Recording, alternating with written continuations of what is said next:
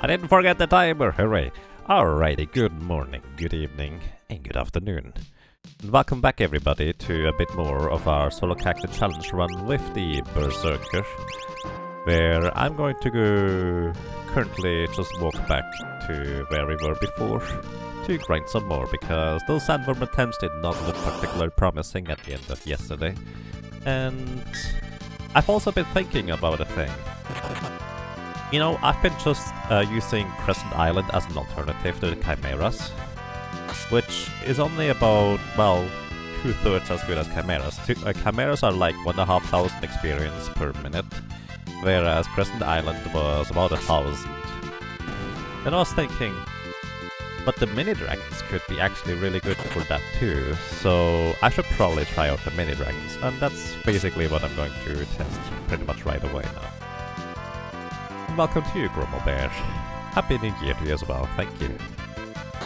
Good morning, good evening, and good afternoon. But yeah, my goal is to be basically just checking out the mini dragons, see whether, despite them being a pretty rare encounter, whether it is a reasonably decent spell thing anyways.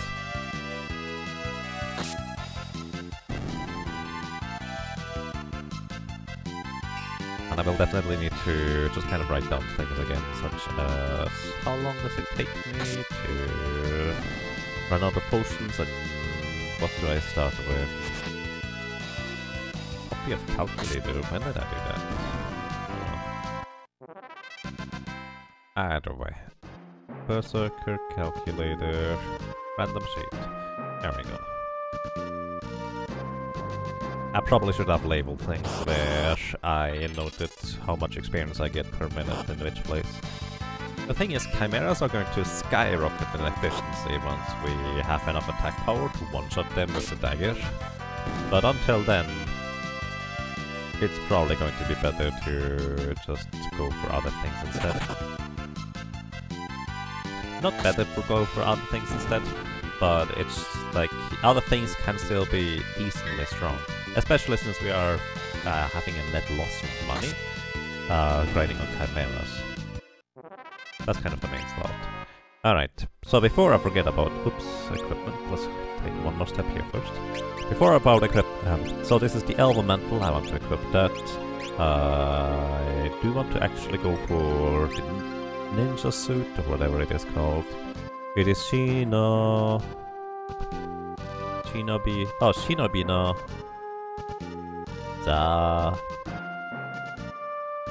whatever. So basically it's a ninja suit. Surprised I recognized so many characters from this one. Hi. Let's go to history and see whether or how much experience per minute we get. Oh, before I do this, let's just check how much experience I have right now. So, mini dragons. We start with 796550 experience. Let's see. Welcome to you, Anima. Welcome to you, Lonely Cloud, and Happy New Year to both of you. And also welcome to you, Prash. Happy New Year. Welcome to you, Samuel. Happy New Year. Or Happier New Year. Whatever it might be appropriate for you. Hope you're all having a pleasant day so far. Good morning, good evening, and good afternoon. Did you get the sandworm last night? No. No, not even close. Not even close.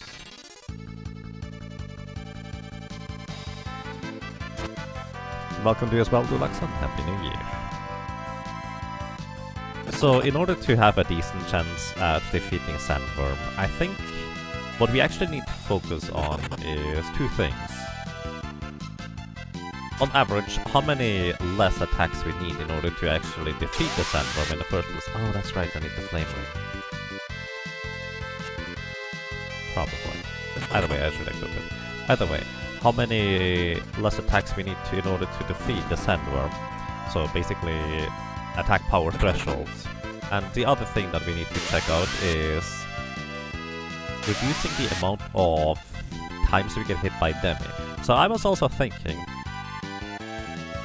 one of the problems of the death scythe is whenever we miss, we have basically a 1 in 3 chance to proc a second attack or counter attack instead of just one, meaning we kind of lose 2 attacks per time.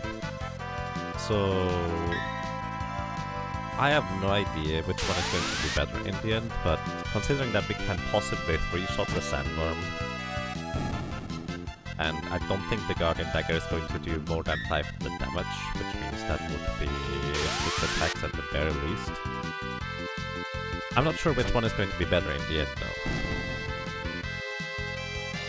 And welcome to you, Q. Welcome to you as well, anybody else who may have joined us. Welcome to all the lurkers. Sandworm is such a pain. Oh yeah. Okay, we are going to equip the Flame Ring here. Unfortunately this is ice, so the last ring that we haven't bought in history yet is not particularly useful. Also, you know what, I forgot to set a timer as well. That doesn't help.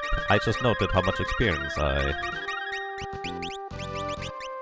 have at that point. But I forgot to set a timer in order to check how much time it is for one cycle of potions.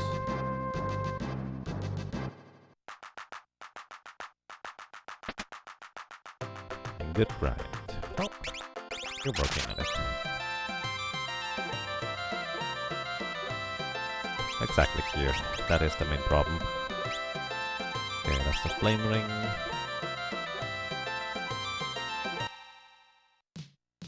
Death proc chance feels like it's even higher against the holes, even though it shouldn't be. It's just a 1 in 3. A 1 in 3 is really common for it to proc frequently. It's just they never resist it per se, because they are so low level and have no magic evasion at all. The holes, that is. So we have a really high chance of actually landing the proc, which is not good. Alrighty, so where's my timer? Resetting my timer, and here we go. Here we go, huh? Accidentally just went to the Chocobo. Alright, that's fine. Wow, another 7 mini dragons, that's lucky. So basically, I'm going to go ahead and just run out of potions.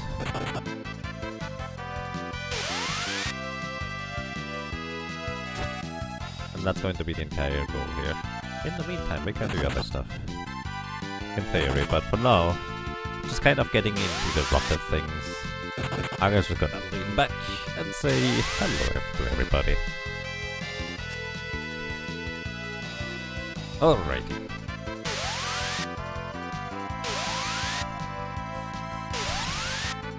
And welcome to you, sir. How are you doing today? My day has been quite fine. Bit of a slow start for me because I woke up like in the middle of the night and then decided to try and sleep another 3 hours-ish. It was not particularly restful sleep, but I think it was enough. We'll see.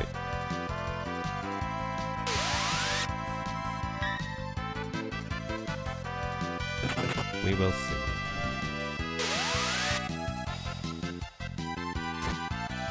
That reminds me. Oh yeah, you said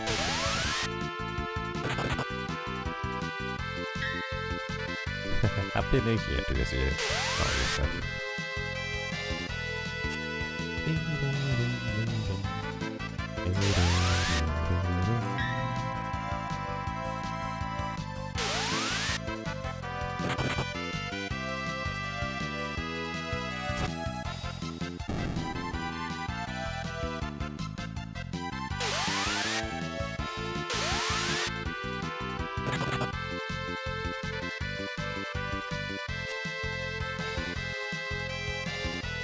So, quick question, what is the link to the past randomized multi-world? Because I feel like I keep seeing stuff, but I don't really understand what multi-world actually means.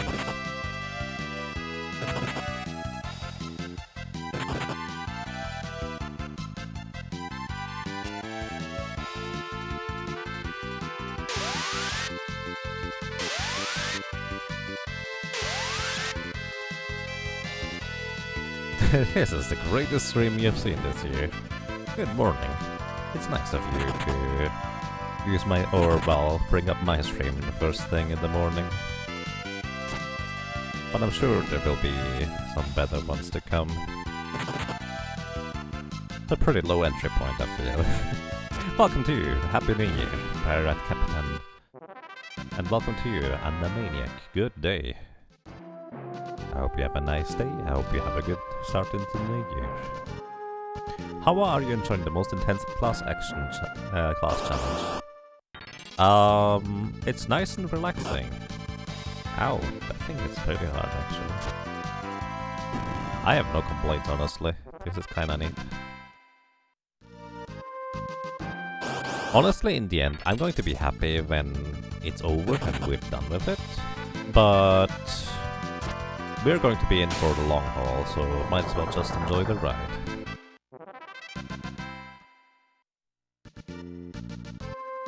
Yeah, I have basically no complaints. It's quite fine, thank you. Multiple, every player gets a different seat, but items or other players are placed across all player seats, so players can fight. Right. I just see Magus doing multi-world with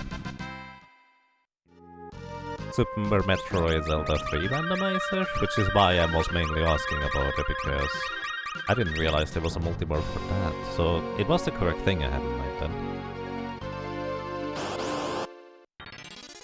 Yeah. There's extra lines to communicate. Like I think you can set it up via SD2 SNES, curiously enough.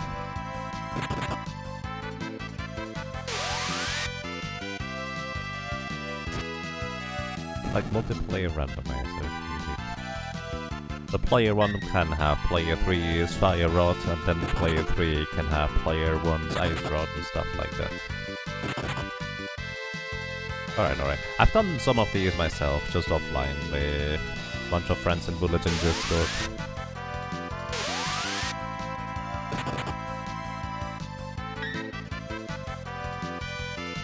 So let's think about this. These guys actually hit decently hard with their physical attack, but the Elf Cape is still probably not as good, because they have effectively a 1 in 3 chance to use that mini blade attack, which we completely nullify with the Flame Ring. So I do think, on average, it's probably better to use the Flame Ring against these. The tricky part is when we encounter a bunch of Mithril Dragons in between. What level are we now? We are currently level 53. We are probably going to tackle Sandworm in about 10 levels, just trying to see how well, or well, not so well it's going to go.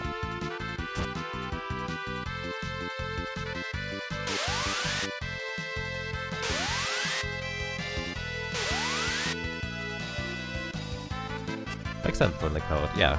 I basically use the guides that people in Legends Discord provided. But I did not realize that it was also possible to do this with Super Metroid Zelda 3 randomizer. That's kind of curious. Pretty fascinating, actually.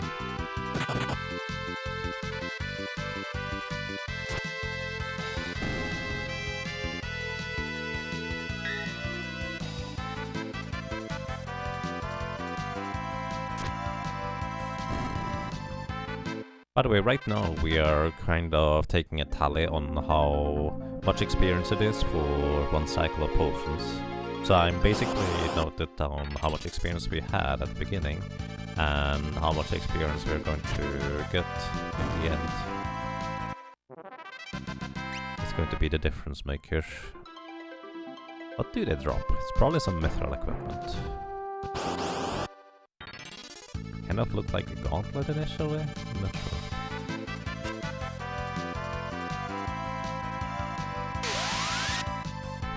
But yeah, I wonder whether this is going to be better in terms of experience than Crescent Island. Optimally, it would actually be really comparable to the Chimera grind.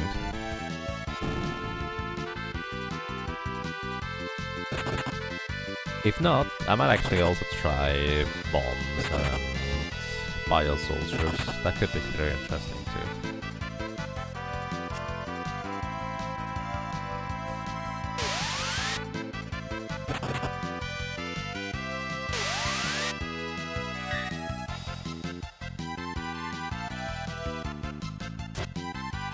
you would kill for Thunder Scrolls right now. I do believe I have some Thunder Scrolls. Kind of difficult to give them to you though. Or use them for that matter.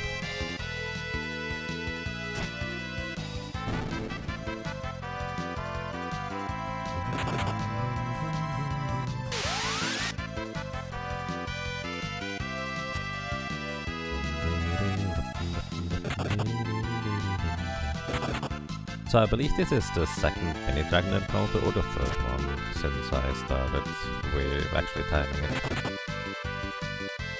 Those do take quite a long time. They are worth 4,500 experience though, so it might actually be worthwhile in the end. Considering how much more experience they are worth compared to most other counterparts. The most time consuming part seems to be just finding the next mini dragon encounter really. For this one here, that's not particularly good either. So this is not a bad encounter experience-wise, but because we are using the Dumax, the Black Flames are pretty hard to hit. Since we have a 15% innate chance to miss, and those Black Flames have a decent amount of evasion. Oh, apparently that guy might also have evasion? Actually no, I just missed maybe. Let's see, Black Flames, how much evasion do they have? Also, these things reducing our level is not particularly good either. Alright, on Black Flame now. They only have about 250 experience. Black Flame, level 22, 220 HP. I meant HP, not experience. Yeah, alright, 220 HP. No. They do have 50% evasion. So we will hit about 42.5% of the time. Good damage indeed. Alright, we definitely want to keep our HP decently high. I don't know whether we can... What is this enemy anyways? You don't usually get to fight this thing. Like a rock golem. I mean, it just says Remu at the end, so it's probably Go Remu. But I don't know what the previous part is. Hopefully it doesn't kill us. That would be pretty annoying. Stone Golem. Close then.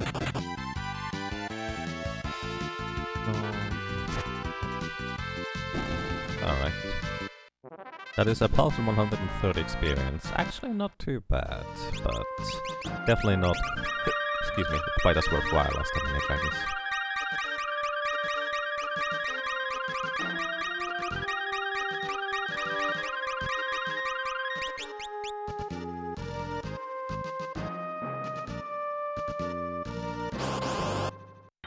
Let's see, I'm just curious about the stone golems.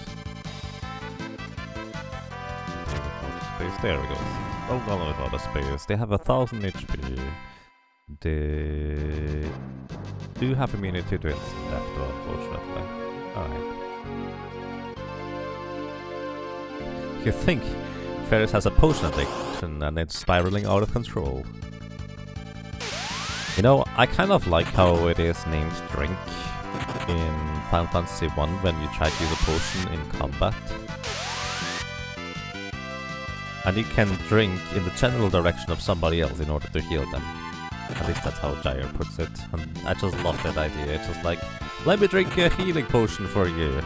Okay. Yeah, and you kind of have a drinking problem at some points when you need to heal too much. Because maybe you cannot keep up with the healing. Drink to their health.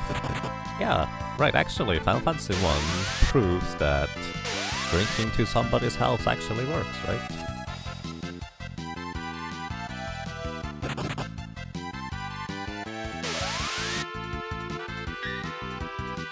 So that double black flame stone golem encounter is actually my biggest worry. Thankfully it is the rare encounter, so we are not gonna see it all that often. But considering that this encounter here is the uncommon encounter, Well, doesn't make it much better. So for reference, by the way, for anybody who does not know, a common encounter is a 90 out of 256 chance. There is two separate common encounters. In this case, both of those are going to be mythical dragons. So effectively, 180 out of 256 times is going to be mythical dragons. Then we have the uncommon encounter with 60 out of 256 times, which are the mini dragons here. And then we have the rare encounter, which is 16 out of 256 times. So the entire number adds up to 256 too, like 90 plus 90 plus 60 plus 16.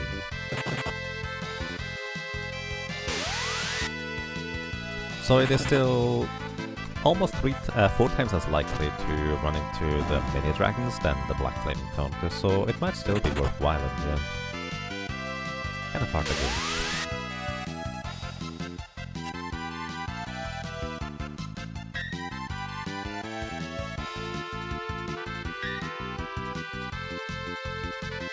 Although I think as long as we are above 3000 HP, we are fine for the most part.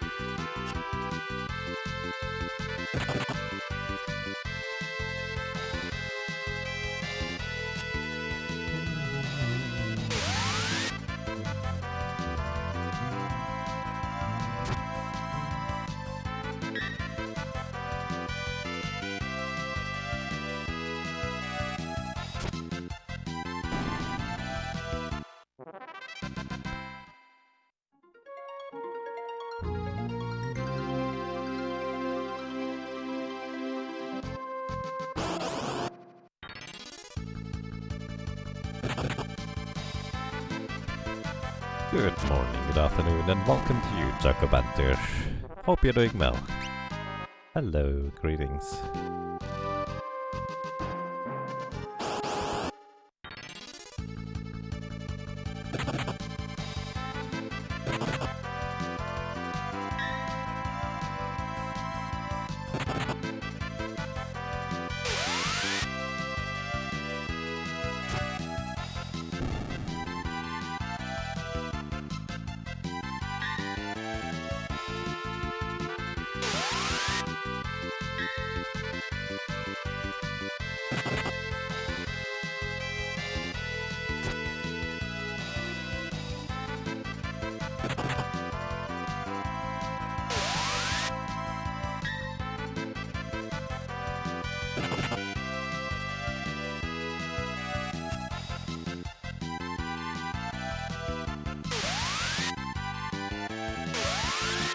You're quite well and got coffee. Nice. Welcome. I like coffee.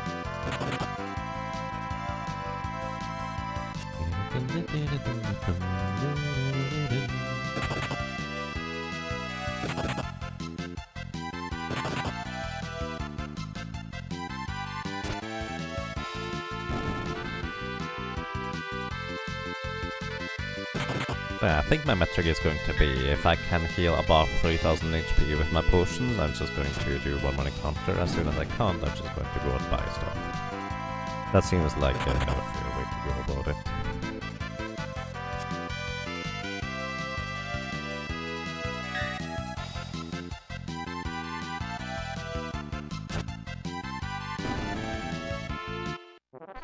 So we need a lot of potions for this. This might not be quite enough. Oh, it's still enough to go above 3000. Oh, almost full healed even. Alright. We are 17 minutes and 40 seconds in so far for this grind test here. Don't forget to save on a regular base. I probably should. I actually most definitely should. Yourself. I usually do every time I just restock potions, but we don't restock potions as frequently here. That's the first level half. That's just mean. Unfortunately, this golem here is not susceptible to instant death, even though Ferris just tried. You can tell whether Ferris is trying to proc instant death whenever she's hesitating just a little longer before going back to the position. Like, it's kind of minimal, but it's noticeable enough that you can see. Like right here, Ferris just tried again. Wow. All the level halves. We have pretty high resistance against it because we are such high level compared to the Black Flames, but well, not good enough. And the 15 chance to miss doesn't help.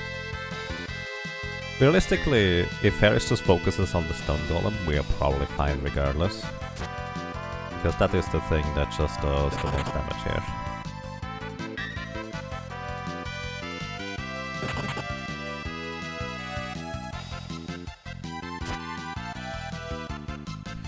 Almost. That thing doesn't have much HP left, but we also don't have much damage left at this point because those things just kept halving our levels. This was a pretty unlucky encounter, there to say. Alright, so this was actually not enough damage, despite the Black Flames having very low HP to kill it instantly, but the death proc actually kind of saved that it there. That should kill it. Yeah, there we go. Just going to save. It actually might be decently reasonable to just save before each encounter, just reset in case we get this one. I guess it's not nearly as bad as previously, where we got into like a back attack with aging status that took like 6 or 7 minutes by itself. Alright, that will kill it. But definitely should just go ahead and save. Might as well. No reason not to. There's another Mithril Dragon. Also, whenever you see a text box pop up there at the beginning of combat, it's either preemptive or a back attack. Back attack is easy to tell because we are just on the left side of the screen instead. Preemptive is just like that, which is also the only time you will probably see Ferris attack first in the combat. Otherwise, she will just get hit instead, like this.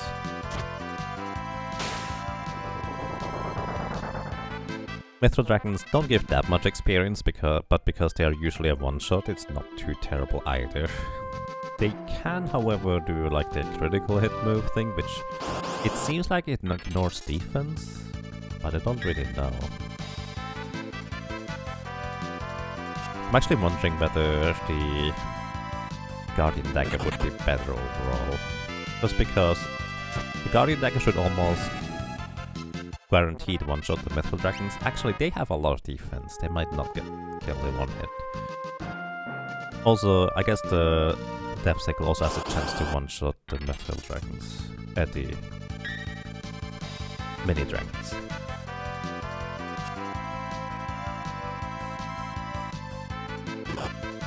Alrighty, so this is our call for going to refresh our potion count. And another Mithril armor.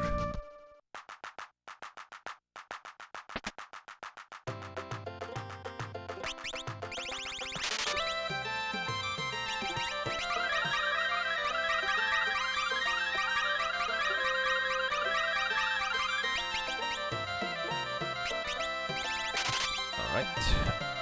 And it's going to be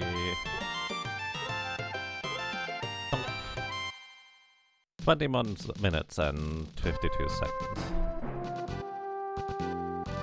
Alrighty, so let's check our experience count at this point, which is going to be here. So we have now 828510. The difference between this number and the previous number is 27,408 experience. So we had 27 minutes and 52 seconds, that is 27 times 60 plus 52, that is 1672 seconds. So that is a total of 16.423 experience per second, or that is a total of 985 experience per minute. This is actually worse than Crescent Island. I'm kind of mildly surprised by that, honestly.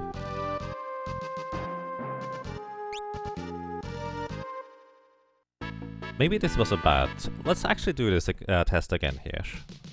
Maybe this is a bad example, because we did get a 2, actually even 3 pretty unlucky uncommon encounters.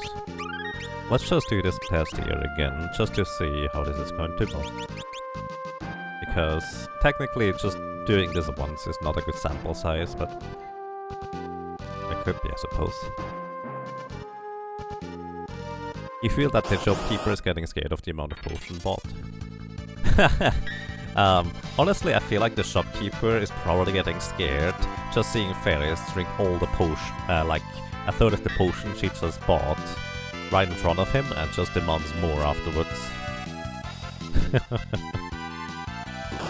Yeah, it's true though. Oh, they don't have quite 1000 HP. I actually don't know how much HP Mithril Dragon has.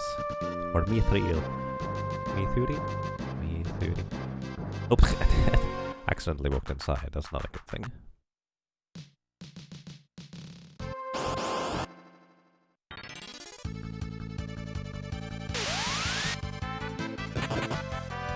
Rock, rock, rock, rock, rock. Right, to be fair, that's mostly the pirates. Are you going to defeat X-Dev, and if so, how long do you calculate will it take? X-Dev we will also only be attempting to defeat if, and only if, we find some way of manipulating RNG, and so we can, like, navigate ourselves to a seed that can possibly defeat X-Dev. And that is going to be the entire idea about it.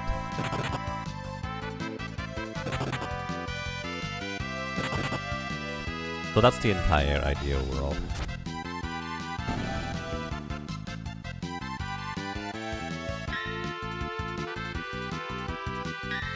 The thing is, if we cannot figure out a way to possibly manipulate randomness in any capacity, I'm just gonna give it like 30 to 40 shots. The only thing I guarantee is we're going to get to the final boss, but whether we are going to beat it or not is really dependent on how much we can figure out to possibly manipulate things. So far I haven't done any big research into it. I've been a bit sleepy the last few days, so I didn't feel like doing much brain work, so I just ran in circles until we gained more levels here. So here we are. Not her fault that regular potions restore so little. I mean, you're not wrong. You're not wrong.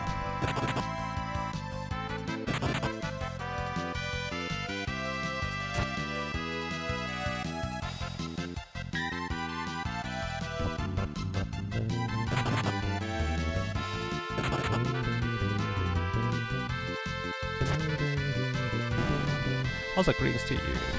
Tugat, Eskrant, Anoparu, Rose Ready. Welcome everybody, hope you're doing well. Good morning, good evening, and good afternoon. And a happy new year.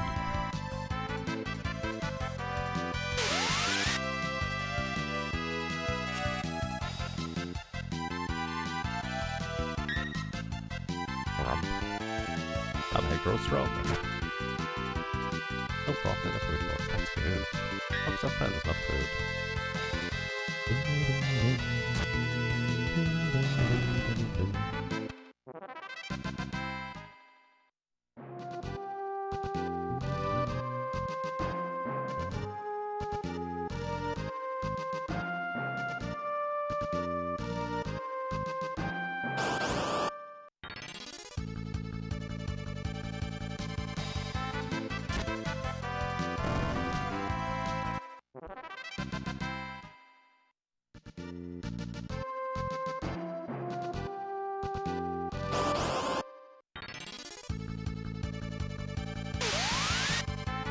Honestly, the nice thing about this here is whenever I find a mini dragon encounter, I know I have like 1 or 2 minutes of, hey, I can just focus on other things now. So speaking of focusing on other things, actually no, I just wanna...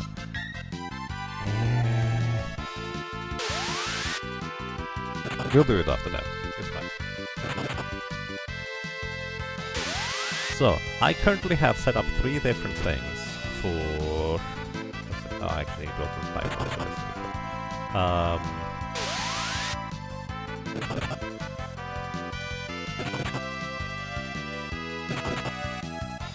I have set up 3 different things for this. So, quick question. Does somebody know a dark room, that browser click thing? So, my question is right now... Is there... Oh. Never mind, I've already figured it out. Happy New Year, Napshot. Welcome. How are you doing? So... Oh, that's... that's still Broken Sword here, by the way, in case you're curious. Still not done that after though. So, Broken Sword is a game I've set up. I have set up... Where it is? I have set up that clicker game, A Dark Room, which I was told is good. I don't know it, really. And I have also set up Hiragana Battle. Unfortunately, it doesn't fit quite as well as the other ones, because it...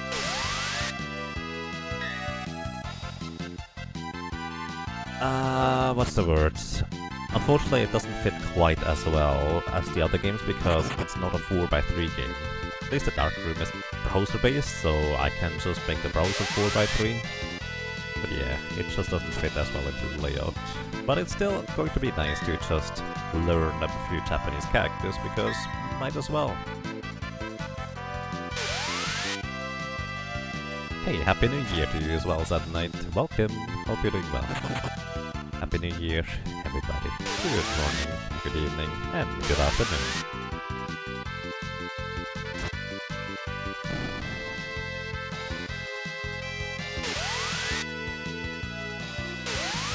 What is Happy New Year in French?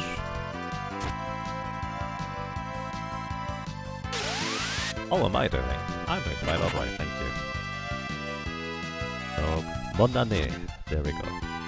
I kind of had an idea, but I forgot what it exactly was. Bonne année. Bonne année. Yeah, I'm doing quite fine. Just testing out how much experience per minute we can gain on the mini dragons here. That is currently my order of business and operation for an entire cycle. The previous one felt like I got pretty unlucky, so I'm doing a second test run here.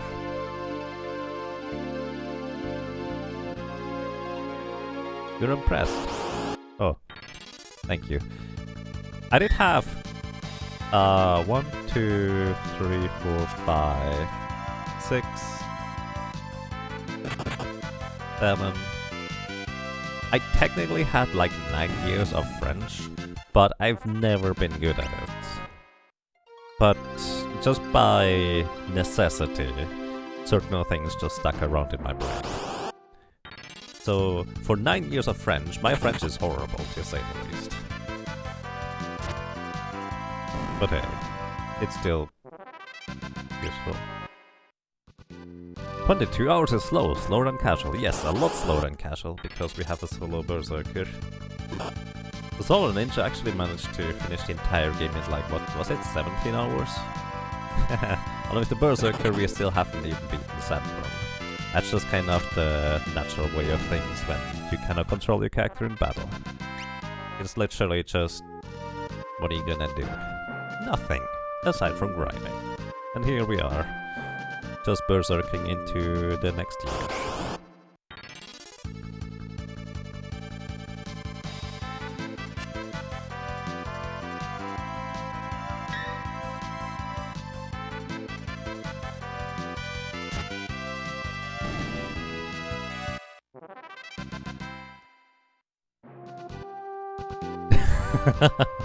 Yes, exactly like that.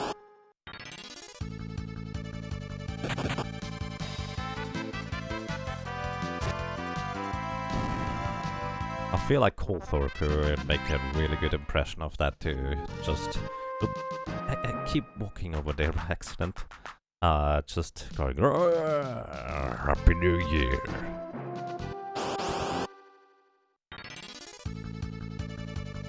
You have been studying French for 13 years in your table at it, so you're not alone here. You're probably still a fair bit better than me. But hey. For me it's more like, which language do I end up using more than the other? Because English more or less always has been useful. Because we had a bunch of NES and even some Super Nintendo games that were just in English. And... well, I'm kinda curious what it reads, so I decided to just pay more attention in English class. French has never been as useful just because I had one video game in French, and that was Zelda Link's Awakening for the Game Boy. In fact, we actually had Zelda Link's Awakening for the Game Boy in both English and in French. Which is actually kind of funny to think about it. Because we managed to finish the French version because my sister actually went for 1 or 2 years into the French portion of Switzerland and just studied there. So she actually got pretty decently good at French overall, which is why we managed to finish Link's Awakening in French. But English at the time we did not really know in any real capacity. Until I started, well, getting better at it, just because it's useful for me. Then the other part, of course, is because I've been doing programming. A lot of programming is just more or less English. If you understand English, you have a pretty huge advantage in order to know what you're doing. And it's kind of pretty much required at it to say, oh, this is not a good thing. Je parle un peu de français. Un petit peu. Never found a purpose for French? Yeah. Technically, there's a good purpose for French in Switzerland, just because it allows you to... Paris didn't hit those things a single time. The black flames. Anyway, there's a pretty good purpose for French in Switzerland, because part of it is French. French speaking. So if you want to travel around a bit and just kind of go into vacation or maybe just explore certain things of the French-speaking sides, there's a pretty good reason to learn French. But I've never been much of a traveling type person, so not much of an interest. Lingua Latina etiam bona est. Et ave. Welcome to you, Menblock. I hope you're doing well. Greetings to you as well. The only Latin that I know is pretty much from Asterix and Obelix comics. Morituritus salutant. Having reference in multiple languages would be useful for learning some of them. That is very true as well, actually. That's a pretty good point.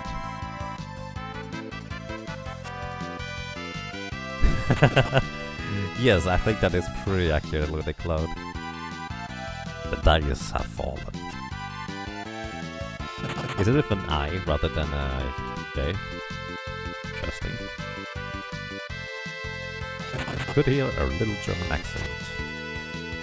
And yes, I am from the German-speaking part of Switzerland. Swiss German, if you will. When people say, "Are you German?" I say, close enough. Because Swiss German really is a pretty heavy dialect of German in a certain sense, if you will. Because we don't even write our own Swiss German language, we just write straight up German, like the written language. So it's more unified among the country, and it just makes the most sense that way.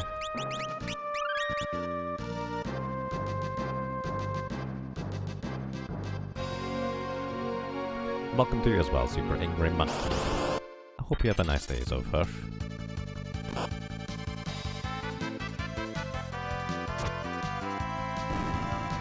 Some money. So, Wildred, you have been doing some weird comments.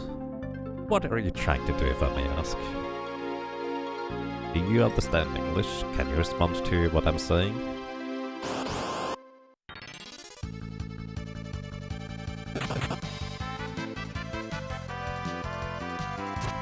Ah, this is Thank you. I'm having quite a good day.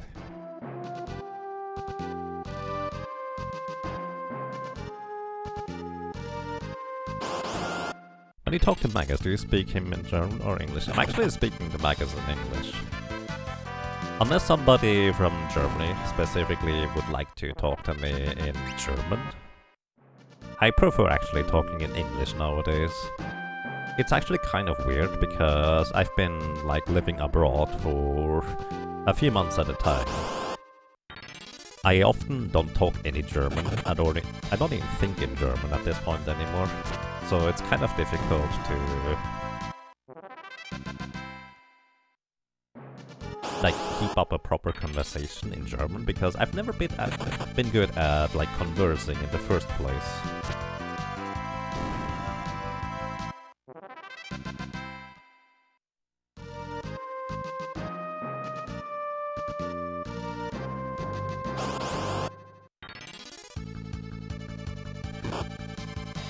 So my conversation skills are probably better in English at this point, especially since very frequently I just talk to my parents and it's like, okay, I know the English word, but I forget what the German word is for that thing, or this verb, or this name, or something like that. So it's kind of weird.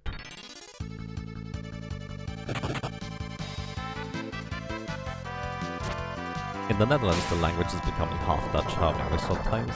Interesting. It makes sense to an extent because it just, well, it's very useful. Blue Harvey, hey, thank you for the host, I appreciate it. Welcome to you.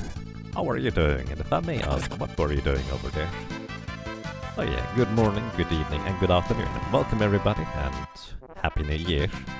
You're currently playing Final Fantasy 5 Solo Berserker Challenge, where we're just grinding.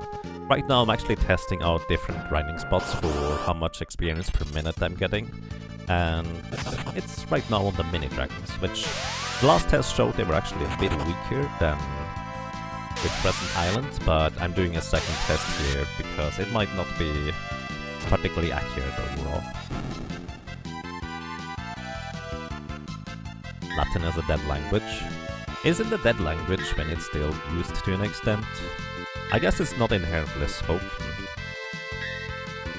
Was it ever inherently spoken, or was it just used for communication among scientists? Hence the light.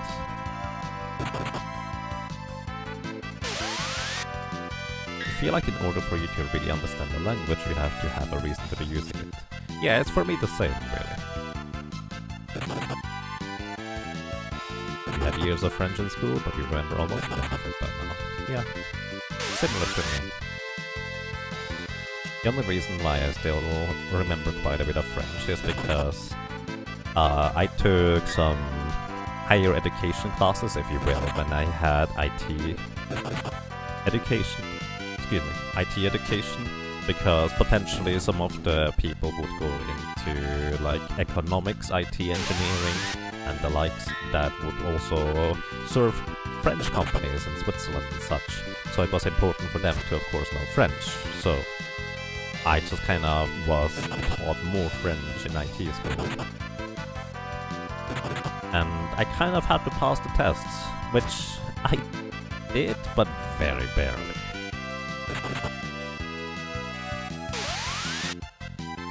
History? Not quite. But yeah. Happy New Year. Welcome to you, Albai. I hope you're doing well. You also speak a bit of Old Greek in our school. Interesting. Not really that in the school we go to. Bonum novum annum. Happy New Year.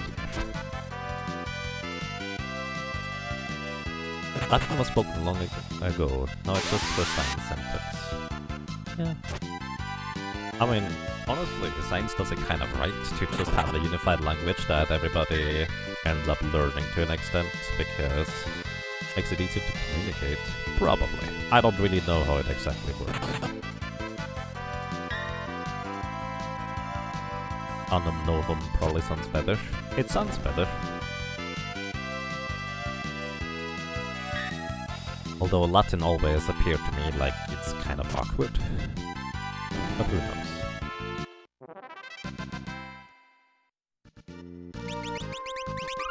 You're pretty happy that you're bilingual, but you'd really like to know more languages.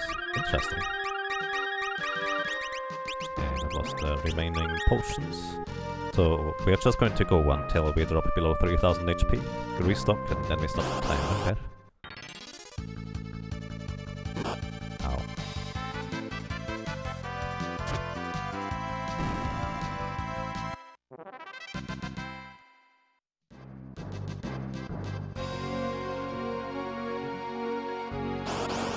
Word order in Latin is quite interesting, because technically every word can be almost everywhere, but in a certain order it just sounds better.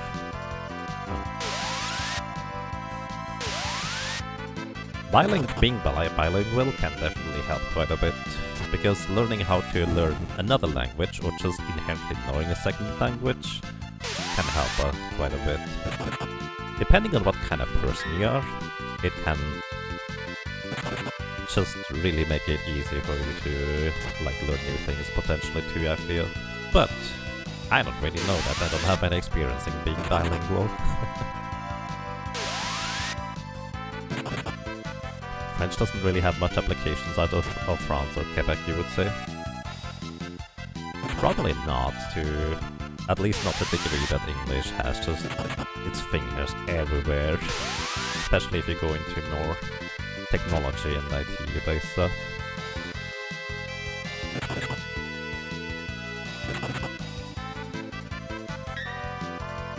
Knowing only English feels so claustrophobic nowadays that our intelligence is more interconnected. For the most part, me knowing a bit of French and just knowing German doesn't seem to make a difference for me.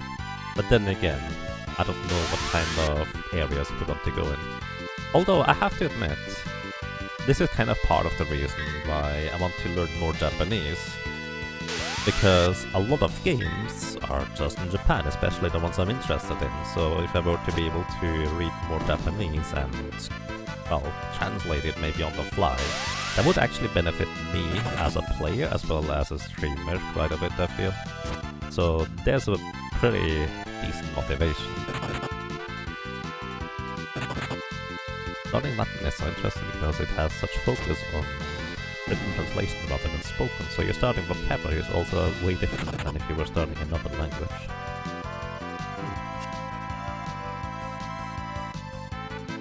Can I maybe turn the game sound down? I can.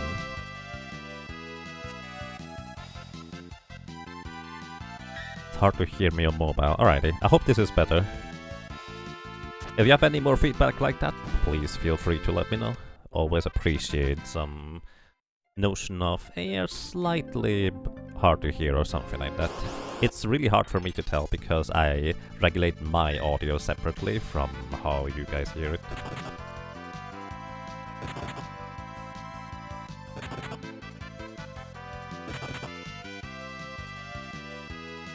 I've always wondered if English is probably the most useful language to learn for non-native English speakers. For language native should learn.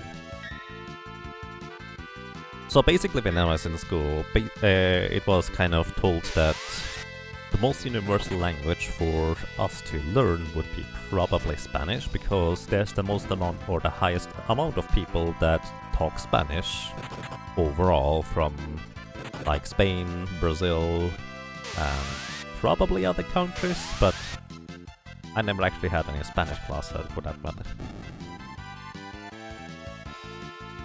But Spanish seems like a good start. Chinese is definitely a huge country, especially if you go into more like, well, certain areas of expertise, let's put it that way. Japanese can help quite a bit if you're in the video game industry, although Korean on that end is definitely pretty high up on the list now as well. But it feels like it strongly depends on what you're aiming for in the end.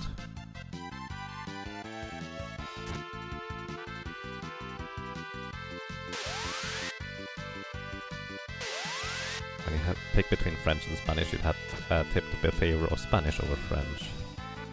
Makes sense to me.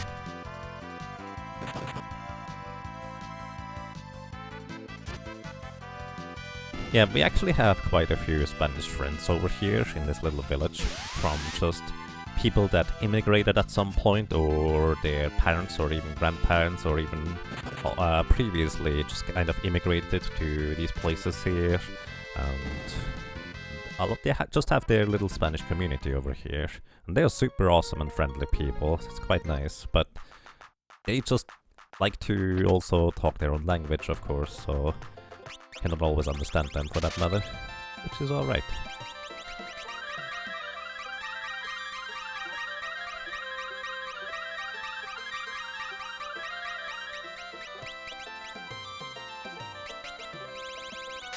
Spanish borrows a lot from French, English, and even Arabic. I see. Okay, and cut. So, that is 24 minutes and 43 seconds is this grinding segment. Let me actually calculate the next numbers here before we go on. This is 857,000 exactly, actually, curiously enough. And that was 28,490 experience for 24 minutes and 43 seconds. That is a total of 1,483 seconds. That is 19.2111 experience per second, or that is 1,152 experience per minute. So this is actually very slightly better than Crescent Island. Although I feel like I need to give Crescent Island a good whirl again for that, because the last time I didn't have like stricter selecting criteria for how I like try to figure out whether I should go one place or another, so I'm just going to do Crescent Island again right now.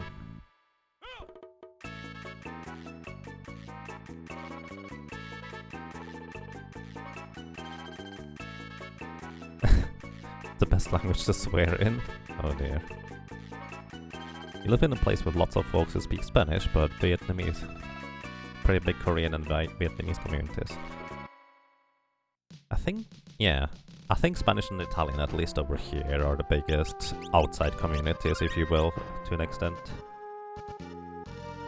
I don't actually know whether there might be more. Oh yeah, of course, there's also like Czech and Bosnia and a few more like eastern countries.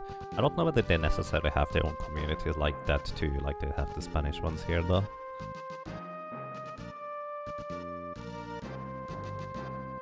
Alrighty, Crescent Island is I5700 starting value. Okay, so I'm gonna set my timer and let's go. It's all Elvish over here. We have multiple tons of synonyms for the F word. I see.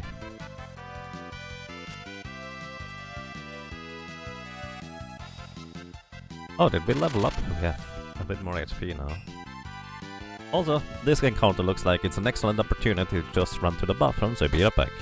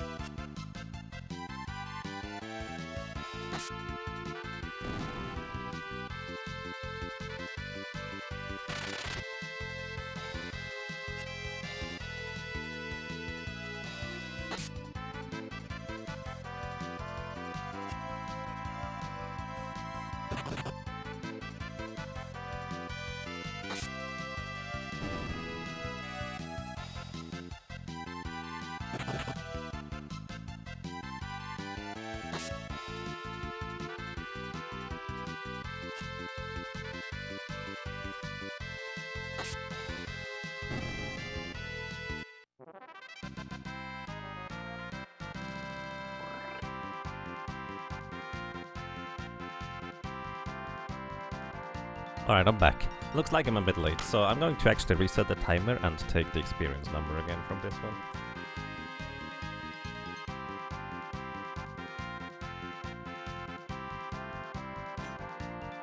At least if I can finally get my controller back. Hey, Dude Max! That's pretty lucky. Yeah, we're level 54 now already. Neat. Going to reset my timer here.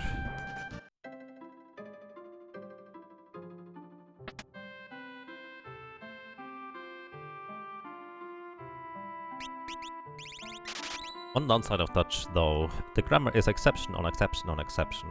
Sounds like French to me, but then again, I don't have a good comparison to it.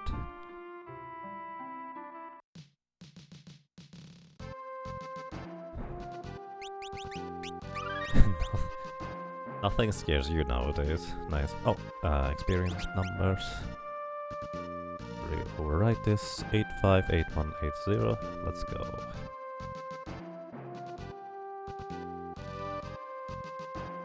Okay, starting the timer now.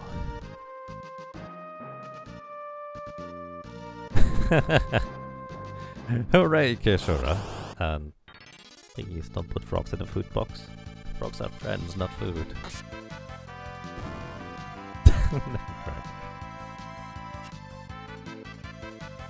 No year, no frogs.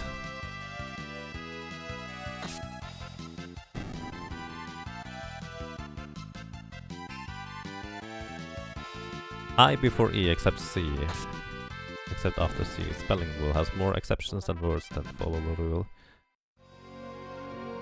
Honestly, English seems to be the most straightforward language to learn for me, at least in comparison to French.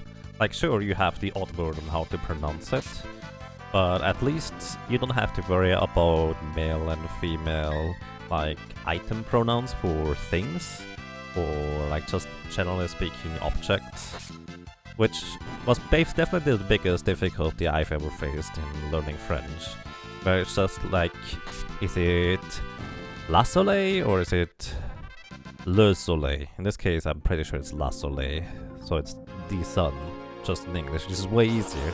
That's literally the main reason why I like English more than French. Just because I didn't have to worry about that stuff.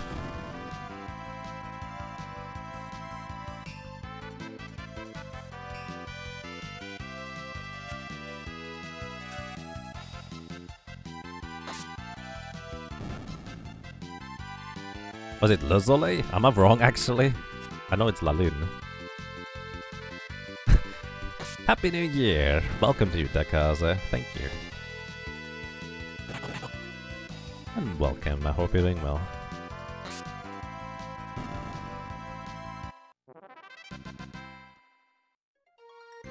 Let's put it this way, these frogs are my friends. So please don't eat them.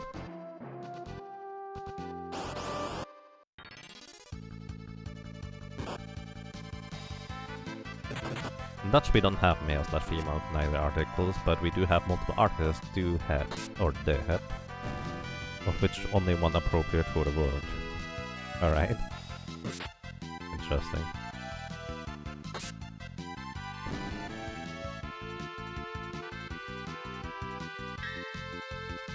And hello Vintage Luke, welcome, how are you doing?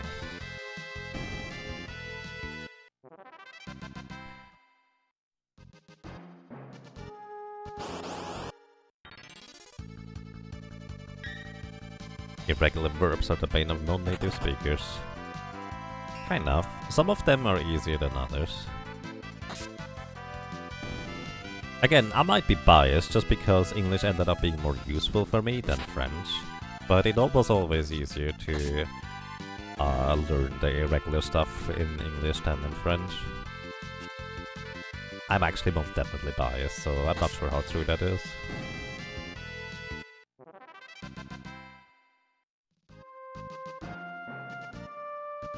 Your stomach protested last time you ate snails. Well, technically they weren't snails. These snails. I see. My stomach protested last time I had clams. Where it's like... I don't like the texture of clams at all. But it was the only food that was just kind of around there, so... I had to deal with it anyways. Taste was kind of, neutral, don't care. my stomach didn't end up liking it too much.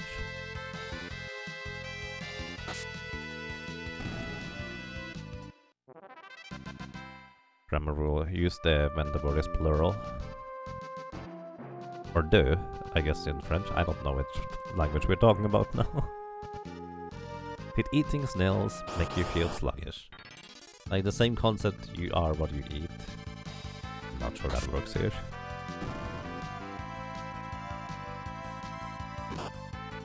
But hey, apparently it does. One thing is for certain, we have to refresh our potions significantly less often here on Crescent Island. Because we just take a lot less damage overall.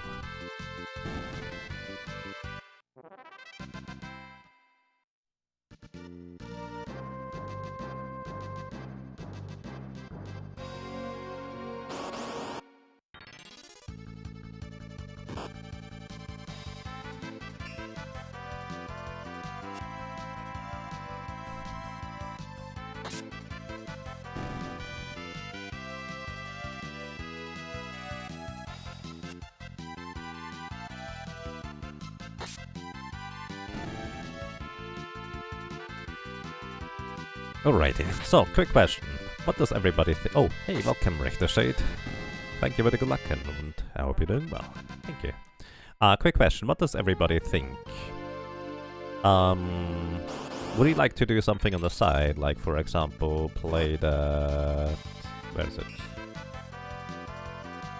Game here. So this is a dark room, basically a browser click game, and I have no idea what it exactly entails. But we could just, well, click stuff and do stuff. The fire is there, the room is freezing. I don't know how well readable that is for you. I tried to adjust it so it should be still okay, but yeah. A dark room is a nice surprise, kinda neat. Fun and interactive gameplay, yes, on the side. Alright, let's just light the fires, shall we? Oh, good evening to you, Herolic. Thank you for the good luck and welcome, hope you're doing well. By the way, I have to click outside of it in order to reach chat, because it's covered by about a quarter. Also, please do yell at me if I get too low on HP. Let's light a fire. The light from the fire spills from the windows out into the dark. The fire is burning. The room is cold. A firelit room. Stoke the fire. The fire is roaring. I don't hear anything. Then again, that's probably not the idea. Stoke the fire more.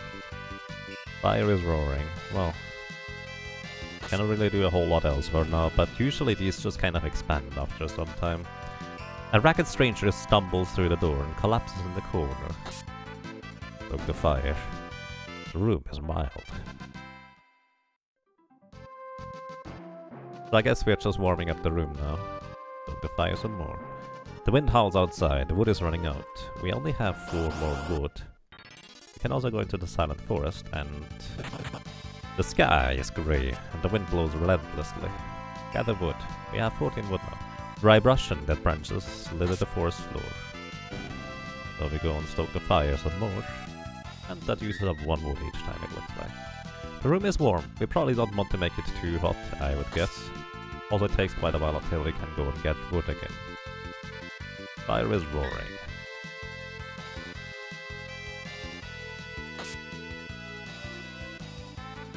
Kind of like how it just disappears towards the bottom. The stranger shivers and mumbles quietly. Her words are unintelligible. A wanderer arrives with an empty cart, says if he leaves with wood, he'll be back with more.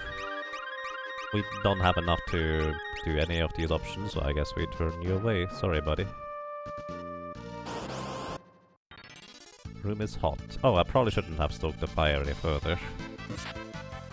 Who knows? And go and gather some more wood. Dry brush and branches litter the forest floor. We have 20 wood now.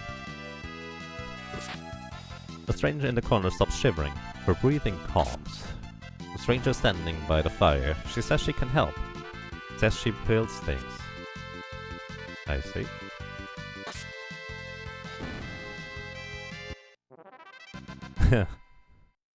bursts down the dark rooms, who knows? You'll need a base to produce some villagers to cut some wood. It's a text-based Age of Empire. Who knows? Don't worry if you can't manage the verb random correct in Dutch. A lot of natives have problems with it, and we all consistently make mistakes. I see. Fire is roaring. Builder says she can make traps to catch any creature. Might still be alive out there. Builder says she can make cart for carrying firewood. Let's make a cart. Oh, we need a bit more wood. Not enough wood. Stoke the fire some more. Make a cart. The rickety cart will carry more wood from the forest. So we gather more wood. We have one cart. So...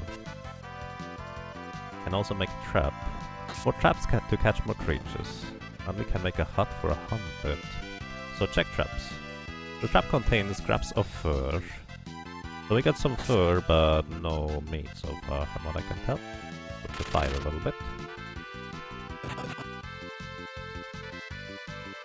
Program Jagabat to grind Final Fantasy 5 while playing something. Who knows? Kinda difficult.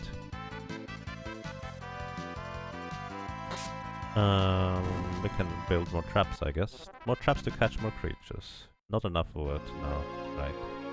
We cannot check the traps anytime soon, that's fine. I assume each trap just increases our chance of finding something useful or finding more stuff for that matter. This is going to escalate very quickly. Possibly.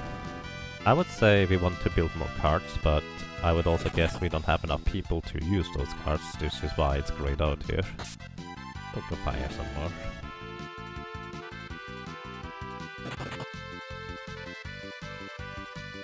See, we can gather more wood.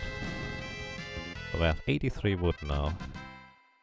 Maybe if we build a hut where you get more people in here, so we may want to save it up instead. Who knows? Can make another trap. Oh, each trap now costs 10 more wood than the previous one. That's okay. A ruins trap. Some of the traps have been torn apart. Large prints lead away into the forest. Ignore them for now.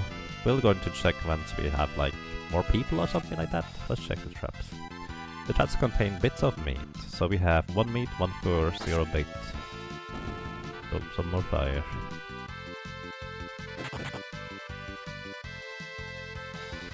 And we can not make a hut yet. Just need to still gather more wood eventually.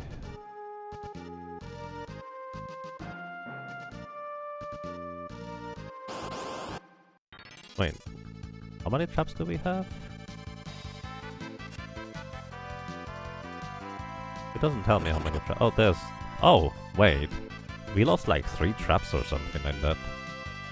Which is why they suddenly didn't cost as much anymore. That's pretty unlucky. Gather more wood. We have 55 wood. I want to build a hut next. It looks like the fire is running quicker and quicker.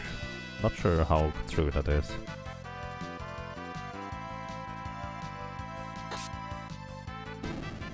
Yeah, that event did kill some traps, I can see that. I just didn't realize that it was that many, because it's not said here. Oh, build a +2 per 10 seconds, and...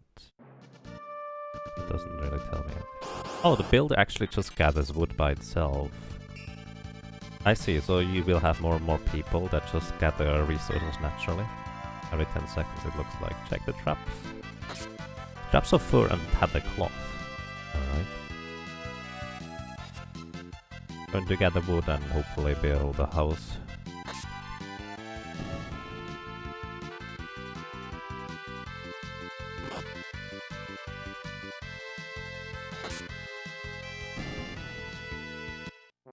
Okay. Gather some more wood. So let's build a lodge with his fur and meat. Let's build a hut first. The builder puts up a hut out in the forest. It says bird will get around. Alright, stop the fly some more. And I suppose that's it. A lonely hut. Oh, a lonely hut is now where we put the thing in, huh? And we also gather wood from.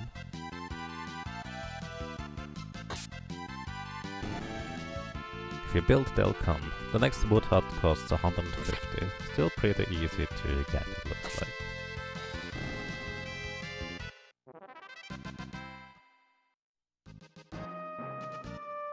This takes a while. We have Gatherer, +3 per 10 seconds. I guess we... Oh, our village now has 1 hut, and apparently a Gatherer came in or something like that. I bet that family takes up in one of the huts. I see. Look, some more fire. Stranger arrives in the night. Although we have 4 gatherers.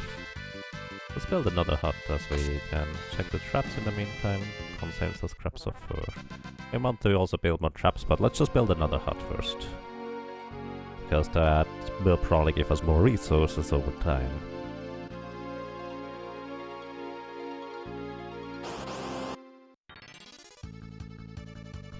Attack.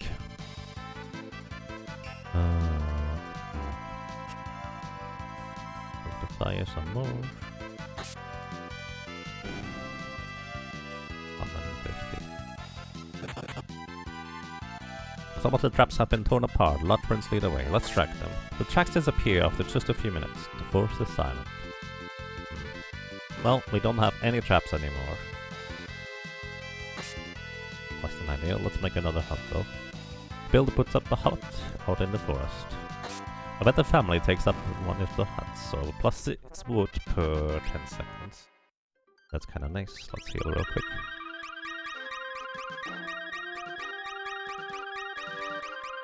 So the scenario I have in mind is like either a post-apocalyptic world or maybe just like prehistoric or something like that. Stoke the fire some more. Next hut costs us 200 wood. We have a tiny village now, so it basically just grows like that, it looks like. Oh, goodbye, Menblock, sorry. I hope you have a nice day, thank you for dropping by. To be fair, I miss chat usually, very frequently. And yeah, I'm easily invested into these things, unfortunately. Or fortunately, who knows. Alright, let's build like 3 traps, so we can check the traps. Traps contain a bit of meat, scraps, and the fur, scattered teeth. So it doesn't matter how long the traps have been out, it just needs to be able to check them every now and then.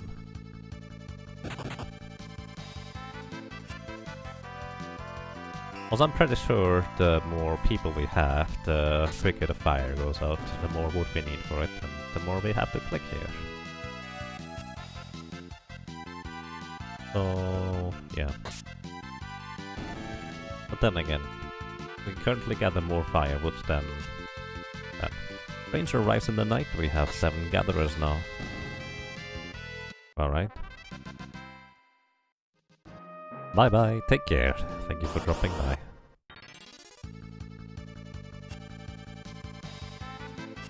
Can technically build more traps, but I think I just want to build more huts at this point. Put the fire some more. I imagine stoking the fire is basically stoking the fire per hut rather than anything else. I think that makes the most sense. We'll gather some more wood. 160. Put the fire. So we need a 10 fur and 5 meat. We only have 2 meat and 5 fur. We could try to make more traps just before we check them. How much do we need? Let's make 3 more. Check the traps. And we have now 9 fur and 2 meat. So we still need 3 meat and 1 fur in order to build whatever that lodge is. Gather wood in like 20 seconds or so. Hey, welcome to Blazing Zard. Welcome. How are you doing?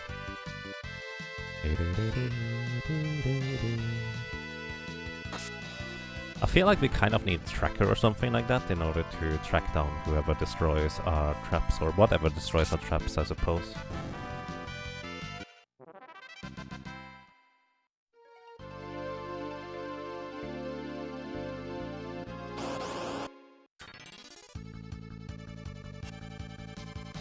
The fire is roaring. And more wood. Well, at this point I'm definitely going to wait until I can buy or build another hut. We have 8 gatherers. So there is 8 wood every 10 seconds. We're almost at 10, so almost 1 wood per second. Whatever that means.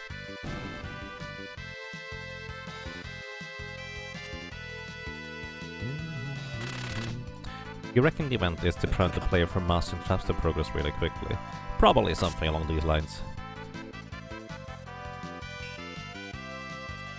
Like, it's basically just a balance. It's kind of like a survival simulator thing type of deal or something like that, who knows. By the way, if you do know, don't tell me. Like the traps, now we have 12 fur, which is enough, but we don't have enough meat. We get teeth, scraps, and fur down. Right, we're going to gather the wood, make another house here. A trading post. Need 100 fur for that. Oh well. Okay, let's build another hut. Word will get around indeed. Build the fire some more. Scratching noises can be heard from the storeroom. Investigate. Some wood is missing. The ground is littered with small scales. Okay. Something is in the storeroom. So something just took probably something from us. I'm not entirely sure what it would be.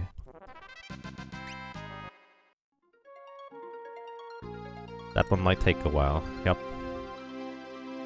You like how fierce is our Berserker? She just overall has the best stats for it, so that's the main reason why it shows her, really. Alright, we can gather the wood very soon. We actually built a hut, but we haven't actually gotten any new, like, villagers since then. Curious. Probably going to make 2 more traps just before checking the traps over here. But I'm going to also wait before we check the next ones, just in case we lose more. Greetings to you, Mendinzo. Welcome. How are you doing? Woodchucks have scales? I have no idea. Probably not. Oh, wait, no, they don't. I know what a woodchuck is now. Took me a second. A woodchuck? No. Alrighty. So we didn't get any more meat, unfortunately. I bet that family takes up one of the huts. We still have a tiny village. Hey, Happy New Year. How have I been? Quite fine, thank you. We're just grinding with the Berserker on the side while I'm trying out the Dark Room, a browser game that just allows me to do more things. 10 gatherers. The builder is just strictly better than the gatherer. But, well, we do have 10 gatherers now. Also, speaking of gathering, gather some more firewood.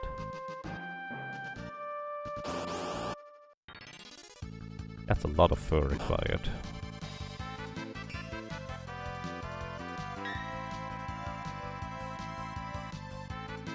A plague around these parts, rowing gangs of armored woodchucks. What? Maybe I don't understand what a woodchuck is? Or it just might be jokes.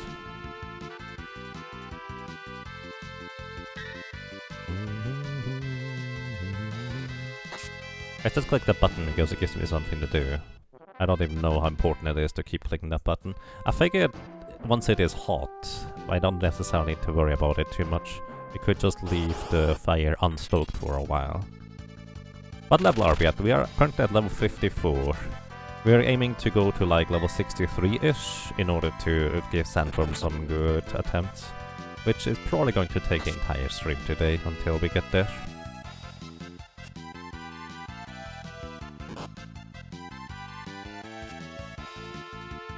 Here we can gather some more wood, making some more traps just to check the traps.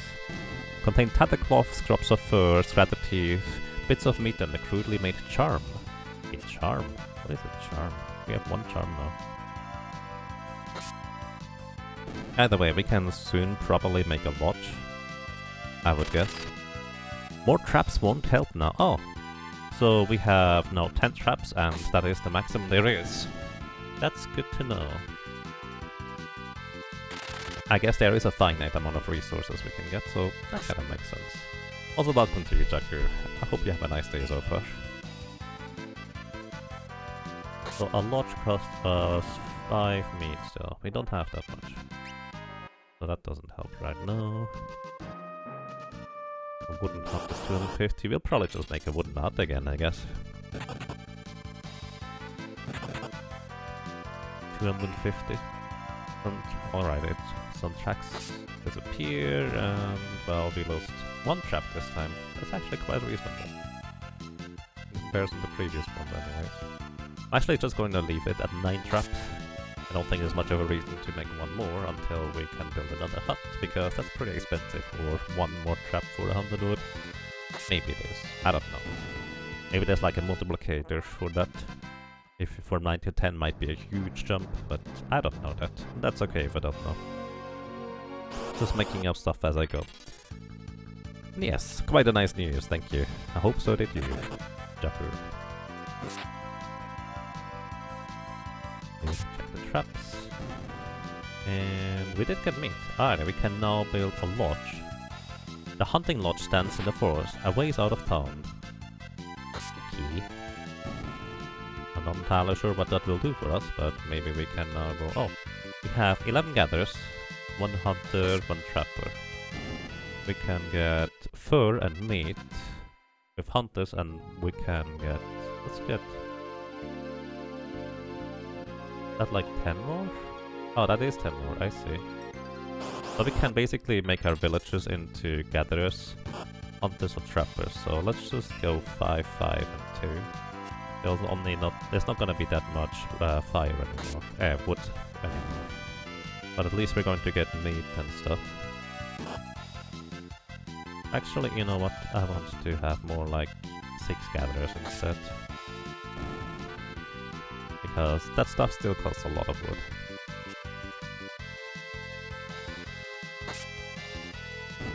Careful with the baiters. Baiters?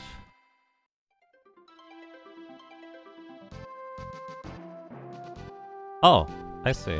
Traps. -3 per 10 seconds. Ah, that's a good point. So... We don't have any meat anymore, so a maximum of 1 we want to go. And probably just more hunters for now. They gave just only, quote-unquote, only bonuses. Ah, that's a good point though.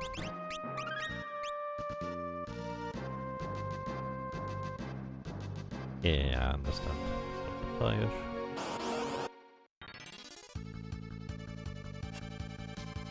Range scales. So I think we want to go for the trading post next. We need 100 fur for that though.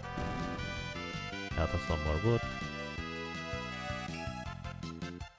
Ah, each one gives 0.5 per 10 seconds. So if we get one more, we will get 3 per 10 seconds. And that actually should sustain the trapper. So we get a bunch of bait. I don't even know what bait does yet.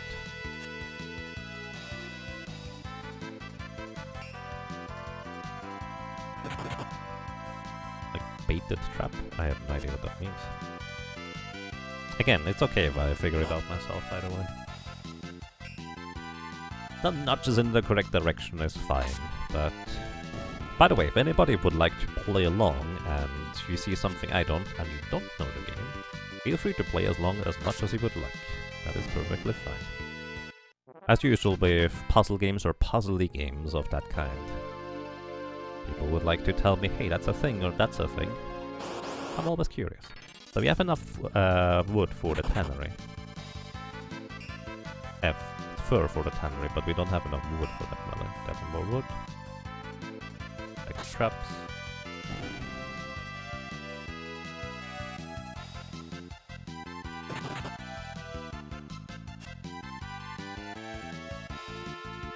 Oh. Actually I have like 2 trappers in theory. Then again, right now actually would be better for me to go for like more wood, I suppose. Should cure the meat, or it'll spoil. Builder says she can fix something up. Smokehouse. Oh, okay. Yeah, we definitely need more gatherers, I guess. So we need more wood. Which means we also probably need more huts to get more people to gather more wood.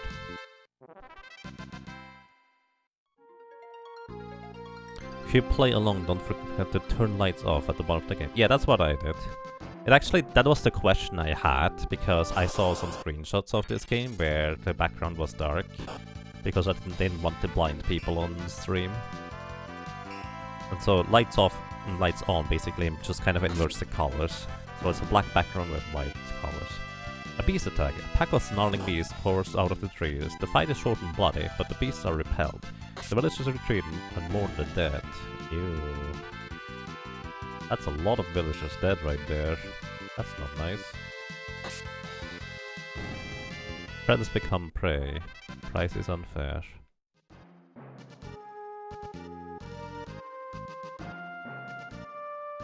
Either way, we have enough for a trading post now. So we can buy scales, teeth, and a compass.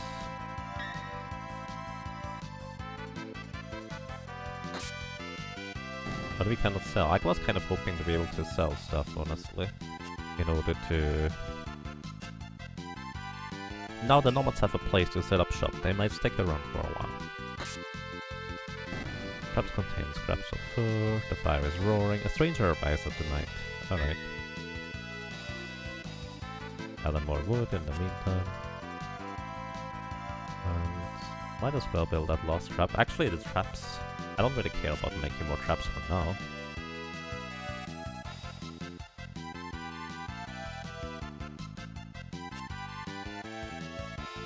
Very expensive trades, yeah. The compass might be very interesting. We need 400 fur for that though. But I think my next goal is going to be putting up more huts here. That probably makes the most sense. Although we need to have more villagers arrive now again as well. Also our meat is going to spoil soon, so... Yeah, just have one of these. Actually not. 2 and 1 is fine, probably.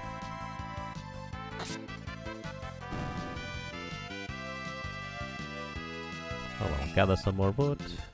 How much do we need? 250. For getting more people in. That's the idea anyways.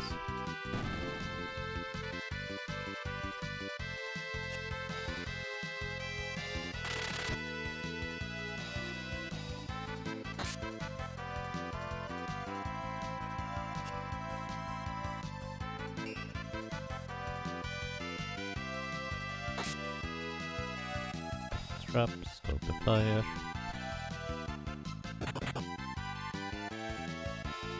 And we have enough now for another hut. Builder puts up another hut. Maybe I should go for the smokehouse, so our stuff doesn't spoil quite as long, but I feel like we just need more gatherers for wood for now.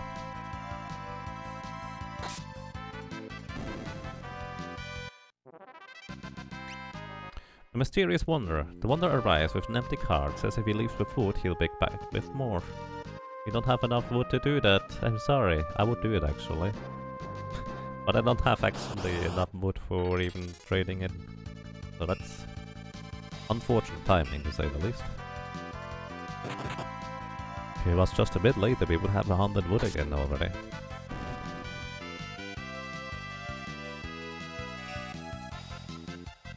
Small group arrives, all dust and bones. Well, we have food for you guys. We'll get 12 wood per second, well, per 10 seconds now. It also looks like the trades just kind of stays here. I was wondering, since it did say they might stick around for a while, I was wondering whether they would come back with a different inventory at different times, but apparently they just kind of stick around here. So that's interesting.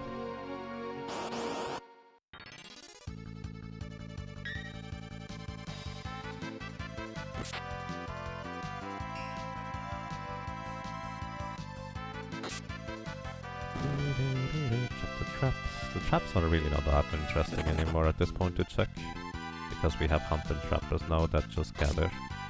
But soon we'll probably want to increase the amount of these guys too. So, tannery? I guess we can make leather in a tannery. What is the game on the right? A game on the right is a dark room.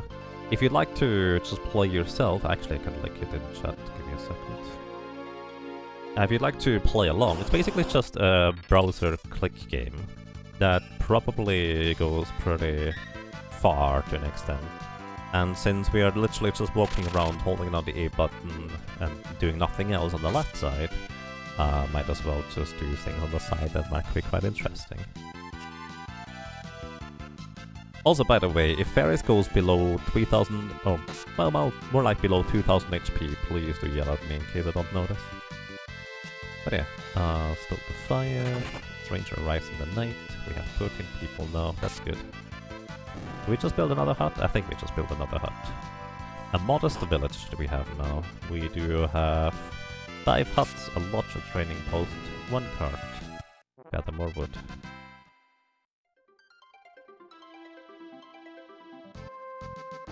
Yeah, we're starting to gather pretty decent amounts of wood now per second, so let's see how this is going to work out. We do have enough for the tannery. Let's build the tannery next. We just wait for 500 wood at this point. Check the traps in the meantime, might as well.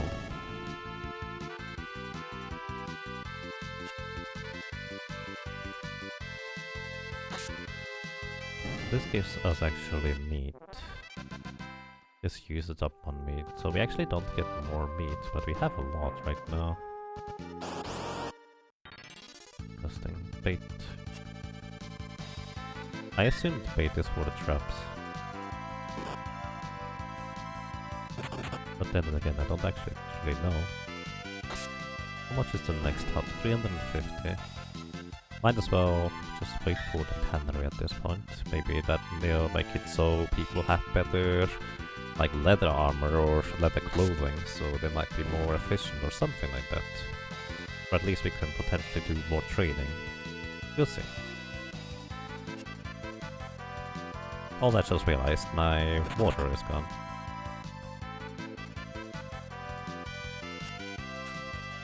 But quick question, is there a way to pause this game, a dark room? Because I would like to get more water. Probably not gonna burn down by the time I come back, or something like that, but it's a little bit of a concern.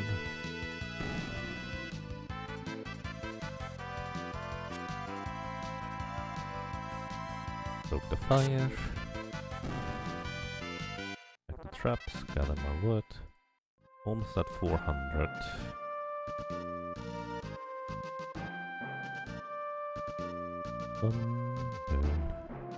Also, by the way, we didn't have to restock potions yet on Crescent Island. So chances are that this might be just a better grinding place, just because I don't have to pay nearly as much attention to it as we do with the mini dragons, even if it's slightly less experience per minute. Then again, chimeras are just still the champions of everything, for that matter. Through the walls, shuffling noise can be heard. Can't tell what they're up to. Investigate. A vague shapes move, just out of sight.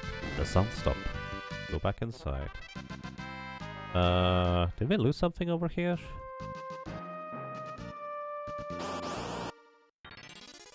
I don't see anything missing, per se.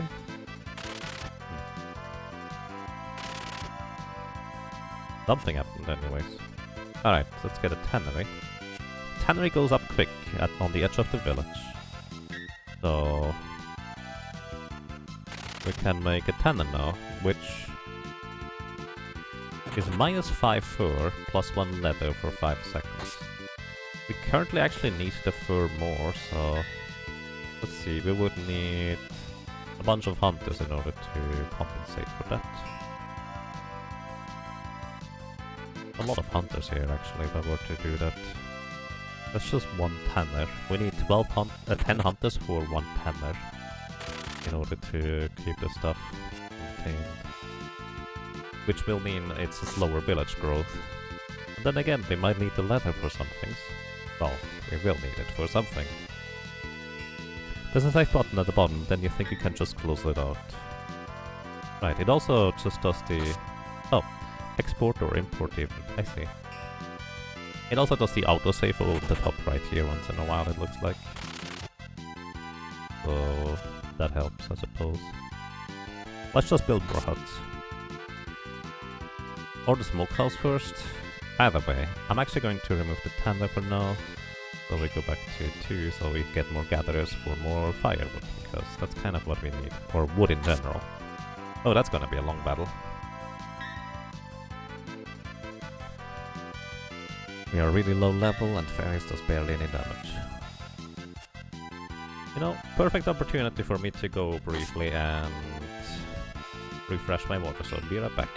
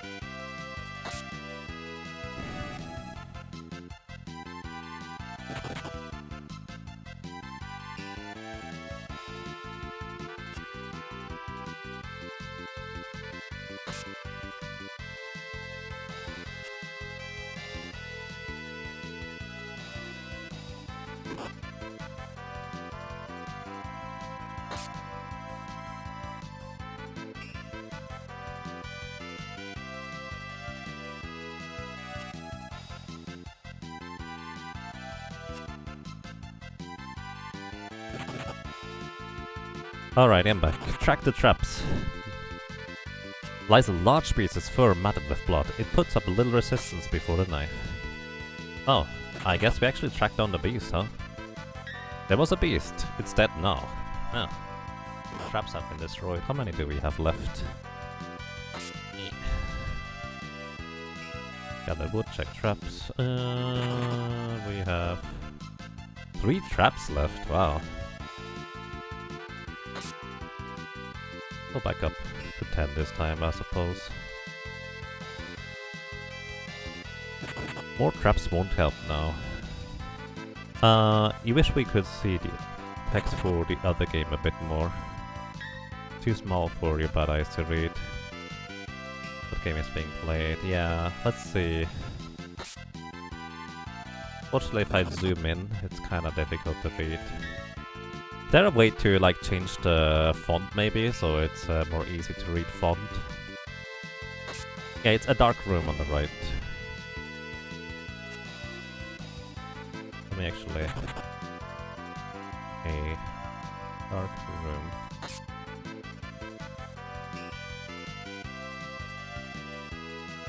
Also, that fight on the left went on for quite a while. Must have been really bad luck. Stoke the fire. HP alert, thank you. Yeah, but we can't really do anything right now.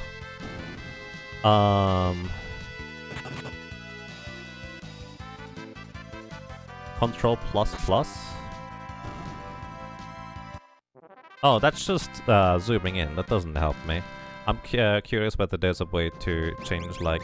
Oh, we have run out of potions. I'm curious whether there's a way to...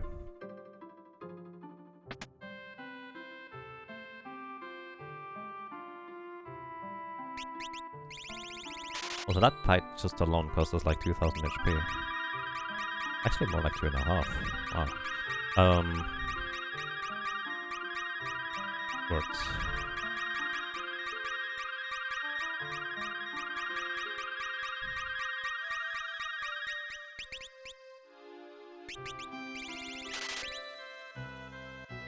There's no larger font, if that's what you're asking.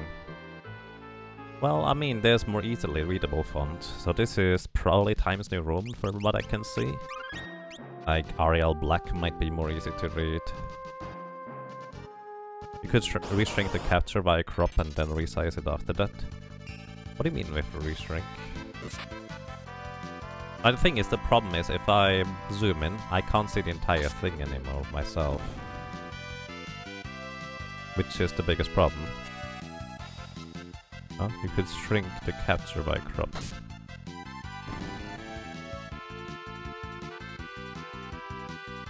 I have to admit I'm not entirely sure what I'm looking for, to be honest.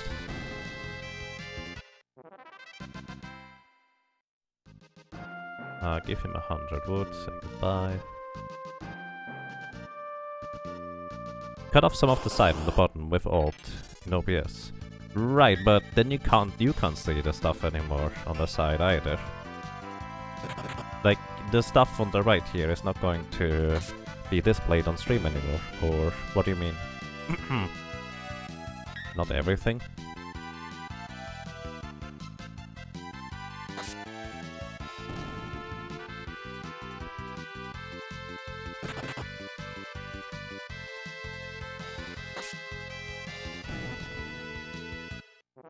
I don't know whether there's going to be more stuff displayed on here, but we can certainly try. Alright, let's actually set the timer real quick.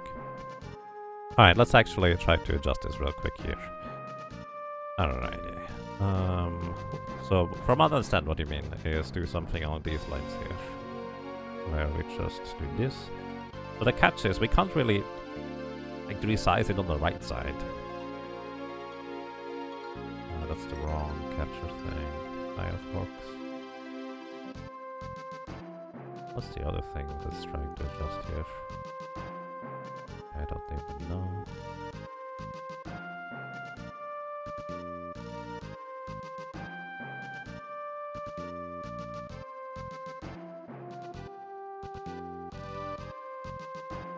Like, you mean something like this, right? But this is not gonna make it much larger anyways. Like, this is about as large as it gets, really. I don't think this helps much, or does it? Like, I'm just trying to figure out the concept of what you're trying to tell me.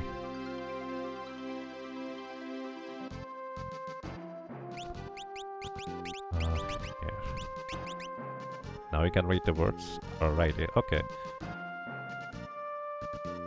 So I can do it like this, maybe? Not as pretty anymore, but hey.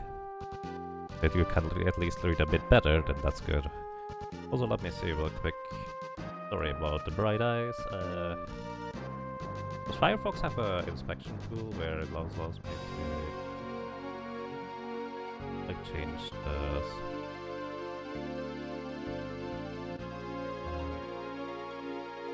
element? CSS.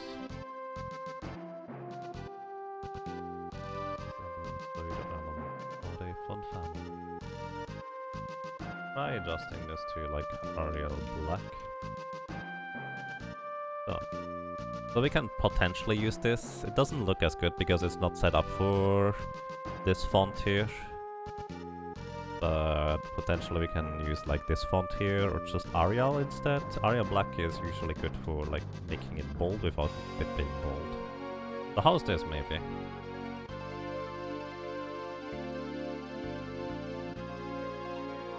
Yeah, the browser window we can... This is as small as I can make the browser window here. Verdana? Actually, that's a good idea. Verdana is a good one.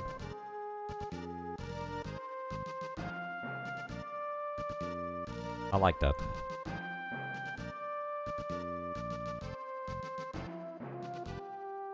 So this is as small as I can make it effectively. So we can technically even like make it a little bit larger here though. Yeah, I will probably want to make the Berserker screen or layout on the left side a bit smaller. If somebody would like to help me with the stuff, through the wall, investigate, go back inside, deny the silence, stoke the fire, because probably should do that sometime. You should move the right side because now it's kind of... Oh, hang on. Right, you're correct.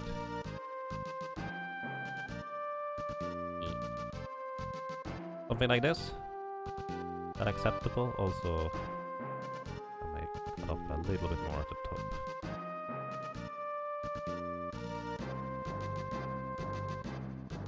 Already much easier to read. Yeah, that's kind of the main concern I have here, honestly, for this kind of thing. Right, let's gather wood and do stuff.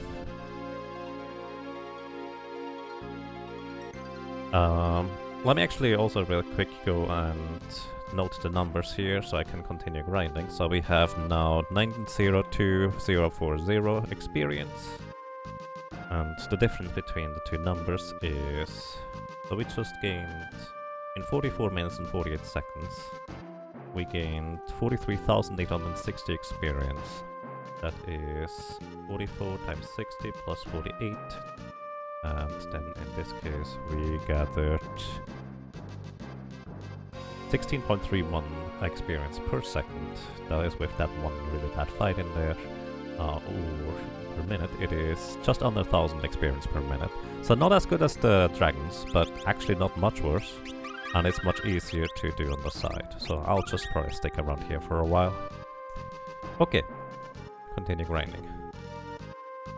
But yeah, thank you Jacoban, Turbodon is definitely a good one. Okay, let's see, what else? Now I have to rearrange myself. Gather some more wood. We have 1,500 wood. Let's build a smokehouse. Builder finishes the smokehouse. She looks hungry. Let's see. Charcuterie. So this uses 5 meat and 5 wood for 10 seconds and makes cured meat. So we don't have enough meat gatherer per se. Let's just gather more meat. So this will gather slightly more meat than we consume. That's not entirely true. This will gather slightly more meat than we can consume. Like traps. And we only have 5 gatherers now, which means only plus 5 wood per 10 seconds. What does this cost? So this costs us 400 fur, which actually we almost have at this point. 20 scales, which we have 20 exactly. 10 teeth, which we have enough. Actually, we just need the fur in order to buy a compass, whatever that does for us.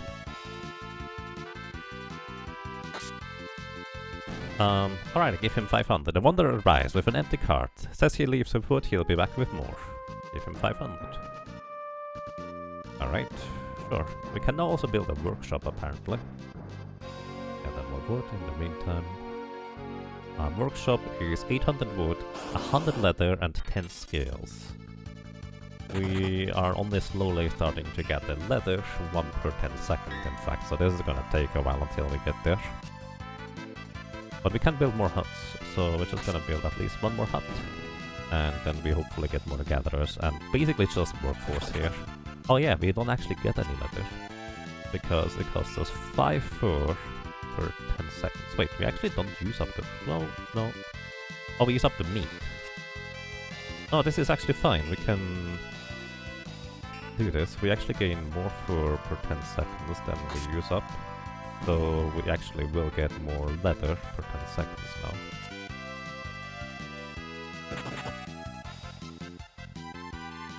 Okay, so next we can build the next hut for 400 wood, which is probably what we're going to be focusing on for now. Just to have more helpers and more people that can do stuff. Because we only gather 5 or 50 wood every... looks like a minute or so, maybe 2. So this is not terribly efficient. But let's see again. So this costs us 5 meat and 5 wood per 10 seconds. We actually don't get enough wood per 10 seconds right now, so we're actually losing wood per 10 seconds. At least I would guess. Only get 6... oh, more people arrive. 7 wood per 10 seconds. No, actually we get 2 wood per 10 seconds because of the guy that makes cured meat. Hunters basically gather 6.5 fur and 6.5 meat per 10 seconds. And we use up 5 of the fur per 10 seconds for making 1 leather per 10 seconds. The trappers use up 1 meat, which is why we have a bit more hunters. And creates bait. I don't even know what bait is for. I guess it says baited traps, so probably the traps are slightly better than they were before. It's really hard to tell. So we can buy scales for 150 fur or teeth. So the compass is 400 fur, 20 scales, which we do have, and 10 teeth. So let's just buy this. A dusty path. The compass points west. Shouldn't the compass point north? Let's see. A dusty path. Supplies 10 out of 10. Armor none. Water 10. Charm. And cured meat. So we can embark on adventures with charms and cured meat. Do we need charms in order to embark? We do not need charms. We have 1 weight. How much cured meat do we have? 26. So oh, we only get a 10 weight maximum, looks like. Let's actually bring 1 charm and like 9 meat and see what that happens here. Oh! Oh, do I actually have to play myself? Oh goodness. An old house remains here, once white, sliding, yellow and peeling. The door hangs open. Go inside. The house has been ransacked, but there's a cache of medicine under the floorboards. Drop. Oh, I don't have the space, I guess, to take it. Drop 1 cured meat. So we have 1 medicine now. I guess we are exploring now. That's weird. Paradigm shift. I didn't want to have such an involved game. What's this? An H. An old house remains here. Once white, sliding, yellow and pink. Go inside. A man charges down the hall, a rusty blade in his hand. Oh, eat meat. We cannot run away, I suppose. Use medication. So he takes 3 damage per attack. I could have waited, actually. Eat meat. Few more hits. That was pretty close. Oh dear. Although the pure meat is basically healing to an extent, it looks like. And we can also take cloth with us. So we have 4 water, 6 cured meat, 1 charm and cloth. 3 cloth. What's a V? Dangerous to be this far from the village without proper protection. It's safer here. What's that? The mouth of a cave is wide and dark. Can't see what's inside. We'll leave, I suppose. Here we have a coal mine. Let's just not go too far, I guess. Oh, what happened?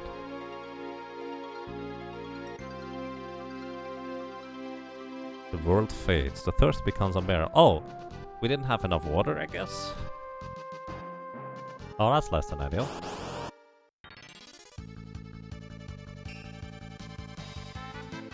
Rock jet! I guess we didn't have enough water. Huh. We have enough wood to build another hut, so we get more people, start the fire. Oh dear, this is gonna be a lot more involved than I anticipated it to be.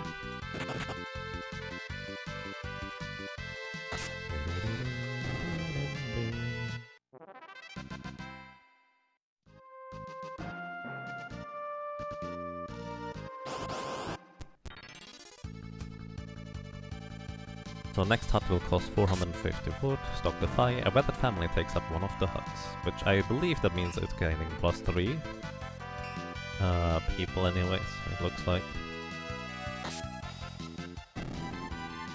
But we can now go and embark more. So we need the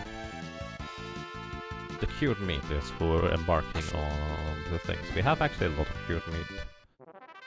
I don't know what the charms do for us, so maybe I shouldn't bring one next time, or... We didn't bring them back anyways. We also didn't get any of the other things that I found along the way. Probably. Ranger arrives in the night? Okay. Just have more of what got. Some of the traps have been torn apart. Large prints leads away into the forest. Track them. The tracks disappear after just a few minutes. So we lost 5 traps. Well, we're just gonna make them back again, I suppose. Try it anyways. We don't have enough wood for making the traps again.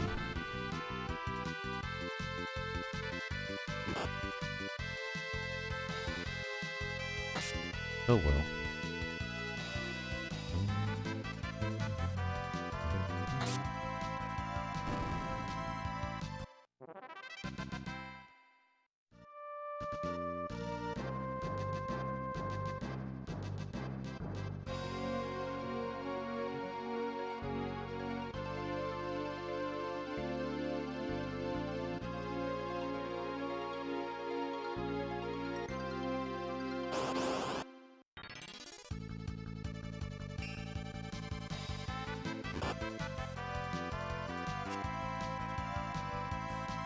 wood.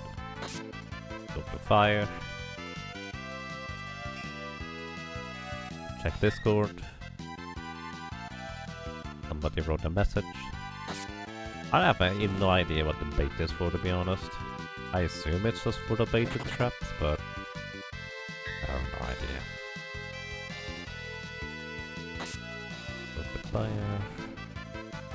Next hut is 450. Probably should heal after this encounter here though. We have time. The fire is roaring.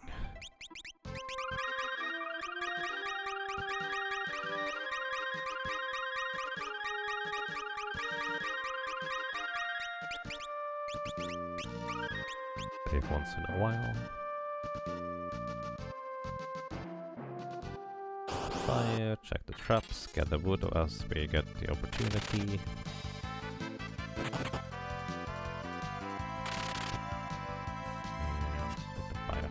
How many gatherers do we have? 12. Might be a bit, well, a lot of hunters, I guess. So let's actually reduce by 1. This uses 5 meat. This uses 1 meat. So we actually are going to be about even, in theory. At least we are not going to lose any meat for that matter.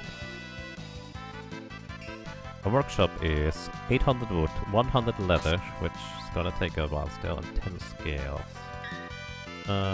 We need 2 more scales for that. 450 wood is the next goal for more huts. Or we could just invest into traps. And again, right now... Well, I guess we get scales out of those, which seems to be kind of uncommon commodity. Get otherwise. Wonder whether we get 1 scale or like 150 scales if I trade 150 fur for this. Seems like a pretty expensive thing to try out. Gather more wood in the meantime. We're almost in the new room anyways, or new hut I suppose.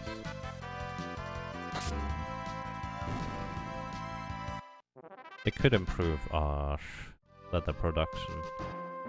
Let's see, what does the leather thing need? Tanner, which is high fur.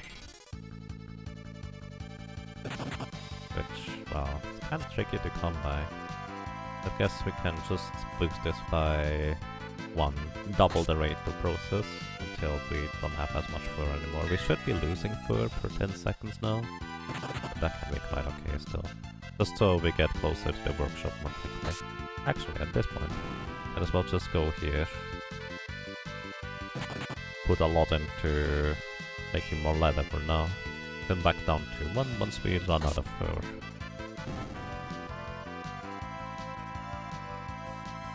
The wood in the meantime. Okay, this should be fine because we still need to gather the wood anyways.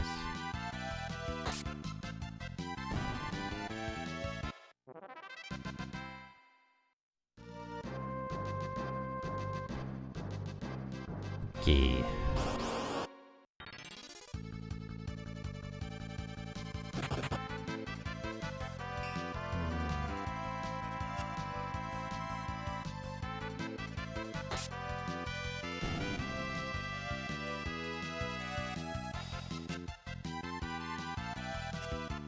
Oh, it's 800 wood, that's a lot.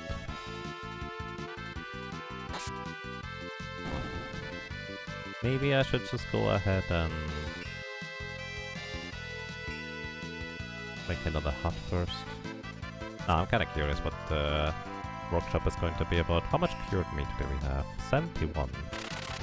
71 is probably enough to just go on an adventure just to see what it does for us. Let's just embark. Alright. Up here is a hut, an old house remains, go inside. There's some medicine. Let's drop some cured meat.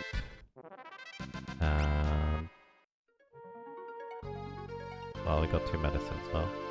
Just explore in the immediate vicinity. Each step costs us water, it looks like. What's that? A damp cave. The The wall of our gnarled trees rises from the dust. Their branches twist into a skeletal canopy. The trees are gone, posh earth and blowing dust are poor replacements. Trees loom on the horizon. I probably should read that sometime. And so now we're back. We have a bunch more medicine to embark with, etc. But we also get more water if we do this.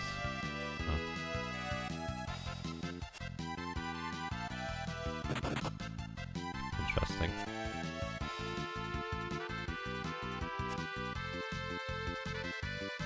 Basically we can do like quick adventures outside. We also seem to use up your meat as we go. Embark some further. Oh, a snarling bee sleeps out of the bush.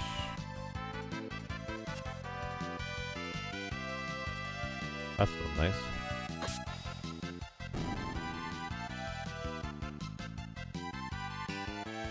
Okay.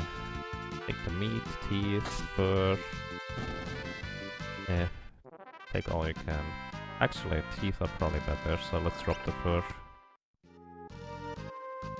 Eat the meat. Then we leave. These are gone.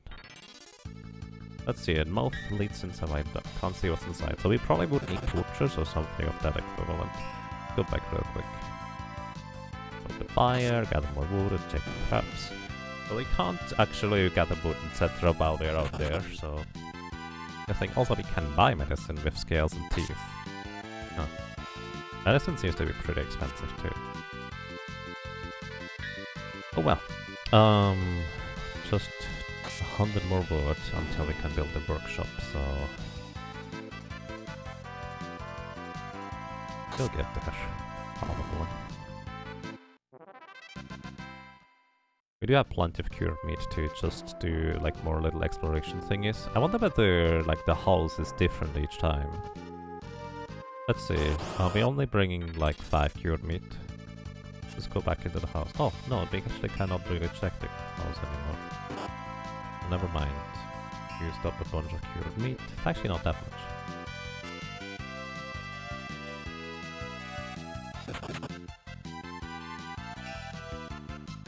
Do we have 10 scales? We do, so that's good. Gather wood. We're almost at the required 800. For the workshop, we do have enough leather for it anyways. Come on, gather more wood please. So I should probably heal after this. Alright, so we can craft torches, which needs 1 wood and 1 cloth. Water skins, which needs 50 leather. Oh dear.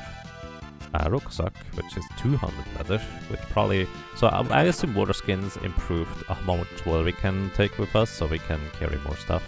Rucksack improves probably the carrying capacity, how much we can carry. And armor allows us to probably take less damage from various enemies. Good to know. But I feel like we should improve our economy first, meaning build more houses, rather than do anything else. Also, by the way, we reached level 55 on our Berserker here. Just 8 more levels until I'm going to try Sandworm a few times. So that's interesting. I was roaring. Alright, what am I gonna do? So I'm actually going to remove all the hunters. All of you guys, etc. I just want to gather as much wood as we can. Just so we can build our huts. I just want to get the maximum amount of huts out of at this point. Alright, we cannot really... Oh, fur! He'll be come back with more. I don't actually know whether the other guy came back with more eventually, or whether we just gave up the wood or something like that. We don't have that much wood though.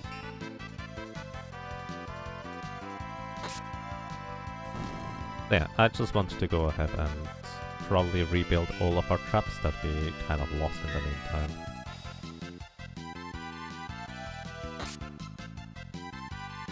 Exploring is good, indeed. I just want to build more huts so we can get more like wood per second per se. Kind of makes the most sense to me right now to just have everybody gather wood so we can build more houses for now.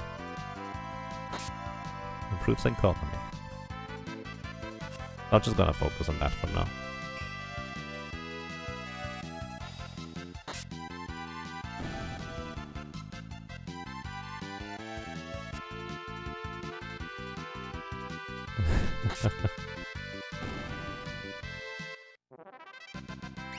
This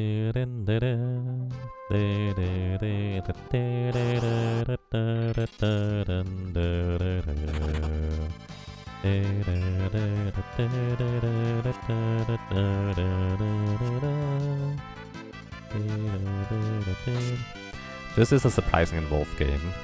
That's kind of how a lot of these clicker games tend to work out in the end. I do agree, it's quite intriguing, for that matter. Hey, Happy New Year to you as well, Scuzimuro. Welcome, how are you doing? And again, anybody who does not know the game, feel free to make suggestions or play along just as you feel like it. A bone spear. 100 wood and 5 teeth. We can make them if we're in trouble. The spear is not elegant, but it's pretty good at stabbing. How did we get the opportunity to make that? That's weird. I missed a message or something like that? So we have one bone spear. We probably want to So I figured, oh, we're just going to go out alone. No, we're probably going out with like a hunting party or so. Or maybe the entire village for that matter, who knows. Either way, we can soon make another hut here. It's from the workshop. Right, I didn't see it earlier though. Like I thought armor was the last thing I could make. The builder puts up a hut. Alrighty. This is actually a bit unlike most other idle games where you just kind of have to keep stoking the fire, I assume. So you cannot leave it alone for too long, otherwise you'll probably lose eventually. Probably. I don't actually know that. A nomad shuffles into you, laden with makeshift bags along with rough twine. Won't say from where he came, but it's clear that he's not staying. Buy scales, 400 fur, buy teeth, buy bait for fur. I mean, I don't really need it, but have a good time, good sir. Next, we need 500 more, and where the family takes up a hut. So we now have 30 people. So how many huts do we have anyways? We have 8 huts for 30 people.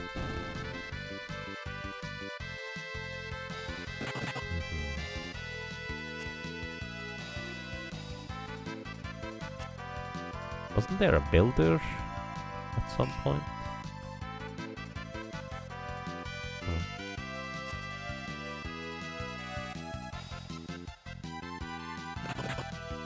I guess we could go and explore a little bit in the meantime.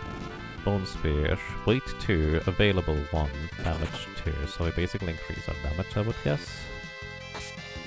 In case we get attacked. But the thing is, we kind of need like more supplies before we even go out there in order to be able to go anywhere, really. Then again, it looked like passing out didn't really have any repercussions. But I also didn't well, I guess we didn't bring the charms back, so I assumed those items were lost. I should actually just test something real quick, so... I'm going to take 1 charm with me, and 2 more cured meats. So if we embark, what I'm gonna do is I'm going to just walk in a small circle, and see whether we still have the charm. Okay, so we still do have the charm, so we did lose everything earlier, when I was just too far out and we didn't have enough water anymore. So that is indeed a very bad thing. As expected, I suppose, but I did not technically know that. I build another hut. Next hut is 550.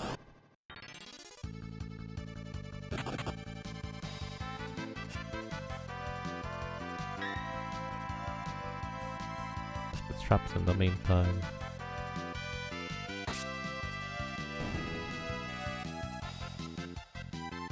And the family takes up the hut, so it's basically 3 people per hut. So we have 9 times 3, that is 27. And sometimes an individual then comes along as well, so it's more like 9 times 4, which is 32 plus 1, which is me, but where's the builder? Didn't she also gather 2 wood per person at some point? Ah, yes she did. I guess she just doesn't count as gatherer for that matter.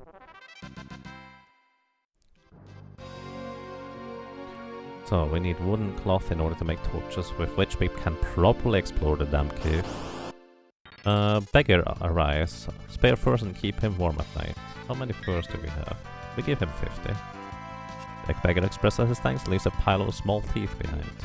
Thank you.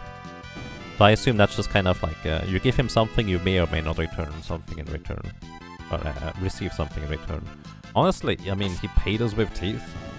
From what I understand, teeth are pretty valuable, so seems like a fair trade. Rather than him begging, he actually traded. Alrighty. Next hut is 550. And I'll just make that last trap, I suppose. Also, how much bait do we have? Yeah, we just use up 10 bait each for each trap one. So it makes sense. So we have 6 more trap checks at this point.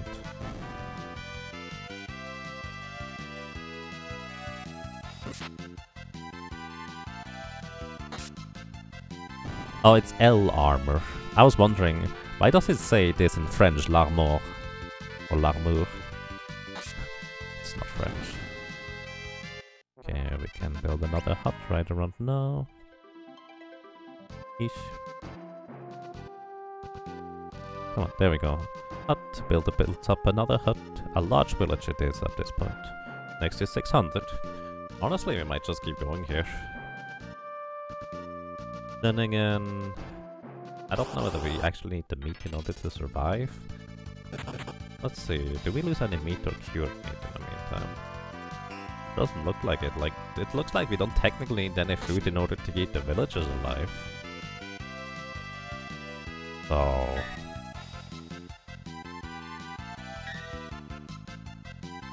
yeah, I don't know. Let's just go for like 2 or 3 more huts and then we start putting people back into other jobs instead.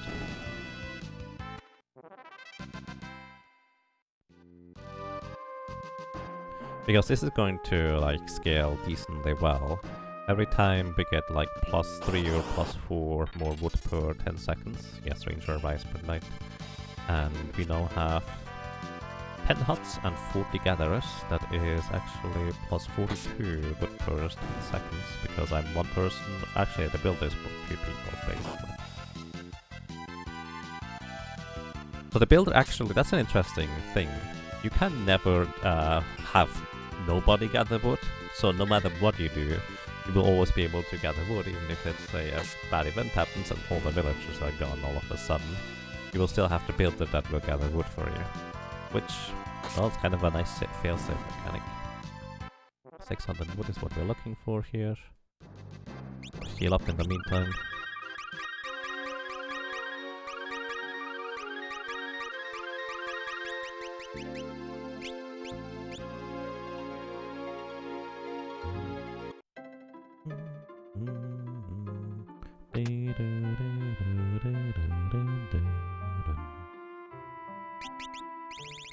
I just realized this game is kind of perfect because it doesn't even have its own background music, so it's not a bother that we keep having the background sounds from FF5 here.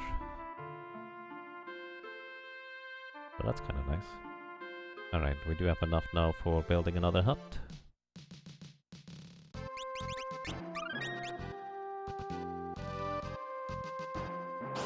Maybe a stoke the fire doesn't really speed up, at least not noticeably.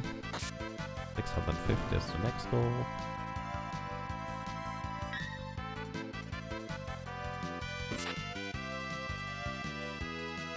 Alright, let's actually put people into stuff here. So what did we have? Like... that is 6 fur and meat. We need 5 meat in order to make cure meat, and also 5 wood for that matter.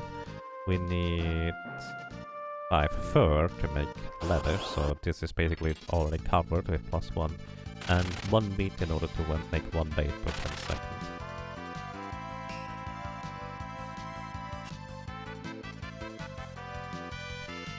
So basically we now have more gatherers than before, while still having the same amount of people just doing stuff.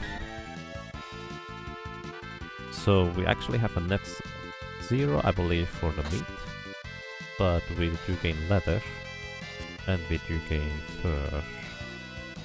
Some of the traps have been torn apart. Track them. Not far from the village lies a large beach. It's fur matted with blood. It puts up a little resistance before the knife. Alright, we lost 6 traps. That's pretty extreme. But then again, I don't really care that much about the traps right now. I just want to build more huts for now, so we'll get back to those soon. Yeah. Also, we need cloth. I don't actually know where we get cloth from.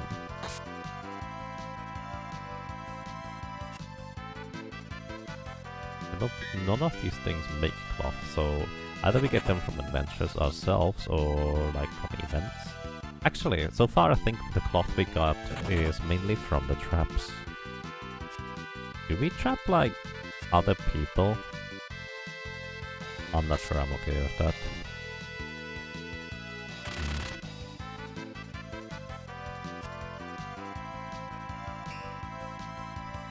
For armors we need leather, but we need to be able to carry more first, really. The water skins for 50 leather. May want to just explore the cave that is nearby. Ranger arrives at night, so we should have our maximum amount of people now. So that's 1, 2, 3, 15, 45?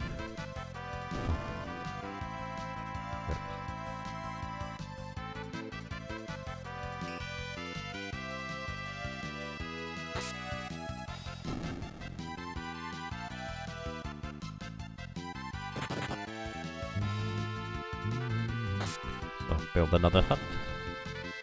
So we now have 12 huts, so that should be a total of 48 people at least.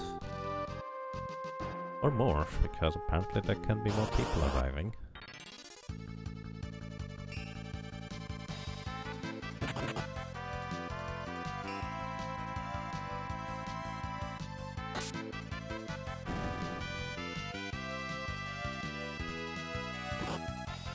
And they gather more wood.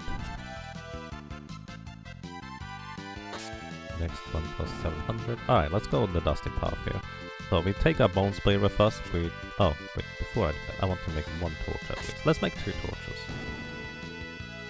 A torch to keep the dark away. Alright, we want to take torches with us. Medicine, I guess. Charm. I don't know whether we need to charm. Let's take both torches with us for 1 spear, and let's see what is in that camp cave over here. The mouth of the cave is wide and dark and can't see what's inside. Go inside. Cost me 1 torch. Startle beats. Defend its home. We missed twice so far. Hit 2 for 2 damage. Use medicine. Okay. Take the teeth and then take the fur. And then we continue. The torch sputters and dies in the lamp air. The darkness is absolute. We can continue.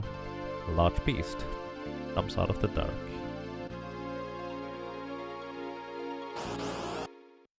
Pretty slow, but it also deals a lot of damage. Oop, we need to eat some meat. Revive here. Okay, take all you can, and we drop the fur for teeth. And that's kind of all we have time for. Oh. A gaunt man approaches, a crazed look in his eye. Oh dear.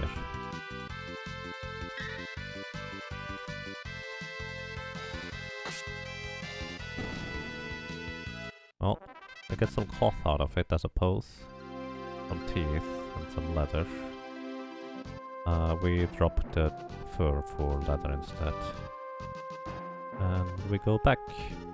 The meat has run out. Oh! Oh no, I lost everything because I didn't have enough time to come back. Wow, alright, we need to just get the water skins and stuff first, honestly. This doesn't help. Or well, the water skins and rucksack. Yeah.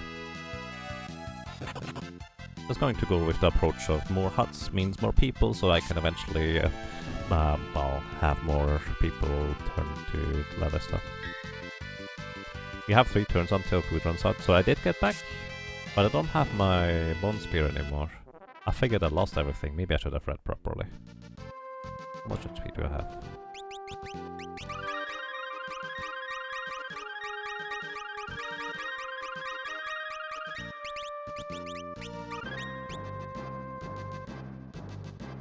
3 turns after food run out. Let's see. Yeah, it just says the meat has run out. I guess it doesn't give you a message when you return, does it? Yeah. Oh no, we still have the bone spear. Never mind, it's just over here still. So actually we did manage to get back. But the cave didn't really seem to have anything useful inside. We'd have a cooldown on embarking if we did pass out again. Oh, I didn't realize that. Good to know, thank you. That's fair to say. Okay, another hut. For more people. I wonder, Rise, with an empty cart, as he leaves with wood, he'll come back with more. Sure. I don't know how you make more wood out of wood, but hey, I'm not gonna complain. So we gave him 100 wood and maybe he comes back. Maybe he doesn't. Actually, I have no idea how that works. Traps in the meantime. Sure, we have enough bait at this point. We could also make more traps again. Let's make one more trap. Next hut is 750 wood at this point. After spent wood to earn wood. Right. Hi Fraggle, welcome. Happy New Year. The grind is going quite fine. I just settled into grinding over here rather than anywhere else, just because this is pretty easy to not accidentally die. We'll probably go back to the Chimeras sometime. But for now, I'm just kind of focused on this little dark room game over here. How much is Death Sickle to sell for? Like 1,500 or so? It's a decent amount. Chip it into small dust and put it together with a lot of glue and air. More wood. I don't know whether that works that way.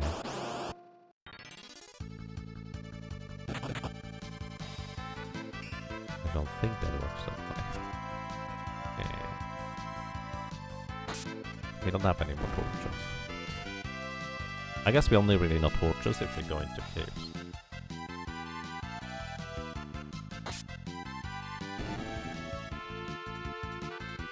Acquired F weapons, sell by more potions. Right, I mean here we gain more money than we invest anyways, so money isn't a problem around here. Like even without selling the Death Sickles. Okay, we can make another hut.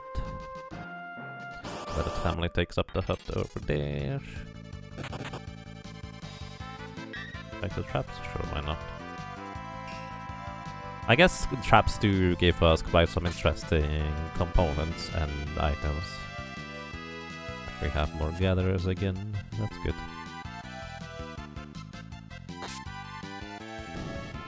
Have we gotten Sandworm done yet? Nope, we haven't tried again since yesterday, because chances are so low right now that we would have any semblance of success. I'm just going to grind up to level, what was it? 63, I think was my goal initially. I can actually check. Actually, let me do a thing real quick before I continue here. Let me hide Firefox real quick because I don't want to blind you guys. Also, I do believe I didn't actually log into my Google account on Firefox. I don't think I can look at this right here. Yeah.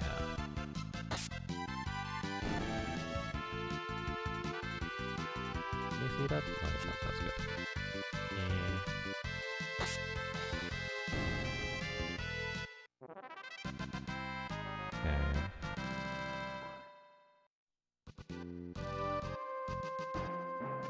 Alright, of course I have to log in. Where's my phone? There it is. Yeah, the thing is, basically the higher we get, at this point we are just about to break even for how likely it is to get hit by a demi attack from the holes. So at some point we'll just get more and more lucky that it will work out in our favor. Or well, to have the probability in our favor. The less likely it is that we get hit by demi, the more turns we get in order to actually attack the sandworm. Which is basically kind of how this all plays out. At some point we have like a 1% chance. Next level we might have a 3% chance to win. The next level after that is like an 8%, and then there's like a 15% chance to win. probably not quite do these large steps, but you get the idea. The higher level we have, the more likely it is to win because we resist the demi counterattacks mainly. There's my authentication thing.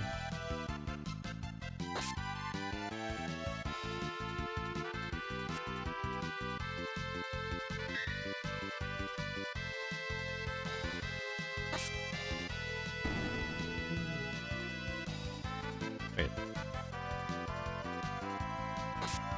Oh. Derp. I'm a derp. I forgot I had two-factor authentication on that thing too.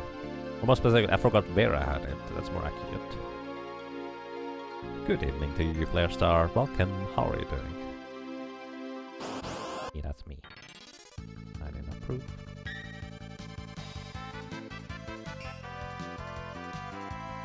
Basically, I don't want to blind you guys, so...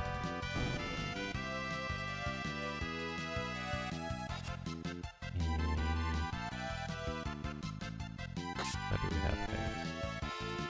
Art, calculator, there we go. Alright, let's see. Should be able to show things again, probably. Give me just a moment.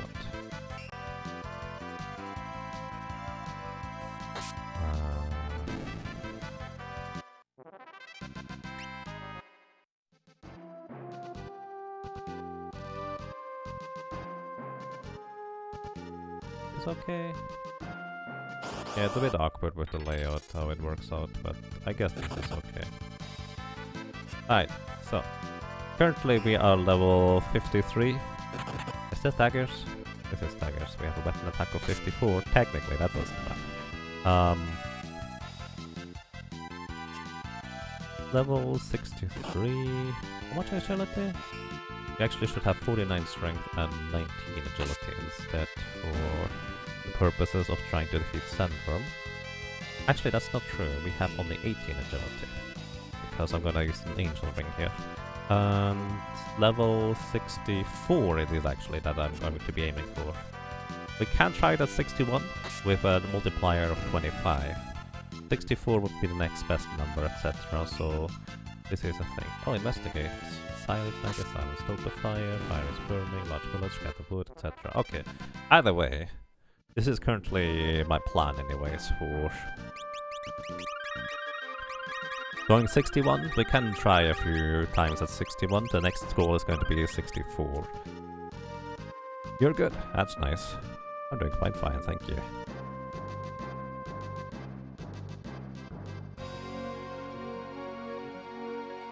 Alright, how much wood do we have? Enough to build another hut.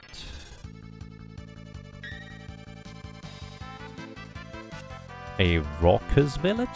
What is a Raucous village? How's the run going? Which level are you? We are level 55, I think. A loud partying village. Oh. I shouldn't party.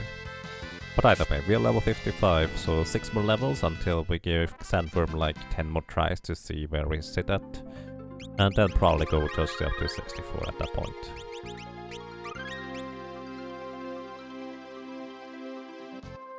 Either way, plus 38 per 10 seconds is pretty decent.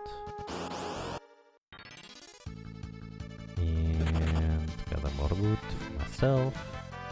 Isn't it weird that I'm more efficient with gathering wood than most other people? Actually, that's probably not even true, because it takes me so long until I can gather wood again, so it's actually less. It's just in different intervals. 850. Alright, let's build one more hut, and afterwards we're going to reassemble the things here, where we get more tennis. How much further we have? 306. Actually, let's just put a second tanner in there anyways. Right now we have -4 per 10 seconds.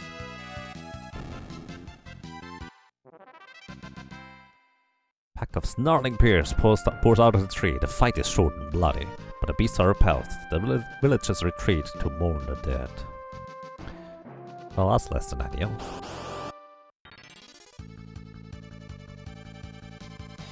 but I assume people will come back at some point.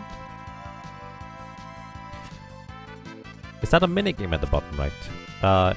Basically, yes. So, doesn't quite fit into the layout in order for people to actually be able to see anything. And this is a dark room. It's basically a browser game where we click stuff in order to try and progress through things. That's the short version, I suppose.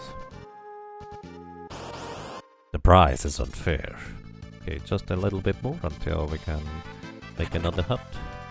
A convoy lurches in equal parts worry and hope. I assume that means we get a bunch more people to our village now. So I assume basically a small family is like 3 people, a random person is just 1 man, and the convoy is like 5 probably. 48 to 58. I see, that's very possible. Well spotted. Okay. Let's go ahead and make like... Let's try to have enough stuff for like 3 tanners. Which means we need more fur production, which means we need to get more hunters. Up to how much? 15. We still are going to lose fur. Oh no, actually it is just breaking even here. But we also make a lot of meat. So we can have more charcuterie, but then we also lose wood each 10 seconds. We don't really need more cured meat, so I'll probably just leave it at this. Maybe make more bait. No, anyways. Alrighty. So, with this we're going to get more leather. Let's actually make a water skin. This water skin will hold a bit of water, at least. So if we go on exploration, we can hold 20 water now, so this is actually literally just doubled it. So we can go out much further. So let's actually make another water skin. Oh, we cannot make another water skin, so I guess that's all there is, huh? That's curious. Maybe I need another rucksack first before we can hold more water skins, who knows? Either way, rucksack is going to be the next thing we want to make. That's gonna be that. Let's actually leave the village and just take like all the cured meat with us and the bone spear. Let's just embark. So that's 1, 2, 3. Blowing dust up for place 4. So it actually costs us 1 cured meat per step. What's that down here? An iron mine. An old iron mine sits here, tools abandoned and left to rust. Bleach bones are strewn about the entrance, many deeply scored with jagged grooves. Feral howls echo out of the darkness. And another damn cave over there. Let's go back. So yeah, we basically seem to use a lot of cured meat for each individual step. We do have enough water now, so that's not a problem, but we want to be able to hold more meat, so we can also go out further. Which means we need more leather. Which we are currently making. Currently get 3 per 10 seconds.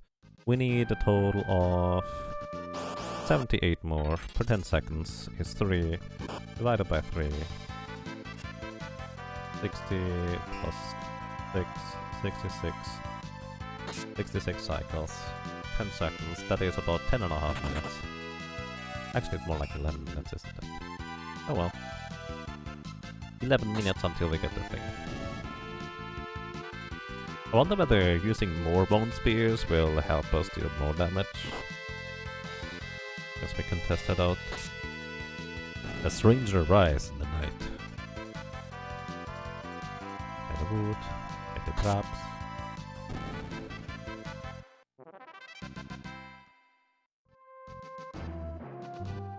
And hey, Multi-Sito, Happy New Year to you as well, thank you.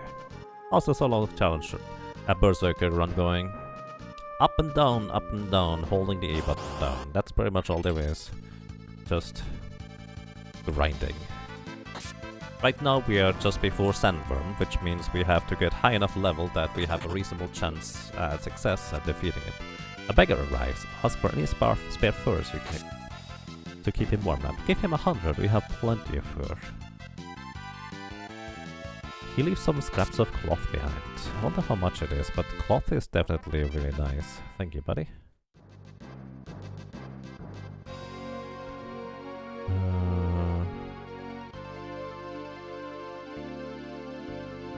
I guess we also can... So, we don't really have to worry about... Oh, we actually use up the fur, that's the problem. So we actually are breaking even, aren't we? Yeah. We get one more hunter, we get one more fur, or, well, 0.5 fur. Per thing. He has stuffed himself in a dark room and avoid thinking about it. I mean... It's kind of neat to keep yourself busy with something while you're grinding, right?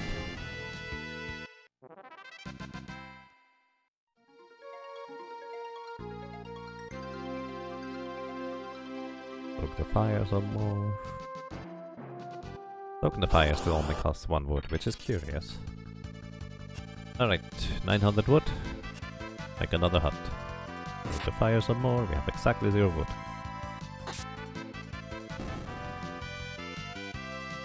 So basically losing villagers to beasts is not that big of a deal in a weird kind of way, because we just kind of get more people joining again. It's a momentary setback, to say the least. Alright, how much leather do we have? 173. So I would suggest we're going to just make a bunch more tanners for now. Just so we can get our rucksack a little bit quicker.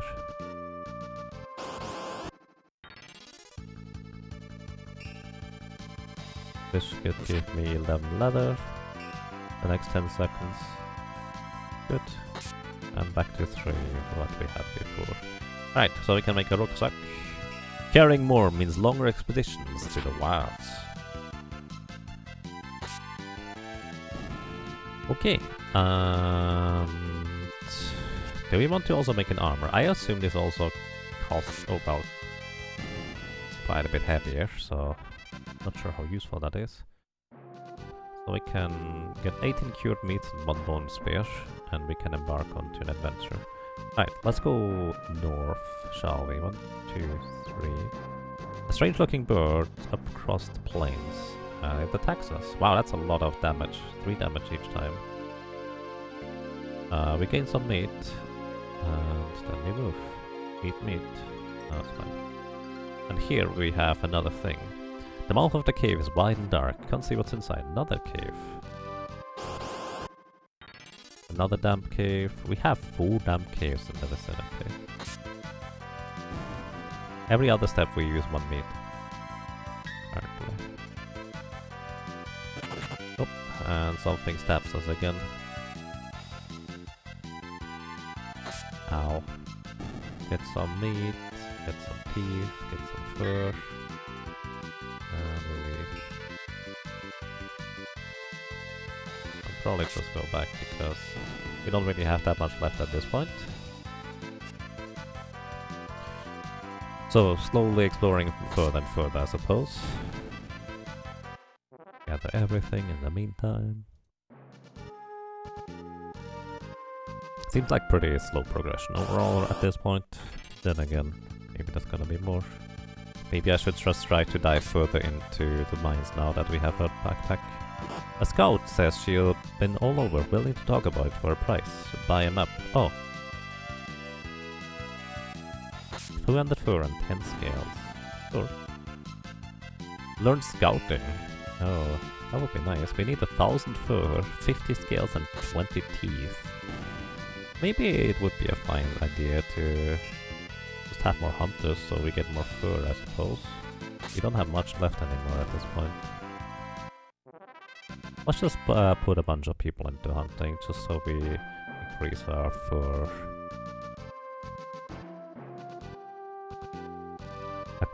Acquisition rate. Well, actually that's not that clever.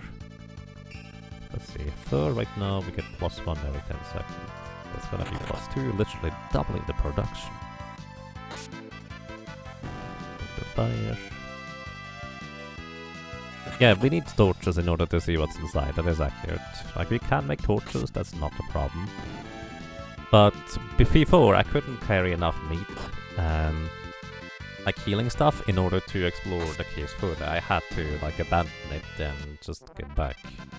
Initially anyways, but then again... 5 teeth, basically. Well, enchanted wood in order to make a bone spear, so maybe I just try to go as far as possible, just to see what's inside, I guess. Oh no. Already level halved. Huh. Traps.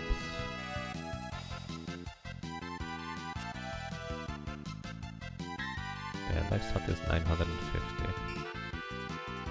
I think it just makes more sense to keep people gathering wood so we can build more villages. But yeah, we probably have enough. Actually, maybe yeah, actually no, I do want to get an armor first, I think. But we need 200 leather at this point. Although I'm actually kind of worried about if I go with the armor, I'm probably going to lose the armor if my guy passes out. And hey, Valraptured, I'm playing an idle game, kind of. It's not as idle as others because you have to keep stoking the fire, but still, you're not wrong.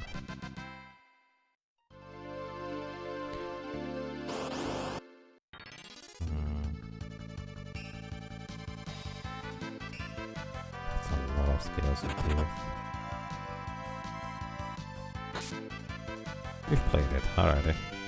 As mentioned before, anybody who does not know the game is welcome to give me ideas on what to do next or how to approach things.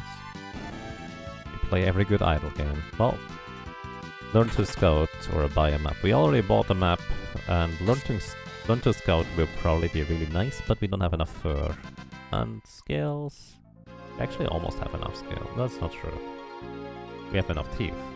We don't have enough scales. So we would need a lot more scales for that matter.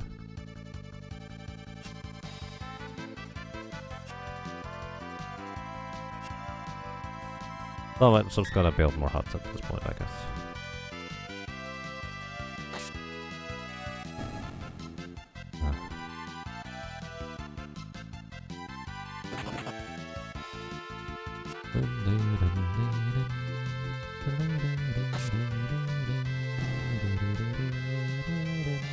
I should have healed.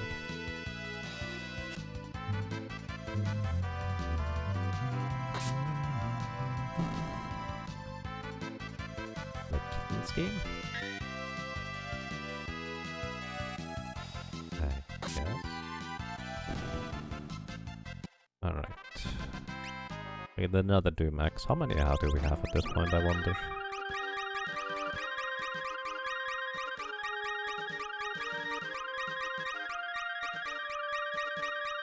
Also, I feel like I actually should go back to the Chimera place. Or... Chimera. It's very much hands off. Well, you have to keep stoking the fire, otherwise the fire is going to go out. It's probably not good.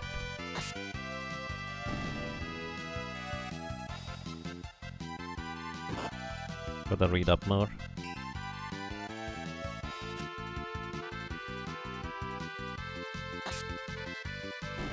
Oh, yeah, you're right. Okay, never mind. Crank. And not crank. I played Candy Box. And recently Paper Clips. That was actually kind of curious. Kinda wish I didn't play Paper Clips because it would have been kinda perfect to play here too, honestly. But oh well. That's his life.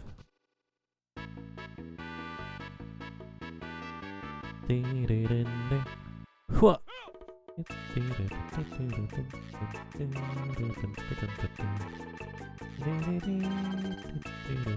What does share do?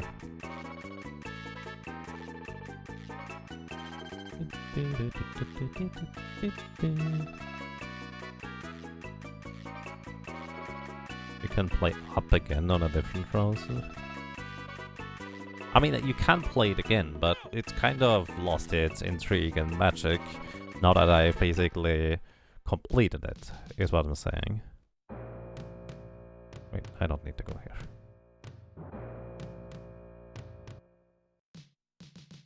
Alright. Wait, I do actually need to go here. I didn't buy new potions.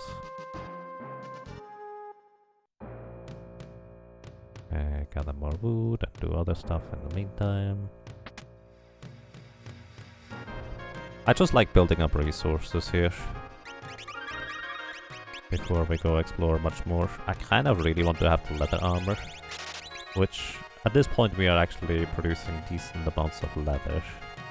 So the leather armor isn't too far apart anymore, although it is 20 scales, which we have just barely enough. In this case, actually, I probably want to build more traps, just so we have a better chance for more scales and stuff.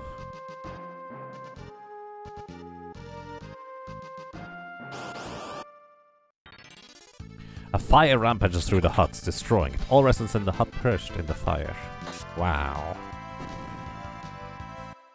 Some villagers have died, and we lost at least one hut, I guess.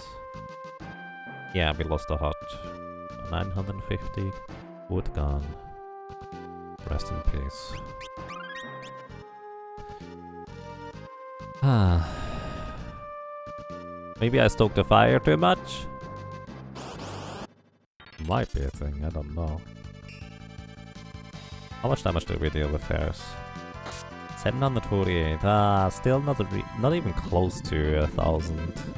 Kind of hoped it would be a lot closer now to one-shotting chimeras with that. And yes, Dusty is still grinding for Sandworm. Gonna go on for quite a while. Theory of Magic is a pretty neat recent idle game if anyone's looking for more. I see.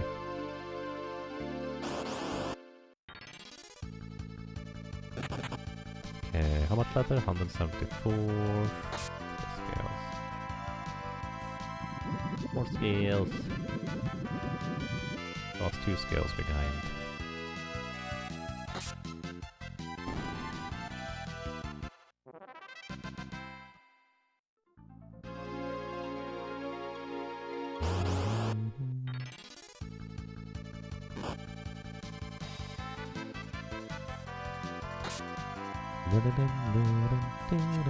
I think at some point 150 fur or 300 fur is actually not gonna be much anymore, because we will have so many people just gathering stuff probably. So I can see how that is actually a good deal at that point. Although that is not true right now anyways.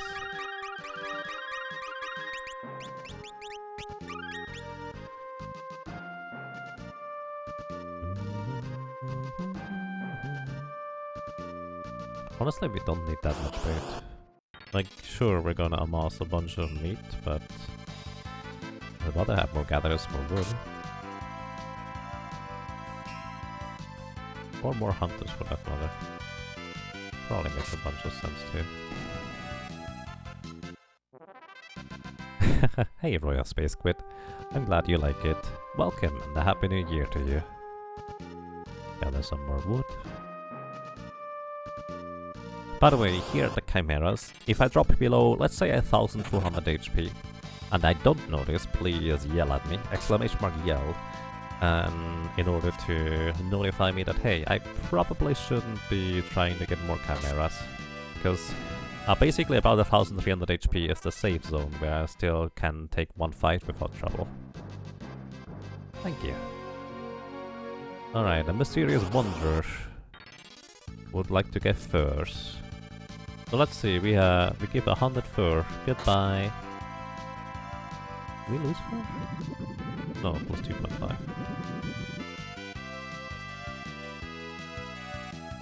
Also, I think we can make armor now. Leather not strong, better than rags though. Okay, let's stoke the fire. Gather some more wood. Make a new hut. And let's see. Oh! The armor automatically upgrades. It doesn't even cost me any space, so to speak. That's good to know. I had no idea. That is really good to know, actually. Huh.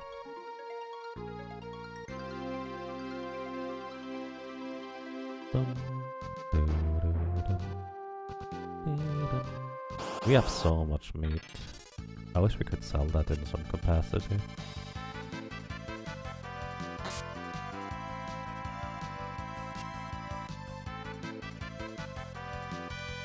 Alright, why does the compass point west anyways? Maybe I should just go to the west and see what's over there.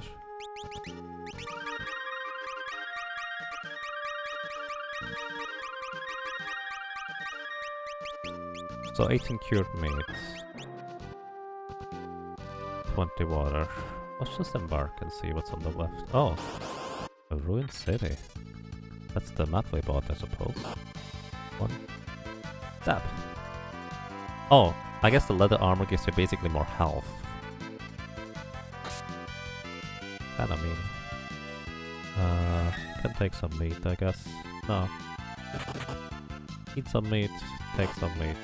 But cured meat and meat is separate. Oh. Go away! A strange looking bird speeds across the plains. Eat it. Don't miss! That thing is real strong. Take it all. 2 scales. Not too bad, actually. What's that? An old house and a damp cave. Let's go in the old house. Go inside. And an old man charges down the hall, rusty blade in his hand. Oh, that's not good. He's dealing 2 damage per attack. Or 3 actually. Can deal up to 3 anyways. Okay, take all the cloth and we can drop something else. Oh, cured meat. Can drop the meat and drop the cloth for more cured meat. We only have 13 more steps with water though. So I guess we're just going to go at this point. Strange looking bird. No, go away. Take the scales. Okay. How much HP? We have plenty of HP. Hey Dusty, the level goal is 61 or 64. I'm actually tending more towards 64 right now for the additional attack power, but not entirely sure what it's going to be.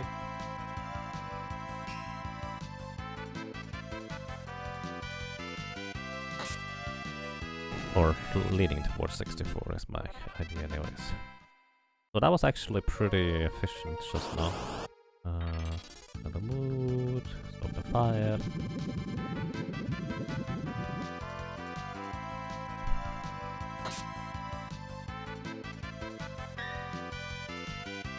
We didn't start the fire.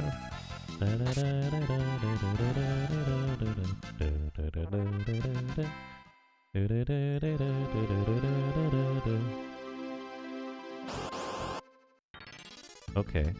Do I need the leather for anything at this point? Not really. Was she going to reduce the amount of tanners we have by 1? Because I don't think we have any use for leather right now. There might be some events coming up or something like that. But yeah. Next hut is 1,000 wood. So we're probably just going to wait on that and then embark again.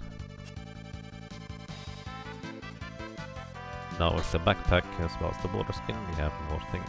Or we could just try to dive all the way into a cave. That'd actually be kind of an interesting proposition. Which probably means we need like 5 torches. Oh, if he leaves with wood, he'll come back with more. Bill is not sure he is to be trusted. Ah, just give him 500. It'll be fine. I've never seen a message where a character comes back, but then again, I just might have missed it. Or they just never come back and I just give out wood for free. Which is actually not too unlikely, I guess. So yeah, stop the fire, check the traps.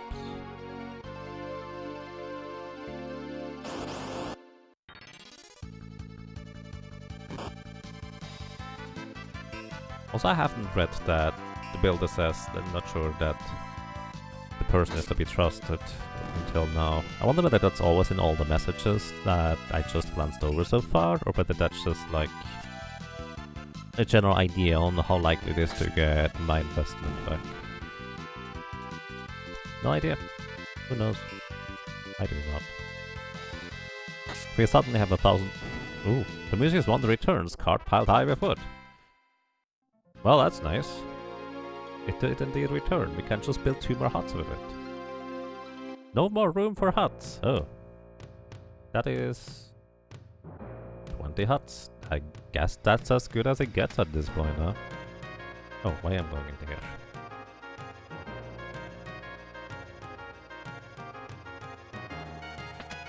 Yeah,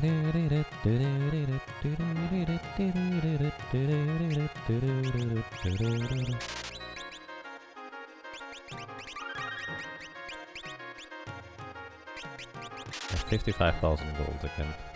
We can't even make more by selling the Doom axes that we have at this point. Put the fire. So I guess we are kind of topped out at this point, and the only thing remaining is to just go and explore. Which also means I need less gatherers and more hunters for more fur, because I think the scout wanted to have a ton of fur in order to teach me how to scout, which I imagine what it does is probably give me one more tile of sight when I go exploring. Maybe. I don't know. My idea anyways. Anyway, I feel like it makes sense to just invest more into hunters. And maybe, like, two more charcuteers. Let's go for 3 of these. 4.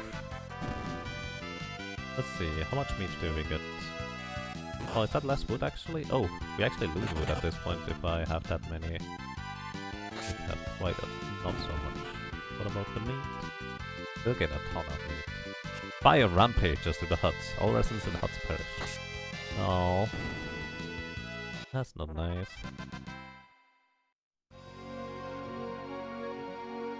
I didn't even soak the fire recently. I assume it's not my fire for that matter, but hey, I'm not sure about that. Oh. Out of habit, I just want to check the other tabs. That's not quite what I should look at. That's, by the way, the calculator where if you'd like to go to this document, it's if you go SSCC in chat, that's the exact document you'll see. You can't change it, but if you'd like to make a copy of it and test stuff for yourself, feel free, because my damage formula is not right somehow. We don't deal the correct amount of damage according to the document to a Chimera who has 20 defense. So I'm not entirely sure what's up with that. And hey, Life Tactics, welcome. How are you doing? Let's make another bone spear. The spear is not elegant, but very good at stabbing. I wonder if I can take like 2 bone spears with me.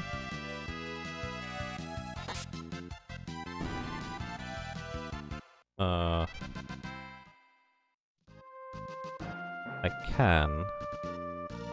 Do I deal more damage if I have more bone spears? Let's just embark real quick and figure it out. Let's go down. 1, 2, 3, 4, 5, 6, 7, 8, 9. Oh, stab. 2 damage. 2 damage. Now. Teeth. Wait. Alright, we do not deal any more damage with more bone spears, so unless we get like travel companions, there's not much of a point to do that, I don't think.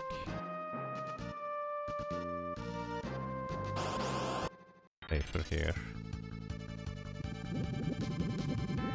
Welcome to 2020. Welcome to you as well. Thank you. I hope you're doing well. I hope you have a good start and a good rest of the year, really.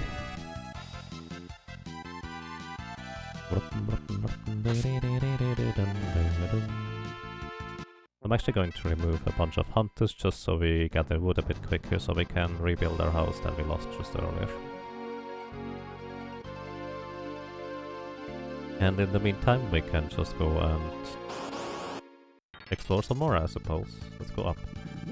So what's that? The damp cave. 1, 2, 3, 4, 5, 6, 7, 8, 9, 10.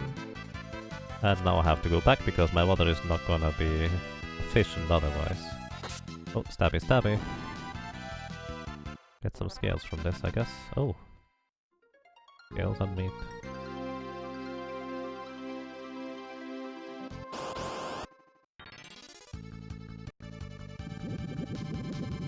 That question mark was a ditto? Oh, does it not show up properly, I guess?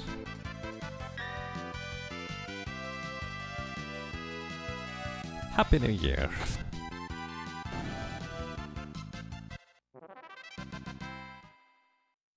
Dark game is a browser. Dark Room is a browser game. If you'd like to play it yourself, here's the link to it. It's basically just starts simple and it gets more complex, I suppose. Oh, not enough words.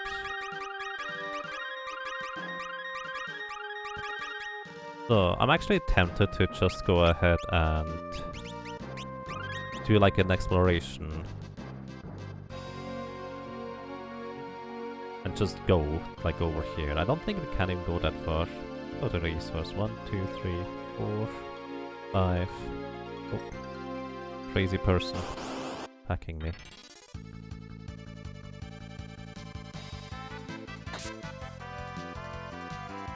Alright. Take all I can. Eat some meat. Get the level 2. 6, 7, 8, 9, 10, and after 10 I pretty much have to come back, because otherwise I'll run out of water, because each step costs me water. Okay, take all the meat, take all the fur. Huh.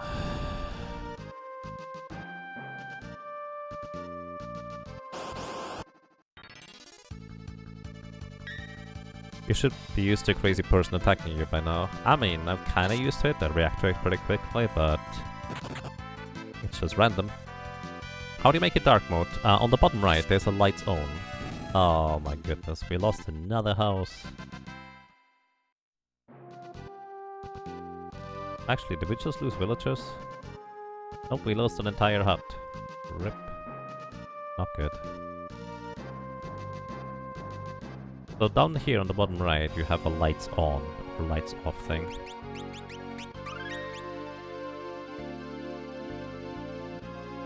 Oh, I didn't catch on to that, Kazura.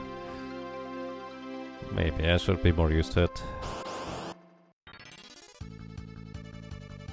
But then again,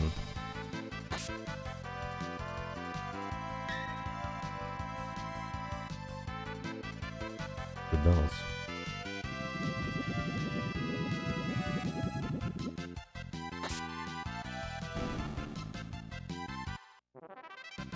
Main game? Is there a spelling error somewhere, Lunicloud? Let's see. Let's actually go into the cave, shall we? They're pretty close by. Load up on like 5 torches. 3, 4, 5. And go into these things. Gather wood in the meantime. Okay. Go 5 torches, all the cured meat, and let's go into the closest mine. 1, 2, 3, 4. Go inside. Stabby, stabby a beast. Startled beast defends its home. Sorry, buddy. Okay. Take all you can and leave. Continue on. The torch sputters and dies in the damp air. The darkness is absolute. Continue with 1 more torch. Oh, stab at the beast. A large beast charges out of the dark. Gets 3 damage per attack. We heal 8 per meat eat. Eat more meat. And take all the teeth, take 1 fur. Continue. A small supply cache is hidden at the back of the cave. There's iron here. Oh. We're going to drop all the fur. And we're gonna drop all the teeth.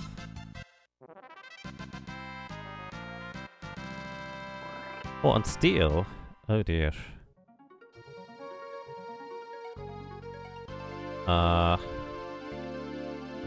Steel seems more useful. I'm going to drop... How much cured meat do we have?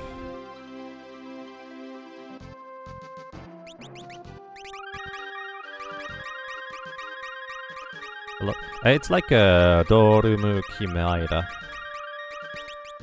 It's like it's a dorm chimera, a sleeping chimera, or something like that.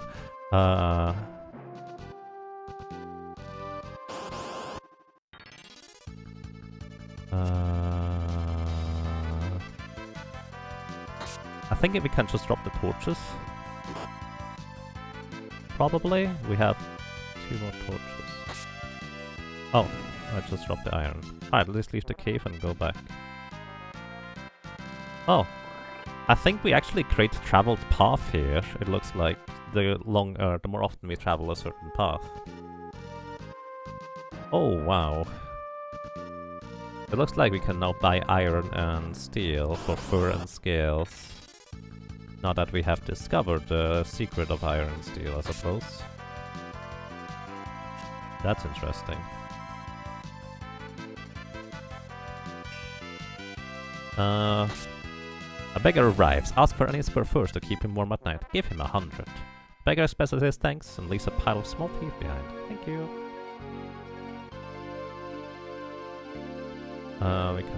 We can make a wagon now out of the 100 iron. Oh dear, we do not have 100 iron. How can we get more iron? Well, buying 150 fur and 50 scales. So the fur is not too difficult to come by, but 50 scales is a lot. Let's see. We don't have... Let's see, we trade 150 fur. How many scales do we get if I click this? That's 18 to 19. Just literally one scale for this. That's not a whole lot.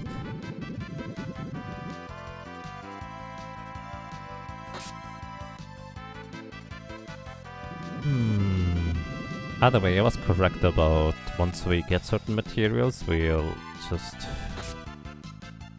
be able to do more stuff with it. But right now, this is really expensive, I guess. Okay, we almost have enough to make our final hut again. We have to refill potions again. No more room for huts, indeed.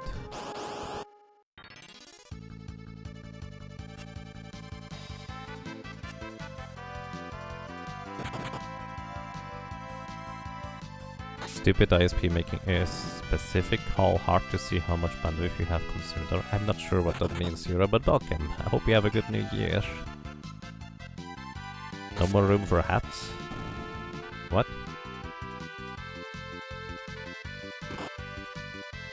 I'm not sure I understand.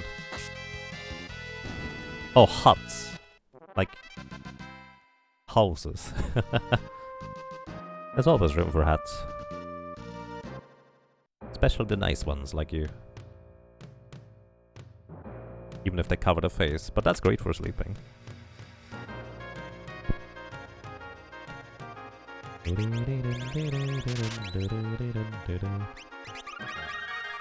You're level 56. Progress. So what does a cask do? We need 20 iron. We need... For 20 iron, we need 1,000 scales. This doesn't seem reasonable to try and get, honestly. Maybe if I go back into the mine, I can now, like, just go and grab some more? Maybe the stash is still there? We make iridium quality wine in the cask. We cannot even make wine yet. We don't even have, like, grapes or anything like that. Can you bring a wagon into the mine? Well, if I could make one, maybe. Definitely an idea that this could be a thing. Definitely an interesting idea. Okay, let's actually go back up on the trappers here. Maybe I should have backup wood instead. Or hunters, I suppose.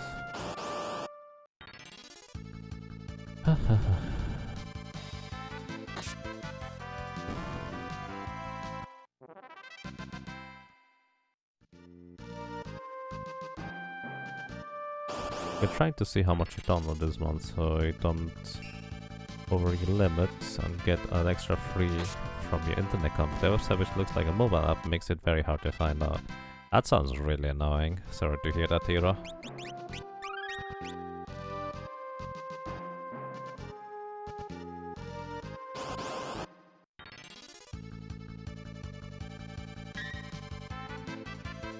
Let's actually build a few more torches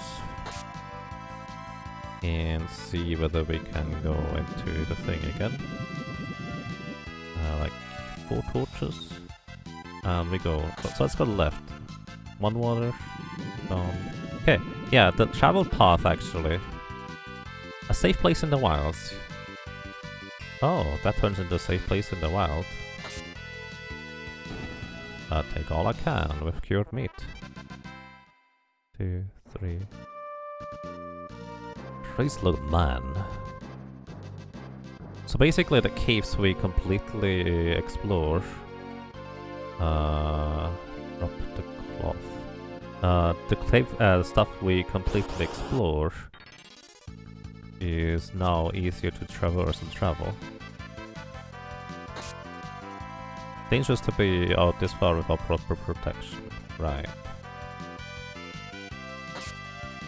Interesting, interesting. So we probably want to just clean out the caves on the immediate vicinity.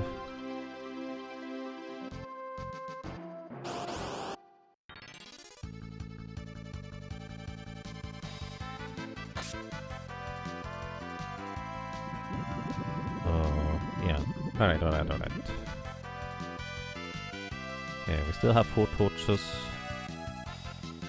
Don't know what the charm does in any capacity. Let's go to the iron mine. Actually, let's go into a damn cave up here. Oh, stabby. Birdie just approaches us. Take its meat and scales. Actually, drop the meat. Wait, drop the teeth, I guess. And we go into the cave. Cave is narrow at the feet in. The walls are moist and moss can squeeze. The torch sputters and dies in the damp air. The darkness is absolute. Continue. A large beast charges out of the dark. Oh dear. Need to eat meat to stay alive. Except that they can't pause and need to eat more meat. Alright. Take all the fur, take all the things we can. Continue. The nest of large animals lies at the back of the cave. Scales and teeth. Alright, we're just gonna drop all the torches, I guess. And we also gonna drop the teeth. We're gonna drop the fur. The scales are way more valuable. And how much cured meat do we have? Plenty, so we drop that too. And yeah, that's it. Leave the cave now. So this is now a safe place as well. Okay, we're actually making progress here, so that's interesting. I imagine when we get to the iron mine, we can then start sending people over there if we actually properly explore and secure it. And welcome to you, Iceburner. Happy New Year to both you and your kiddies and anybody who is around you. Do I use virtual audio cable? Right now I do not anymore. It's a bit finicky, but I have experience with it. Making more progress in the Dark Room than in Final Fantasy 5. Well, that's expected, because we use a solo Berserker, honestly. A stranger arrives at night. Please do not set my houses on fire, I would really appreciate that. Okay.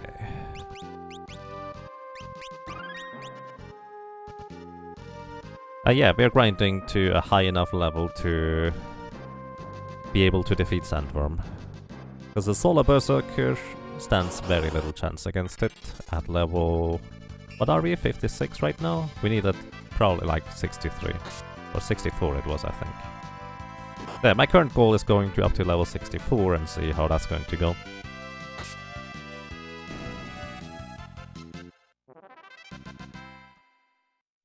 Okay, one more encounter, then we need to heal.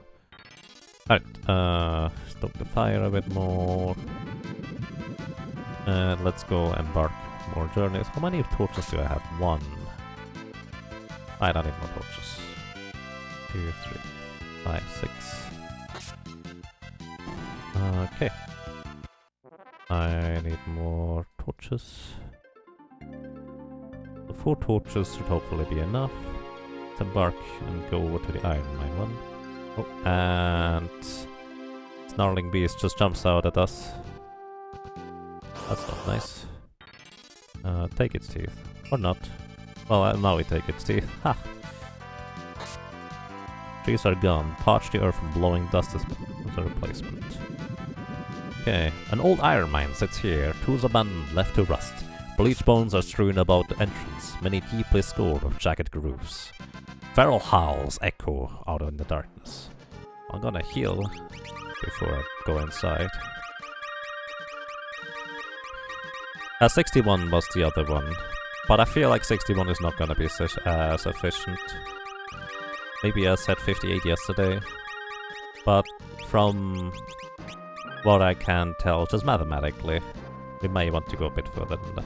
Right, let's go inside. A large creature lunges, muscle rippling in the torchlight. Ow. Eat meat. Okay. Alright. Take 4 scales, and... yeah, I'm not gonna drop anything. Wait, that's all? I can then drop the torches, I guess, in order to get more scales. The beast is dead. The mine is now safe for workers. Ah, that's what I was looking for. There we go. So we can have miners. Sweet! They used 1 cured meat for 10 seconds. What cured meat do we make? We make +3 right now, so if we just go for 5 miners, we have -1? -2. Okay, let's go for 4 iron mines. Alright, we're getting some mesh. Poke the fire, gather more wood. Nice. Maybe I'll want to actually just remove all the hunters. Or, hang on, no. Let me think about this real quick. So these make cured meats. They need wood, however. Right now we only get 12 wood. Good thing we made a bunch of cured meat in the meantime. But miners, of course, need cured meats to survive.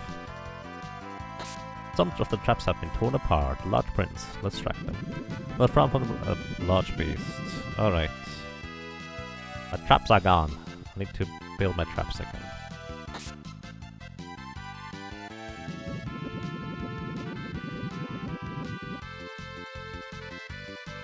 More than 4000 HP in World 1 grind. Yep. We will have like 9000 HP by the time we finally beat Soul Cannon. Which doesn't help because it's percentage-based damage. But we just need to deal that much more damage ourselves and have a higher chance to resist the little launcher's attacks. Which is the main problem. So yeah. So basically, in order to support this, we need 15 meat and 15 wood for making 3 of these. Let's see. 20 wood. We make only +6 wood per second, which is still fine because we are net positive. We have more than enough meat, I think. Oh, -20 per... oh, no, it's 1.5. Yeah, that's fine. So that means cured meat is just going to be equalized with 5 iron miners. But we have so much cured meat that I think we can go for 1 more iron miner. Or actually a bunch more for that matter. But then again, we're gonna not have enough wood anymore. Because, of course, the gatherers are the ones that gather wood. But hey, now we can upgrade our weapons further. This one is just ridiculous, yep. Yes it is. Which is also why I'm doing it on console, because if I just go crazy, might as well just go all the way crazy.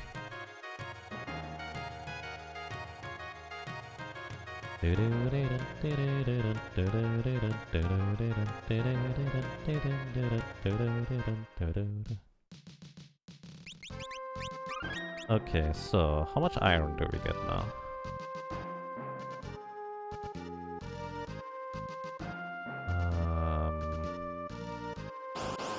Convoy.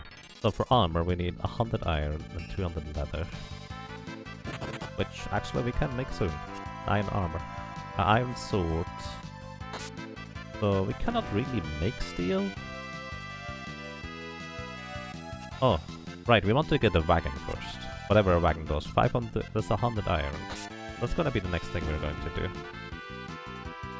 Let's make a wagon, or a cask. What's a cask? Like something that contains more liquids, so maybe that is for being able to explore further with more water.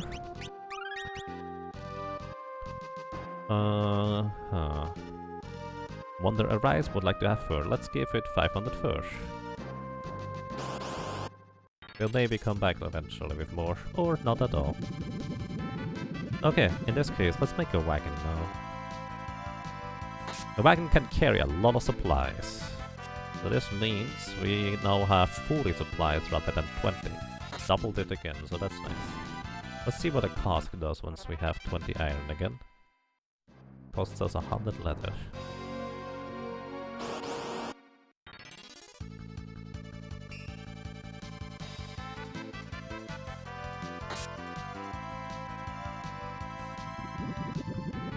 Okay, let's see. The cask holds enough water for longer expeditions. Ah, that's what I figured. We have 30 water now. Alright. So, and we probably want to upgrade the armor. As long as we don't lose our dude, we should also keep the armor, right? 200 leather and 100 iron. Which means more HP, probably. Which, I'm not sure how useful that is, because we seem to still take the same damage.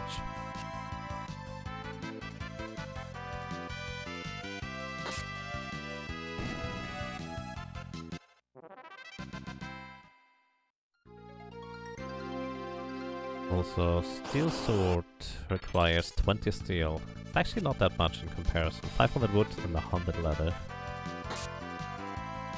But at the very least, we probably want to get the iron sword to deal more damage. It's 20 iron, 50 leather, and 200 wood. Which we do have, actually. The sword is sharp, good protection. Out in the wilds. Okay. So instead of taking the bone spear with us, we're going to take the iron sword with us. It's gonna be weight 3, that means it's 1 heavier than the spear, but we can also carry more stuff.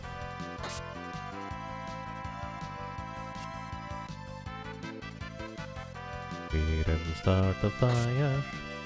So, we need 100 steel for a convoy. A water tank is 100 iron and 50 steel.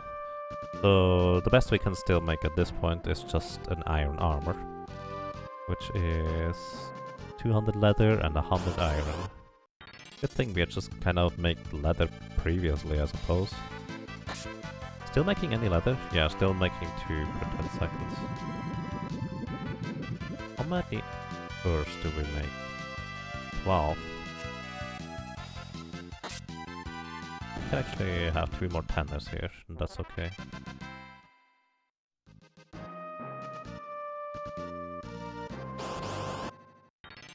After watching a few hours of your stream the last days, you caught yourself whistling the battle theme today while you were making food. Nice. I hope you have better aim than the Berserker, though.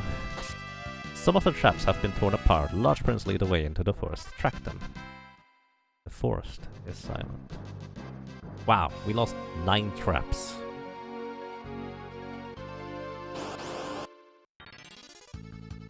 Oh, it's gonna be expensive to rebuild all of them. In fact, so expensive that I'm going to go ahead and have more people gather wood instead. So let's see, meat, we get -1 for 10 seconds. And wood, not wood, fur. So 1 more hunter will actually make it break even.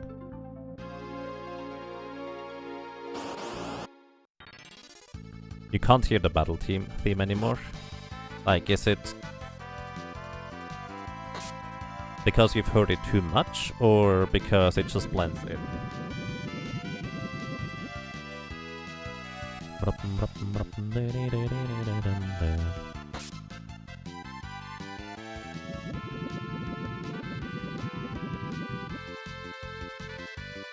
You've heard it way too much in the last few days. Ah, that's fair. I don't think there's a way to disable music in-game. And I kind of really likes hearing the sound effects, so I know when to do what.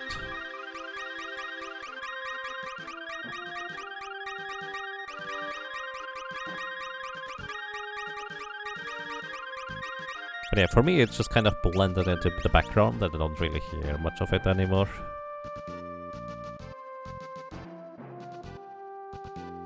Let's see. Check traps.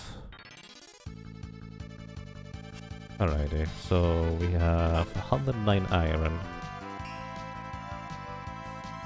Probably going to remove the one iron miner just so we get cured meat again. Because I think we have -1 right now. Yeah, definitely remove one iron miner.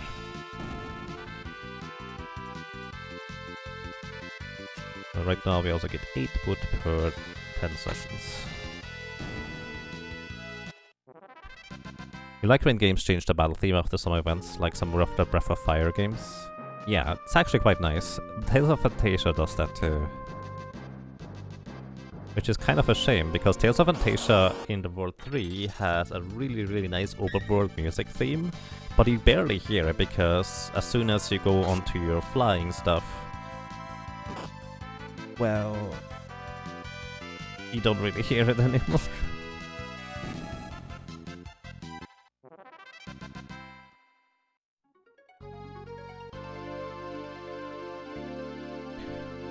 This would be a good time to play Plants and Zombies. Not really interested, but it's experience to see what all the... Oh! Plants vs Zombies would be a good idea too, actually. That's true. I like Plants vs Zombies. I played it a bunch. It's a good game.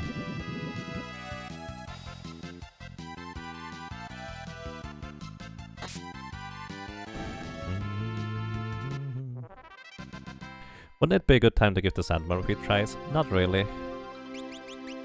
We are only 3 levels higher than last time. And it kind of looked rather hopeless yesterday for the most part. So, yeah. Hey, welcome and a happy new year to you as well, thank you. So let's put it this way, regardless of what level we're going to be at the end of the stream, I'm going to give Sandworm a few tries. Through the walls. Vague shapes moved just out of sight. The sound stopped. Strange noises can be heard through the walls. I don't really know what that means. Oh well. Okay, we soon have enough iron for another armor. Apparently... What's his name? Sulla defeated Soul Cannon at level 83. But he used speed up, so that means he spent a lot less time retrying overall. So we may want to go to like 87 or 88 or something like that. Which is actually a lot less experience required than the initial plan of me going to like level 94 that I had planned. Or, yeah. Either way, we will see how successful we are and how close we potentially get when we get there.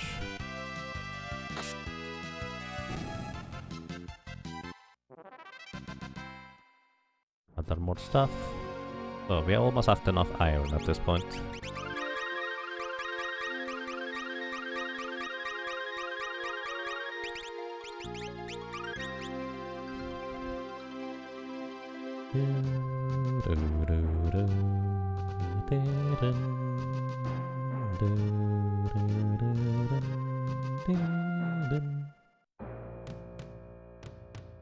HP and MP restored, but you're still hungry. Maybe. I should get some soup sometime. I like soup.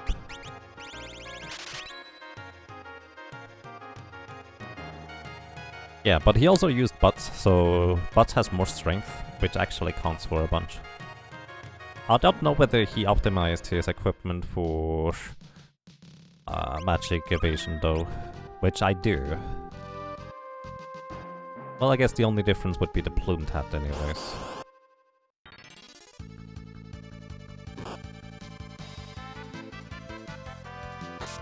Any reason for not creating an exception rule like dual towers for Soul Cannon?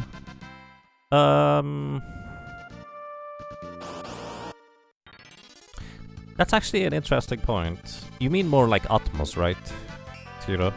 Rather than dual towers, because dual towers is just like, you do technically beat both of the sides. But why not create an exception like Atmos? That's actually an interesting question. I have never thought of it, to be completely honest.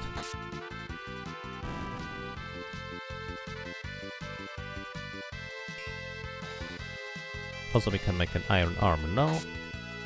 It's stronger than leather. And I guess we can go and explore stuff more. But yeah, that's a really good question. Why not make an exception?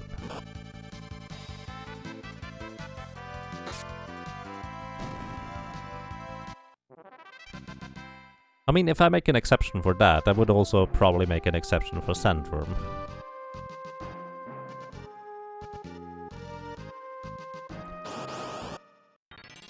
So here's the catch. I'm not going to make an exception, in case anybody's curious about that. I'm just going to stick with the plan for now. But it would have been actually an interesting question to ask if I did that before I started, because Atmos, a bunch of cactus, get like additional time to defeat Atmos. But that's kind of all they get. Like, the additional cactus don't do anything aside from just stand around and eventually die in time. So I guess it would be a bit of a different thing. Shuffling nooses. So it would be basically just a different timing thing. You've never done 12-hour challenge, Jaga. Do you have any advice for preparing for it? Any pre-planning should be done, or just go with what you already know? You can do any pre-planning you like. Like, the pre-planning I suggest you may make is just know where you want to look up stuff and kind of have a general idea on how you go about it. Like, do you want to just do one run over the course of the 12 hours, or do you want to have the game done well enough by the time the 12 hours, or by the time you're up, so you can do an entire run within the 12-hour time span? Well, that's kind of one of the questions you will want to answer for yourself. Another one is, if you go for 12 hours straight, get enough food, get enough movement, and get enough something to drink, and prepare for that physically. Like, just get up every 2 or so hours. So I set an alarm or so. That's my suggestion.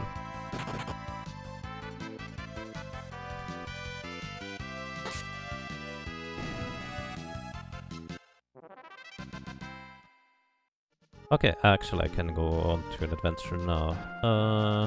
Iron sword, all the cured meat. Oh? Oh, it's increased by 10. I didn't realize that.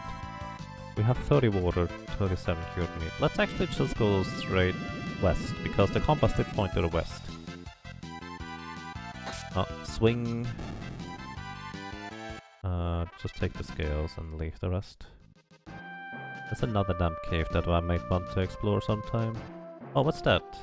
An abandoned town. A small suburb lies ahead, empty houses scorched and peeling. Broken streetlights stand rusting. Light hasn't graced this place in a long time. Ah, so it is kind of post-apocalyptic. Let's explore it. Ambushed on the street by an E. Deals 4 damage per attack. Oh dear. Good thing we have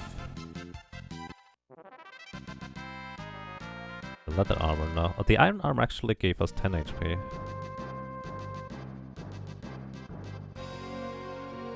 Alright. We get the cured meat, and we take 4 leather. And we continue exploring.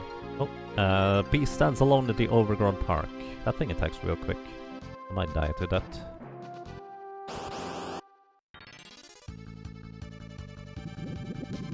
Oh dear, please miss. Ah! The world fades. Rip.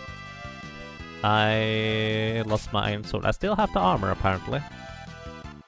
Well, that's good, but I don't have the iron sword anymore, so I will need to build another one. That's actually good to know. The armor actually sticks around.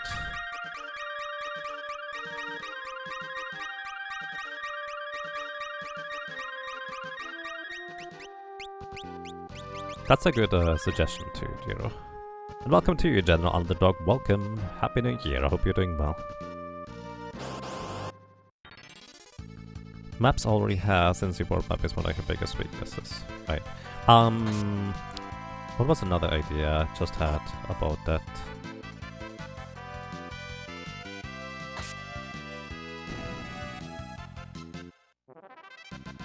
Oh, maybe you figure out how you want to take notes. Like, one of the things I actually started doing recently with newer speedruns I've learned, I've always just made a Google document. Like a Google Sheets document, and just made notes into that. It ends up just kind of being way easier to manage than having a notepad. So I recommend Google Docs for taking notes and writing stuff down, because you can even make formulas into it and little calculators if you need to. Like, it doesn't have to be anything crazy, just a quick calculation for something, in case that's necessary somewhere. So it can help. Or even checklists or so. Happy New Zerker, indeed. Hey Krauser. Hope you're doing well. The world fades. Yeah. How much is that? 20 iron. 50 leather. Oh, we have more than enough. Let's see.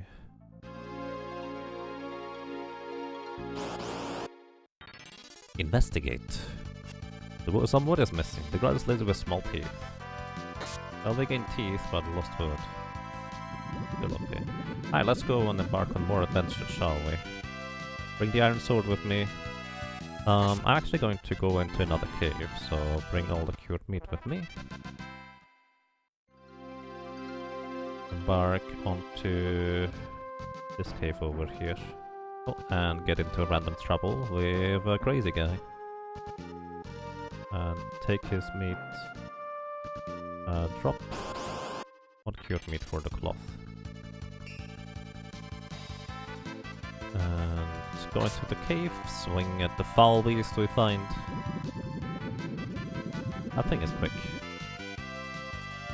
Nothing to worry about though. Take all the teeth. And just continue. The darkness is absolute, use another torch, a large beast comes out swinging it. Should probably be the last one. Usually the large beasts are the ones that are just at the end here. Take all and continue. Ah, there we go.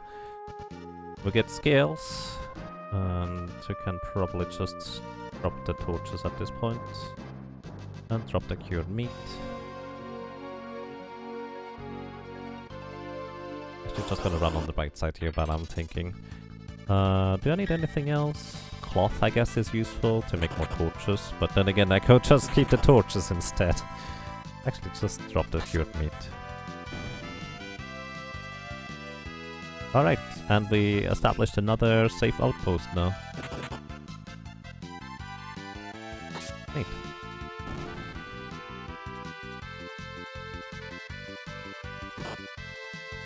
So if you could play Friends up to beating Soul Cannon, then switch to Berserker, what level would need to beat Archaeovis?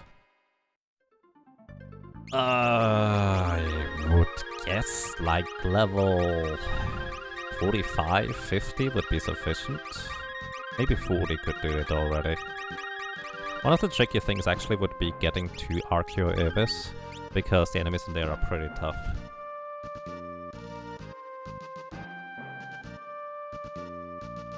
And hey Lemon Kitsuna, welcome, I hope you're doing well, and Happy New Year to you.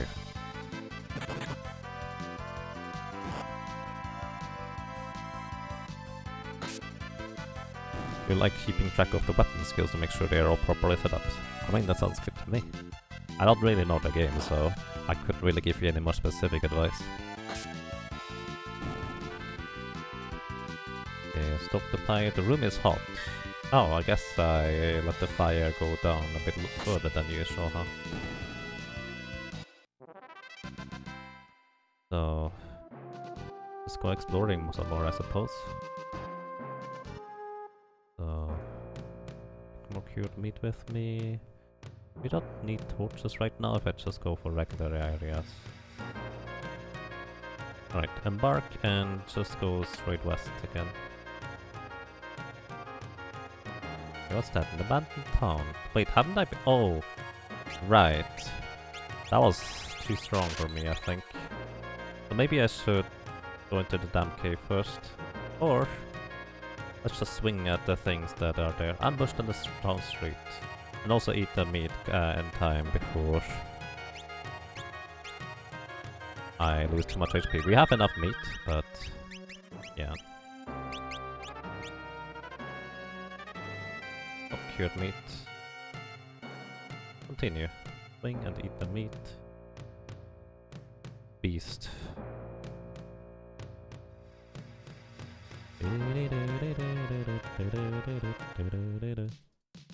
Yeah, we should beat the beast this time. Okay. Take everything. Continue. Something causing the monsters a ways down the road. A fight, maybe. I'm not sure I'm going to be ready for this. Swing and eat the meat. A man stands over a dead wonder, notices he is not alone. And the world fades again. Alright, we are not strong enough to take these guys on. I'm gonna avoid that town next time. I think that makes more sense. Which means I need to make another iron sword now. Could also buy some medicine, which heals me actually for more. It's really expensive though. Kinda wish I brought the medicine back. I didn't realize I could just take the medicine and bring it back, or that it was such a valuable commodity for that matter. Oh. 500 wood. Sure, you can have all the 500 wood and hopefully you come back and bring it back, because I don't think the others actually came back and gave me more wood back. Or fur anyways.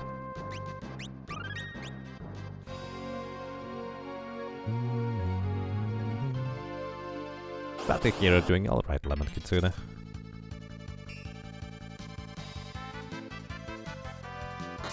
Oh! For some reason I thought... Oh, never... Okay, I do know Secret Mana, I suppose. Right. I was actually... Somebody else was talking about Romancing Saga 3 before. And I still had that one in mind. Yeah, no, I do know a bit about Secret Mana. What else would there be?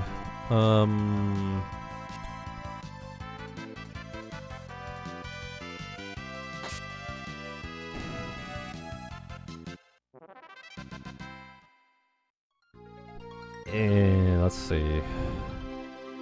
Mysterious Wand returns, piled up high with wood. Hey, thank you. You actually did bring the wood back.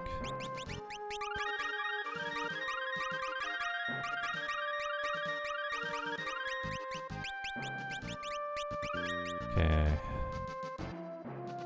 Go and embark on another adventure. Well, I guess once we're not dead anymore. 1 iron sword.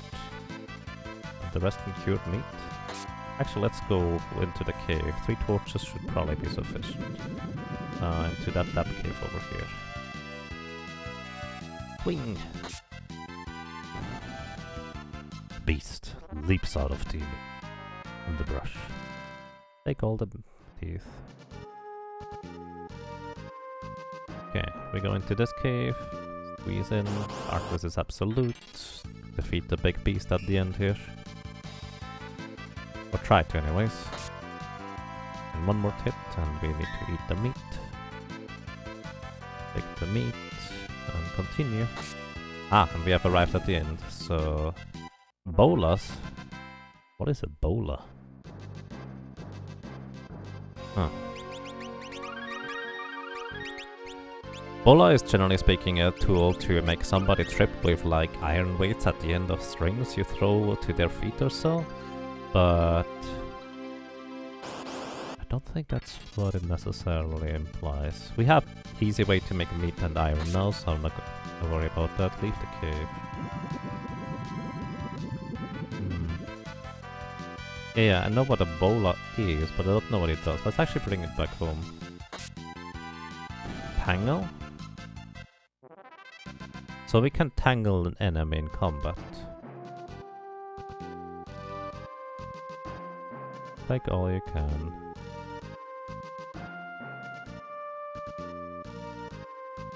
Alright.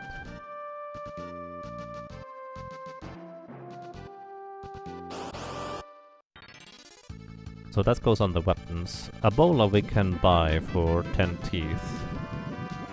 Alright, so it's acquirable. Not necessarily easily, because we don't have an easy way to get teeth, for that matter. We do have, however, quite a bunch of them.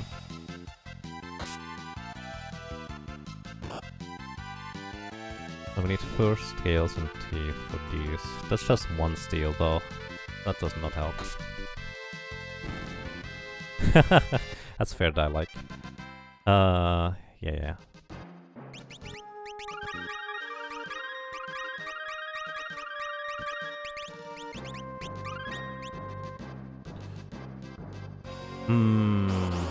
I guess we just continue adventuring. We can actually go pretty far out at this one. I'm just gonna go in a straight line this time. Let's see. 2, 3... Oh. Snarling beast. Just take the teeth and leave. Swing at the gaunt man. He's pretty dodgy, apparently. What happens if we tangle him? He's stunned. Oh, that's really good. We can probably take out the village with that if we get a bunch more bolas. Interesting. Take the cloth and feathers. Eat some meat, really. Okay, a small suburb lays ahead. Empty house, scorched and peeling. Broken streets, lights and rustling. I'm gonna leave. Oh. I'm not ready for that. I want to have like 2 or 3 bolas. With that, we should be able to take out whatever is ahead on the village on the left side. Take everything and leave. It's just running back now. Alright, actually we are making progress here. Probably. Alrighty. And yeah, I think I definitely want to try and get some. So it's got 2 bolas here.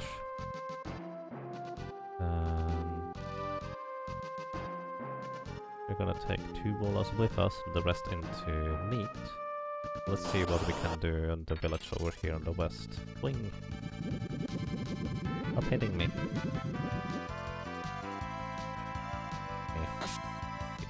Okay. Strange looking bird. Take your teeth. Alright, let's explore the village. I need this torch here? Green cross barely visible behind. Well, okay, for the village I also need a torch sometimes. That's good to know. I have only 1. Let's actually get 2 torches, and that means I need to make 1 more. 2 torches, and the rest is going to be cured meat again. Alright, let's see how this is going to go. Strident Song, thank you! I still really like your name. Thank you so much for 30 Ramsa support. Welcome back. Well, I'm glad you enjoy your stay. Thank you so much. I hope you're doing well and a happy new year to you.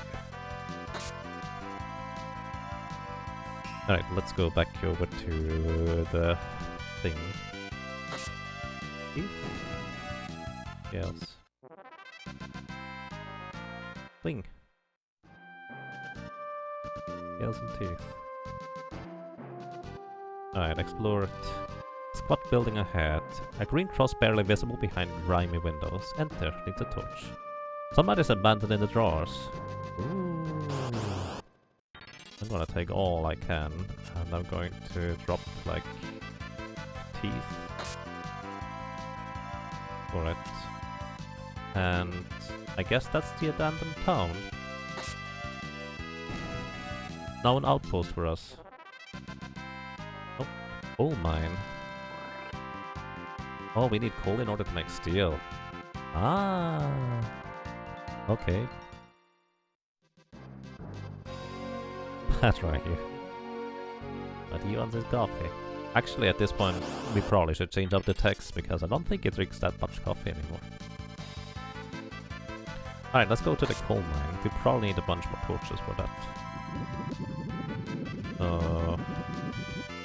4 torches, 4... That's a lot of medicine, but hey, we may need it. We have plenty of meat. Let's embark and try to get to the coal mines. Stick to the path. And a campfire is burned by the entrance of the mine. Men mill about, weapons at the ready. Attack! Swing. A man joins the fight. Take everything. Continue. Basically, we just kill the people that are trying to make a living in the coal mine. Okay, continue. Only the chief remains. Eat the meat. That seems easier than I expected it to be. Ooh. Tangle. Woo! Cured meat. Continue. The camp is still safe for the crackling of the fires. The mine is now safe for workers. Aha. That was a bit spooky, but hey, we got it. The room is warm. Oh, I guess I can't be outside for too long, otherwise the room is going to go dark again. You're watching me.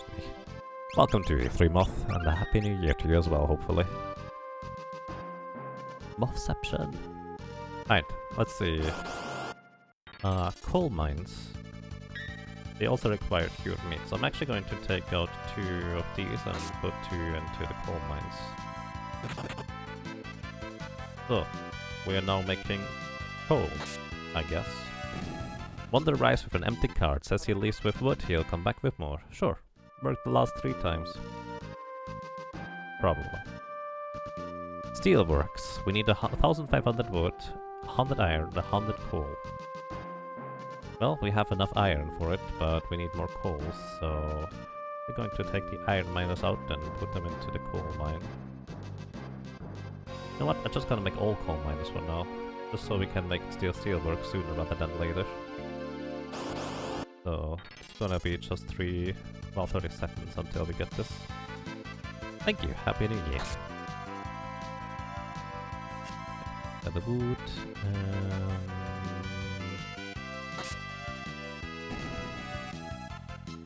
Would be sufficient.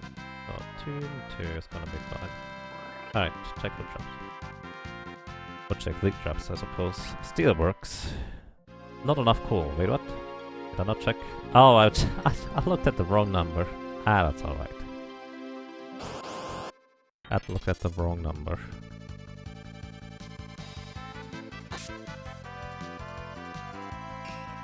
Now we have enough coal. But this should actually make it so we still get enough cured meat. Well, 0. Probably want to have 1 more charcuterie in this case. Means how much wood do we get? 2 per 10 seconds. Oh, it's actually turning into management simulator. Well, I guess that's been the case and so. A haze falls over the village as the steelworks fires up. We can't mine steel now. We need iron, coal and steel. Make steel. So they need 1 iron, 1 coal and make 1 steel. We can make 2 of these. Because we get 2 coal, 2 iron. Which is going to be a net even. 2 steel workers.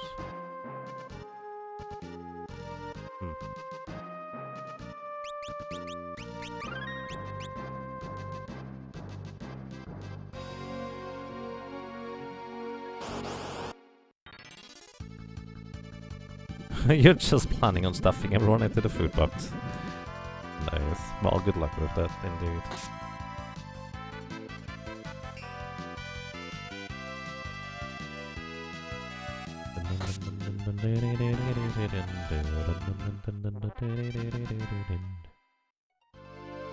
So right now we actually get 0 wood. Maybe I don't need quite that many hunters anymore. Let's see, the fur on the other hand. We actually only get 0.5 fur. So if I remove any hunters, we have less now. Then again, I guess I don't need that many tanners either. Reduce the tanners to 2 and see what that affects. So that means we actually get not 20 fur, no 10 fur per cycle. And what is the other thing I have to do? Meat. That is for charcuterie. Which we need more anyways. I guess it doesn't really matter. But we have more wood gathered now, which means 1 wood per 10 seconds. Not a whole lot, but it's enough to keep the fire going, I suppose. Alright, where's the steel? There it is. So with steel we will be able to make water tanks. Means we can explore further, which is not a concern right now, but well, I suppose it kind of is.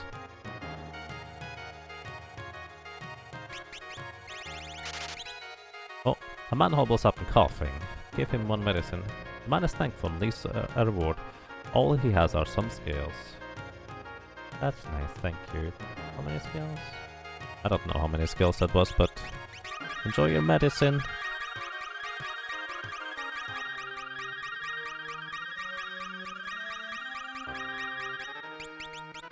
$39 potions used up.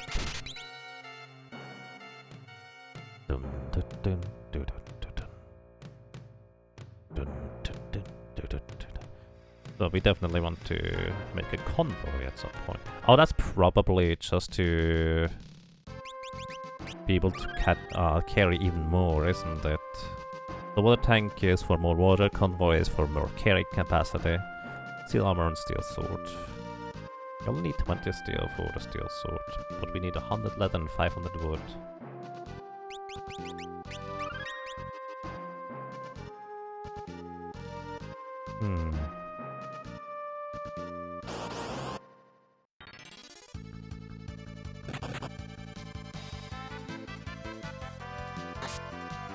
Alrighty, by the way, it has been pretty much 4 hours at this point of grinding a bunch and just doing stuff on the side. So, I say I'm gonna save this here for now.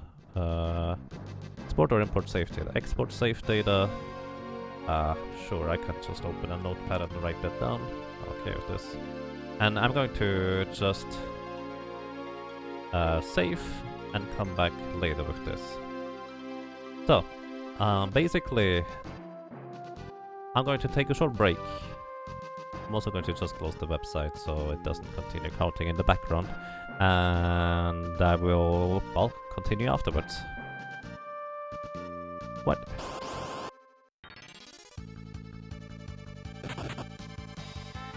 You're putting quite a few people into the food box. What is that thing? Some sort of interdimensional prison? Well, I mean, the food box is quite roomy and nice inside, actually. So, it's not a prison, although I guess you can't easily escape anyways. So it might as well be. Either way, I am walking back anyways. Let's just go back to the chimeras, heal up, and then we just sit there.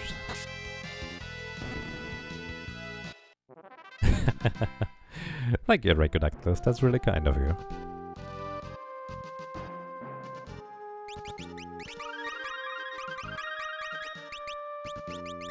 Save, one more fight, and then we take a break. So everybody, I suggest if you haven't done that in a while, get up, stretch, get some water, and stuff like that, and be right back.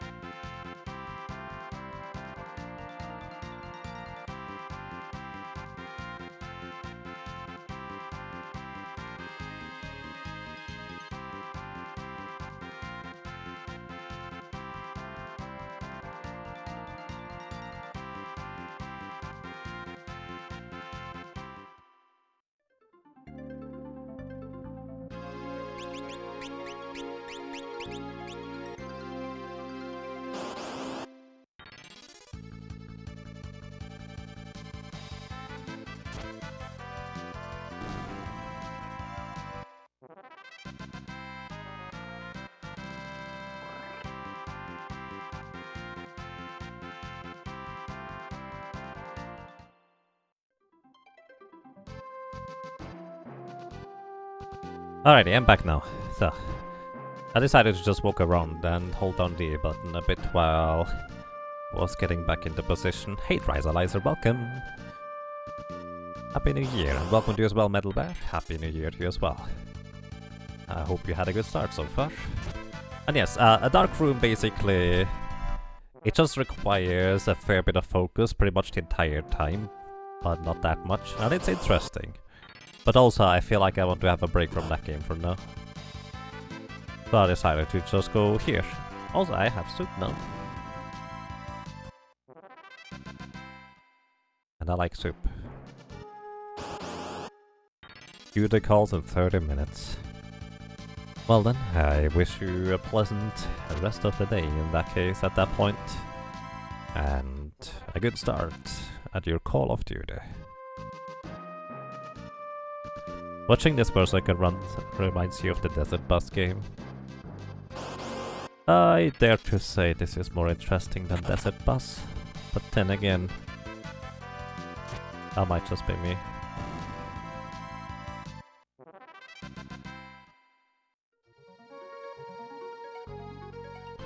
For anybody wondering why I wasn't using the Death Scythe before, it's because Death Scythe has a 15% chance to miss. So I can never really be sure how much HP that I will need for the next combat. And it always was guaranteed 2 hits with the Guardian Dagger. Plus the Guardian Dagger has an additional 1 in 4 chance to block physical attacks. So there's that.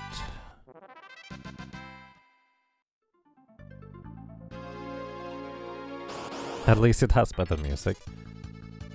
Desert Bus or this one here? Desert Berserker.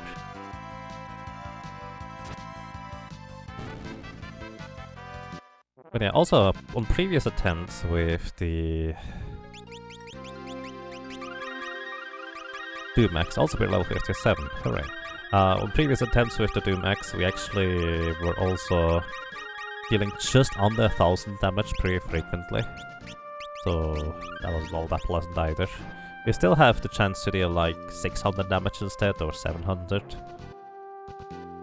But I think the odds should be in our favor now to use the Doom Axe. You have a grinding idea for the Chimera? What would that be?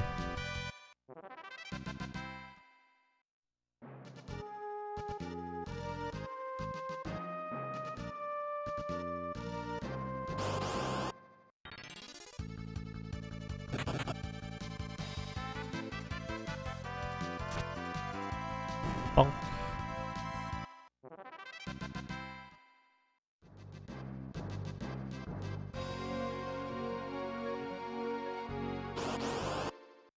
No, the Aqua spell is unfortunately not water, even though it absolutely should be. It is actually neutral element. Otherwise we could use a coral ring. You're correct about that.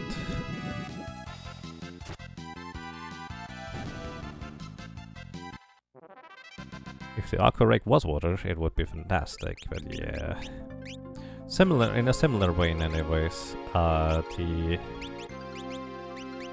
exploder from the bombs is not fire. Otherwise that would actually be a pretty interesting grinding place. Actually, I might try that place anyways, just to see. Yeah. The special ability of Aqua Rake is 8 times damage against desert enemies, as Dryzalizer says.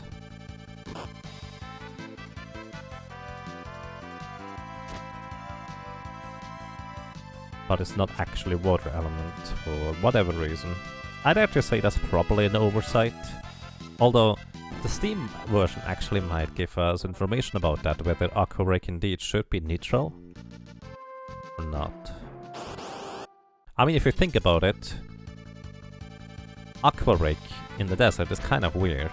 So maybe those bubbles are not actually made out of water, but actually glass.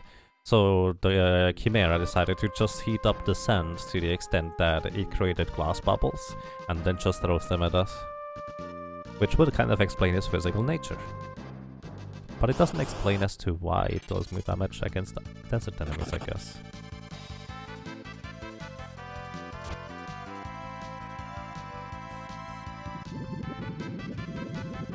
Glass bubble cannon, yep.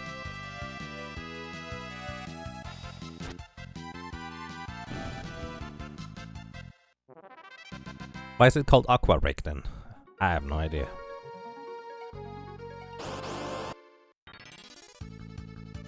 Every now those bubbles in power RPGs are very powerful. Yep, especially against rock and ground type enemies and fire. I mean, look at Mega Man 2. Bubbles absolutely destroy Hitman.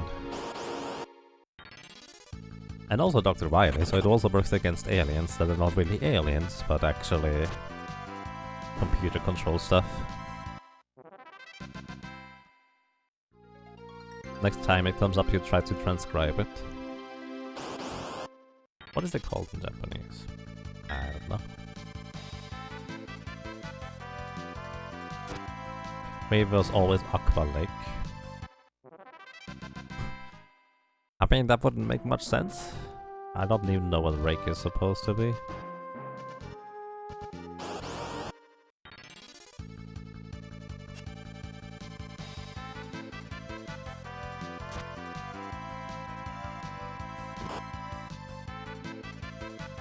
You've seen Aqua Rake and Aqua Breath.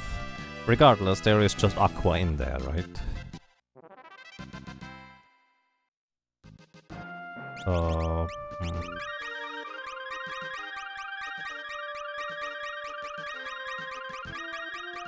Oh. Okay, switching back to the Guardian Dagger and replenishing potions. Aqua Breath is used in the re-release. Which really makes the most sense, I would say. Rake is the tool that you use to gather leaves in autumn. Right. That thing being related to aqua, or water, doesn't make a whole lot of sense. Or does it? Maybe I'm missing the point.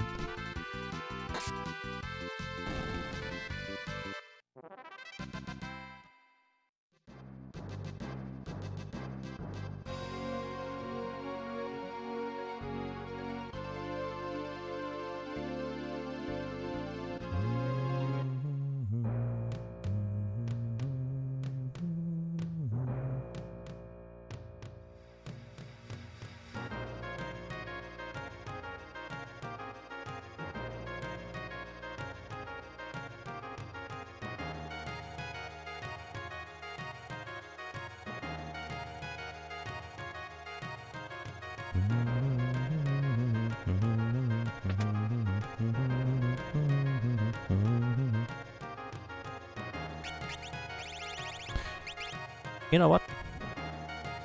I'm going to get some good music in here. And here's the thing. Technically we can buy potions for half the price. If we go to Butts' home village. The village of Licks.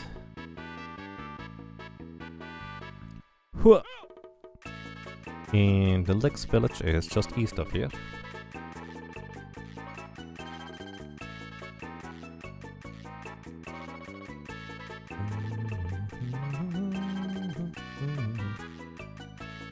Also, I will want to actually check out how bombs and bio soldiers work out for the grind. Also enjoying the music. I really like this one. Probably just gonna sit here for a minute or two.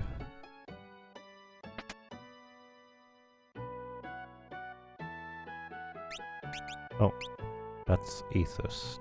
That's potions. Why are... Wait, is that ethers?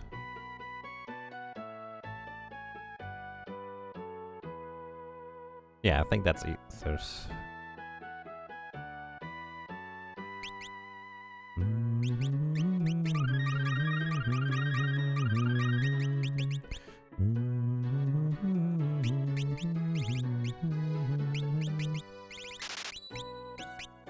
Yeah, 14 death signals again. Oh well.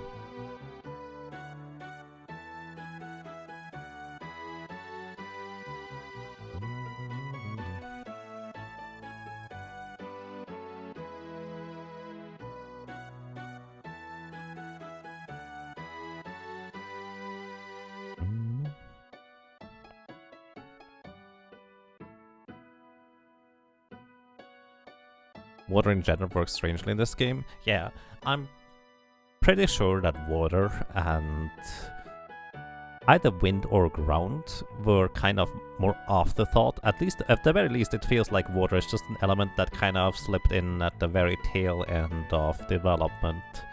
That decided, you know what, water is different enough from ice that we probably should separate it.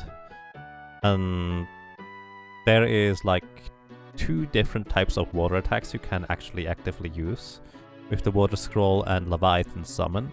Beyond that, the Geomancer has like eventual or potential water-based attacks, but I think that's about it. Well, until the GBA, where I think there's some more like Cannoneer stuff that can deal water damage.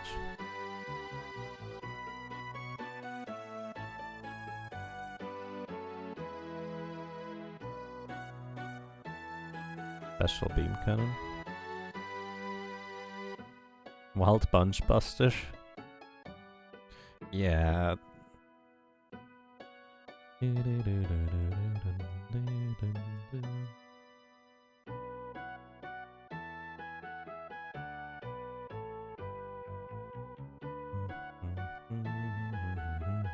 Alright, let's go. I just really like the music here.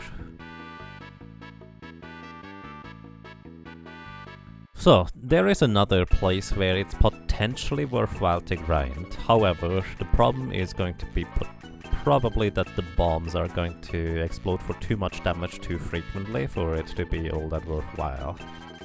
Not sure whether that's gonna be true or not, but we'll see. But the enemies should be a pretty solid experience. I'm actually going to walk over to the village to the west. Do I have everything equipped at once? Ninja suit, elf cape, guardian dagger, yeah. Everything here should be a one-shot, even if it was only in the back row, because we just deal that much damage at this point.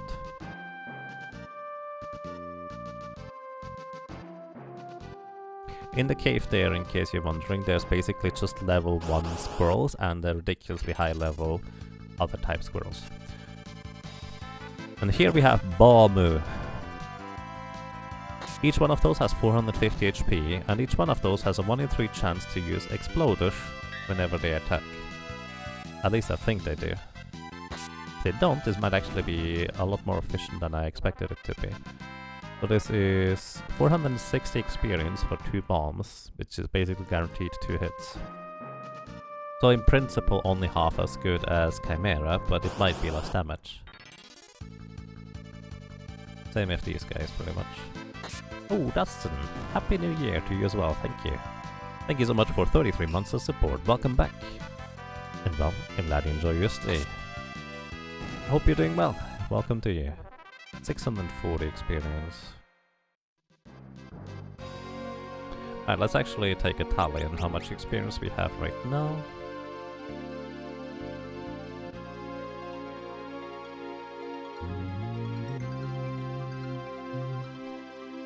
$1,775,20 experience is our current amount. And let's see how much it's going to be until we have to restock our potion. Oh, I need to stop my timer. There we go.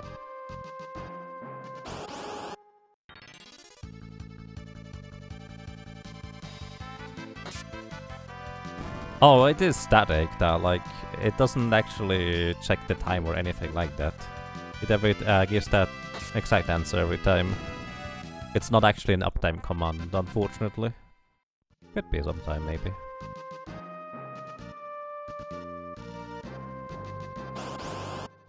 The Skull Eater Squirrels, is that an uncommon encounter? It's not that uncommon, but they deal a ton of damage and have a lot of evasion. I don't know whether we even can pierce their armor for that matter.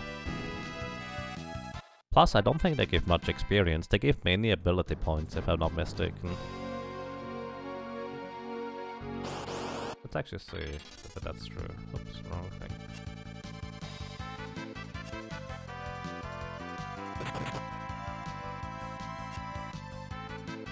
Skull Eater gives 300 experience, so it's actually not 0, but it's definitely not worth it. And there's the explosion. Oh, only 440 experience damage though.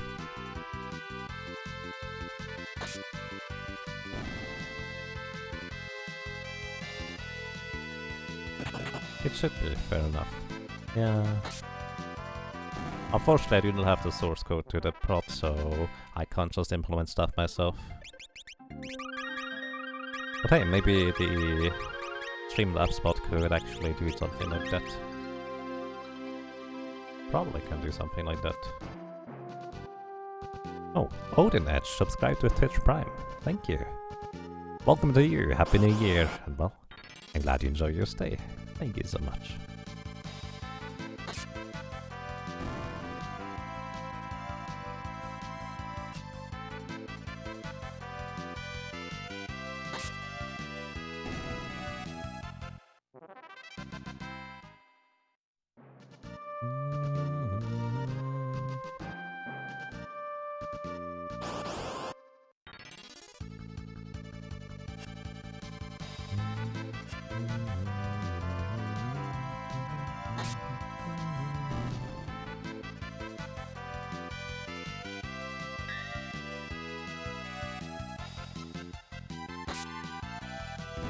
Fire soldiers, you remember them? Yeah.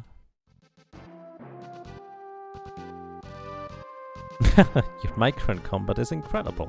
I can hardly see your inputs. Yeah. I don't have any micro at all. There's just no inputs.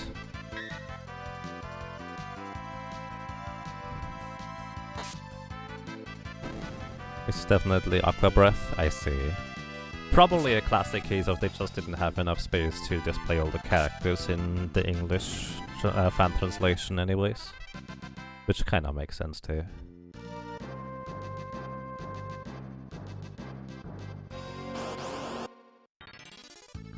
Surprisingly few explosions and bio spellcasts so far, honestly.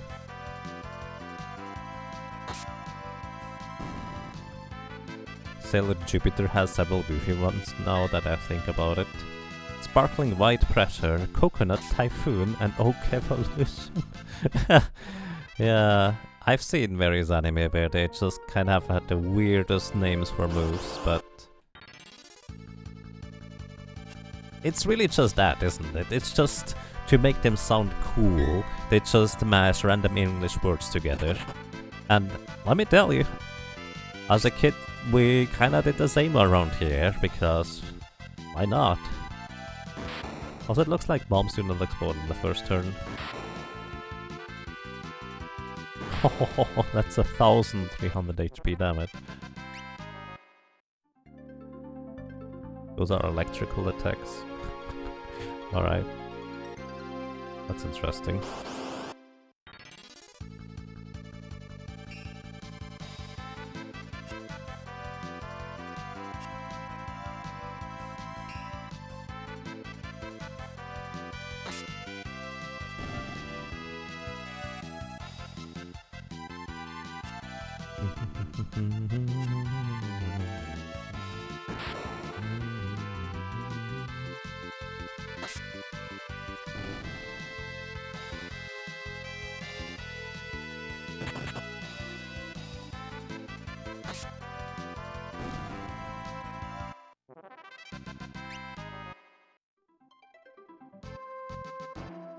To be fair, German has the tendency of combining 3 to 5 words into a single word. Well, that too, yeah. Thank God for Berserker HP. Definitely helpful.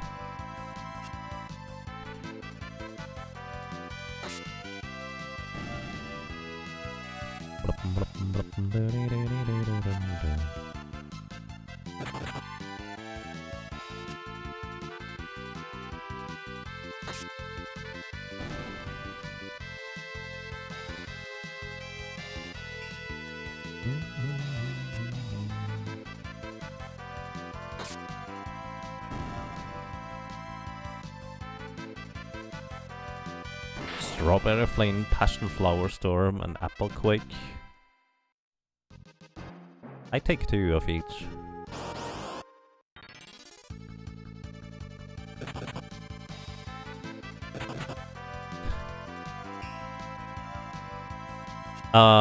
My first guess would be One Piece, specifically Sanji, but then again, I have no idea. But it could be basically anything from all I know. Peach wedding dress? Oh, that wedding princess thing?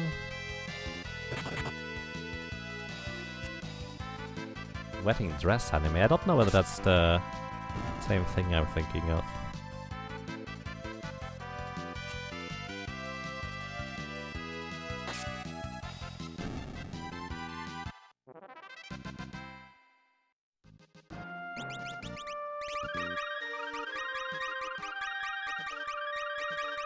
Definitely costs a lot of potion trying to fill up HP here. Apple Quake is the best. Alright. That's just weird. To be fair, all of those are kinda weird.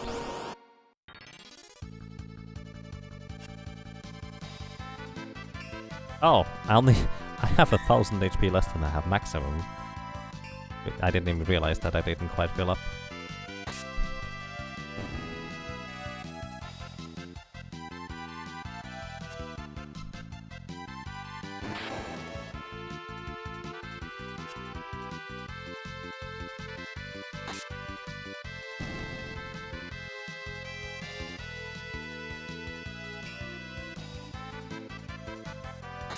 Apple Quake sounds like a terribly unhealthy but delicious dessert.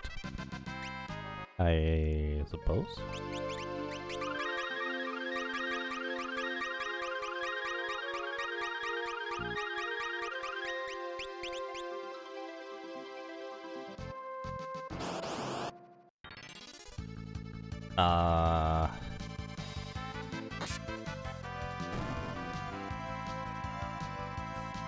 Apple Quake. Alright. That's so weird. That's just a dishwashing soap?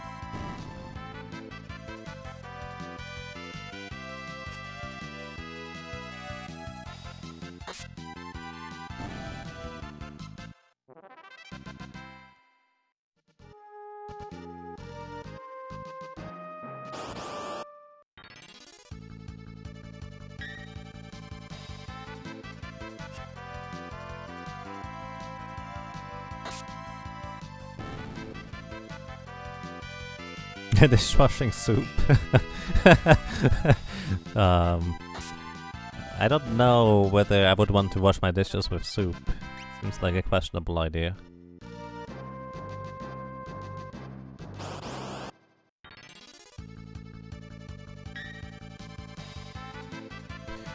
You should not use too much dish soap, so the dishes shouldn't actually necessarily smell of the soap necessarily afterwards.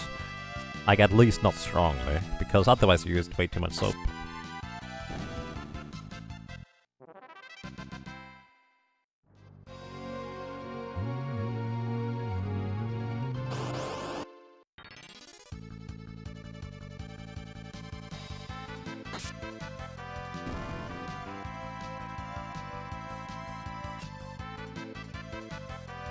You light your modest village on fire somehow. Oh no.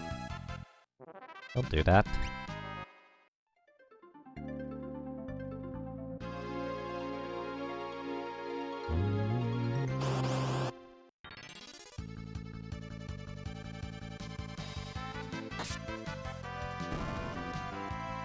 tock, tick tock, tick tock, tick tock.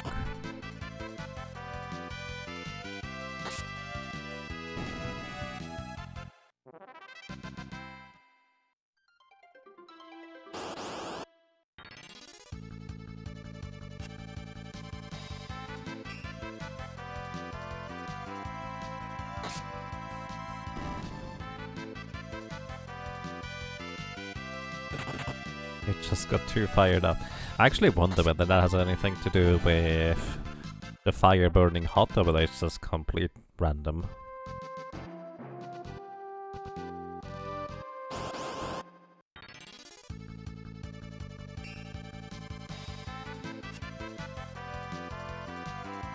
Can also use water to dilute the soup.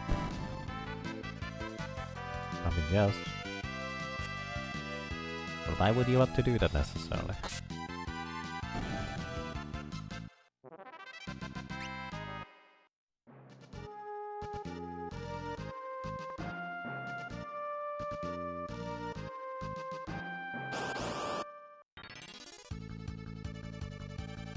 Spicy jerky?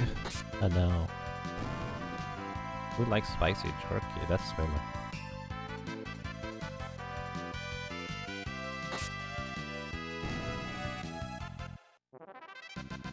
You like spicy most things? Well, that's fair. Some people do. I'm actually not a fan of spicy for the most part. Like, spicy food can still be really good.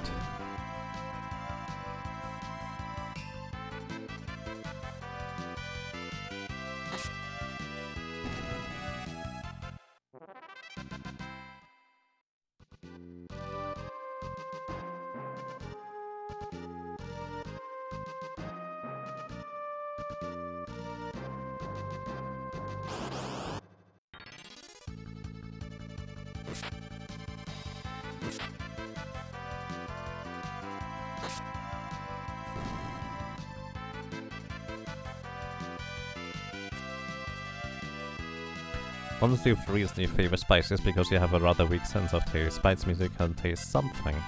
Oh, I see. It's kind of like my mother then. That's fair.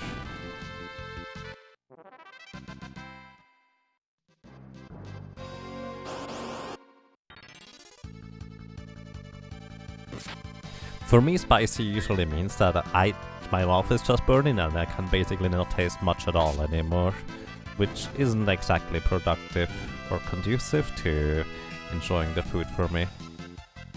Like, if it's not too spicy for it to be, like, oh, too spicy for me, can usually be really good.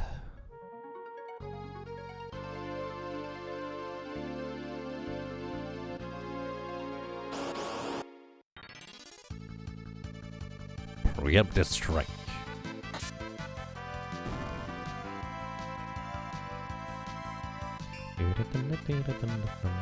It looks like the bombs never explode on the first turn. So on a preemptive, we guarantee that only one of us, or one of them, attacks us.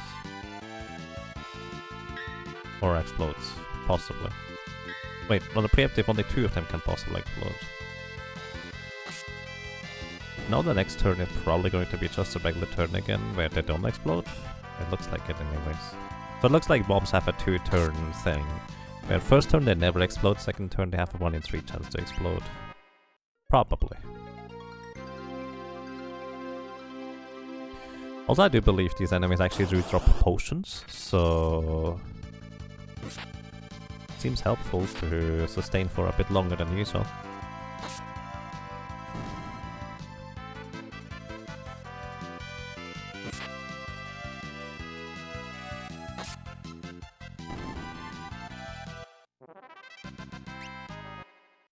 How many potions do I have left? 25.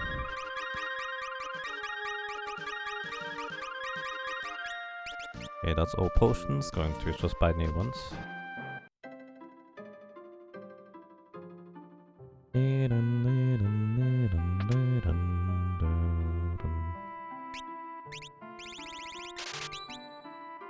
Right, I'm about to stop the timer so we know how much experience per minute we gain. The timer is at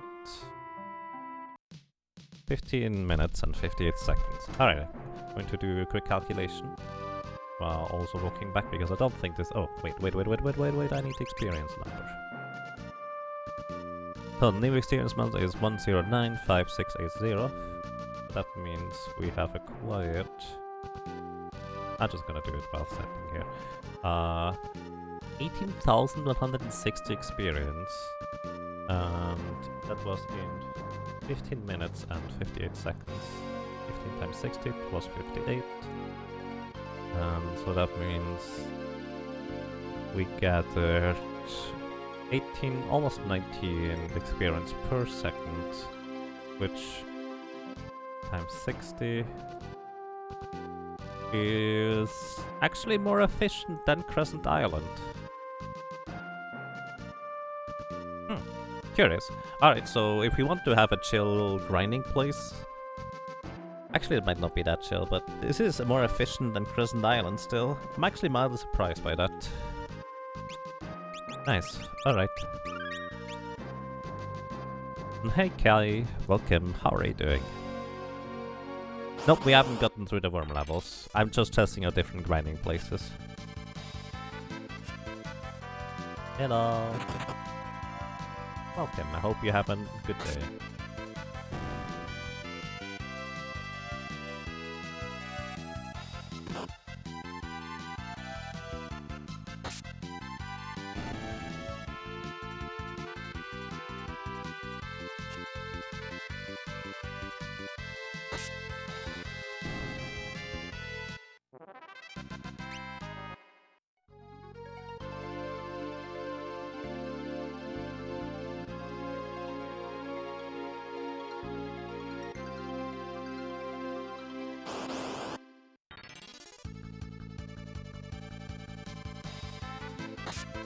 A dagger for faster speed? No, the dagger doesn't influence your speed at all. But this dagger is actually pretty much one, if not the best weapon, compared to anything else you can pretty much have in World 1 at this point. The Doom Axe is probably on average slightly better than the dagger we have, but it's not consistent. So the catch is, Berserkers can use axes, right? But axes always have a chance to miss. So if you just miss once in like 10 attacks, the dagger is usually just better. Especially if you can one-shot the enemies anyways with the dagger, there's absolutely no reason to use an axe which has a chance to miss. Like this guy here, 850 HP, we deal 500 more than that pretty much. No reason to use an axe. The one place right now that is a reason to use an axe is the Chimera, which is where I'm going right now. Which dagger are we using? We are using the Guardian dagger that you get in the castle escape from Karnak after it starts burning down. You know, the 10-minute timer. It's the Guardian dagger, or Magouche it is called as well. Welcome to you, Vagabond Azulian. Hello. And hey, background guy, welcome. How are you doing, sir? Happy New Year.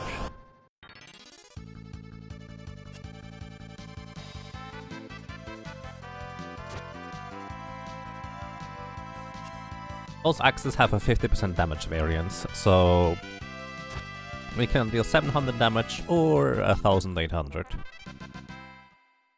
How's the grind? Slow but steady. We're also doing other stuff on the side here once in a while when time comes up, so if you have suggestions on what else we can do, why not? Also, fun fact, my Firefox is closed, so I'm not sure why that's still here. That's weird.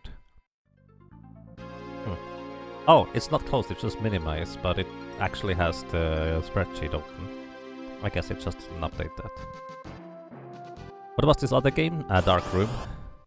Or we also have... I've set up to potentially play like a point-and-click game, Broken Sword, or a Japanese learning game. Oh, 2000 even.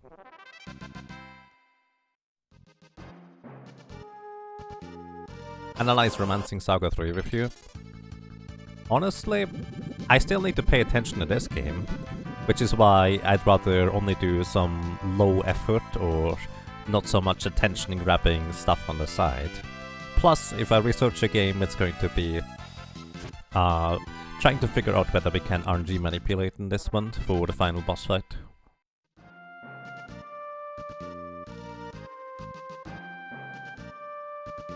When you minimize a window, it freezes the last current window and doesn't update in OBS. Right, that makes sense.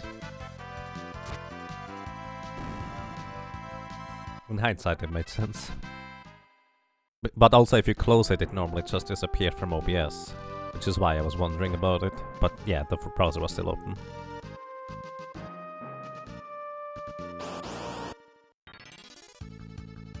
The Dark Room is some kind of narrative clicker game? Kind of, yeah. Like, you just start in a dark room, and then it expands into more and more of a management game and simulator and something like that. It's kind of neat.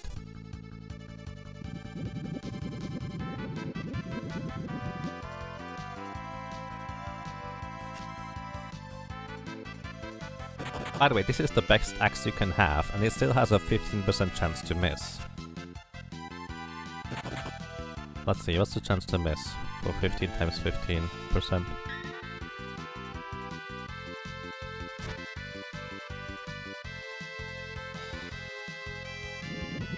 It's 150... 25...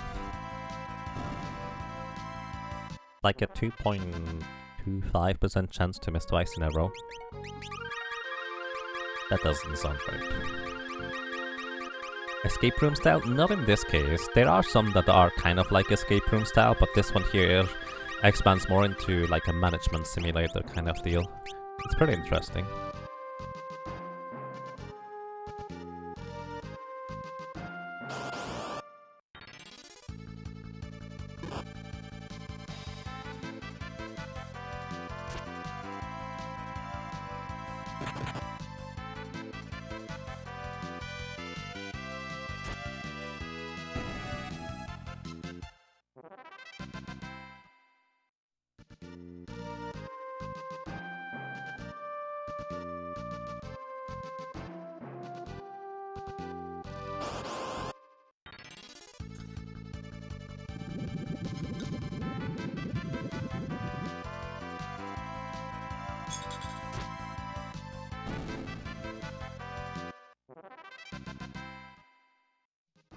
You're just gonna burn this house down? No, I suggest you do not. Good luck on not burning the house down, though.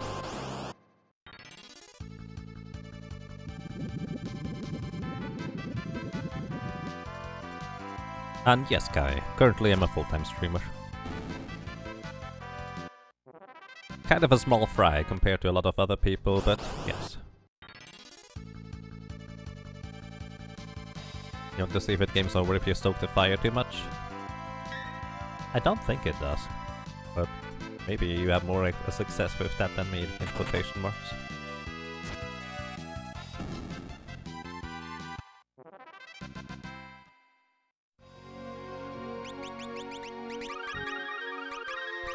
The 2000 HP is...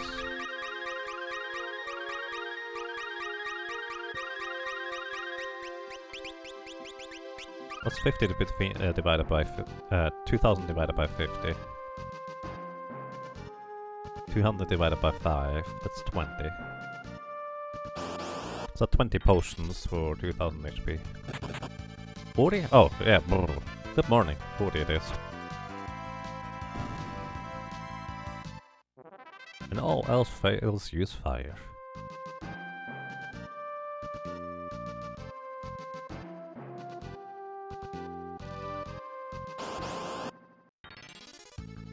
It's like you should know why it's Dormu. I always assumed that Dormu kind of refers to the French dorm, which is sleep, or Chimera that is asleep, but it kind of doesn't make sense for this one, I suppose.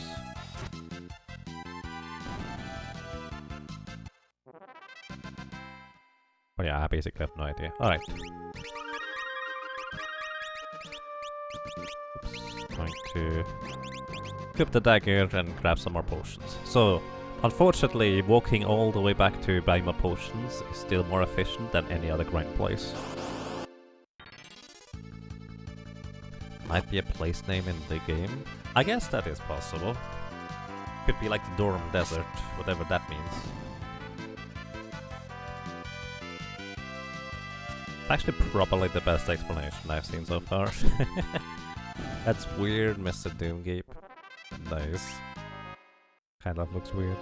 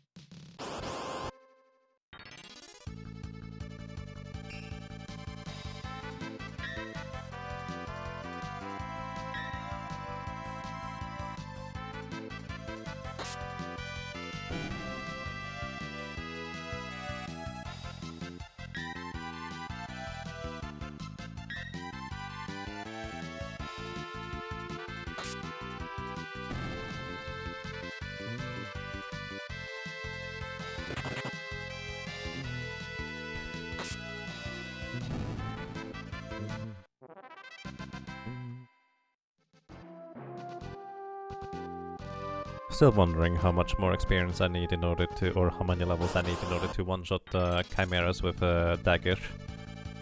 Our grinding is going to speed it up quite dramatically once we reach that point, I would think. Well, dramatically. We're going to get 2 levels instead of 1 in 2 hours. Maybe. Maybe that's a little bit overzealous.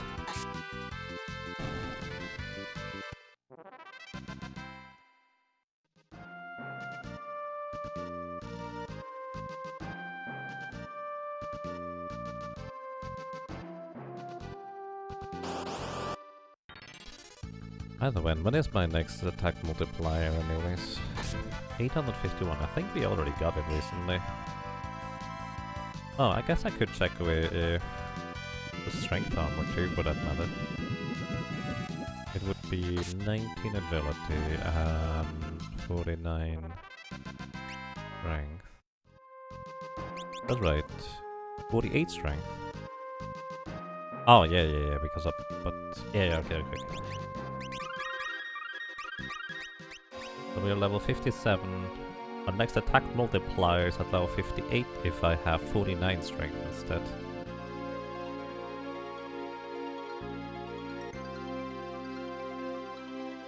And that is also true for not equipping the +1 strength thing.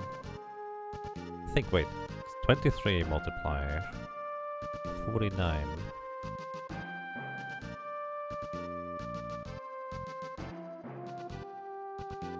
Still 23. Oh. Oh shoot. Ha, that's not gonna work. Not gonna get that. Yeah, no matter how I twist and turn it.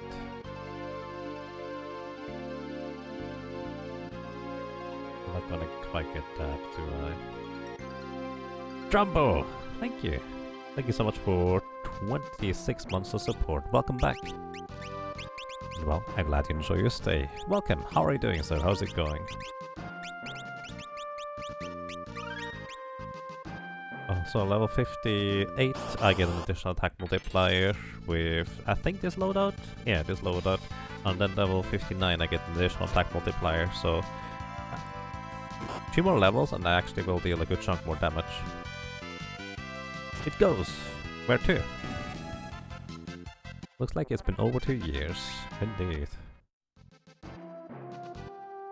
Twitch doesn't know how to count. Well, it starts, instead of with 0, it starts with a 1.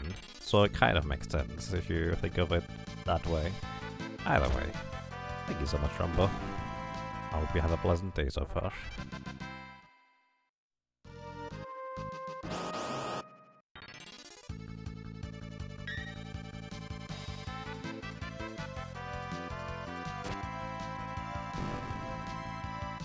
Wanna grab a beer? Well then, I hope you enjoy it, Rambo. Nice. What kind of food for the rest of the week?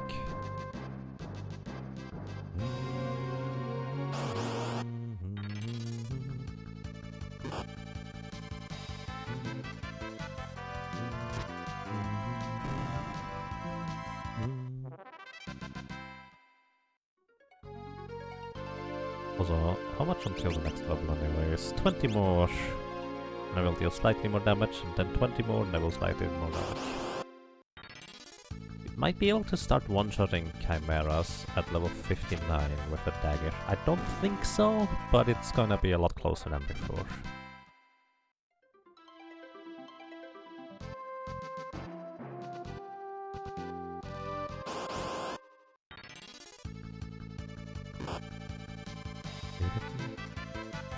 Roast pork with gravy, stuffing, carrots. Oh, stuffing and carrots. That sounds nice. Nice. Berserker. Amelison, thank you. Thank you so much for 8 months of support. Welcome back. And well, I'm glad you enjoy your stay. Thank you so much.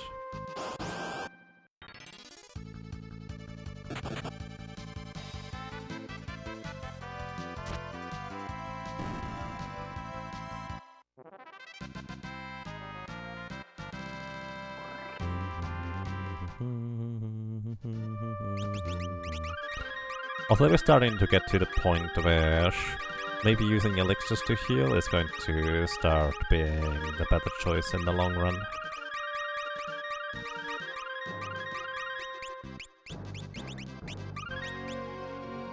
Or maybe I should stop being lazy and just use cottages and kill off my allies each time we fight.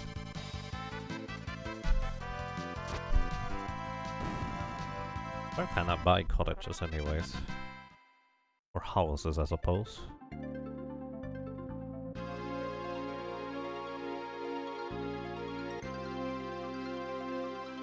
If you think come of chicken turkey drippings, would it be better for a gravy? I have no idea, but Rumbo probably seems to know.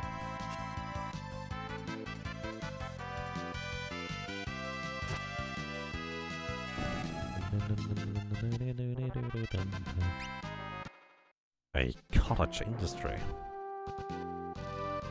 Time to train through Rump.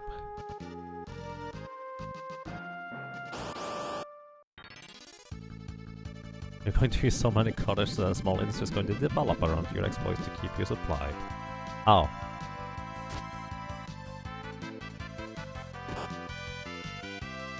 I don't know what a cottage industry refers to, but I guess that's a pun. Give me elixir. Nice.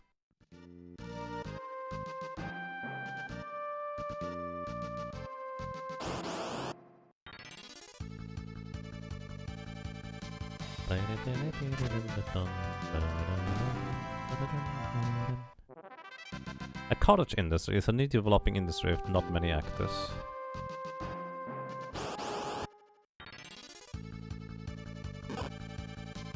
I don't really know what that means either way, to be honest.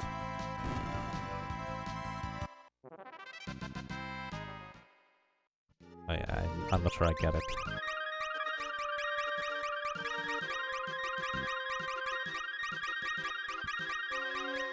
10 potions left. And back to buying stuff we go. It just means like a small business with a bit of a niche market.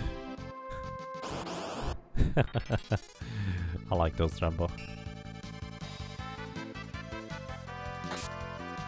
Like, if you invent a new thing and an industry starts to develop to make the new thing, that's a cottage industry. It's new enough that it's not really developed. Ah, I see. Thank you for the explanation. Learned something new. The Gimme Cat in Final Fantasy 9 is evil? Yeah, it is. It is indeed. Also, like a hint.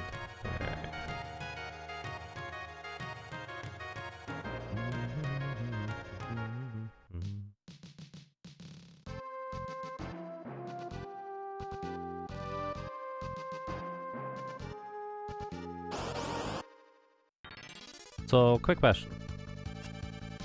Can I buy cottage in Licks?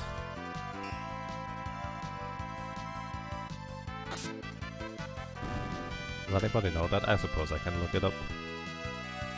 FF5 Licks shop. Stop giving me the Final Fantasy 5 fandom thing. It's not a useful website most of the time.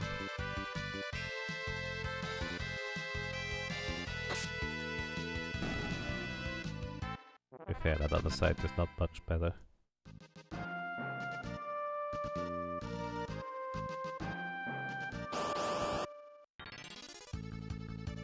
That site isn't much better. I don't want walkthroughs, I just want the list.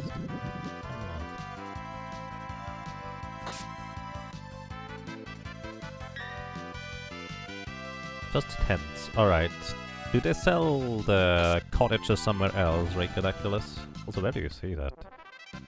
Trying to find it out myself, but... that doesn't really help.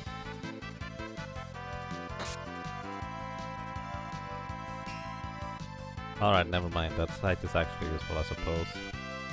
Thank you! Let's see, Karnak.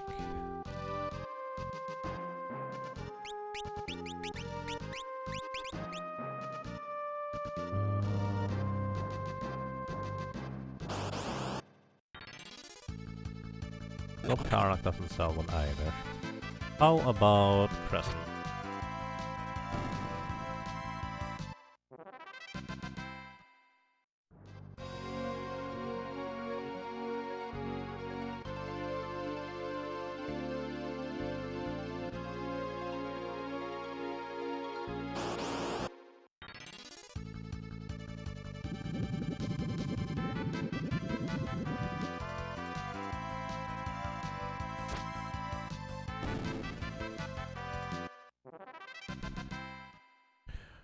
Ruger, Val, Circuit, Kelp, Moor. Oh, we cannot even buy cottages right now? I had no idea. Interesting, thank you, Anataru. I had no idea. I was about to switch over to cottages, but I guess that doesn't work then.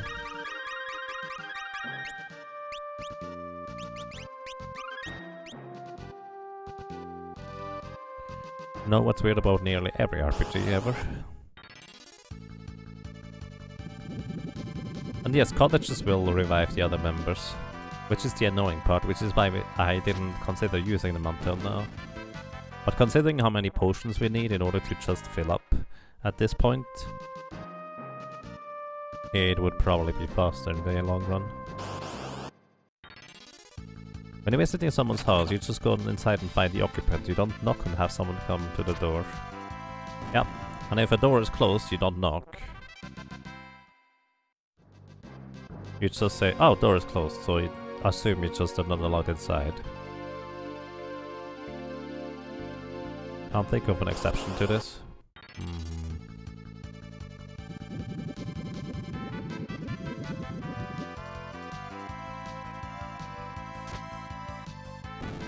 Slight exception?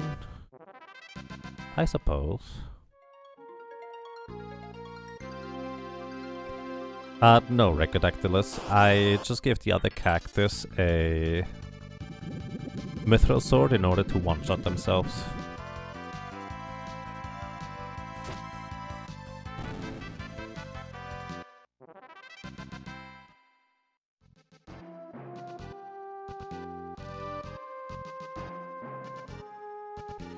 Which is also where it would be useful if I were guaranteed to require 2 hits in order to defeat the enemies. Like, right now, I'm guaranteed to need 2 hits in order to defeat the Chimera here. But once we one-shot them with the Guardian Dagger, I would... Actually, no, I think my freelancers go before the Berserker, so it would still be fine as long as I don't dilly-dally too much.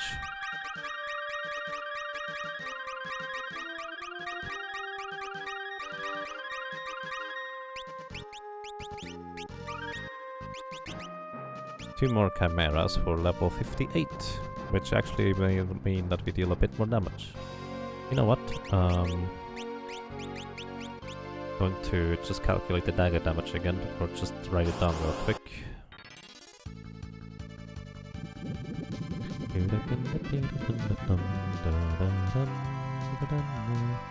So 805.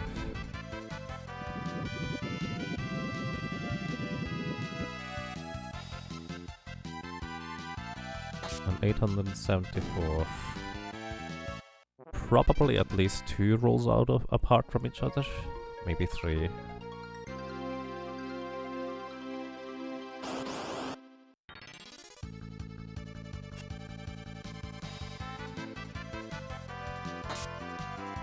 Eight, 7, 4. Come on, give me another damage roll, Ferris, please. 805. Well, that's the exact same numbers. Alright, we have reached the next level, which is level 59.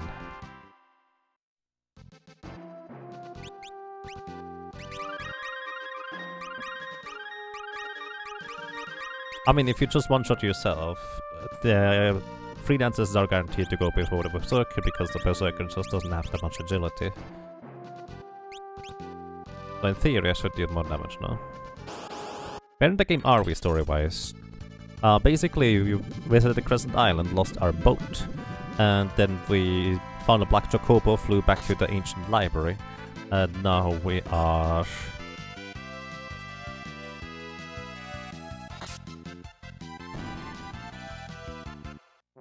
about to fight Sandworm in order to cross the desert.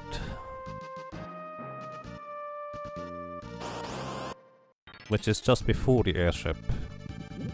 Like, if we could cross the desert after we get the airship, well, I suppose we would take the airship rather than crossing the desert. But just in theory, it would be so much quicker to get back to my portions with the airship. 816.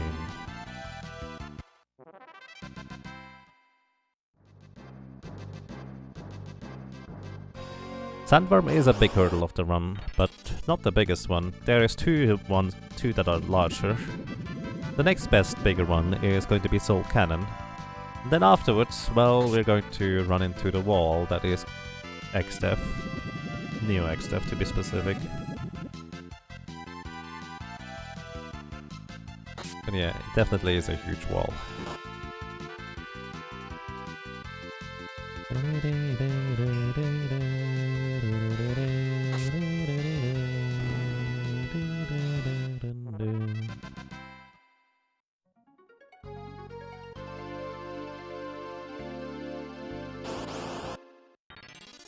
Solkan is World 1, yes.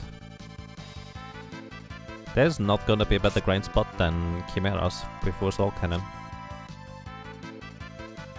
This is the best grinding spot right here. Doesn't really get any better. Anyone else think the Final Fantasy V battle theme is the best one? It's one that doesn't easily get old. So, as such, it actually is pretty good as a battle theme, I would say. But I would not necessarily call it the best one, personally. It's really difficult to beat the Legend of Mana battle music for me.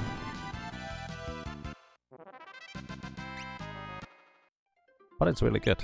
What do you mean Final Fantasy V music in general?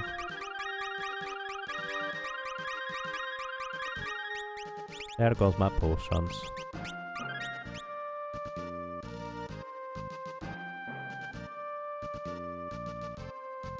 Out of the Final Fantasies.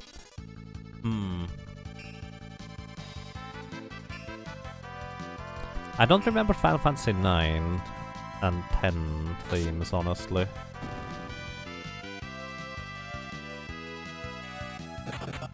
But 6 has some really, really good ones too.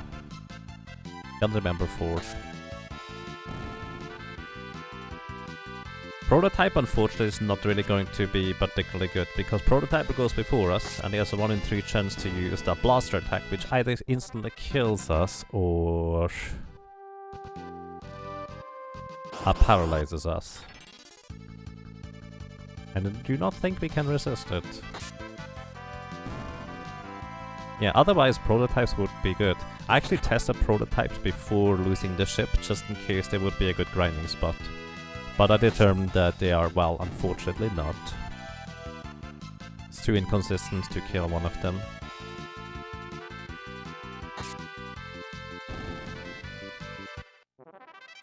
Proteins, I don't know that one either.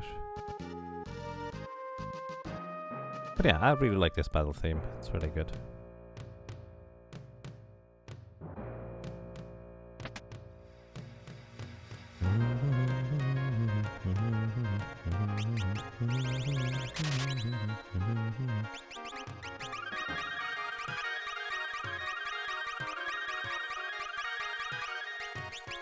Well, let's see, how many chimeras do we have to defeat? We need to defeat another 74 chimeras in order to arrive at level 59.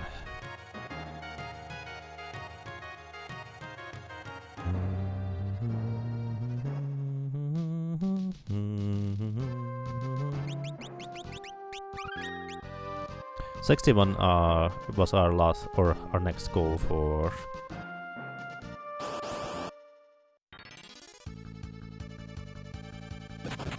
strength, if I'm not mistaken. So let's see, that's 49 strength and 18 agility. At level 61 we have a multiplier of 25. 64 is 27.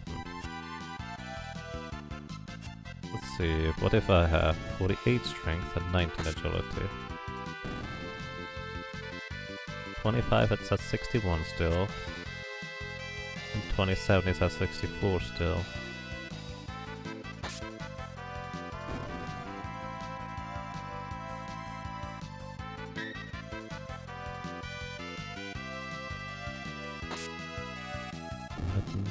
What if I use an axe as my baseline instead?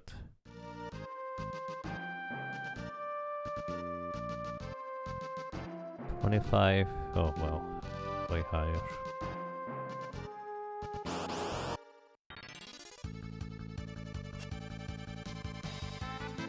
If I use an axe, it would be 62 here. What if I have 49 strength?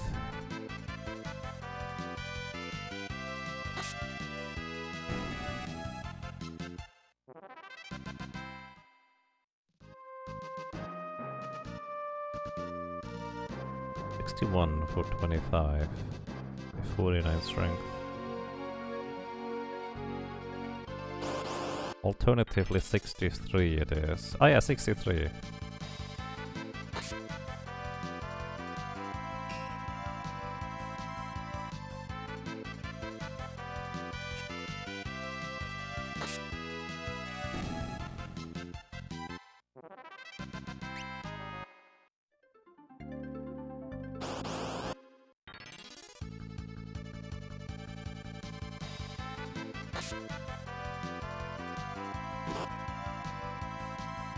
I have no idea what you're asking, to be honest, but maybe Drumbo knows.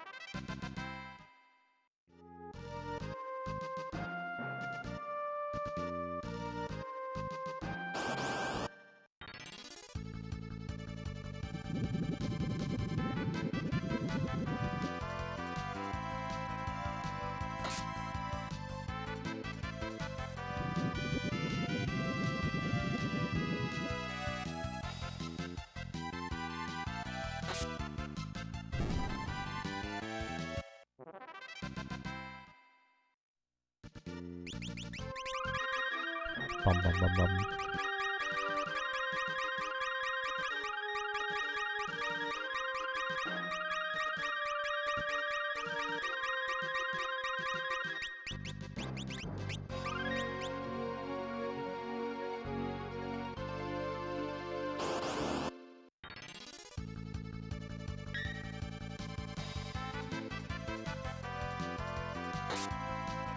$912.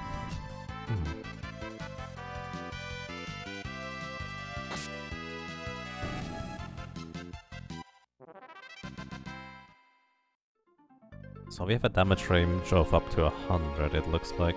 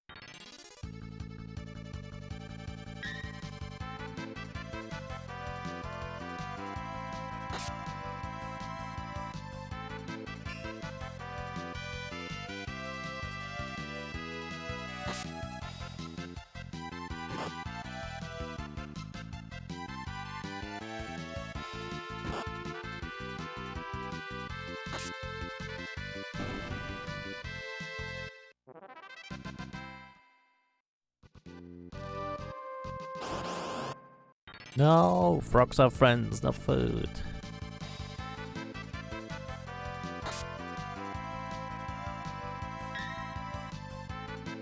What is the fourth number, Ferris? What is the fourth number? We have 816, 840, and 800, and 912.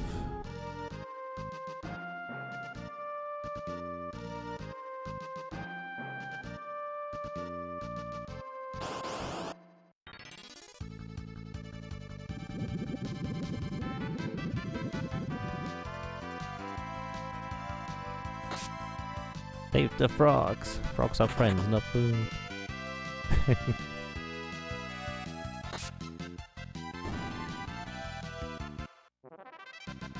Dark room? No, I just decided to take a break from it. Because it's actually really tricky to try and keep up a good grind while also being active in the clicker game. 888, finally, that's the last damage roll I was looking for. Okay.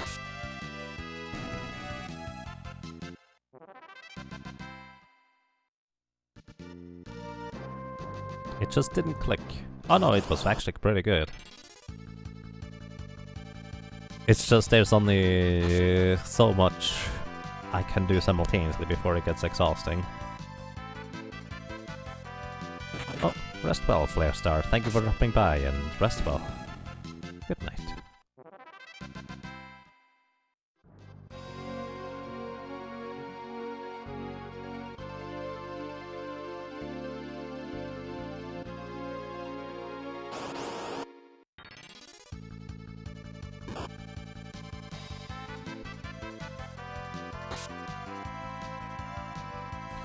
Two controllers is still focusing on one game and one set of gameplays, even if it's two characters.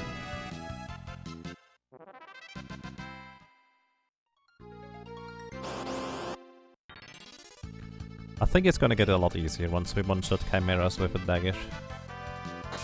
But until then, it's still going to be quite a bit of management.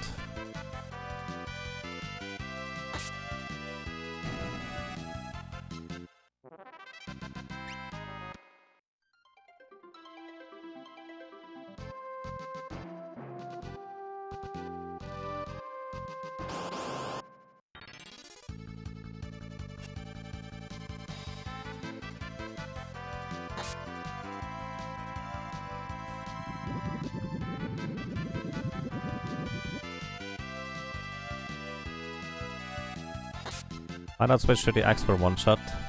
Initially, until just now, it was actually mainly because I wanted to see the damage rolls in order to be able to figure out how many more attack multipliers I need in order to one-shot a Chimera, which, well... Still don't really know, because my calculator is wrong or something.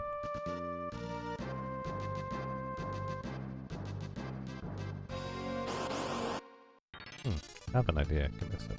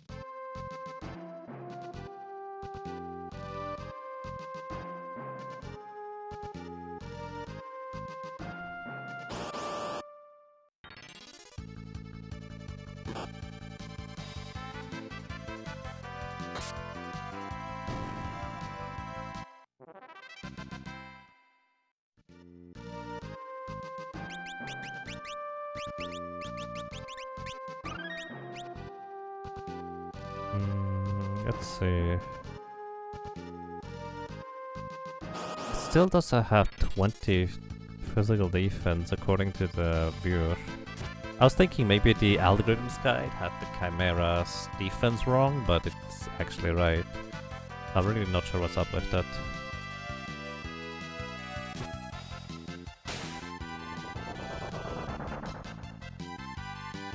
If you need a cat to do something in particular, your plan might not be sound.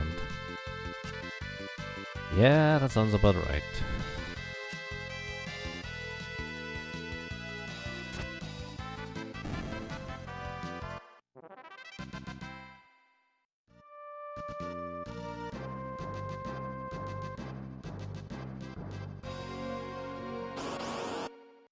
Maybe they have built-in damage reduction.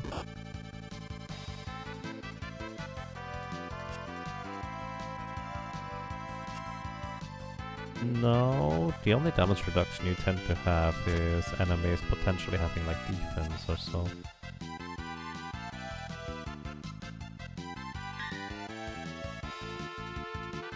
Which is what we already calculated.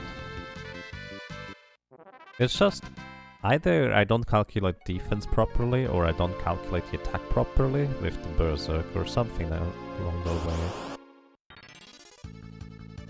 Yeah. The Berserker has a 50% variance on how much damage it can deal.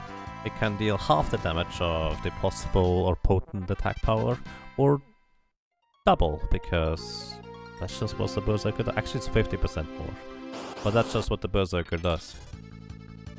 It has a really crazy variance with the axes, which is why I actually kind of still like sticking to daggers, even though it can one-shot the Chimeras decently reliably now, because the Chimera can get in like 5-6 attacks if we get unlucky.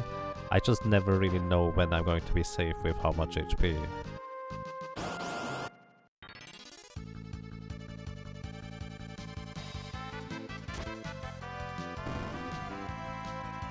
Then again, you have these fights where you just one-shot a Chimera in a preemptive without it getting its usual 2 turns in, which it will always get 2 turns in, no matter whether it's preemptive or not, with a dagger.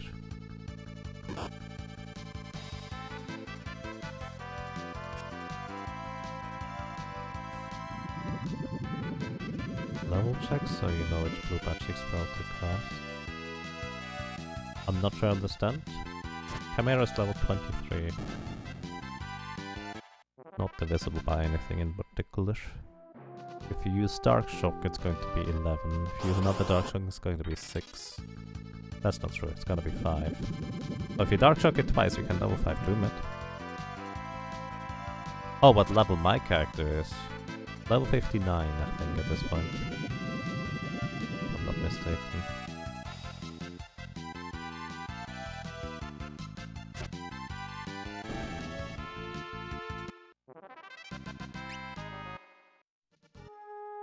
$58, excuse me.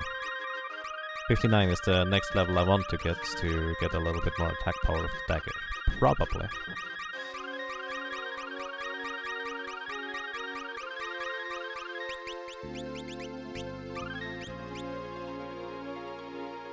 I don't even know whether that's true or not, because I don't trust my calculator anymore. It seems to be mostly right, though.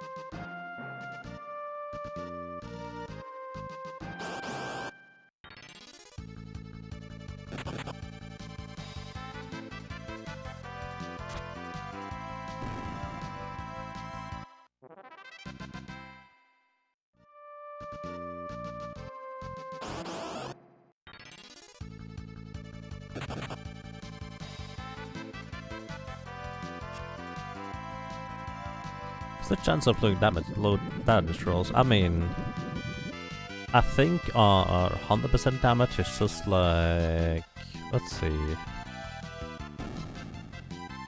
13.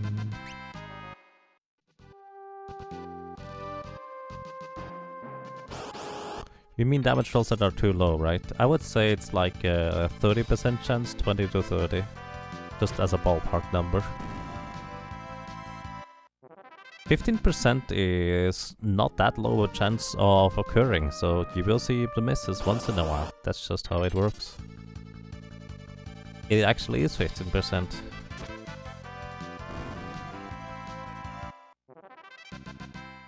That's just how it is.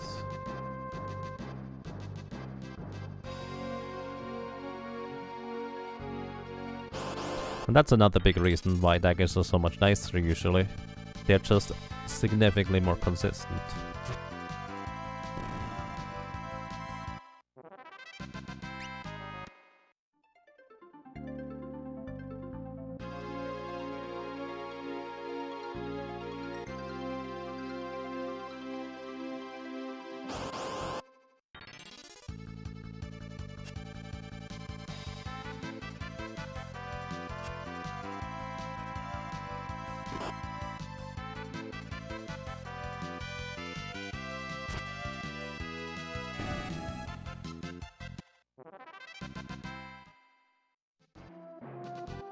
Yeah, we should miss approximately every 7th attack.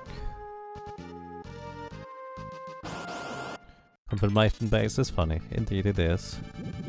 Like 15% sounds like a low number, why does it even occur at all?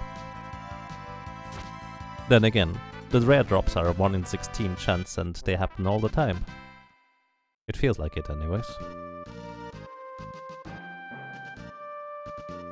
Yeah, that's what is called confirmation bias, Kai.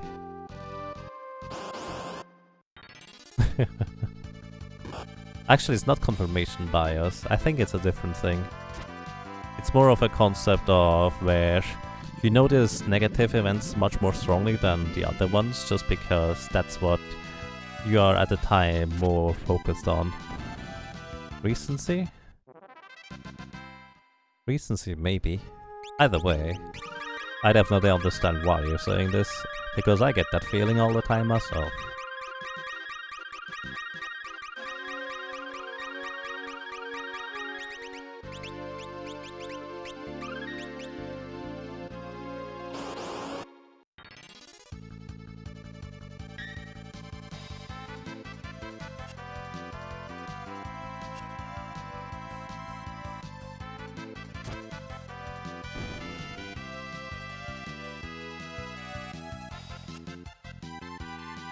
And when you combine recent negative bias, that's when you hate the developers.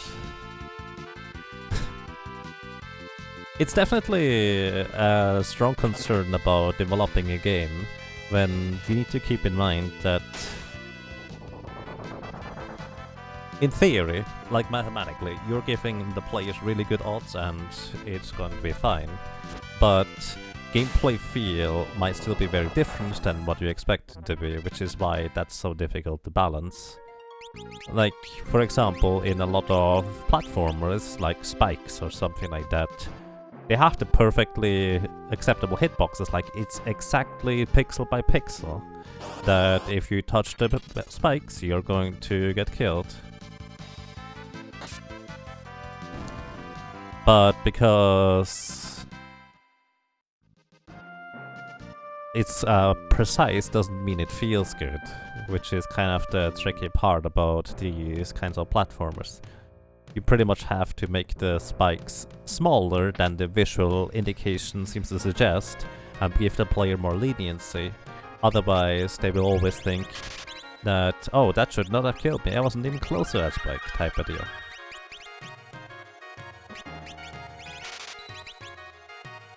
It's pretty much exactly that concept though. And hey, with the tournament, we are level 58 right now.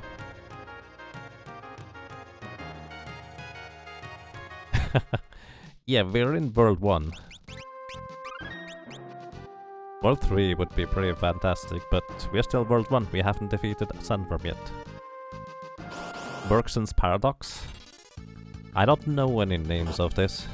I just know it's been floating around in game design since quite a while. It's something I've read a bunch about, it's something I noticed myself and just kind of experimented with even. Like, it's also nice, like Salas does this really well. Something that some people coined coyote time at some point, where when you are just walking off a platform, you want to give the player some leniency that even though they're totally 100% just off the platform already, you still want to grant them the jump for a few more pixels or a few more frames, a little bit more time after they are technically off the platform already.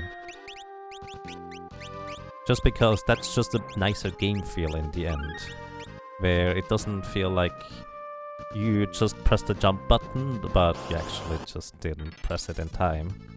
It's basically what I've learned through watching various people just play I Wanna Be The Guy. I Wanna Be The Guy is exactly pixel perfect. Like, you step up on the platform, you can no longer jump, you just fall. And so many times you just see people in their blind playthrough or let's plays go, but I jumped! It didn't give me the jump! When in reality they just walked off the platform first.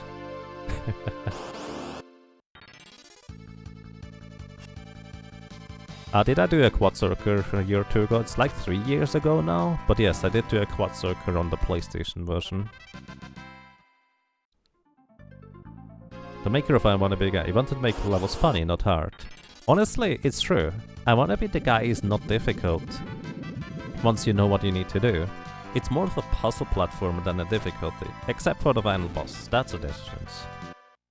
That's the exception pretty much. The final boss is actually difficult. In League of Legends, the designers shrink the visual hitbox for the controlling player and increase it visually for the enemies to make sure the enemies feel they have dodged it. The player will feel I hit them.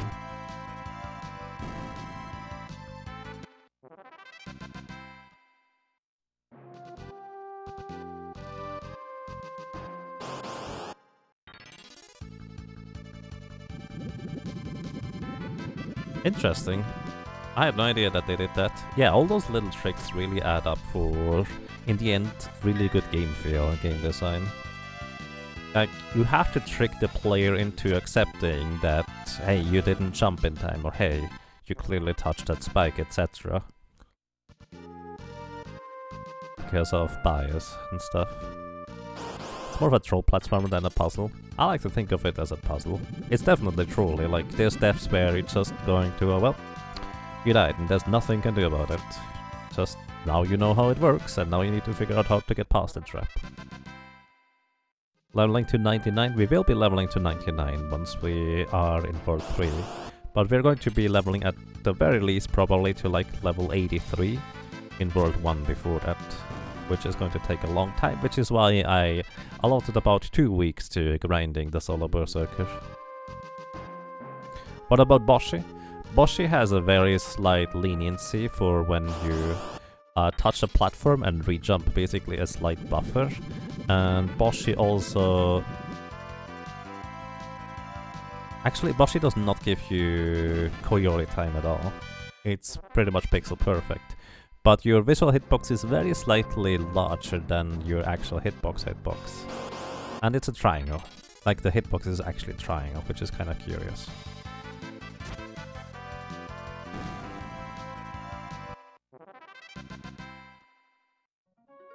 Yeah, exactly, Komaru. Fun fact, for example, Ninja Gaiden, actually the hitbox of your character is just a single vertical line in the center. But then again, it kind of doesn't matter whether it's just a single vertical line if the actual hitbox of projectiles and attacks is just, well, large enough that it still doesn't feel fair.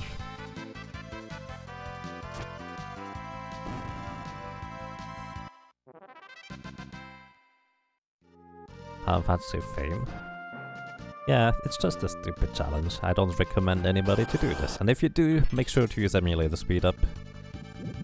But for me, I decided if I'm going to do solo Berserker, I might as well just do it all the way, which is why this is Japanese.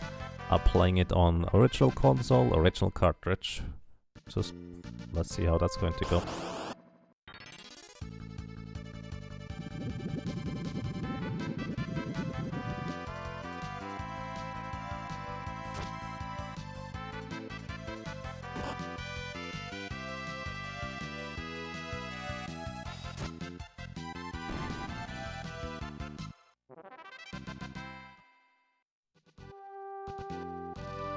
Solo character Final Fantasy 1 is hellish. Especially certain ones, yes.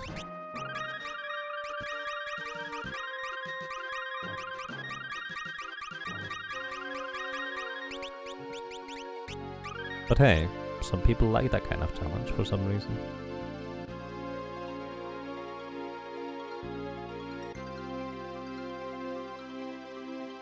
Where do you fight from 83 to 99? In the pyramid.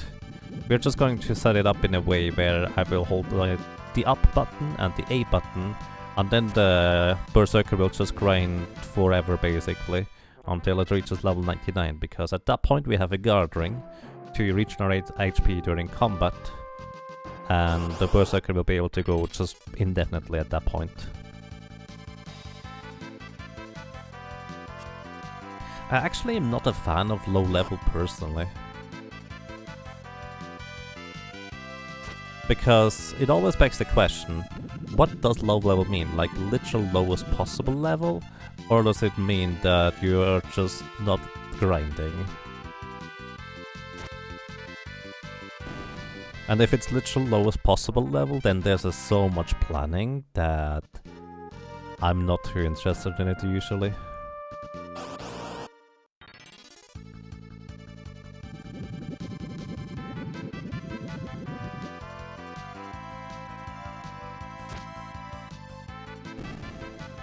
Usually lowest possible. Yeah, that may make sense.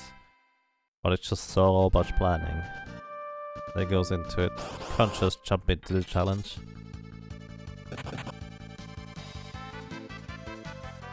Usually. Not always.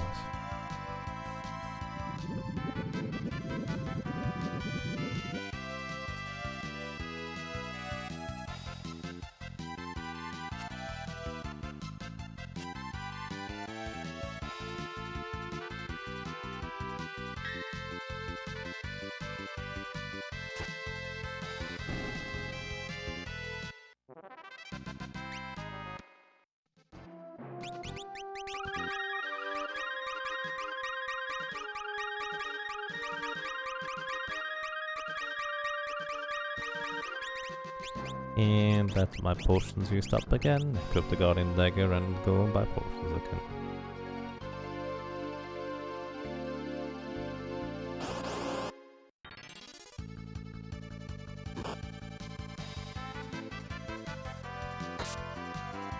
You can take the record by beating time at the same level or by throwing any time at the lower level. Yeah, I guess. I don't know, I just don't like low levels. That's just me, that's just me. I mean, I like a lot of other stupid challenges, but low level is not necessarily something for me. But I respect people doing them, and I'm fascinated by the planning and the explanation aspect of it.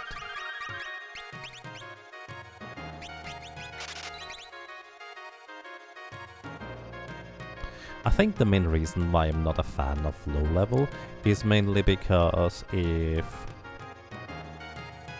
you go low level, you often have to just hope that certain stars align for you to progress in certain points, because there's not exactly much else you can do.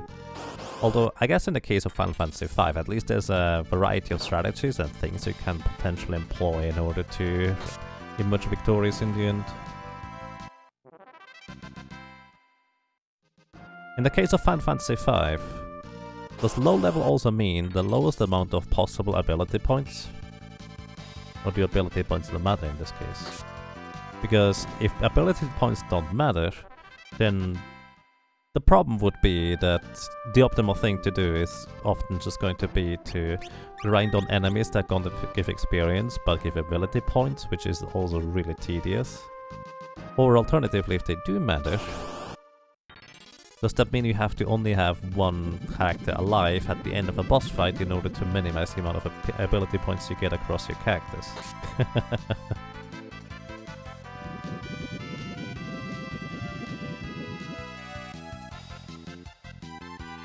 You can go to the belt and learn Thundara from the Ramu without leveling up.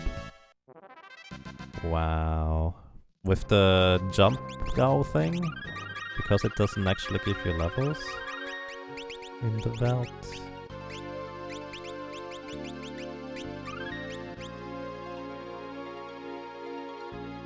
A fun one for Final Fantasy VI is CES, finishing the game without recruiting anyone in the World of Ruin. Yes, I do agree with that one. That's a really intriguing one.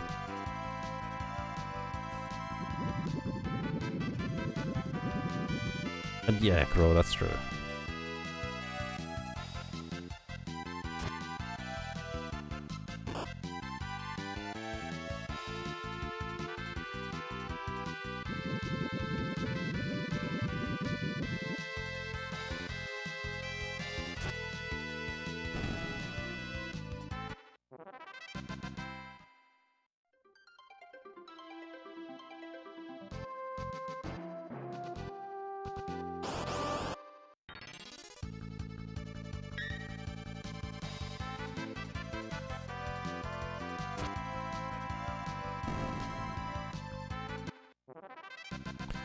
Low level natural magic is more fun.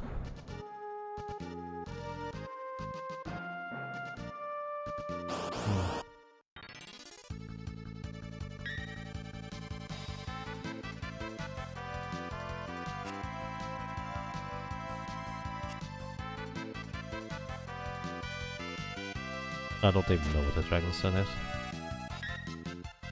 I don't think Rage gives Flare Star, it's more of the concept of winning battles thanks to rages and leveling on the belt, that you gain experience from the espers for your spell learning stuff through the espers. At least that's how I interpret it.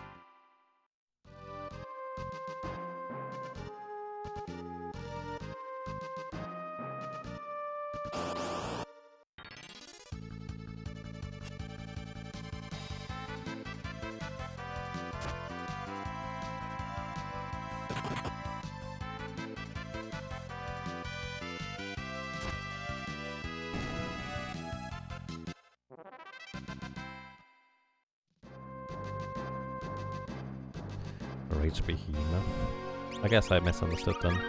Interesting.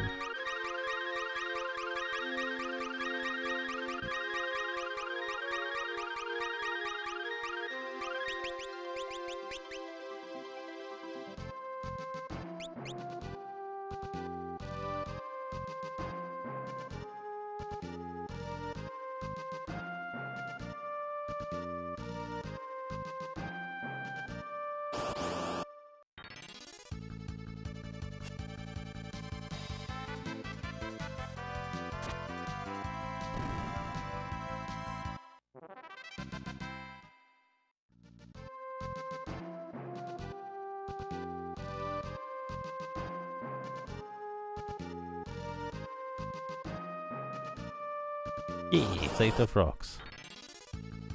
Frogs are friends, not food.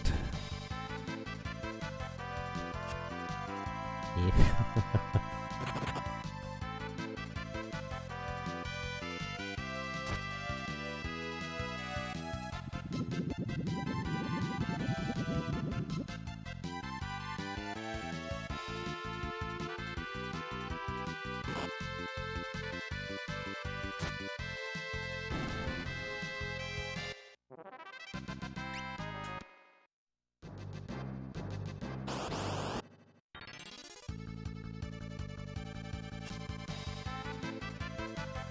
So bubble attack.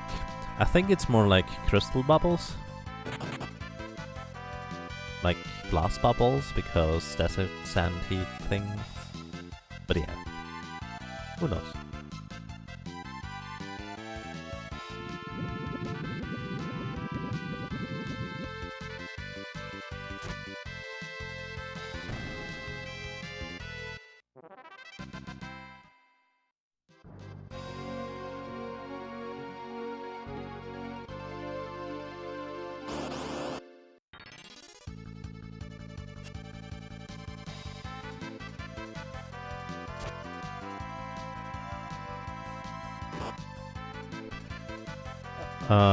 Aqua Rake is actually unfortunately neutral element, otherwise we could actually use the Coral Ring in order to absorb its damage as HP, which we cannot, unfortunately. Oh, you mean Bubble Beam? They're baubles, not bubbles. Who knows?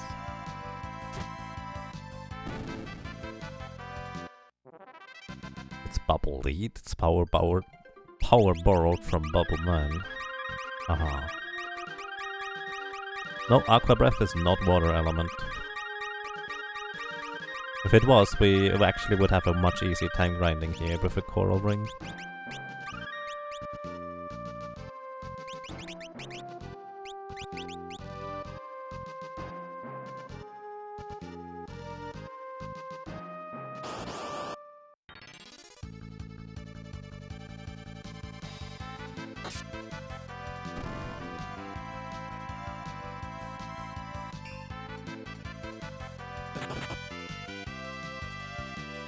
Yeah, honestly, the Aqua Rig is more of a bug rather than intended, most likely.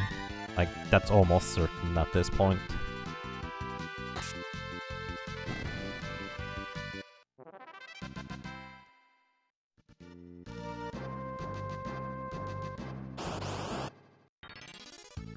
Hey, Berserker. No, Sandworm is not down. We're still grinding for it.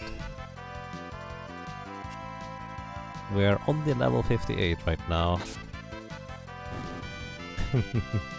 Sandworm is going to take a long time. We're not there yet, to say the least. Been only grinding for almost 6 hours today.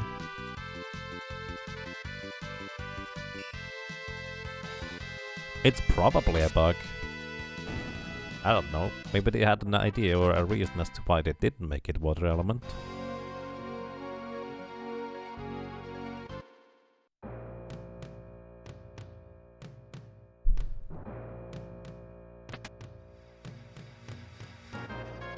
Also, Hat's face, it is SSCC, not SCCCC. Just for reference, in case you would like to actually get the links.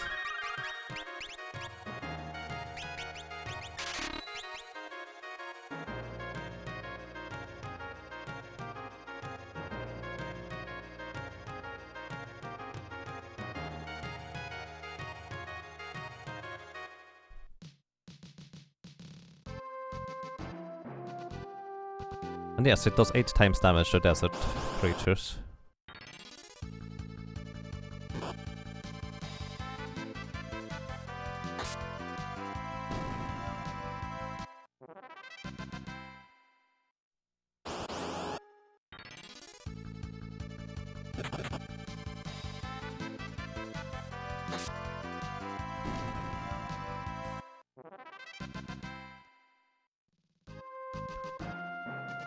Liquid Flame? Yeah, I tried to actually fight Liquid Flame a bit earlier than, well, necessary for that matter. Just so we finally would get the Guardian Dagger, since that was such a huge upgrade to damage and everything. So I feel like just trying it again and again until it worked, basically.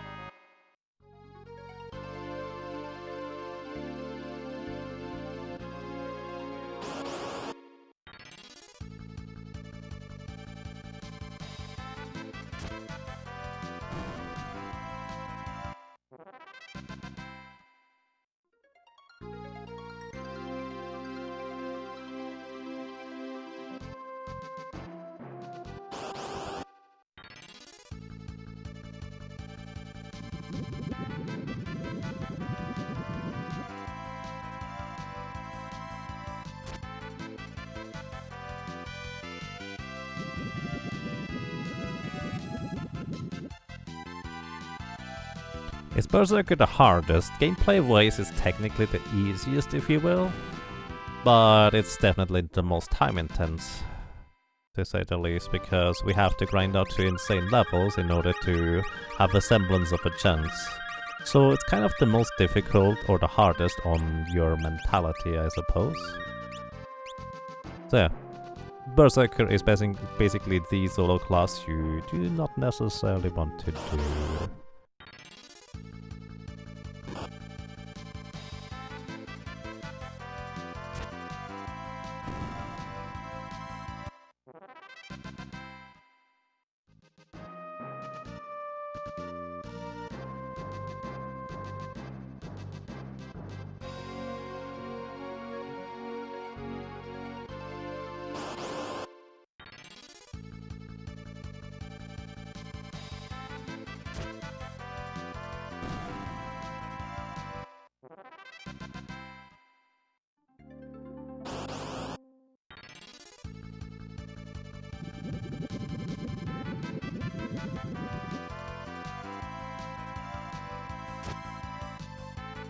No, I'm not going to go until I beat NeoXDef. I'm going to go until NeoXDef, give it a few tries, but unless we find some semi-reliable way to manipulate randomness, I am not going to...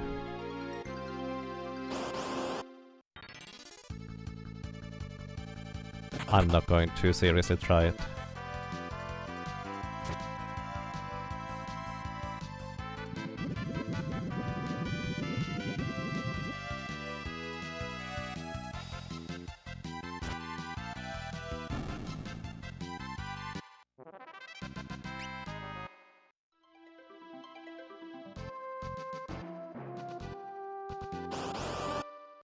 Might as well be playing a slot machine. I mean, you're not wrong.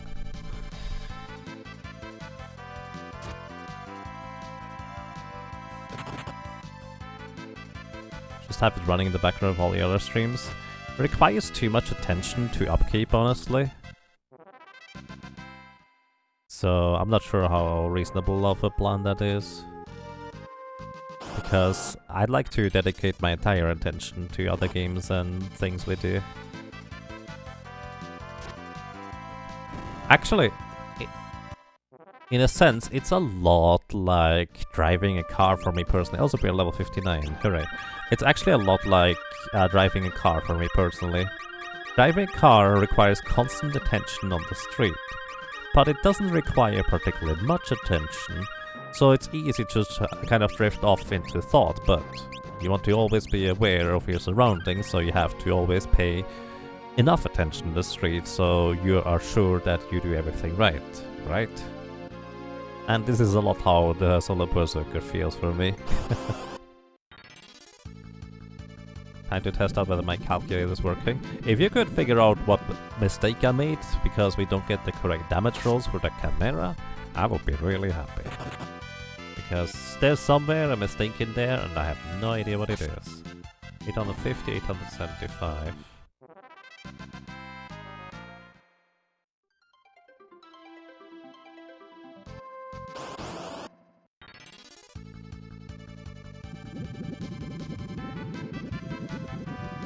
I guess the next damage rolls are also 825 and 900. What damage rolls should I be getting? That's a good question. Don't need some strength item to one-shot the Chimera? Well, the only strength item we can equip right now is the training suit, which gives +1 strength. But it also has a fair bit less defense, so overall, 1 point of strength does not automatically make you deal more damage. 1 point of strength increases your, well, or reduces the time with which you need in order to get to the next attack multiplier for your character. And only every 2 or 3 levels as a Berserker you gain more damage or attack power anyways. So it's not exactly as straightforward as you might think. 950, this is really close now. I think the number missing is 900.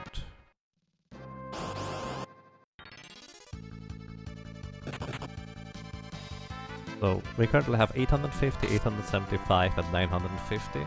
So the logical conclusion right now is that it should be 900 damage in the middle there, probably. No, I do have currently the ninja suit equipped.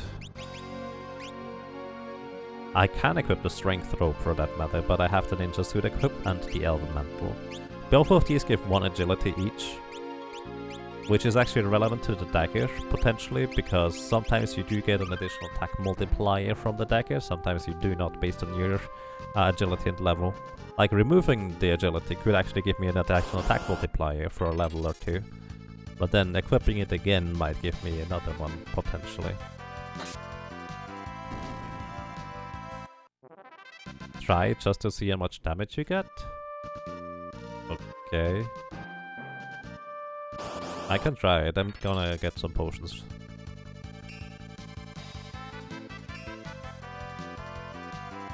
Village is doomed!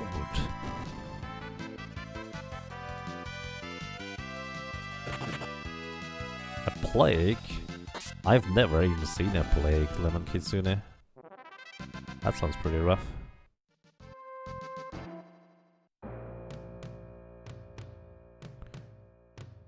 Max strength loadout every time you gain strength. You do not gain strength from a level up in this game. Strength is a set stat based on your job. Final Fantasy 5, the only way to change stats is by equipping equipment pieces and changing the job.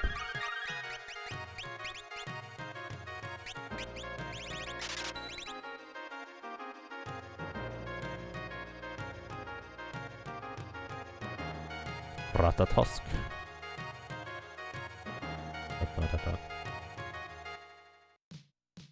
Dagger's damage is based on both strength and agility. However, the agility part of the formula is bugged, and it does not do the calculation properly as the dagger formula should be. Yet the daggers are still very strong. But basically, you use the top 2 bytes of a 8-byte integer, meaning modulo 100 and 128 if I'm not mistaken, or something like that, in order to determine whether you do get +1 to your attack multiplier or you do not get it.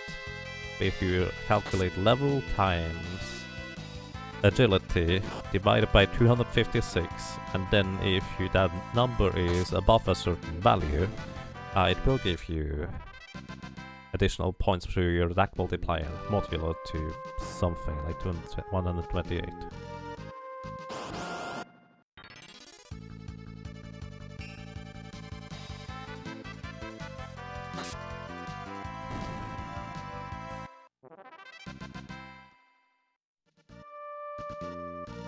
Heroine's quest, I see. Alright, let me show you. I'm going to equip the armor that gives me +1 strength here. And I don't know whether it's going to change my attack multiplier, because I lose 1 agility too, so I might actually lose my attack multiplier from the agility right here. I'm not sure about it though. But at best, I'm going to break even in how much damage I do. So actually, I deal less damage now with more strength, but less... Yeah, I deal less damage now with 1 more strength, but 1 less agility. Because I actually need the agility in order to actually gain that attack multiplier from the agility bug from the dagger. The +1 strength doesn't do anything, because the way the Final Fantasy V multiplier works, or attack power works, is you need take the base attack power of the weapon, which in this case is 36. Then you multiply it with the multiplier. Actually, no, then you reduce the amount you get by the enemy defense. In this case, a Chimera has a defense of 20.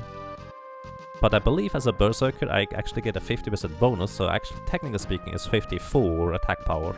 Minus 20 from the Chimera, which is 34 damage, or 34 as a base attack power. And then you use that in conjunction with the multiplier in order to figure out how much damage you deal.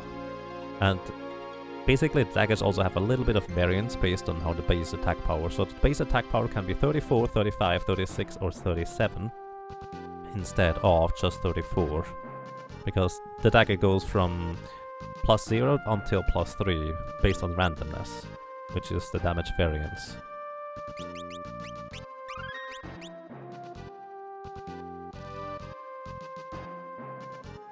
Shields don't negatively impact agility, do they? They do not impact agility, they impact speed, however. At least I'm pretty sure they don't impact agility. We can test it. I'm going to remove these two, so I actually removed 1 agility. And I removed enough equipment weight that I should have the same speed now still. So in theory, my damage should be less now because I have no agility. But if it's the same, my equipment weight actually does impact the multiplier for agility, which that might be why I'm doing this wrong. 912. Yeah, 912, so I'm still missing the agility. The equipment weight does not impact the damage formula. It impacts your speed though.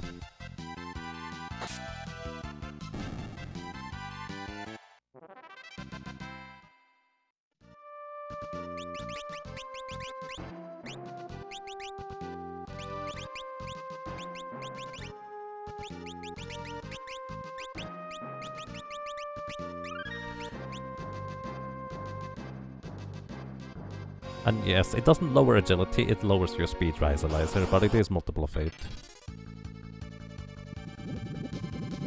Agility is in this case relevant because dagger damage. You need to be able to one-shot the Chimera 70% of the time for the dagger to be faster than the X. Don't you mean that the other way around? Would actually be faster than the dagger? But that's actually an interesting one.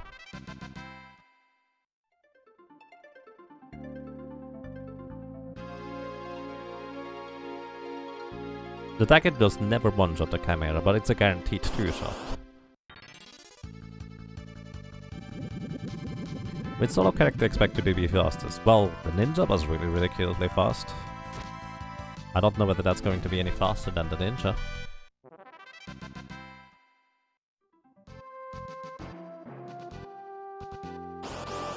Blue Mage might have been faster if I were to go for speed. But I did not necessarily go for speed with the Blue Mage.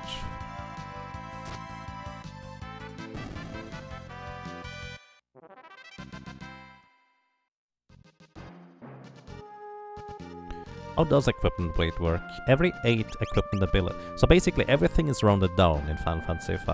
Every 8 equipment weight, which by the way, equipment weight is the lowest number right here, 13. Every 8, you effectively lose 1 speed in combat. And that's kind of all there is to it. That 1 speed determines on where you start on your ATB whenever you regain or just take an action, and then you start somewhere on the ATB. Based on your speed, you start further to the left or to the right on the ATB bar. Blue Mage has no affiliate ability, I guess Ninja's probably faster. That's actually a really good point. Yeah, that would actually likely favor the Ninja just because it's a guaranteed flee ability. That's very true. The Blue Mage I would consider to be overall more powerful as a character. But you do have to go out of your way to grab certain blue magics. Although in my solo character challenge run I decided to get all the blue magics.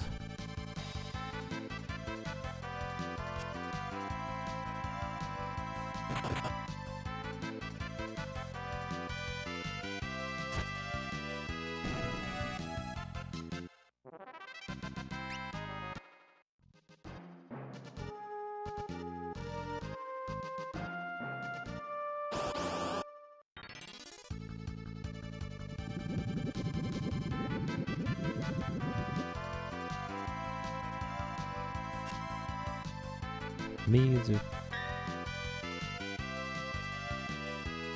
Ninja has the highest power percentage in the game. Yeah. It definitely... There's definitely a lot of truth to that. You can guaranteed run away from battles as a ninja.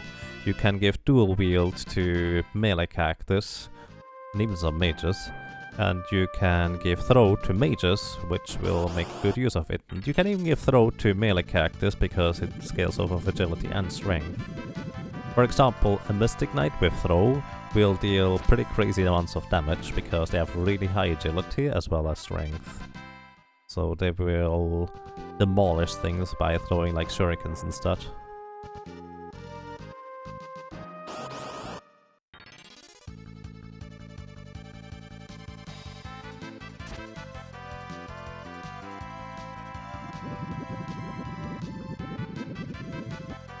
Hey Kidonton, welcome, how are you doing? By the way, if you'd like to know the exact formulas and stuff for Final Fantasy V, they are pretty much mostly here, although there's a few things that might not be entirely accurate in the Final Fantasy V algorithms guide. Doing well? Hey, that's nice. Happy New Year. That Final Fantasy V algorithms guide is very complete, and I thought I accounted for everything in order to try and figure out how much damage I should deal against a Chimera, but my calculator just doesn't display the correct numbers, which is why I'm kind of weirded out about it. Like right now, we have 48 attack power and 20 agility. With that, in theory, according to my calculator, if the enemy has 20 defense, which the Chimera does, I would need to deal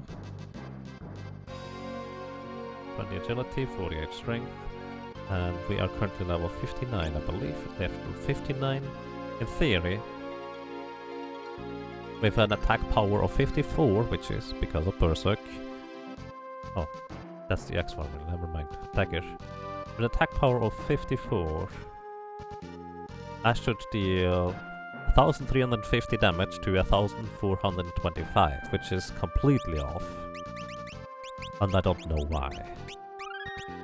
This is why I'm saying it's like... I don't know. Maybe I could actually do this differently. If I calculate like the defense manually into this.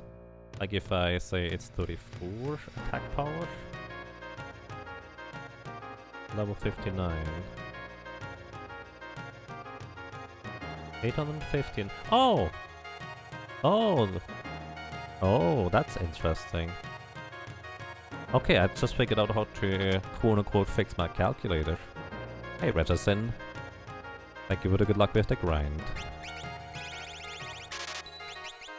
And hey, Vanicut, Happy New Year to you as well. Thank you. I hope you both of you are doing really well. Good morning, good evening, and good afternoon. I hope you had a good start into this new year.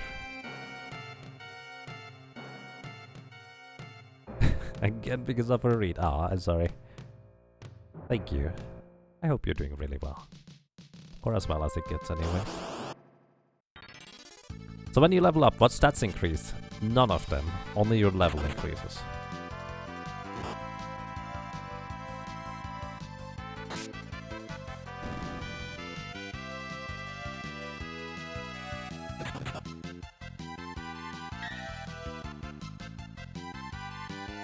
Only your level ever increases when you level up. Let me actually check something.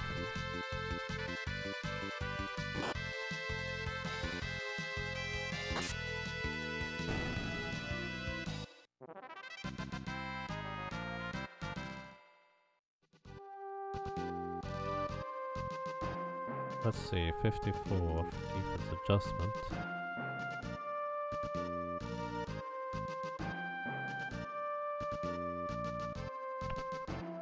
Okay. Don't know why this doesn't do the thing correctly, or didn't do the thing correctly before. It did something completely random, I feel like. Alright, I fixed my calculator. Hooray.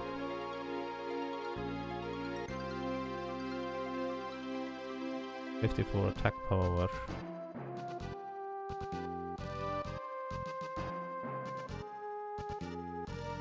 So, good news, I fixed my calculator. Bad news. The first time I will be able to one-shot the Chimera with a dagger is going to be at level 71.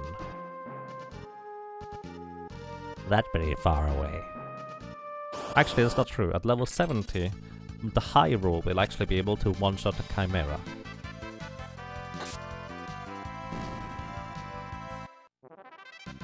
.71 is going to be a pretty decent chance at one-shotting Chimera, like a 3 out of 4. And at level 72 it's going to be a guaranteed one-shot on the Chimera. So we're not gonna get the dagger one-shot anytime soon. Okay, but thank you for the discussion. That kind of made me look at the numbers and stuff again, and I finally figured it out. I gained 40 damage when I leveled. Yes, that's because I reached another threshold of attack of multiplier. I gained an additional multiplier from my attack. So basically the way you can imagine it, your strength and levels need to cross some thresholds of multipliers in order to deal more damage at all. It is possible for me to level up 3 times and not deal any more damage. Then again, 1 more level, and then my damage jumps up by the next multiplier, or next multiplication number.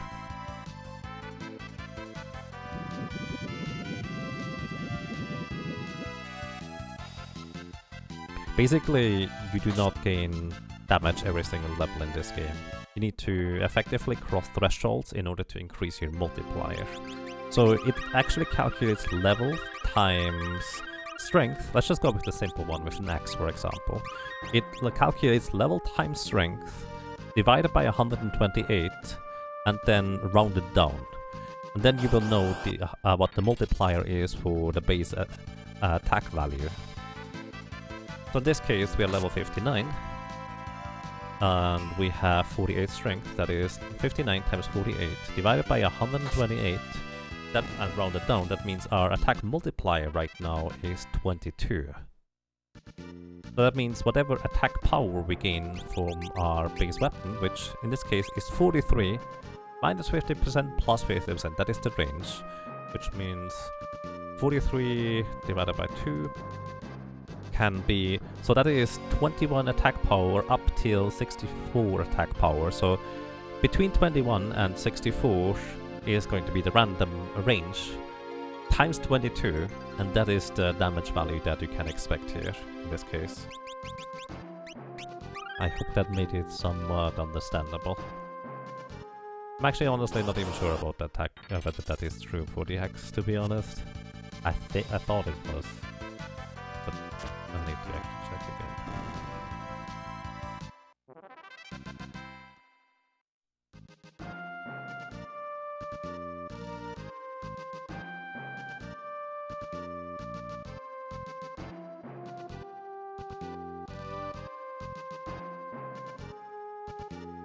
Oh, I just realized another mistake in my calculator. Because if it is the X, it should be up to 50% lower. The attack value instead. Oh yeah, by the way, my attack damage is increased by 50% because it's a Berserker. It gets a bit weird really quick, let's put it that way.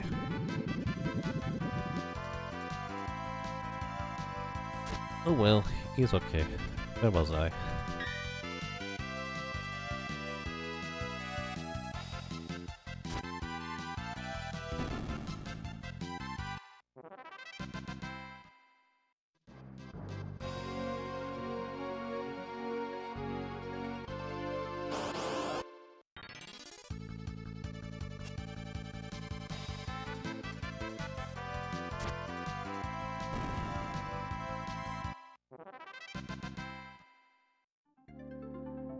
So many variables, it's true. It's actually kind of straightforward once you know what you're dealing with. But only kind of. It's just there is modifiers to at various points, like Berserk gives you a 50% damage boost. But the damage boost is specifically applied to the attack power. And the Axe has a 50% damage variance, so it can deal half damage or 150% damage. So that is also multiplied with the attack power, and everything is rounded down after each step, from what I understand.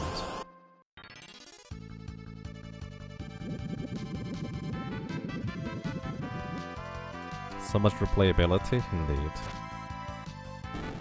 Maybe not like this. Yeah.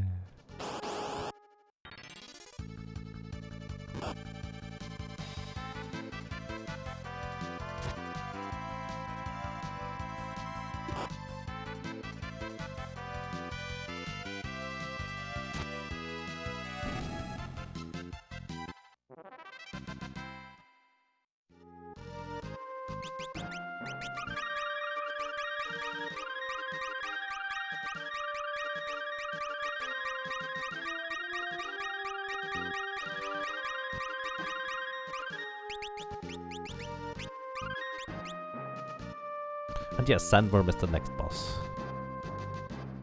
You haven't tried any solo character ones, but you should. Maybe what you could try is like start with a solo character, Forge of Fiesta. Preferably not starting with a white mage. Thief is even okay, but don't start with a white mage as a solo character. Not a good idea.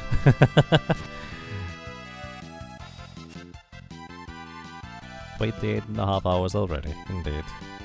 I tried to go 7 to 8 hours each day, just to basically get through this challenge so we can get to other stuff again, but I did promise I would do this. And it's actually quite relaxing, because I can just talk to you. So if anybody has any questions or anything random like that, hey, now is the time to ask me questions, because I will probably I pay more attention to the chat than usual.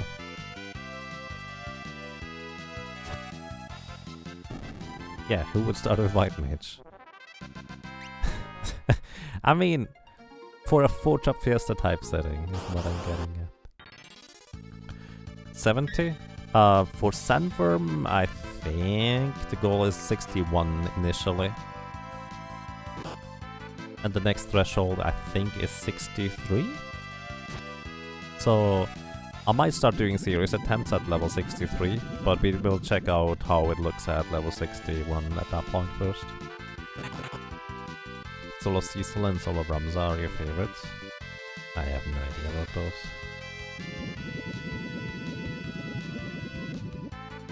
What's your favorite food? Sandwiches. Because you can do so many different things with them, and most of the sandwiches taste really good, pretty much. I love sandwiches.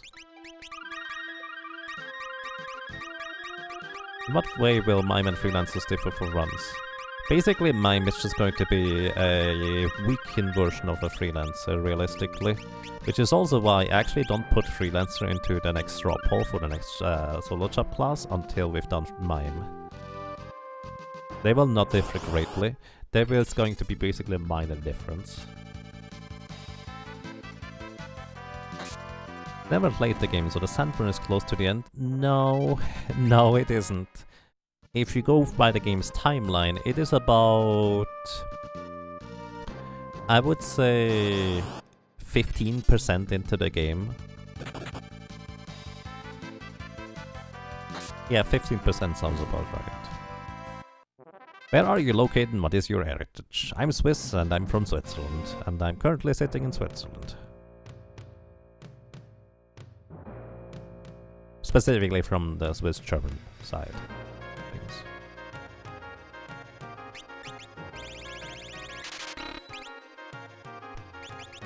Cross sandwich with Black Forest ham and provolone. I have no idea what provolone is, but that sounds really good. A mimer difference? Nice. Alright. Happy New Year to you as well. Mode Wondershot. That was a good one. I like it. A mimer difference.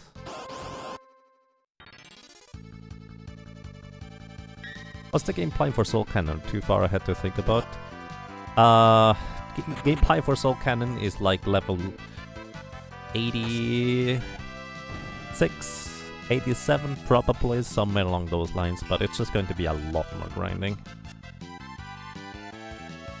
Maybe not quite 90 like I initially thought it was going to be, but it's going to be around that area.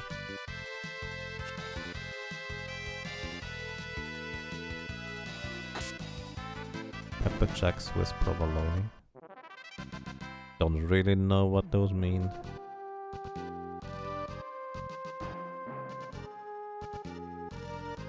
Oh, I guess that's a type of cheese, I suppose.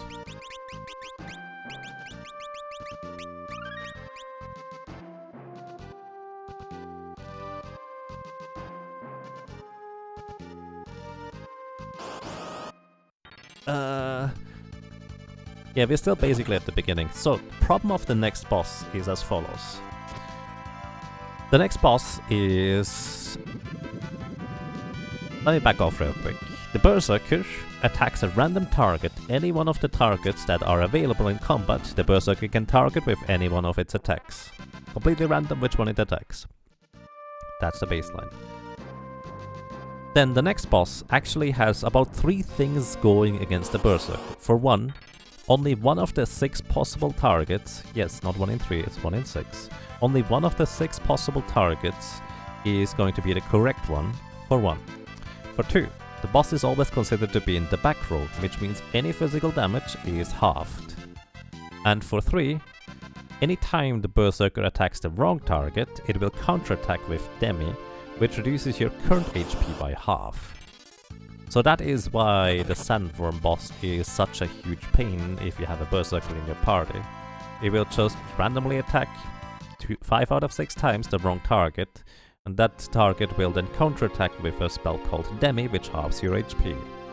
You can resist the Demi spellcast, but it has a 99% baseline chance to hit. The hole is level 18, minus... So basically the level difference between your character and the Berserker. In this case we are level 59, so that's a level difference of... Brain please. That's a level difference of 41 levels. So 99 minus 41 equals 58. So the baseline chance for those holes to hit their demi spells as a counterattack is 98%. Minus however, or multiplied with however much magic evasion we have, which I believe we get like 20% magic evasion. So all in all we have like a 53% chance right now or something along these lines to resist getting counterattacked with the demi spells. The sandworm itself doesn't deal a whole lot of damage, like it's almost negligible until you took like 3 or 4 demis, because of how, well, multiplication or halving numbers works. Halving your HP again and again, it just adds up really quickly. I hope that you were told there was no math. I think you're in the wrong stream for that one. I'm sorry. Basically, you're just playing the odds with a solo berserker, so your best option is to just figure out what your best odds are, and then just run with those.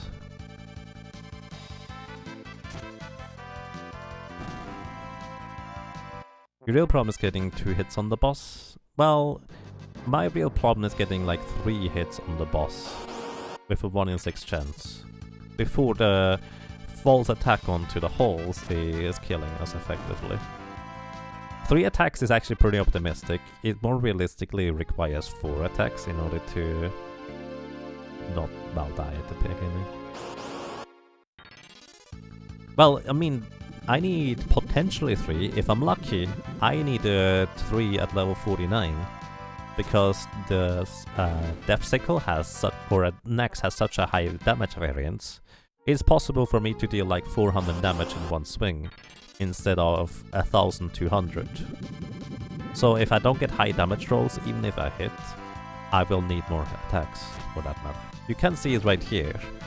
Basically, I only need 1000 damage on the Chimera, but 15% of the time we miss, and like 20% of the time or 30% of the time if we do hit, we do not one-shot it because it's too low of a damage roll.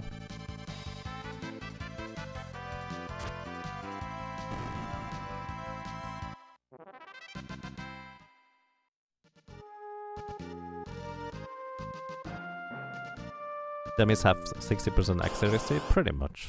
Something along these lines.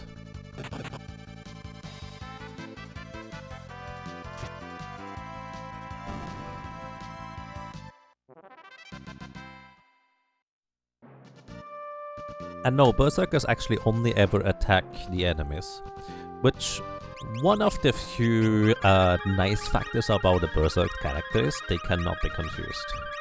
Confusion and Berserk are exclusive status effects. Can you two-shot with high damage rolls? Let's put it this way, if you ever see a 3000 damage roll on the Chimera, that is when we technically can two-shot it. Maybe let's say 2800 damage on the Chimera here. I think the Sandworm has slightly less defense. If you see a 2800, 2900 damage roll on the Chimera, that is when we have a chance to two-shot the Sandworm. It's a pretty tiny chance, but it's there.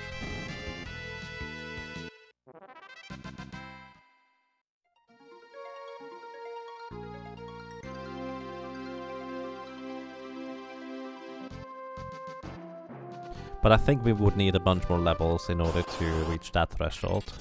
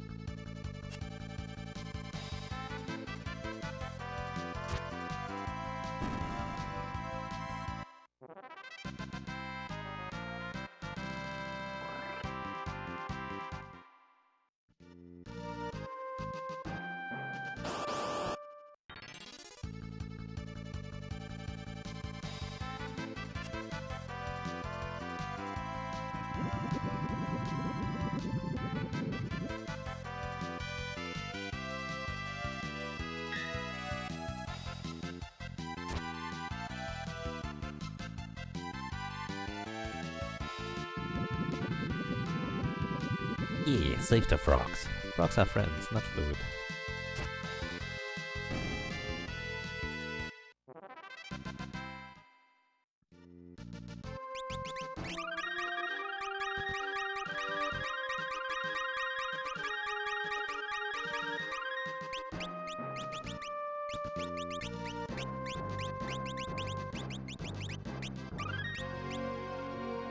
Oh. And good night, Vanacut. How long do we think we need for this run? I would guess like... My initial estimate was 2 weeks, but it's probably going to be more like 2.5 to 3 weeks until we get through this. So this is day 4. Gonna take a long time still. We might get through Sandworm within the next day or 2, but everything more than that is a bit of a stretch.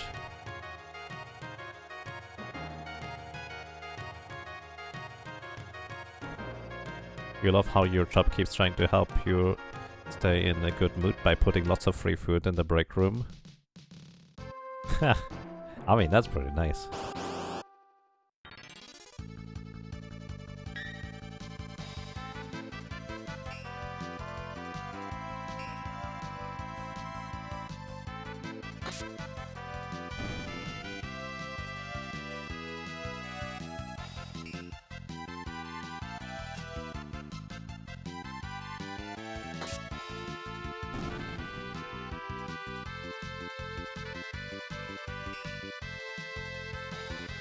Stay healthy? I will. As in...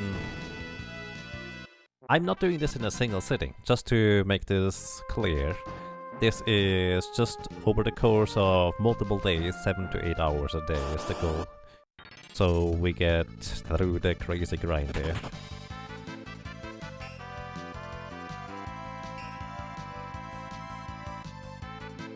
After the next 2 bosses, what would be predict the next problem point would be?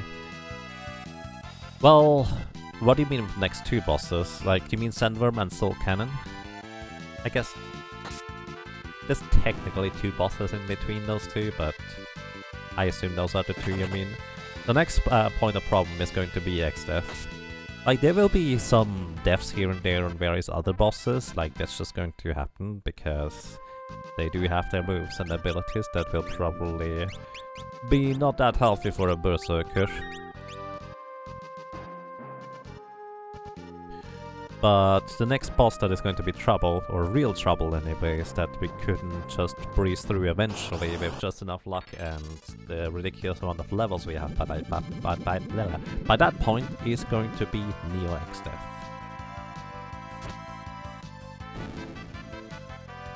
How did you come to up with the level 63 to be able to take on Sandworm? So basically, I'm not the first one to do this kind of stupid challenge. I might be the first one to do it on a regular console and a regular cartridge, but we have certain sources. For example, a certain person called Zola has done the Solo Cactus challenge runs, pretty much all of them, and basically written diary entries and just reports on them. And they are a good read, and they are also a really nice guideline in order to see what kind of level we need approximately when we can kind of expect to have a good time. So I believe Sola defeated the Sandworm at level 60 or something. I would need to look it up again. I believe he defeated the Sandworm at level 60 or something like that. Let me actually just link you the website in case you're curious. Shout out to Sola. It was actually a huge part of inspiration for me to start these solo challenges in the first place. And part of the inspiration was to just try and do certain tactics Sola didn't initially think about, and I just wanted to see whether I could come up with some more clever ways. Sometimes I could, oftentimes there was just not much of a way around it. For example, I thought I could be more clever about the Geomancer. I wasn't. I had to go through the exact same thing. Let's see, what level was he?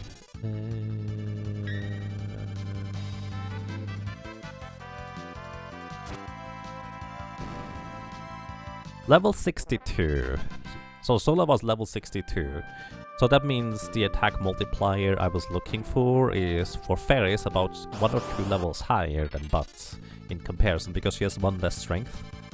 But then again, he might not have optimized it around equipment. So I might be able to just do it on 62 as well. But because I'm not using emulator speed up, retrying the boss over and over actually will take significantly longer for me. So it actually might be more reasonable for me to just level up to the next best threshold, which in this case might be level 64 if I'm not mistaken, and 65 technically is another one, I think. So that's kind of how I came up with that number. Basically, I'm calculating thresholds for when my damage jumps up to the next best number, which is for the Berserker every 2 to 3 level ups approximately, depending on where you are at that point.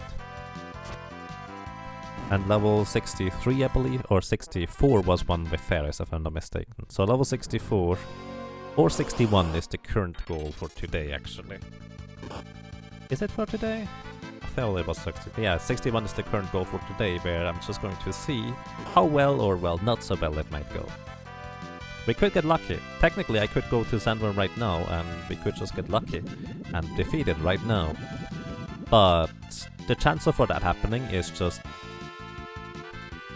really low, and it might actually be even technically inexistent because of how randomness in Final Fantasy V works. Because there's only a finite amount of random possibilities that can occur in this game. To be fair, those are 65,535, but if none of those can possibly lead to success, then not a whole lot you can do about that. Then again, Sandworm is probably a lot more finicky about that, and it also takes the speed +1, +0, -1 into account, which might actually change up a lot of things a lot more. Hard to tell. The probability of you to do 3 straight hits on Sandworm is about 0.28%. Yes, exactly. That is the probability for pure numbers. And realistically, I do not need 3 straight hits.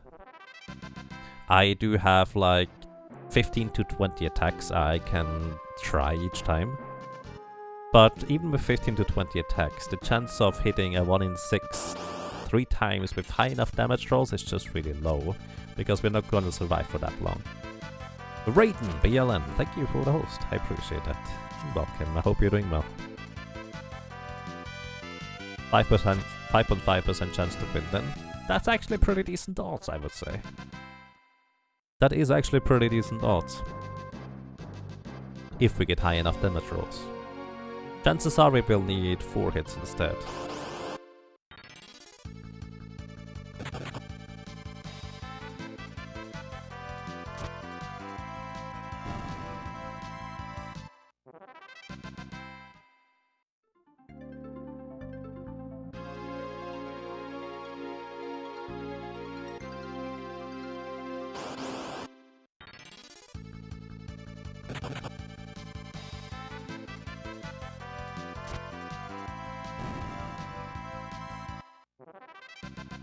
That's brutal. Yup. That's the Berserker. And that's the easy boss of World 1. That's the easy boss of World 1. The Soul Cannon is going to be a lot worse than this. A lot worse. A lot worse. Let's see, level 59. We need 21 more Chimeras until we see what level we finally can get to the Sandworm to. Or how many more Chimeras we need after that. I guess I could just look at my spreadsheet and see how much experience I need after the next level, but where's the fun in that? Right, we're just gonna do it. Let's see, level 60 to 61. We need 84,795 experience, which means that's another 85 Chimeras. So just a little bit over 100 Chimeras and we will be level 61. How long have I been streaming today? 6 hours, 39 minutes.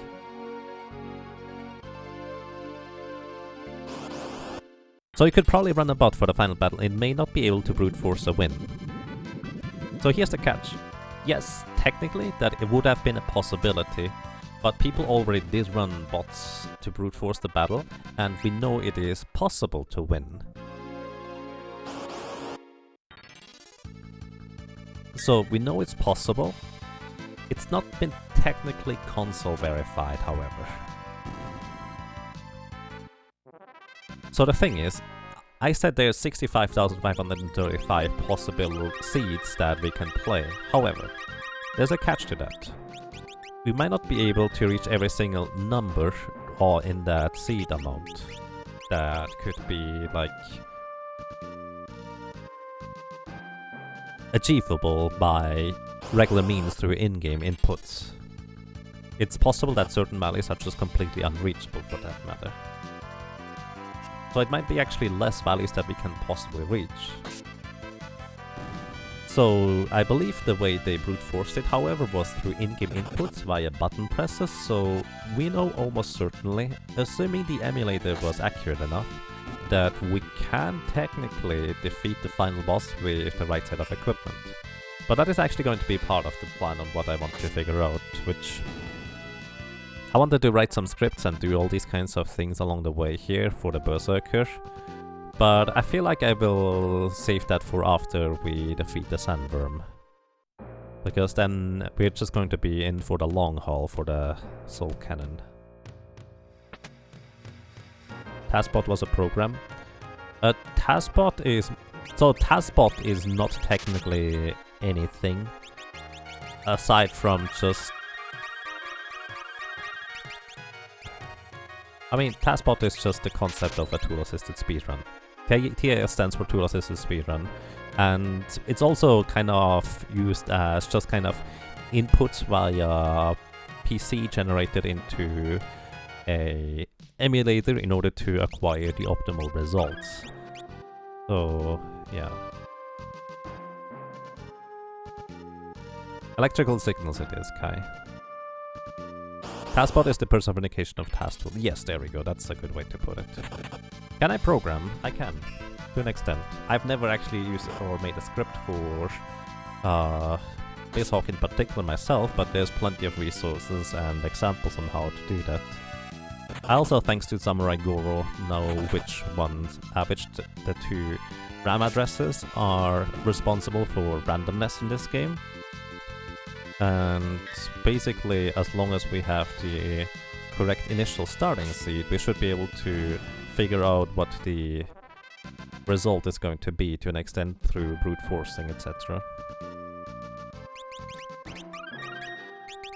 So one of the first things I will want to do is basically acquire a save file that is basically at the end of the game with preferably just a cactus at level 99 in order to start things out.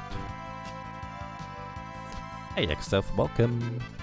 How are you doing? And Happy New Year!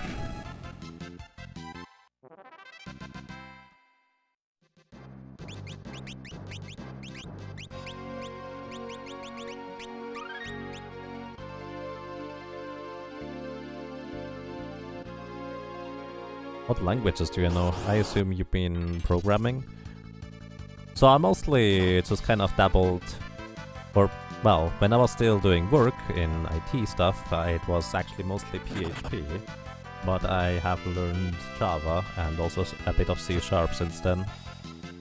I'm not particularly proficient at it, and I mostly just like to find example code and just adjust the scripts to what I need, for the most part. But usually the syntaxes are easy enough to figure out in order to know what I can do next.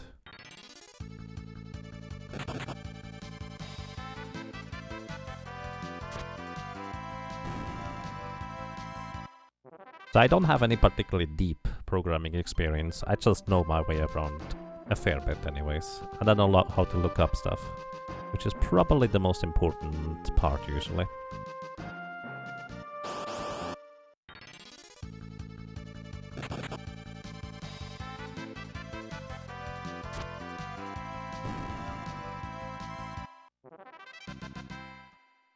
Did we reach level 60? Not yet. 13 chimeras more. And then another 85.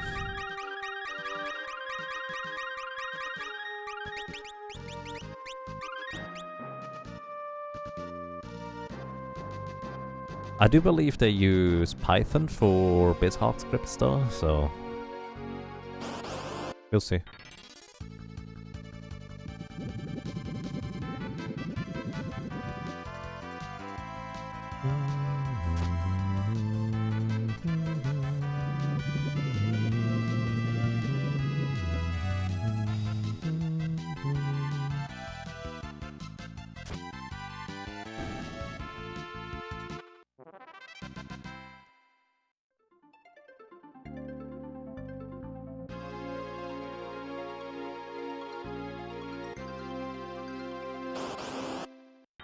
This day and age, it doesn't make much sense to invent a wheel than programming stuff. I mean, I'm not sure what that means, but sure. Oh, because I'm looking up stuff. Yeah. Most things already have, like, at least partial solutions, you just need to know where to grab them. Yeah, that's what I think so, Crow. I like to give credit when I get a particularly clever thing from some place, but most of the time it's just, alrighty, I know I want to do this, so in which steps can I achieve that?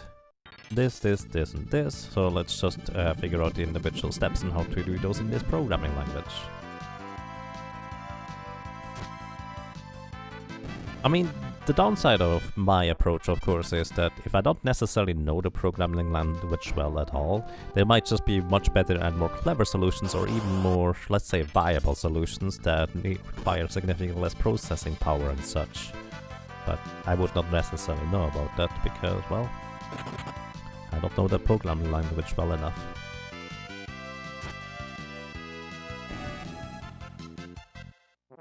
Which is also why I mainly say scripts, because scripts are usually simple enough to figure out, so that's nice.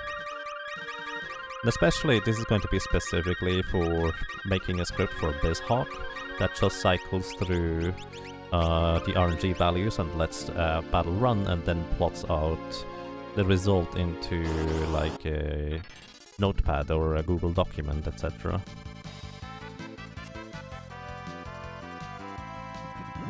In theory, that should be easy enough to do. Then we can also actually... The question is going to be how long I can let the scripts run in order for them to just figure out all the possible values.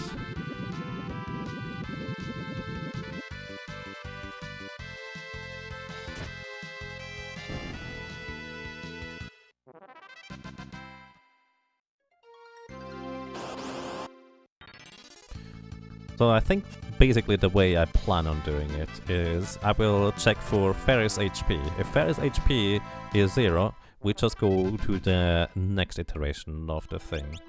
Alternatively, if all the enemies reach an HP value of 0, then we mark that one with a special thing and go to the next iteration of thing. Because I may want to know what is the highest probability of succeeding with a certain set of equipments rather than what so far has people figured out just one set of equipments instead. That kind of has the problem that we will not really take into account the plus or minus speed that you get at the beginning of a battle. What is the goal of this grind? Beat the Sandworm with a Berserker and then eventually also beat Soul Cannon with a Berserker. But Sandworm is the next best goal anyways. So this is going to take a long time just because of the randomness of the attacks of the Berserker and the nature of how percentage-based attacks work. But HP percentage-based attacks. What weapon do I plan to use? Probably the Death Sickle, because it has the potential to 3-shot the Sandworm. Whereas if I were to use the Guardian Dagger, which is the next best weapon, we would probably need at least 5 attacks, I would guess.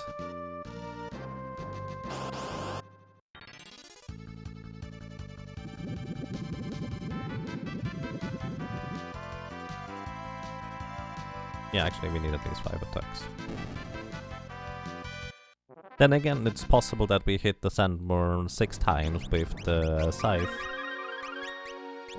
Doomax, and we do not defeat the Sandworm because the damage variance on that thing is pretty huge. So, we just need to get lucky.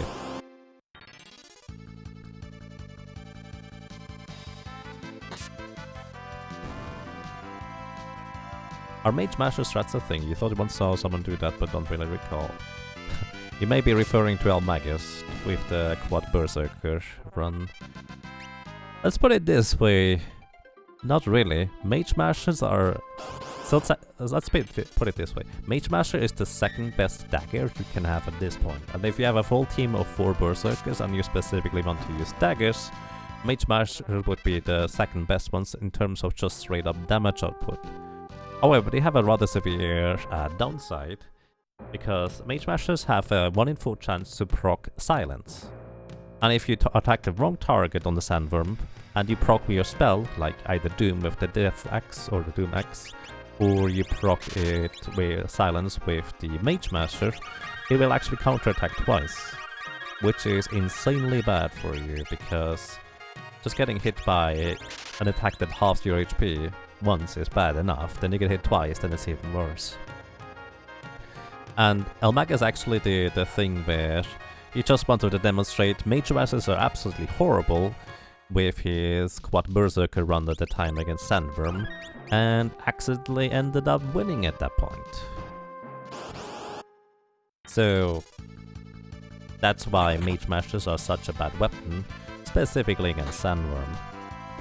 Which is also why the Guardian Dagger is actually a pretty serious consideration for taking out Sandworm rather than the Doom Axe, even though it guaranteed needs like at least 2 or 3 more swings in order to defeat it, because there's going to be less counterattacks through no proc attacks.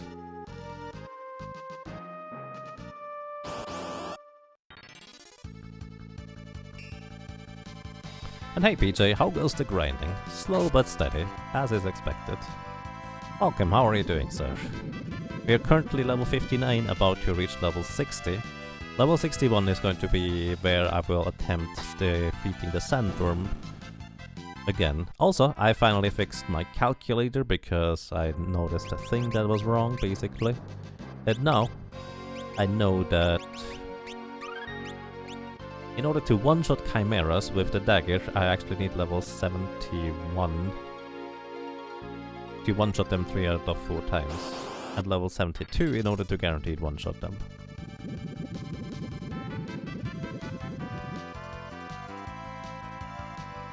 Add some dedication, don't worry, we're going to probably reach about 70 to 80 hours until we defeat Soul Cannon.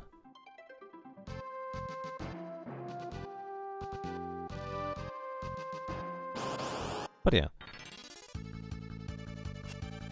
we're going steady forward, that's just how this works.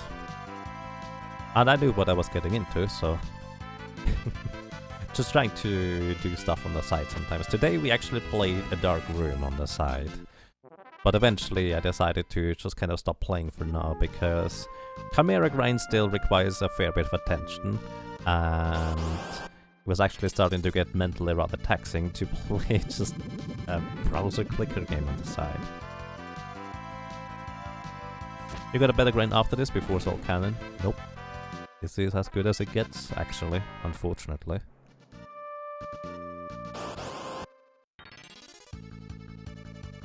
The mild improvement will be that we will have an airship, so we actually can take the airship to Karnak in order to buy potions and back. So we will be a little bit faster on that end. Also, once we hit level 71, as mentioned, we will start being able to one-shot Chimeras with daggers, which is going to be significantly more reliable and speeds up the process of grinding a fair bit too.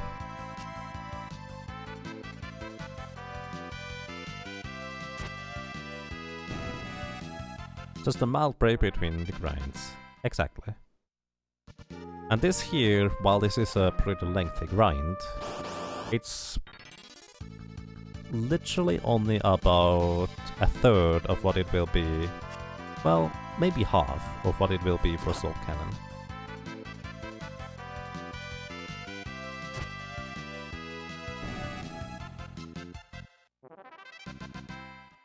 Can you buy high potions at the time? No. High potions will be available once you start or get into World 2. Soul Cannon is well before World 2. So we will have to stick to potions.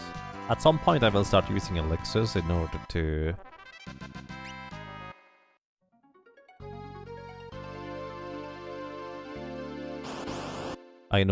not have to run back every time.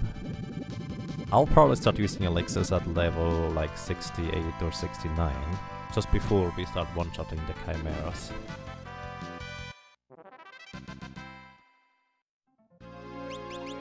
What's your plan for Soul Cannon? Also we reached level 60. Nice, just one more level until we actually attempt Soul Cannon today. Sandworm, excuse me. We have a chance to win. Not a good one, but it's a chance. And yes, unequipping stuff is going to be part of the plan in order to reduce equipment weight. But the short version is I will just optimize my equipment, so I might equip the training suit just for the +1 strength in case that gives me more attack power. The Doom Axe and the Angel Ring and the Plumed Hat. But we unequip the shield. So we should only have 1 speed penalty, and I have no idea whether that matters or not.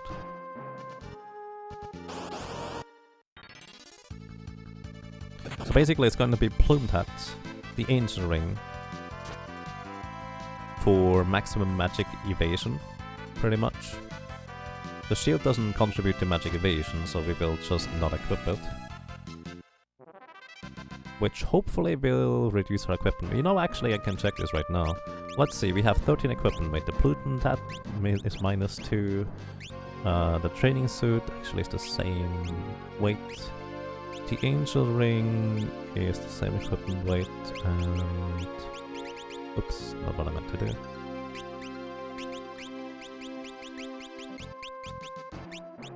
Yeah, actually it's 8. We would need it to be 7. Oh, Plumed Hat, there we go. Yeah, this is going to be our equipment for Soul Cannon here.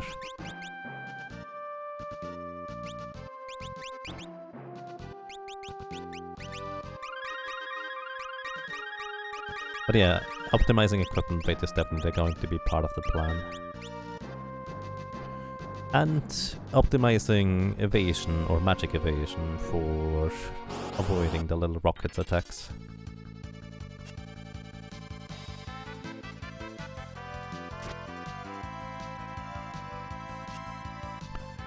At this point, Ferris has more HP than usually an entire party has at the end of the game in a casual playthrough. Collectively. Did you miss the Sandworm boss? No, not yet. We still need to go for 78 chimeras in order to... well, before we attempt the Sandworms next.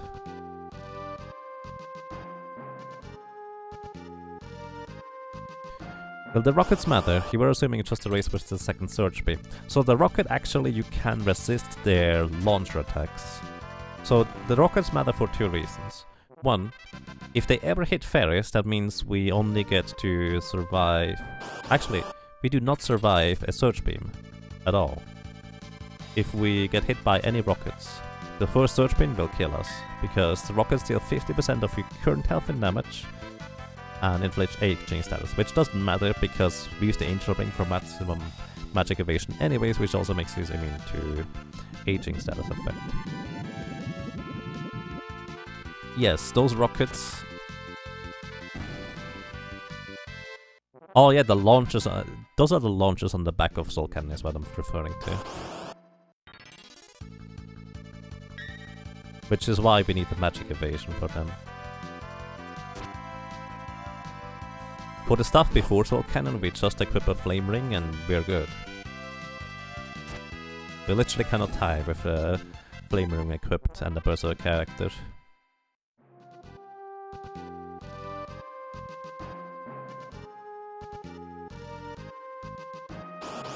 So basically, we only get the opportunity to kill Soul Cannon, most likely, if Ferris either never attacks any of the 2 launchers, which is probably like 5 times 1 in 3 chance, or Ferris kills both of the launchers before they ever hit Ferris at all with the HP halving attack, and she gets like 2 more attacks afterwards, or something like that. Or alternatively, I believe the way Sola ended up having it was he ended up having or killing one of the launchers, and then Ferris decided to just only attack the Soul Cannon afterwards the entire time for 50-50s instead. Either way, we will never want to get hit by rockets before the first surge beam hits. Which, well, is not terribly likely unfortunately, and kind of part of the biggest problem we are going to be facing. 61, yes, Dr. Amamind, which means just a few more chimeras until we're there. Before that, I'm going to make myself another soup, and I will let you hear some other music. Maybe just the music in Karnak is fine. Going to go for another soup, go to the bathroom, get up, stretch, and then we move on.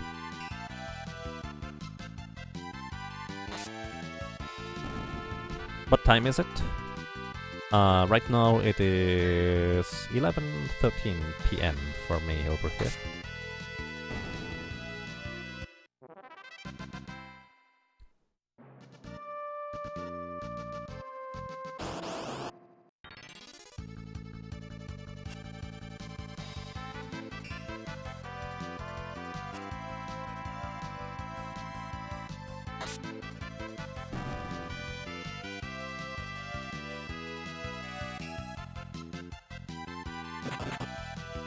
Long stream today?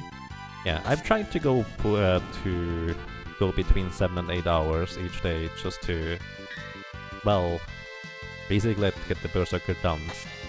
Basically, I had two approaches in mind. Either I just chip away at the Berserker challenge for like 1 or 2 hours every day for literal 2 months, or I just go all in for 2 or 3 weeks. I decided to go all in because while I really like this game, I also want this challenge to end at some point, basically. What time do I normally sleep at? Like 3 or 4 AM? Somewhere along those lines. Basically, I have a schedule as if I were in the US. Kind of.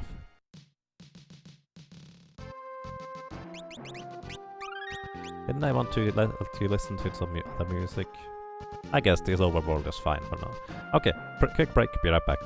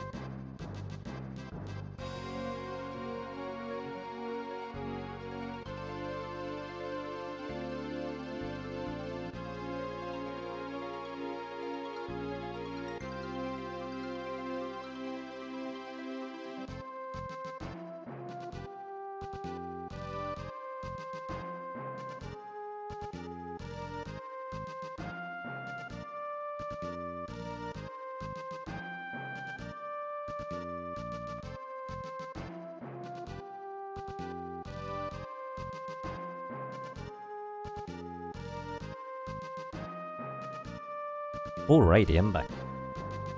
Oh, removing the break thing, and let's continue defeating chimeras. Actually, I have no idea how many chimeras we can defeat with a single set of potions. It's gonna be interesting. If somebody wants to keep count, because I will probably not be able to pay attention for long enough to count how many chimeras we defeat with one set of potions.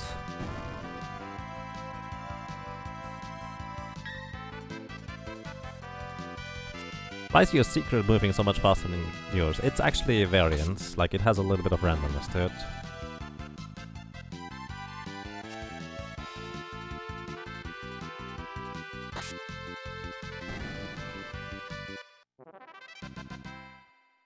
Hey Cinny, Happy New Year to you as well, welcome. I hope you had a good start so far. But we won't know what the secret is until it gets to 100%. Pretty much, it's a secret.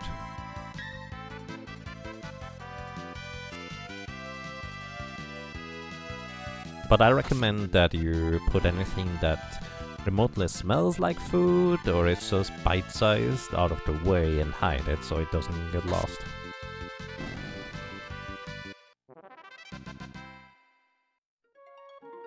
Welcome to you, Sultana. It's going quite fine, thank you. How are you doing today?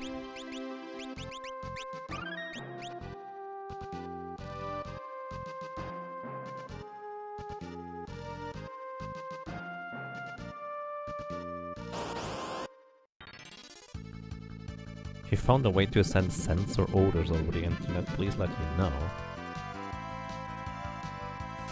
I think that's more of a question for scientists. You'll make tons of money out of it. I wonder whether science will ever get to that point where they can just kind of like mix together various scents and odors at command, like that. Kinda curious to think about.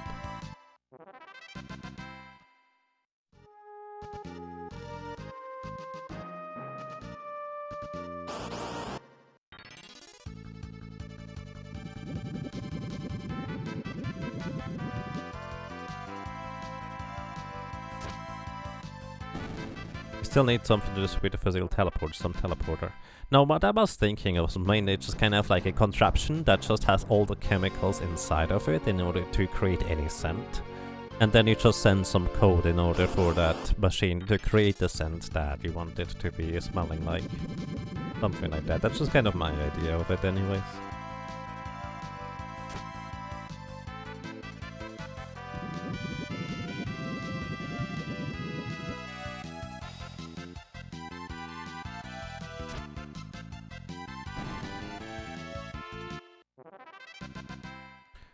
Wiki smell-o-vision, it's been done, but not well of course. Would be pretty difficult to do well, which is what I'm getting at. I wonder whether that's ever going to be something that is going to be possibly well done.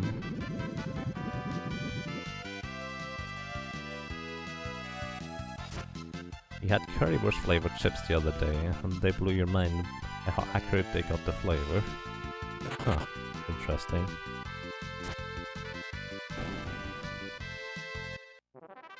Then again, that always depends on how currywurst works anyways.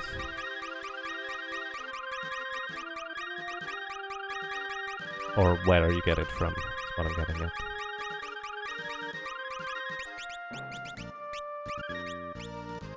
Yep, level 60. Almost 61, which is where we will do some sandworm attempts. Probably like 10 or 20.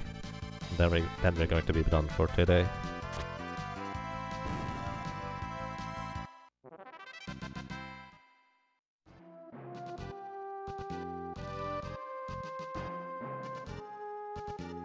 Can you see my dagger damage now? Sure, if you'd like to.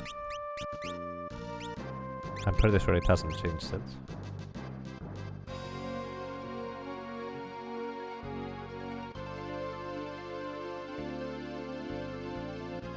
Should still be... Oh, sorry.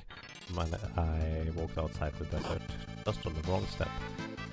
The damage number should still be 850, 875 and 950 for chimeras. It shouldn't have fluctuate at all right now, because it didn't reach another multiplier. There's 950. 850 and 875 are also possible damage rolls. I don't actually know the fourth damage roll.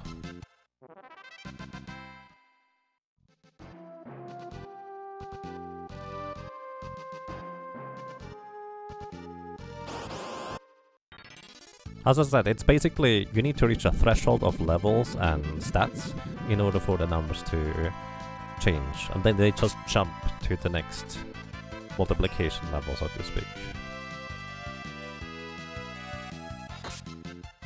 850, I don't know what the third number is, Ferris. I want to know what the fourth number is. Rump.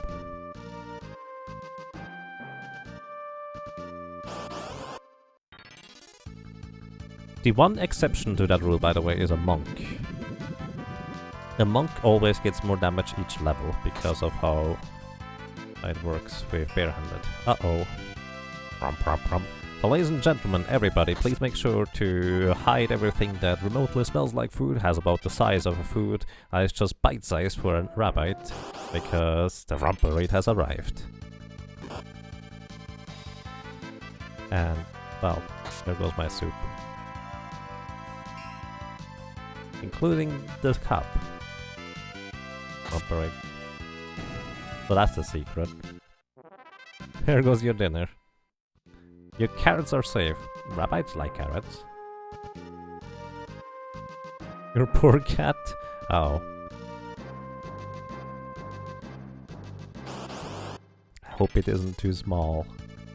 Although usually other animals, as long as they're not in the food box, the rabbit is not going to rump.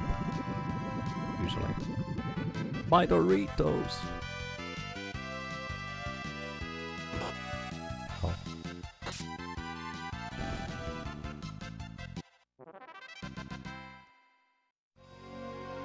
Yeah. Alright, protoplasm, welcome, Horrid. Also, I only just recently realized your name comes from Earthbound, right? Because that kind of completely flew over my head until recently. Worthless protoplasm. Right, of course. Just like, I did not realize that until, recently. Do rabbits get sick after eating cheesecakes? Probably not. I think rabbits can eat virtually anything, including rocks if they feel like it. It's just not gonna be too nutritious.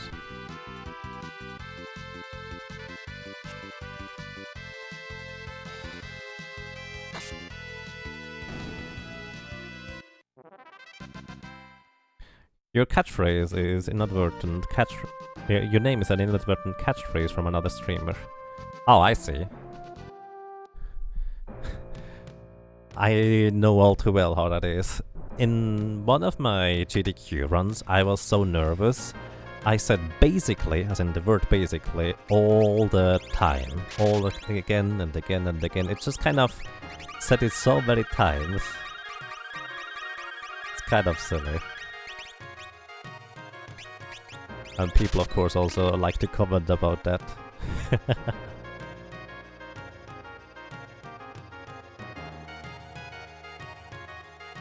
Effectively, the only reason why that bothers me to an extent is not because people point it out, but because people notice that over the things I'm actually saying and try to explain it in the game instead.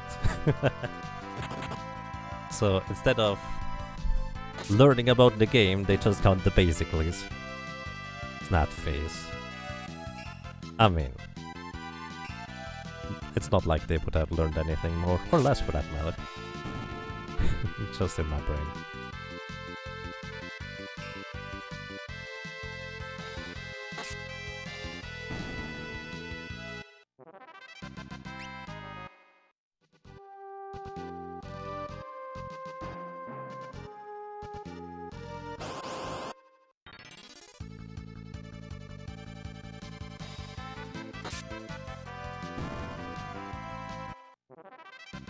On the other hand, they will listen very closely to what I was saying.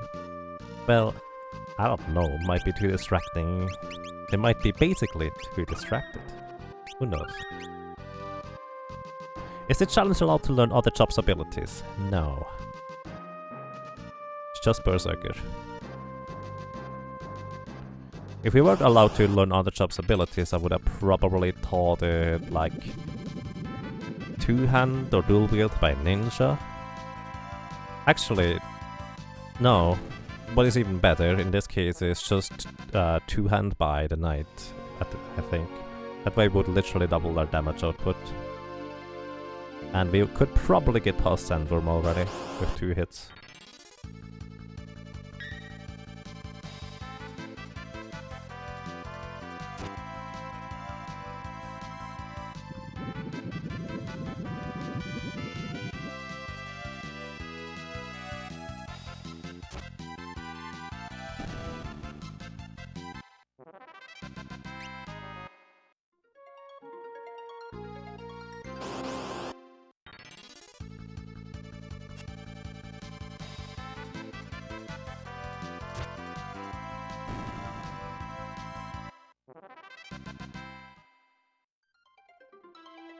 You'll have to use two-hand back in this when you play this game.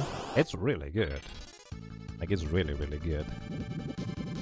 Two-hand Magic Swordsman was your favorite? Nice. Yeah, those deal a crazy amount of damage.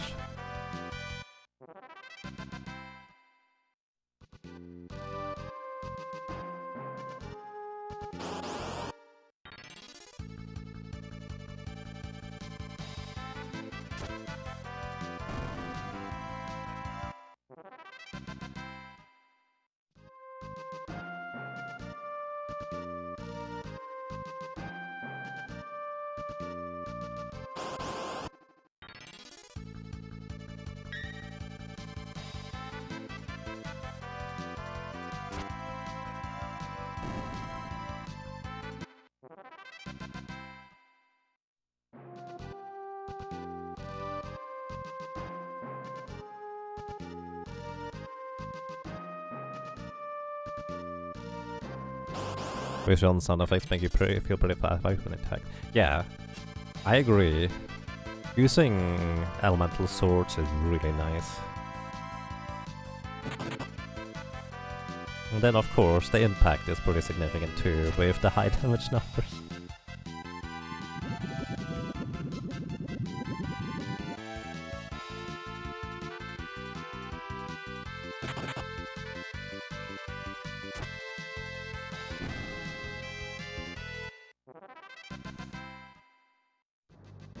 You're about to do one control a single man without having reviewed any of your notes. What could possibly go wrong? Honestly, you're probably going to play it safe enough that you will be fine. I would think. So good luck to you, Crow. It's how I did my recent glitchless runs. Because why not?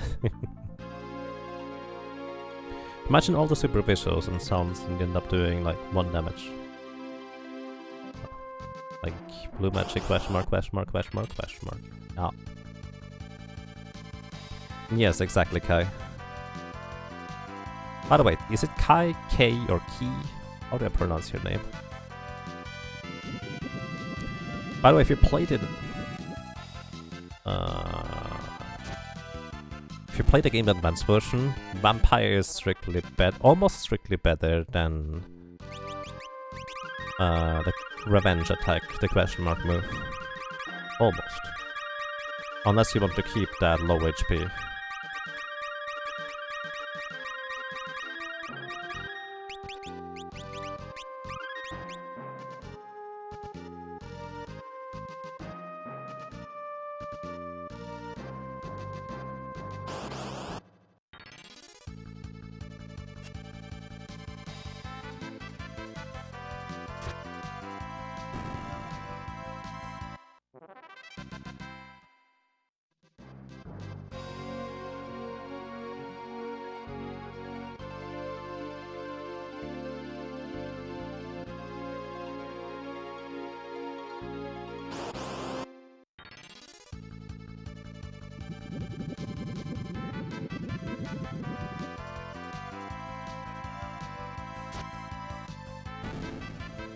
It's Kai.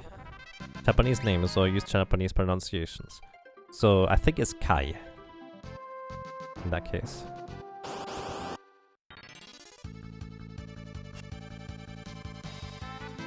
Or K? I guess K would also be fine in this. Since KE. Okay.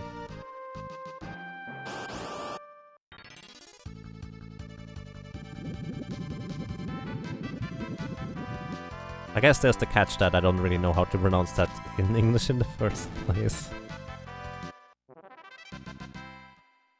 It's the same way as you pronounce K, so it's K. Okay. I think I get it, K. But thank you for your instructions. I appreciate that. That's K. It's K.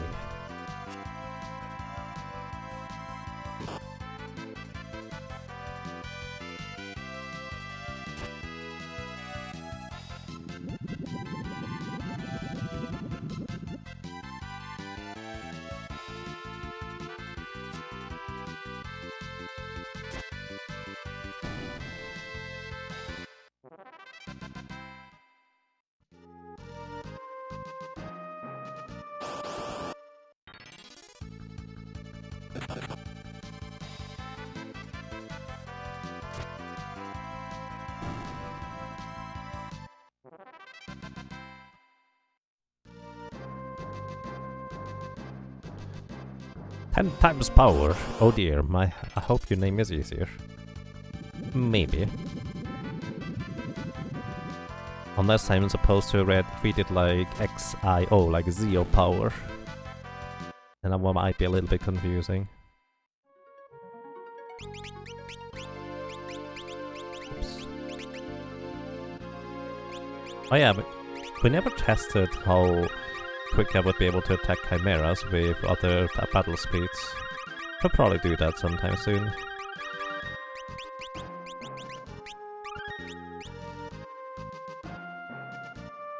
Ten power. 10. Because X is 10 as well. Nice.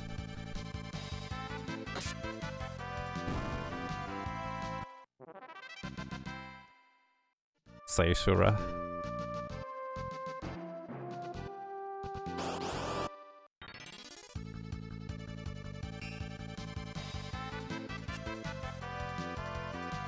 Times 10 power is what you originally intended. Alrighty.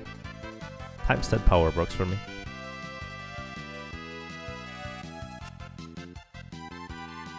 Hey Elysium, happy new year to you as well. Welcome. I hope you had a good start.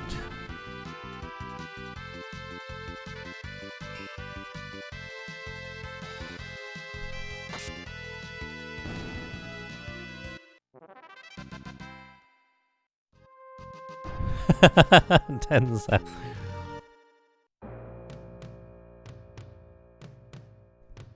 Or times F in this case, because you know times 10 power, it would be times F. Right?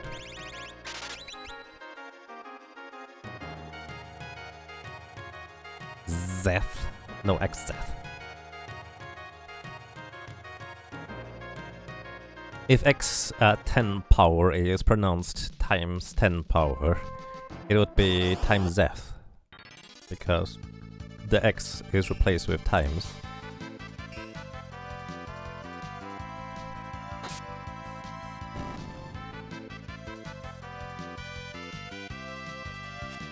It's stupid, no worry. Alright, let's actually test out battle speed real quick while I still...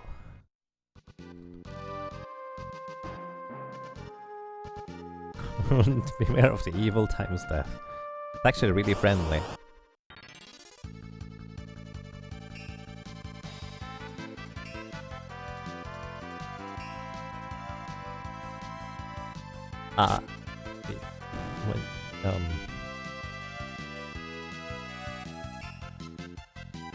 E times death.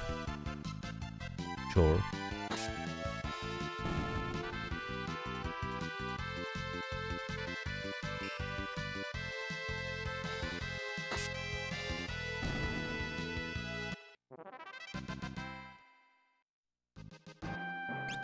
Alrighty, let's see. Battle speed. Let's set it to battle speed 1. Which, if battle speed 1 has any effect onto a Berserker attack, then the Chimera should go 3 times for us getting 2 attacks in here.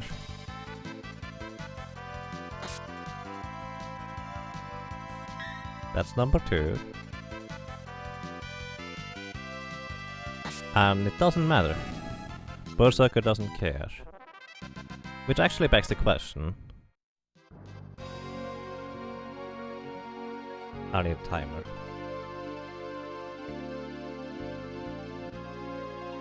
Give me just a second. Is this actually faster if I increase the battle speed here? That's the wrong thing. That's not what I meant to do. Advanced audio properties.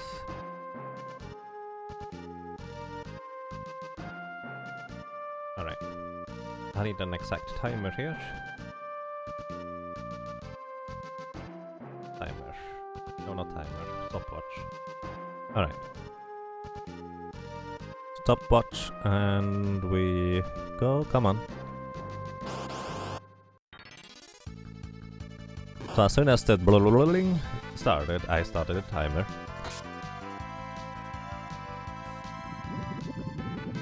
And we get an aqua wreck in this case, so that is worth noting.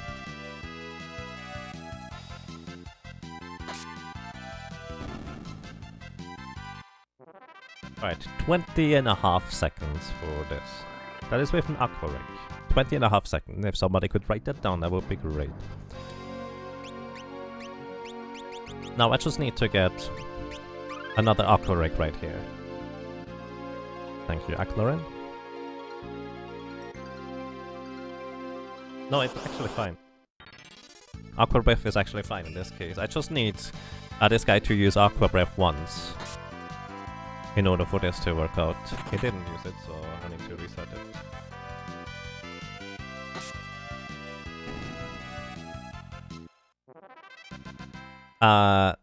No, it's not a glitch.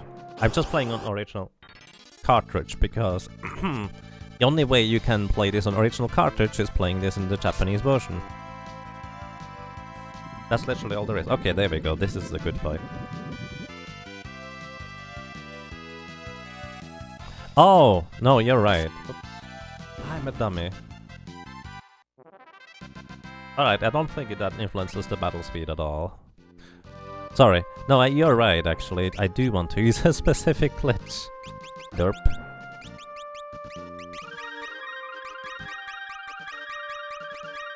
But also, technically, I could use a PlayStation version for this. It's just the grinding is going to take long enough. So I don't want to increase the grind time by having a loading screen into each battle.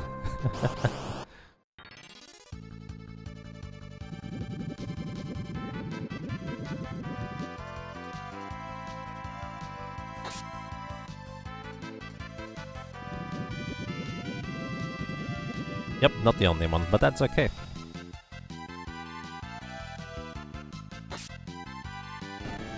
Basically, I decided if I'm so silly as to do the Solo Berserker challenge, I might as well go all the way and just play it on original hardware. So we're playing on the Japanese cartridge.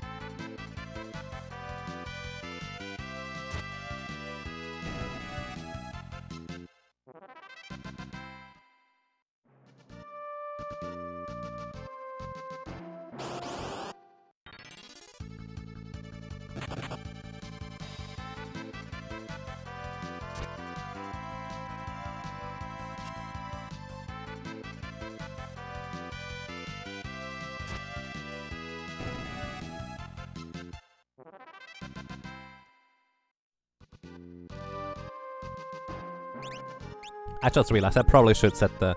Did I accidentally change this setting? Uh-oh, what is this setting? I think this is battle active and battle wait, isn't it? I don't know which one is which though.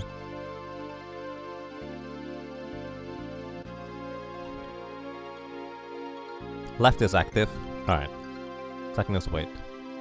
I probably should set it back to the original settings. Actually, I'm curious whether this influences it at all. Thank you for the heads up. Let's see. 2 attacks with the dagger. Thank you for the instructions. Exactly, that's exactly what I'm testing, Carissa. I would guess it doesn't affect the Berserker in the least, because Berserker moves more like a enemy type character. Yeah, it doesn't matter for a Berserker. Just the exact same thing. Probably. Either way, I'm setting it back just so I'm not gonna get confused about the Sandworm battle. Yeah, not Sandworm, Antlion.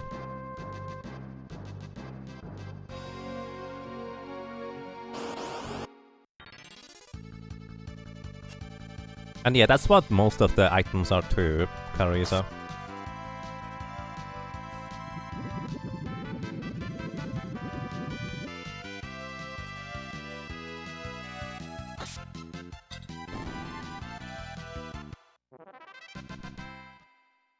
Akutifu? That sounds about right. But yeah, if you just look at the name here, it's something with paw.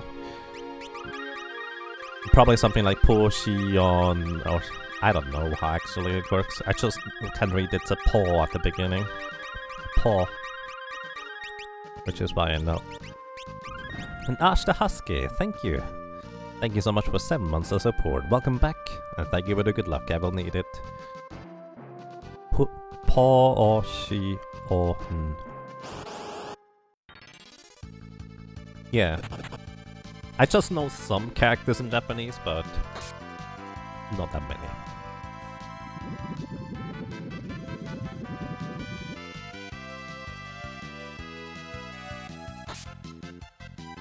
Yeah, I mean, for Tales of Fantasia, I just memorized the first character of most things in the game. As for this game here, usually for equipment, I just memorize their stats.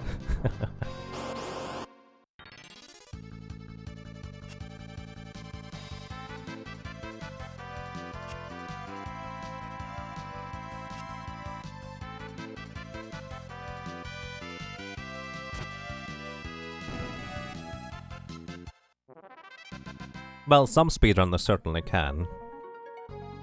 I'm not exactly one of them, because I'm usually a bit too chaotic to stick to a very specific plan.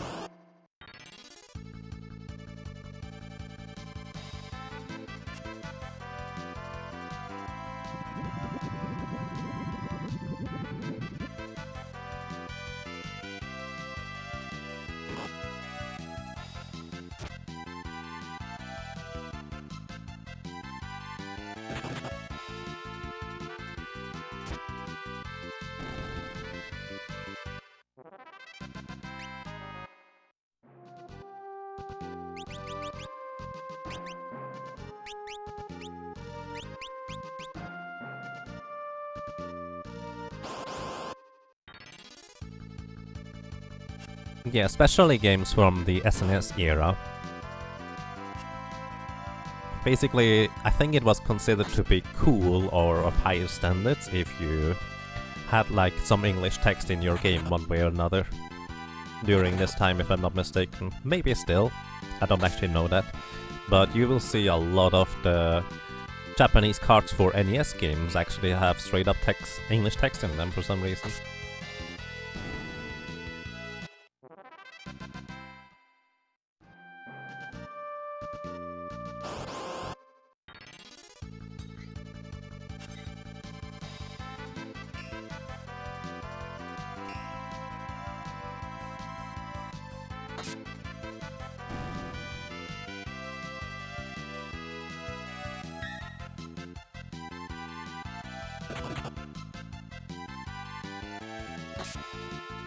I don't think that's necessarily the reason, Eklorin.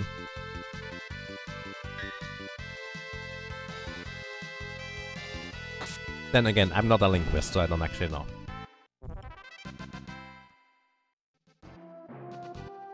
There was an era that Japanese considered English translation cool. Right, that's kind of what I heard, so to speak.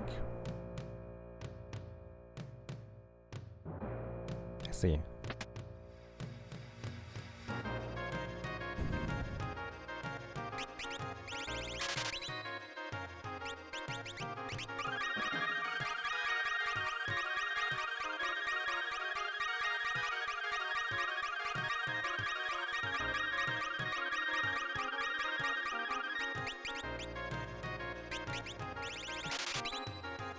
Alright, how many more chimeras do we need? 25. Okay. Almost there, almost 61. Which, again, we're probably going to go to 64 for Sandworm. Probably. We'll see. We might get lucky today.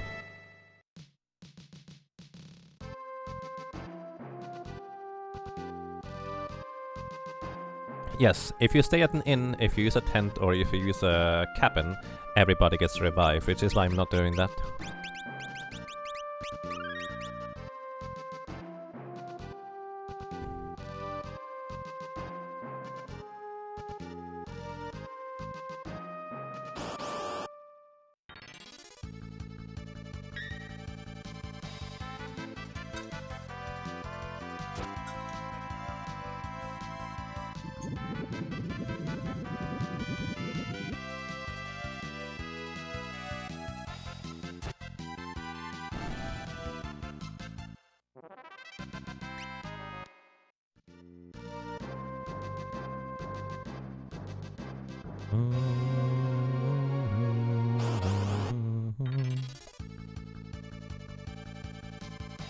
Nice scythe.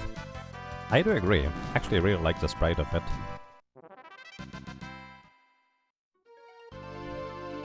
Although I have yet to see a game where the scythe weapon is implemented in the way where how I would like it to be. Just kind of in my head anyways.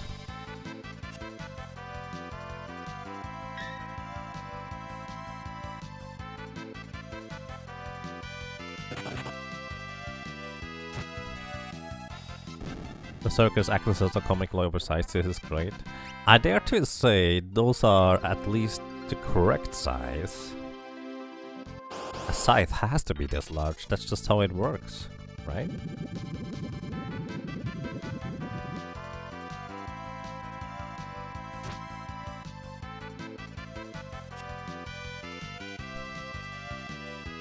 Look at the rune axe.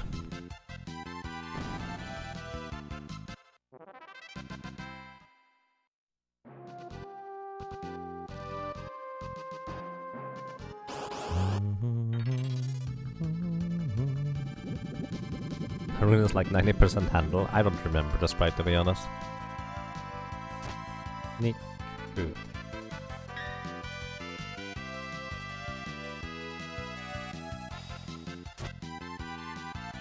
AKA meat. Really?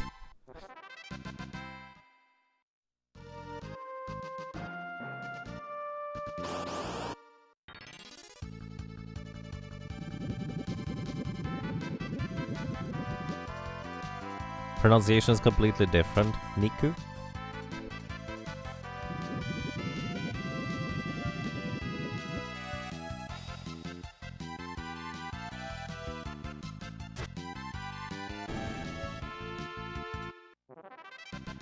A glottal stop. What's that? I've never heard that phrase.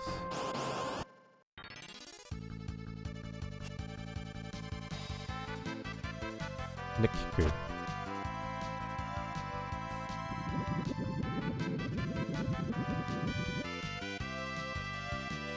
Nick. So Niku. Niku. I'm not entirely sure. What do you mean? Like a hard K pronunciation of Ni. So Niku.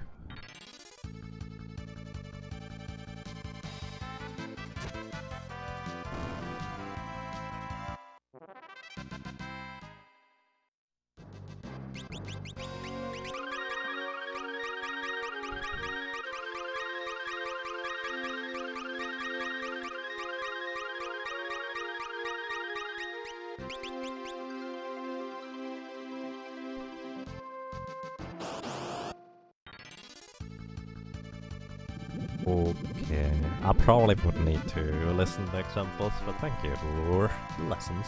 Appreciate those.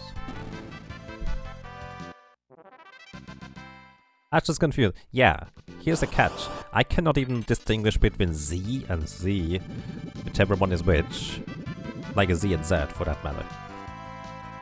Like, I cannot auditorily distinguish between the two properly.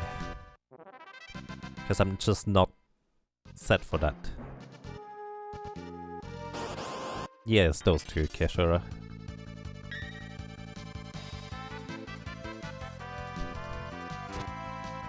It's Niku and Niku. I guess, something like that. Did I heal? I healed. How many more? 40 more chimeras. Or Chimaira. Something like that. That didn't sound right, I'm sorry. Niku.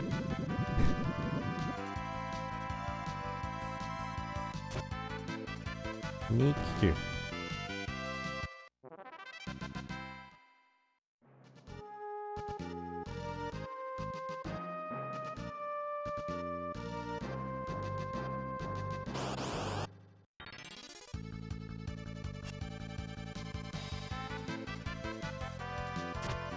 Your mom is Bob now. Bobu. I was called Bob when I was in Japan by the coffee shop people. And I accepted it because way easier than my regular name. I full well understand the difficulty of pronouncing things that you're just not used to.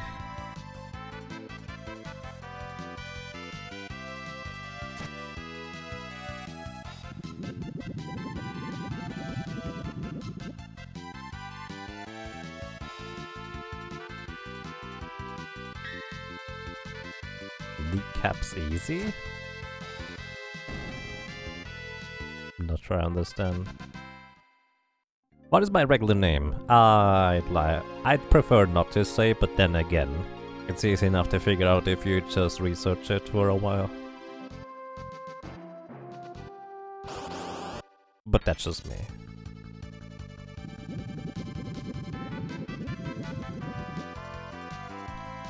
Like as I said, it's not difficult to figure out for that matter. I'm Yagamoth. I mean, that's not wrong. That's fair.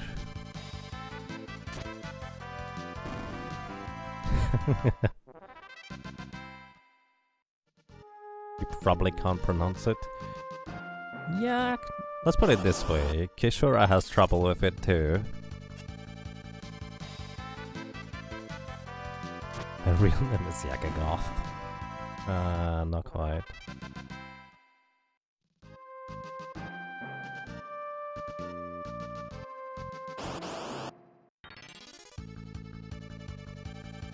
With the last name?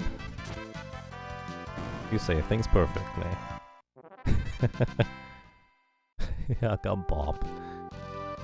Jagamoth? I actually used to say Jagamoth until I learned that's not quite how you pronounce it, and then I'm like, okay, I guess I'm just a moth now.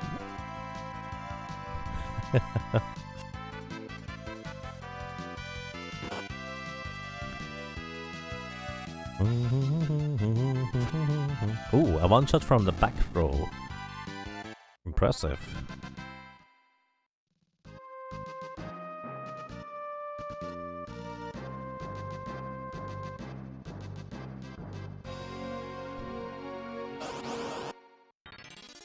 You haven't heard of a wine pronounced in English J before.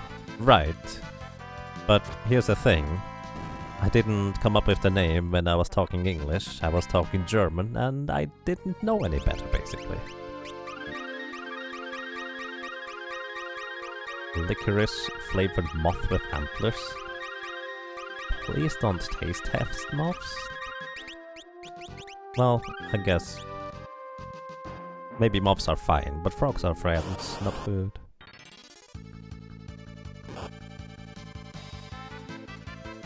Well, not today, Silas. But Yagamoth came up when I was still playing games in German and talking with people in German and stuff.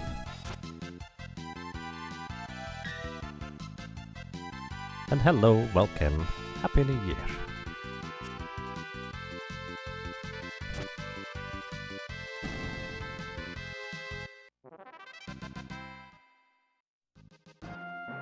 Ickiest Dutch.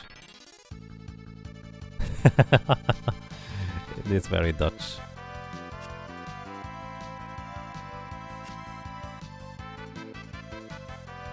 You're missing an S in there. But yes.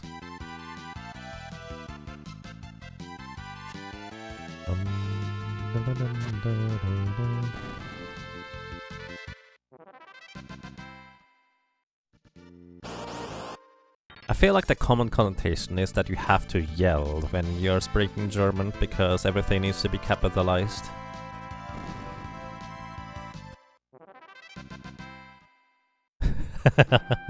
Please.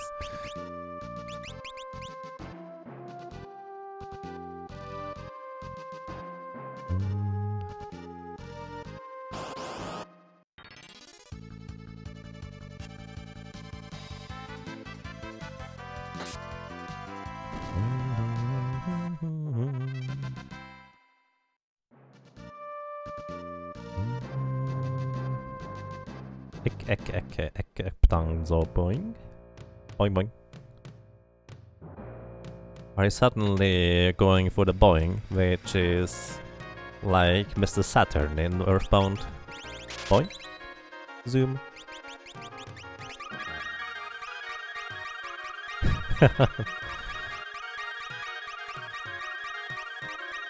Oranje. Oh yeah, we had Oranje people around here during some of the, I think, European Championships that were partially held in Switzerland, I think, for football. We had Oranje. Lots of Dutch fans of their teams. Very orange. It's a Monty Python thing. I did not know that. Sorry.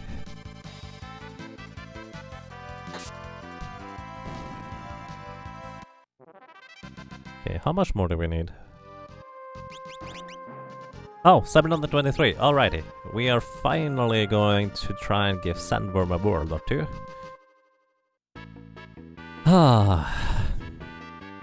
We've been grinding for pretty much 7.5 hours straight here.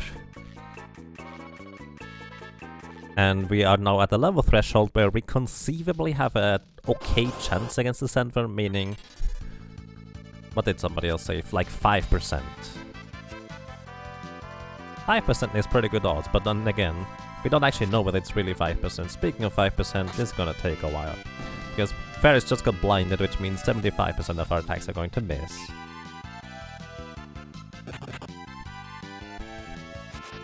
So yeah, we're going to give Sandworm 20 tries. 10 with the Doom Axe and 10 with the Guardian Dagger. Unless Guardian Dagger deals less than 600 damage. If Guardian Dagger does not at least deal 600 damage, we're going to just stick to the Doom Axe.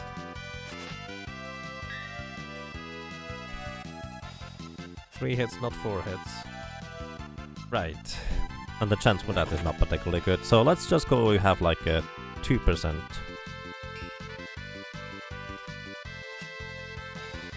Plus I have no idea how many like demis we're going to be resisting and surviving, so there's that too. And Protoplasm, thank you so much for almost 2 years, 22 months of support. Welcome back, and I'm glad you enjoy your stay. What if you do it on the first try? Well, then we're gonna be happy and going to bed afterwards. And looking forward to doing a little bit of something else before the big grind, before Soul Cannon begins. And we will have the airship, which is going to be great. Because the airship will allow us to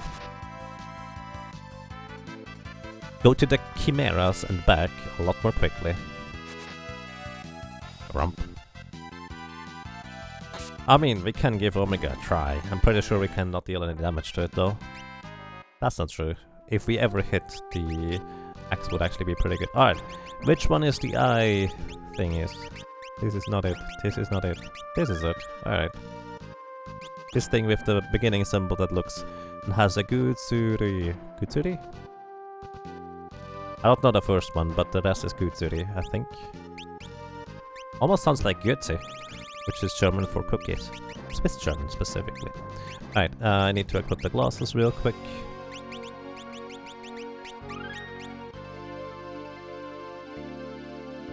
Looks like a face that starts with... Right, that's how I memorize these things.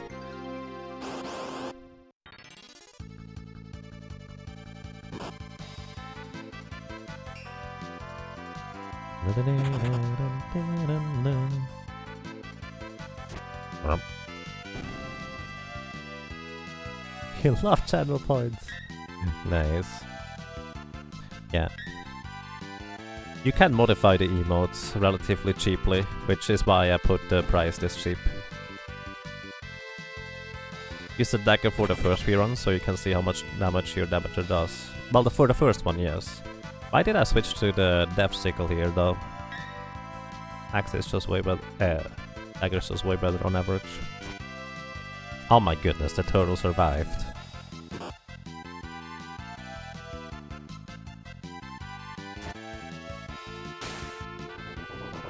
Would I consider that cheating? That would be considered research. As long as we were to just attack first, it would be fine, I would say.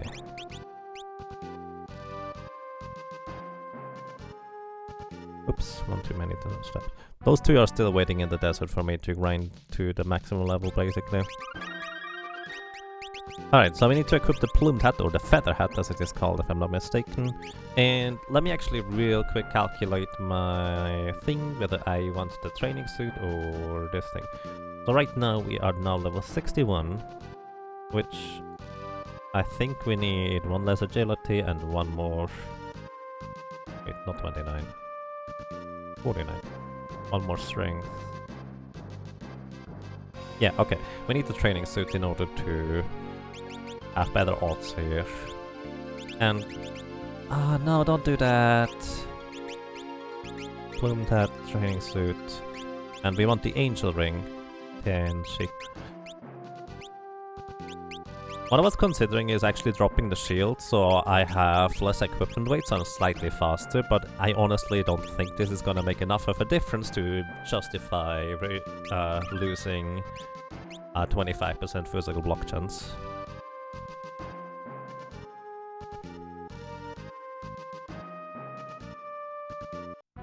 Oh, I've learned that from people telling me, Kai? I'm sorry, I already forgot. I have a horrible memory. Alrighty, attempt number 1.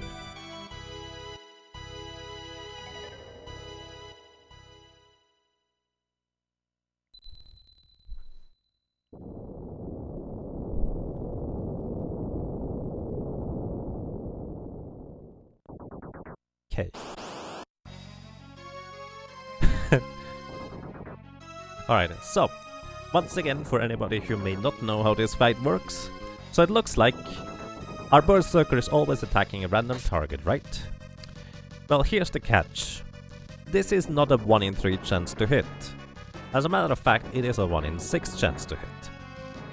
There is 3 holes and 3 positions where the sandworm can be. All 6 of these things, fairies can possibly attack. Whenever fairies attack something that isn't specifically the sandworm itself where he is right now, it's going to proc a counterattack with Demi, which reduces our current HP by half if we get hit by it. We have a decent chance to resist the counterattacks, so there's that. Which is also why I equipped certain specific equipments to have a higher chance to resist the counterattacks. And yeah, it's a 1 in 6 chance, it's not a 1 in 3. The other thing is, by the way, if we ever do hit the sandworm, sandworm is always considered to be in the back row. Sandworm has a total of 3000 HP, but he might as well have 6000 because our damage output is halved because he's always in the back row. So there we go. What are the chances of resisting the counter? Let's see, we are level 61. The holes that counterattack are level 18. 61 minus 18 is 17, 3... 53% 99 minus 53% is 46% baseline chance to hit, minus however much magic evasion, or multiplied with however much magic evasion we have. So it's actually less than half the time we're going to get hit by these things. And I have no idea how much magic evasion we have, honestly. Let's see real quick.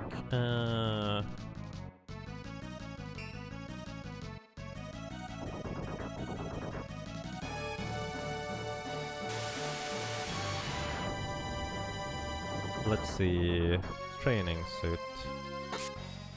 Training suit has 0% magic evasion. I wonder if the with armor has 0. Stealth robots has 0%, so it doesn't matter.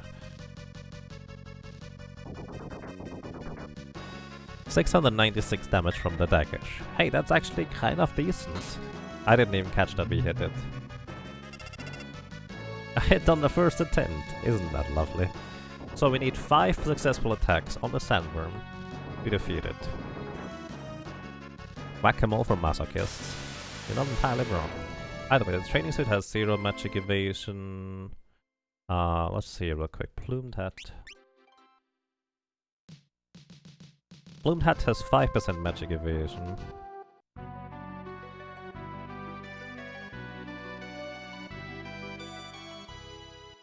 So 5% magic evasion from the plumed hat. The angel ring has 10%, so that's 15% magic evasion. The mythos shield that now has 0. What else? Actually, that's it. We only have 15% magic evasion. So basically 46% times 0.85. So basically, we the Demi has a 39% chance to hit us.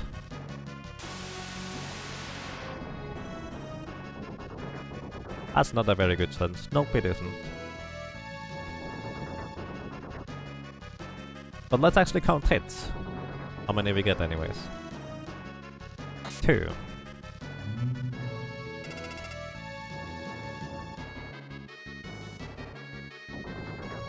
It's a Gurabite.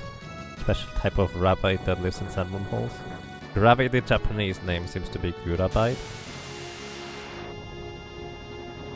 Oh, gravity. Gravity.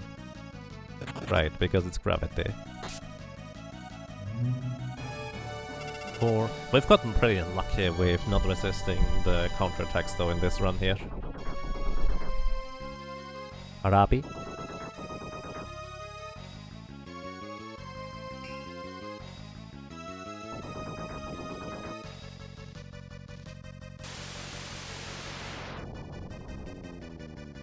Resisted any? I don't think so. Hey, you hit.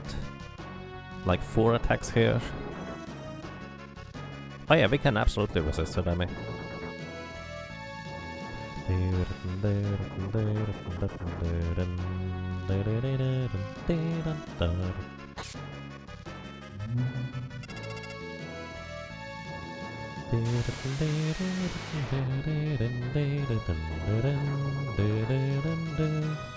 Oh, I didn't count the previous set. You're right. Thank you. I forgot. I haven't increased the death counter in so long. I completely forgot it existed. I appreciate the heads up. So it looks like we can get in like 10 attacks. That is with bad luck. I feel like we can get up to 15 attacks if we get a bit better luck. Either way, this is pretty much the death sentence. There is a death count, yeah. On the bottom left. And that is 2 deaths with the dagger. Hey, 2 attempts for 2 hits. That is actually kinda decent, at least in my book. Let's see how lucky we're going to get with the Doom Axe though.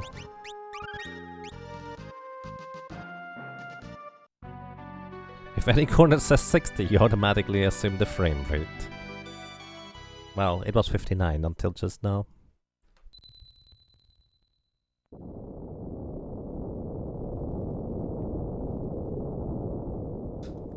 Yeah, well, I mean, that's assuming I can get a guaranteed 13 hits, I suppose. Death count frame rates, the more you die, the faster the game goes. Oh god. That sounds kind of like an abomination of a game. I love it. So basically, initially you want to die, so you have your frame rate above like 1. Is Sandworm immune to death attacks, or is there a chance Doom might take it out? There's no chance that Doom X might take it out, because otherwise we would have tried it already. Speaking of Doom, whenever Doom procs we get 2 counterattacks, which is why the Guardian Dagger is actually a serious consideration rather than just afterthought.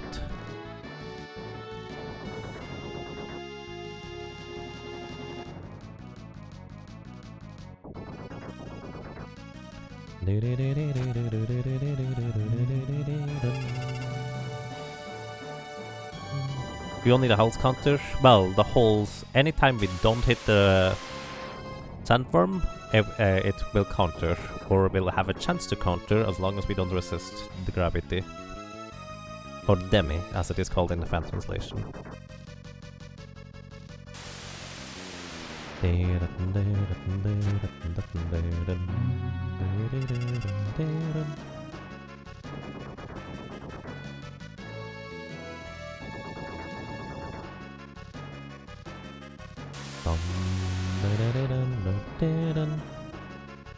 I mean, the mathematics get really complicated really quick because you have to account for a 15% chance to miss, and then also a chance that you will need to get up to 6 hit with the Death Sickle rather than just 3, depending on damage rolls. And at that point it's just like, let's just see how it goes.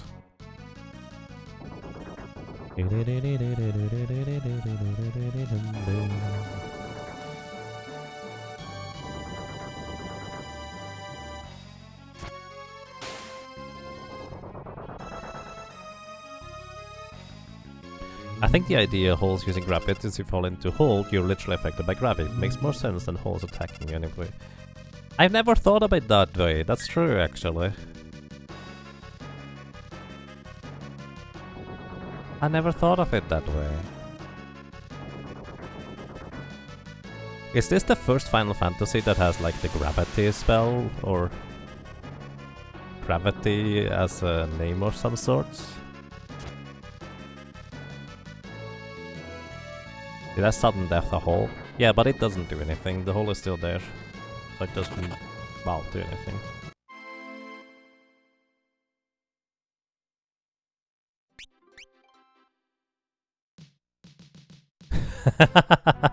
It's true, Craigtown. So we have a frothing mad Ferris running around the desert chasing a worm while repeatedly falling into holes. I love that visual image. The wiki says it was the first main series game anyways, so this might just be the origin of the gravity spell actually, where the concept or the name comes from you falling into holes in the Sandworm battle. 15% chance to miss. But we technically hit the Sandworm, which by the way is kind of mean, because I'm pretty sure there's no chance we can miss a hole.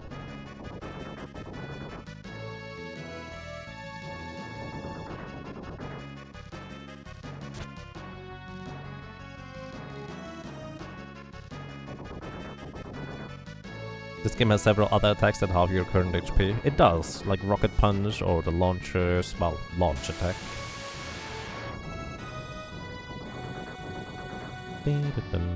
Been stuck on this for boss long. I mean, yeah, we've been leveling up to level 61 to give it the first shot for now, just to see how it's going to go. But I will likely go up to level 64 before doing any serious attempts, unless this looks really promising for some reason. I later Gravitas does only 25% damage.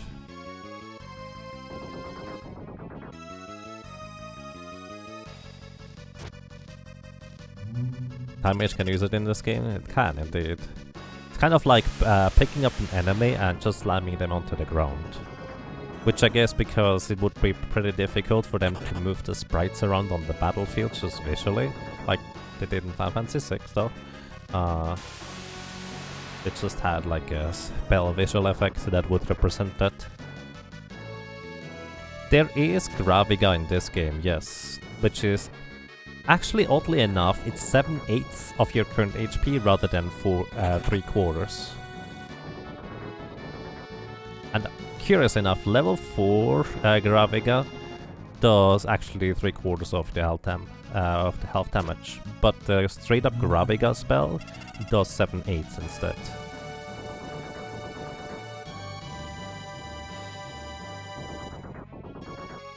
Either way, there's 2 levels of gravity. I don't know names, that's okay. I just say Demi and Demi too, okay?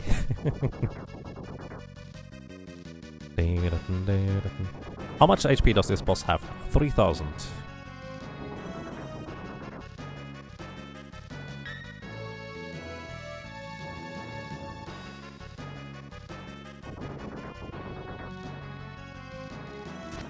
Hey, we hit once.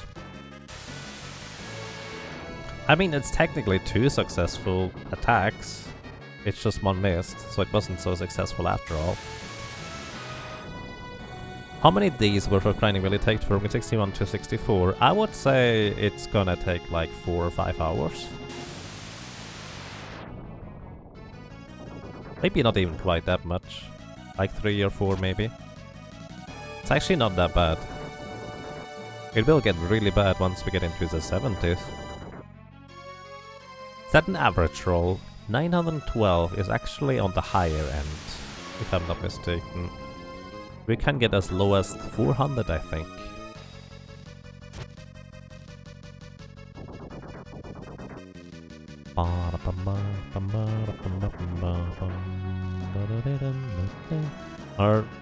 Aren't there some other spells that should directly jump to Ga? I have no idea. I suppose.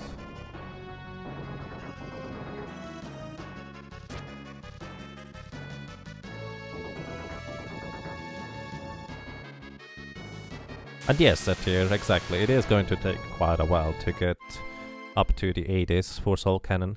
At least once we are level 71, 72, we will be able to one-shot Chimeras.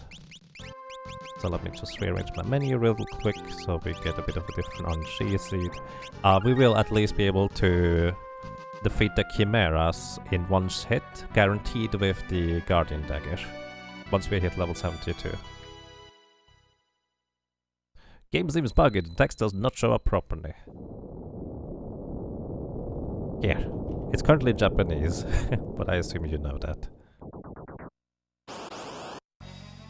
Playing on original cartridge on original console, so not a retro or a remake cartridge, because I figured if I just do solo character Berserker, might as well go all the way, because why not? Woo. I love the sound effect of Graviga, or Gravity though. Just kind of woo.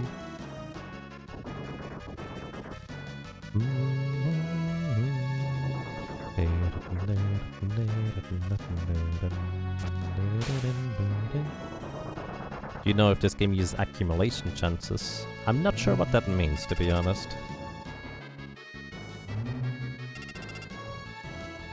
Woo.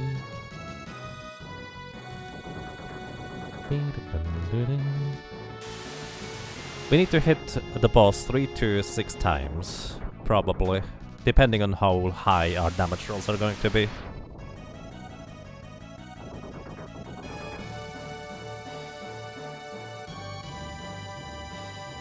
I still love the mental image of fairies just running around, attacking the sandworm and just falling into holes left and right, and eventually getting exhausted.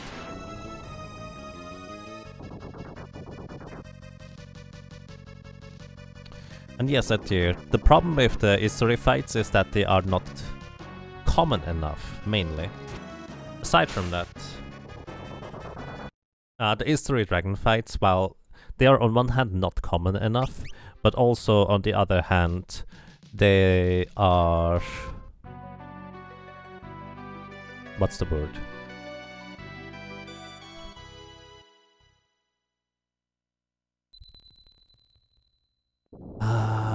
Words. On the one hand, they are not common enough, the mini dragon fights, but also they actually don't die particularly quickly. So we don't have a really good way of taking them out efficiently. Because there's 5 enemies of the mini dragons, they will each of them attack once and then Ferris goes, which is already quite a lot of animation time. Yeah, they also have a lot of HP. So even an attack is not guaranteed to kill them. I think the best we have done actually is we hit the sandworm twice with actually a pretty decent attack in the previous attempt. Which was like 1000 damage and another 800 on top of it. Or something like that.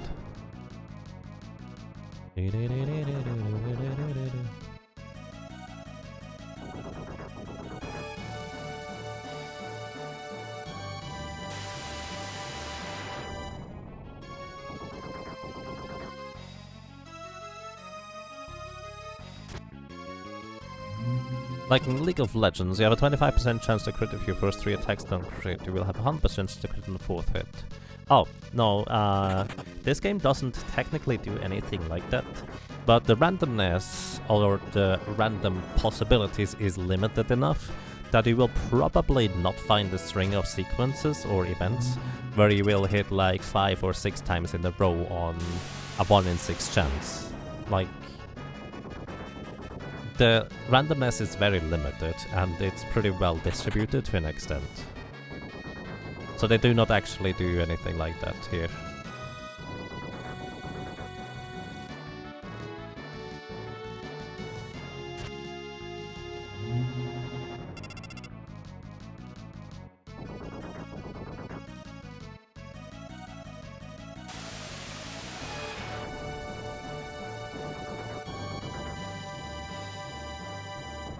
And yeah, there's no critical hits unless you use specific weapons.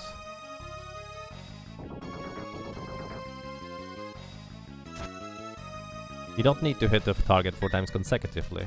That is accurate. We just need to hit it 4 times within like 13, 14, 15 or 20 attacks even, depending on how lucky we get with resisting the counter attacks.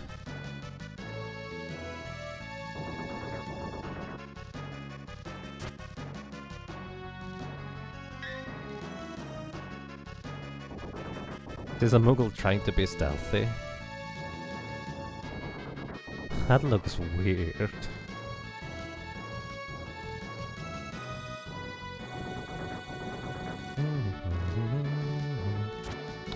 One in 81 would be targeting the sandworm 4 times consecutively. No, it would not be. Let's see, 1 divided by 6. No, actually, 6 times 6. 6 times 6 is 36, times 6 is 216, times 6 is 1296. So 100 divided by 1906 is 0.08% chance to land 4 consecutive hits.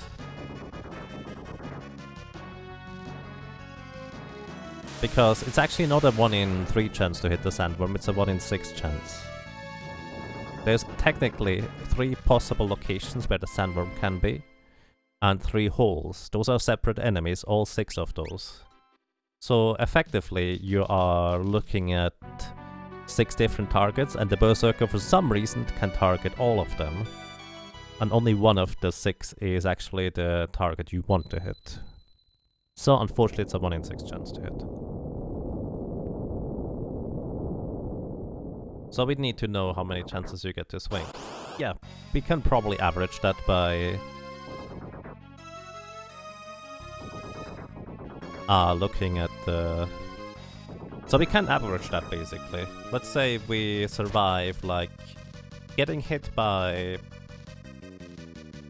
5 gravity counterattacks. So you can just figure out, based on how much resistance we have to the gravity counterattacks, how many counterattacks we will survive in the total, and how many hits that would translate to, because you have a 1 in 3 chance that you trigger a double gravity counterattack like right here. So good luck on calculating that. So you can actually hit the hole even though the animation shows you hit the worm. Curiously enough, no. You cannot hit the hole that the worm is currently in. I do not know why that is, but the only time you see a miss is when we actually would have hit the worm, in theory.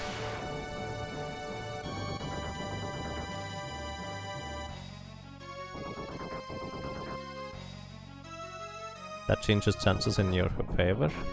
No, it still 6 targets.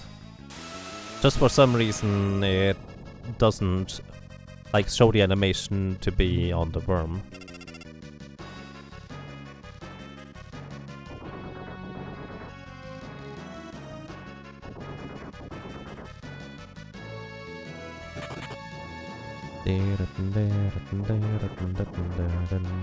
So can this actually be beaten with a Berserker?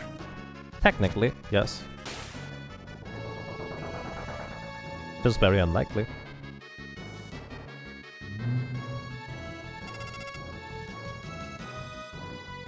Honestly, the Sandworm is not going to be nearly as bad as Soul Cannon, and that is not going to be nearly as bad as the final boss.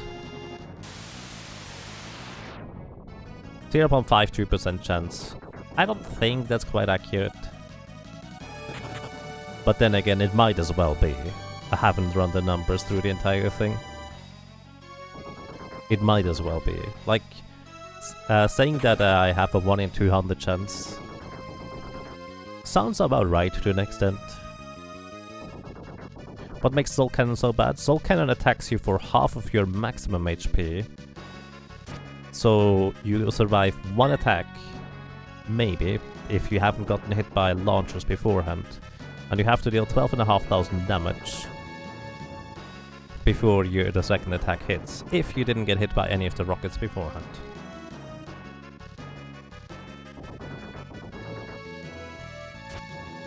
Ult doesn't matter because we have an Angel Ring. HP Sap technically matters because otherwise we would actually potentially survive 2 attacks. But because of Sap we don't. The catch is, we actually don't care whether we get ulted or not, because if we get hit by the launchers, we effectively lose 2 or 3 attacks, like in the grand scheme of things. Because getting hit by the launchers means we lose half of our HP, meaning we do not survive any attacks from the Soul Cannon at all. So, the only reason why we even equip the Angel Ring is because it has the highest magic evasion stat out of any possible pieces of equipment. So getting ulted doesn't matter because we shouldn't get hit by the launchers in the first place, because otherwise we are pretty much dead.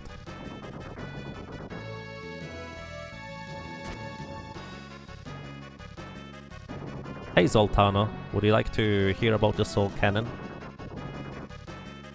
I feel like a Zoltano is way nicer than a Soul Cannon. 1 miss this round, yeah, pretty much.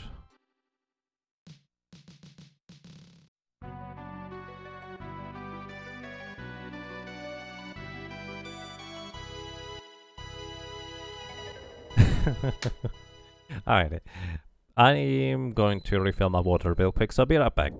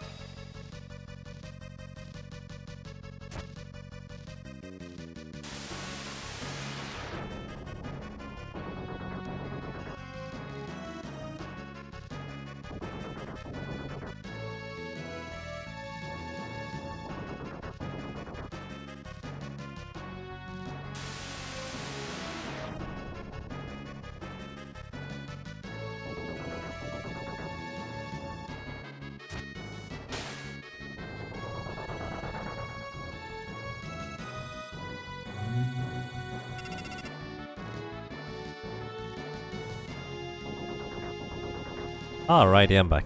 Did the game do 4 consecutive hits while I was gone? Probably not. But hey, who knows?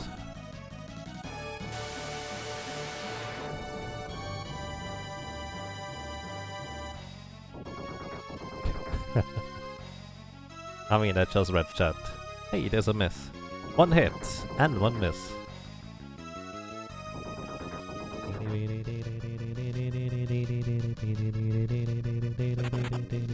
Hey, 876, didn't we see that number already?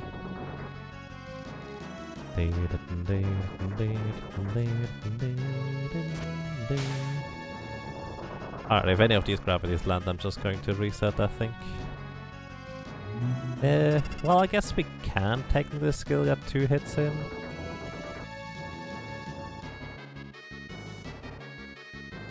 The dagger's gotta be a better choice for this fight, doesn't it? Well, dagger needs at least 5 hits.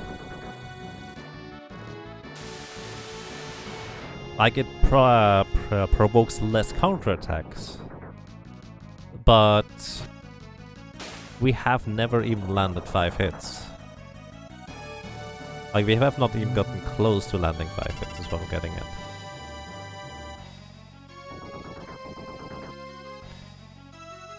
I mean, what I'm getting at is we need to get lucky. So, if we are lucky, we need like 3 hits with the axe. And we have to get lucky regardless. Now, if you'd like to, you could just, well, calculate the probability, how likely it is for us to do one or the other. I have no idea about it.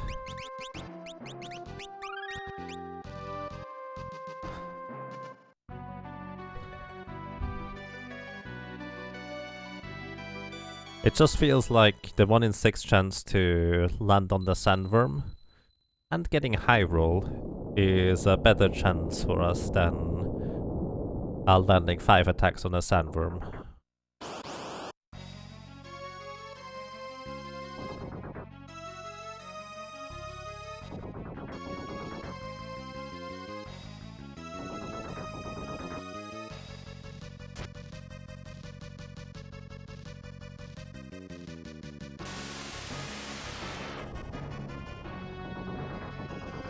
Could change your math formula. Yeah. It's just a really wide damage range that we have with the axe. Like, the question in the end is, what is more likely? Landing 5 hits in general with the dagger, which if we hit the correct target, it's going to be guaranteed hits. Or is it more likely for us to hit the sandworm like 3 or 4 times with a high enough damage roll in order to win? 15% chance of high roll? I have no idea. I do not know. We would need to figure out the calculation that goes into the axe right now for that. Which I guess I do technically have, but that's not true, I do not, because my formula does not account for 50% damage on the axes. Does it? Hang on. Axe. Weapon attack of an axe is... I have no idea. What is my weapon attack with the axe? By the way, min damage should be different.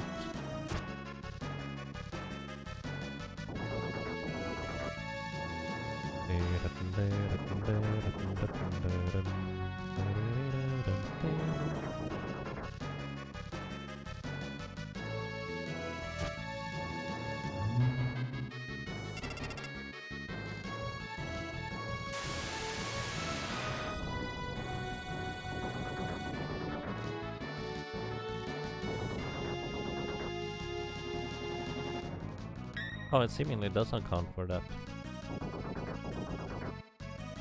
54 divided by 2 times 2. No, it doesn't.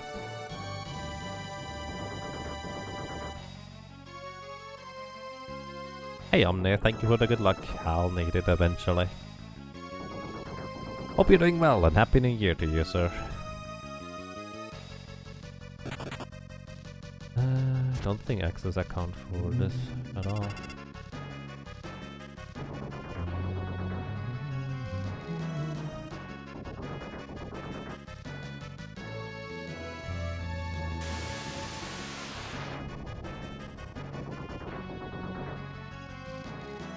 552 is on the low side, but it's a hit.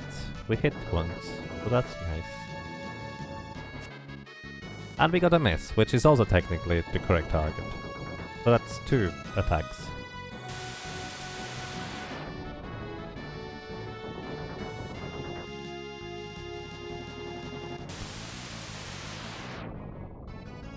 Okay, let me increase the death counter real quick.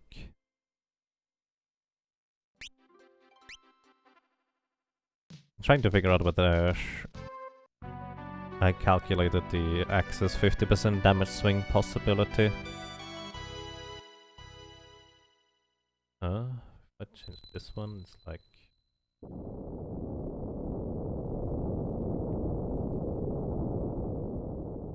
Second.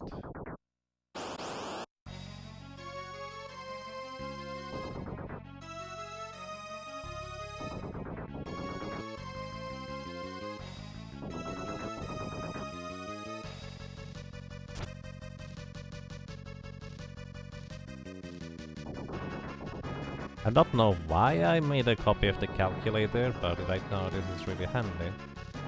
Because now the minimum damage is going to be correct.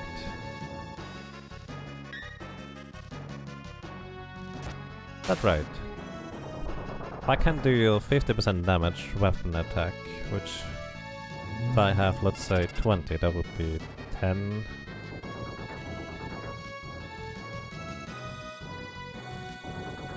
Oh. Right, because defense. Duh. 20 and 20.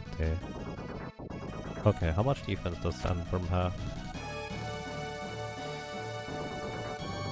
I'm just optimizing my calculator at this point. Sandworm has actually 0 physical defense. Okay. Sandworm has 0 physical defense, 3000 HP. So, what is our weapon attack?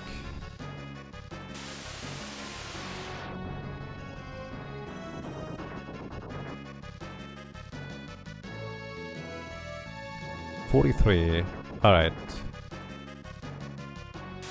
43 with Berserk is times 1.5. That is 20. That's 21 added because it's always rounded down. So that is 64 at weapon attack power. So 64 weapon attack power. We are currently level 61. So damage range should actually be 800, 1600 and 2400 on an enemy in the front row. That would be true if our damage numbers weren't just completely different. Something is wrong here.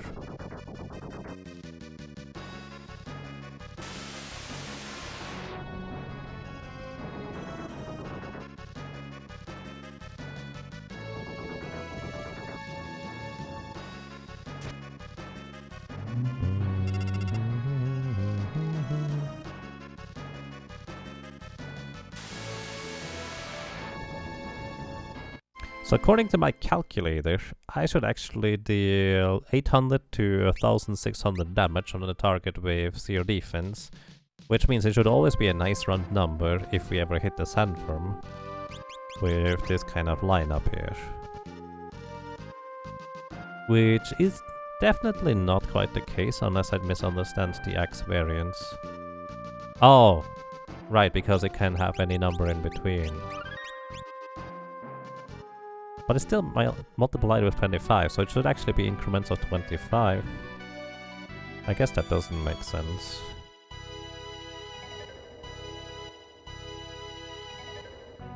Can you assume a standard bell curve on the damage roll? Questionable. But it's probably close enough, I would say.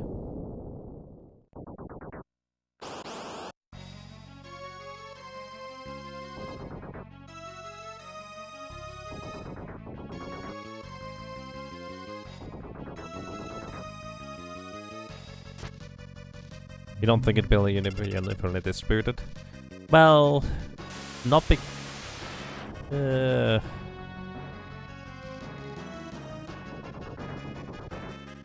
It probably mostly is.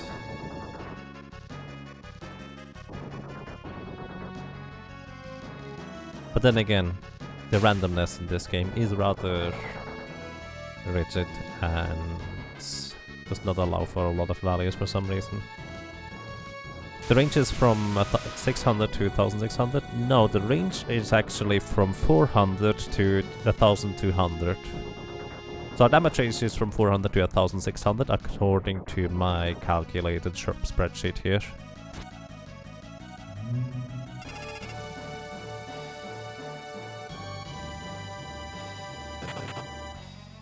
So yeah, 400 to 1200 is our damage roll.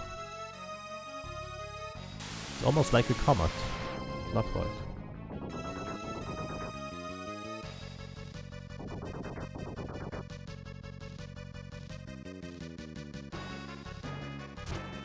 $576.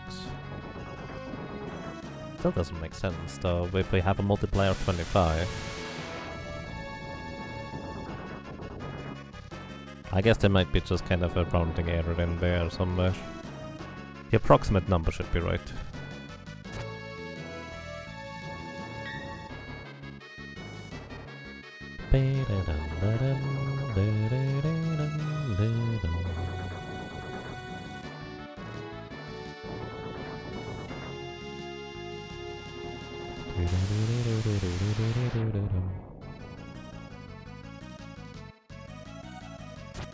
Bonk.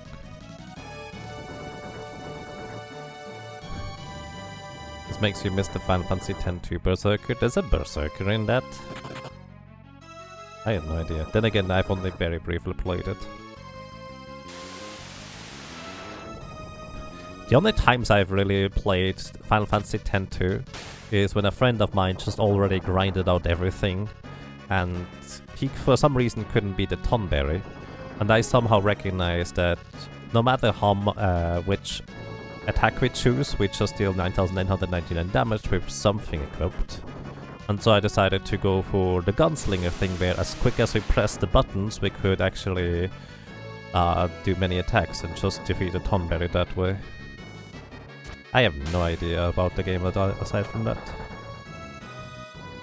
How many turns do you have on average before you die? That's an excellent question. So we have approximately a 39% chance to resist the demi counterattacks. And we survive between, let's see, 1, 2, 3, 4, 5. We survive between 5 and 6 demi counterattacks. So add to that there is an additional chance of a 1 in 3 each attack we do and miss to proc a secondary counterattack. Then you may have to just calculate it based on that.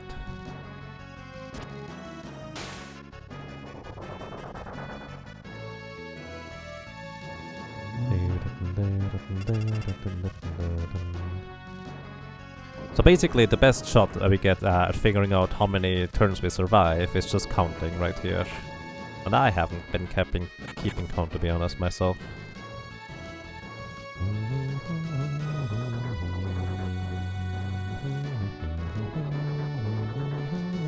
Because technically...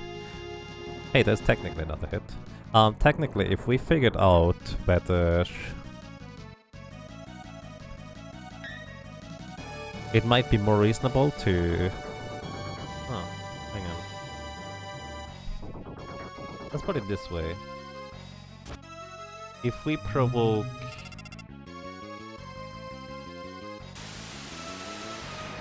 3 counterattacks instead of 4, effectively. For 3 attacks. You can probably calculate the odds there. You counted 18. Let's see. The gravity formula. Alright, so here's the gravity formula. Let me actually switch layout real quick. I think I can do this. I don't know whether everything is set up yet. We'll see. Might see look a bit weird. There we go, this is fine. Alright, the gravity formula, just to illustrate this. Ignore these other numbers. So, basically gravity has a 99% chance to hit baseline. So that's the baseline chance it has to attack. The holes are level 18. We are currently level 61. So the difference between us and the holes is we are level 43, which means 99 is, or 99 minus 43, so it's 99 minus 43, is basically a 56, oh I was actually wrong. It's actually a 56% chance for us to get hit as a baseline. So 56% chance to get hit as a baseline, but we also have 15% magic evasion, meaning we multiply this with 0.85 in order to get the final value, as in how much it is. It's always rounded down, so it's actually 47% chance for us to get hit by each counterattack of the enemy. Hope that made sense. Also, for that matter, the higher level we get, the higher our chance is to resist counterattacks.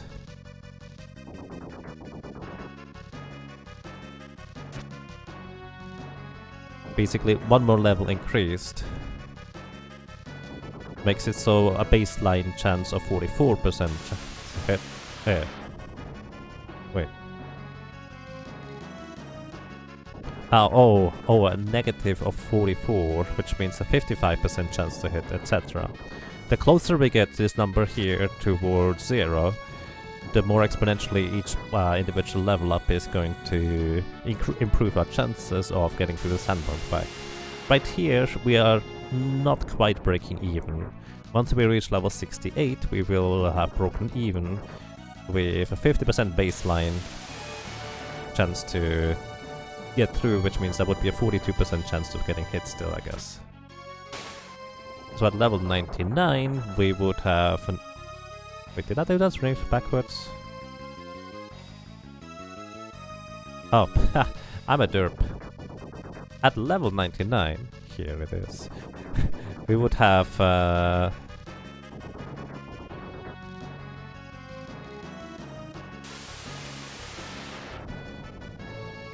15.3% chance to get hit. I did this completely wrong. Ignore that stuff. Either way, let's get back. Did you even see what I was doing there? Oh, you didn't even see what I was doing there. Huh, why does it not show up properly? Oh, I'm a dummy. I used the wrong calculator sheet. Ha! Alright, let's try this again. So, baseline chance for gravity to hit us is 99%. I'm sorry, I'm complete derp. Baseline chance for gravity to hit is 99%. Then the holes are level 18, and we are currently level 61. Which means our level difference is currently 43. Which means if we have 99, not percent, just no way. I'm gonna write percentage here because why not? Oh. Why did you do that? I don't know. Either way, if we go and then subtract that 43 level difference from the 99, we get a 56% chance baseline for it to hit us. However, on top of that, we do have a 15% chance, or well, a 15% chance to resist the attacks, which means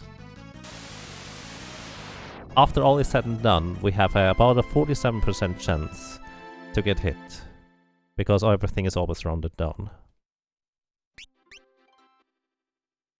Alright, I hope that made sense now.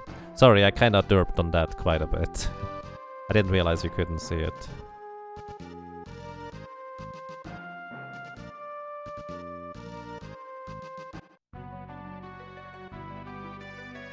One in 714 chance of landing the 3 high rolls in 20 turns. How about 4 hits at all, or what, 5 hits at all in 20 turns? How strong would you have to be to one-shot the sandworm?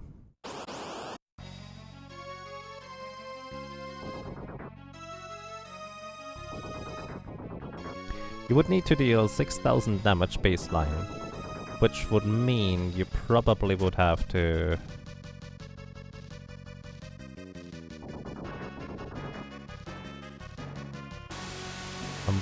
$130...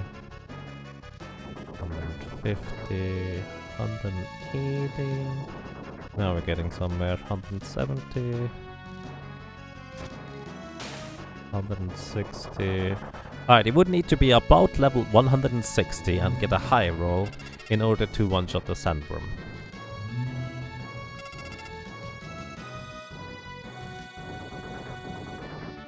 Which is technically possible if you have a chemist in your party, but...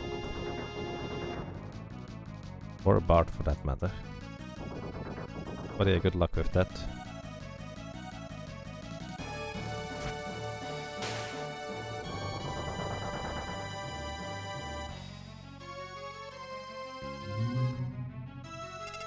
You know, I'm just constantly mashing the buttons here during combat because I'm just so used to it from grinding. I don't even do anything here. Alrighty, how many deaths was that? I think we started at 59. So one more death means we're going to be at 69. So let's go to 70 deaths here. So one more try after this. And then that is probably it for me for today.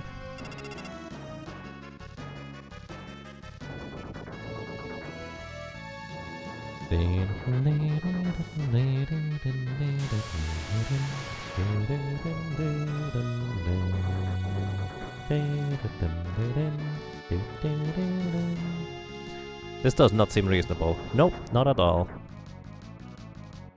Which is why I said Sola did it with emulator speed up and did like 150 attempts pretty quickly. We don't have that luxury. So we probably just want to overlevel a bunch more.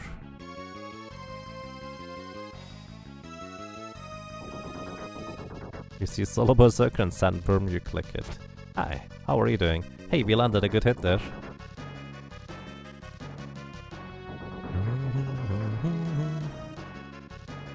Too bad this is not gonna really matter anymore. What was the damage? 1059? Something like that. I didn't quite catch the number. It was over 1,000. What levels are the next damage multipliers? 63? Let's see. 59 strength. 49 strength. 49 strength, we are level 61. Next damage multiplier is at level 63. I think. Oh, a random encounter. Well, that's not nice. Let's see again. Yeah, level 63 is the next multiplier. Then the one after that is level 66, the next after that is 68, the next after that is 71.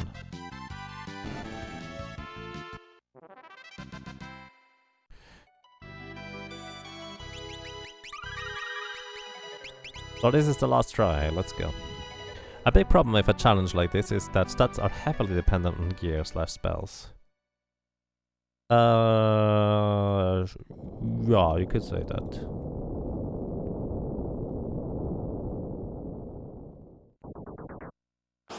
One in 150, give or take. So that's actually better odds than...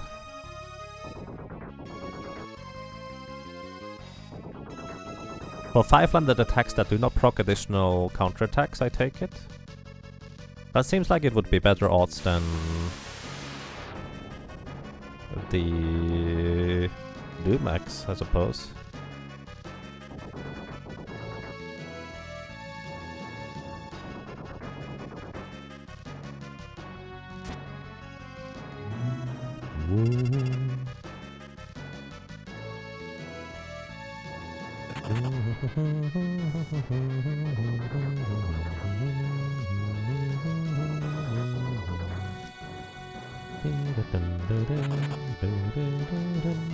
Yeah, it might have been 1064. Didn't quite catch the number. There's a low damage roll, 372. Which according to my calculator, we should deal a bit more damage than that. Huh.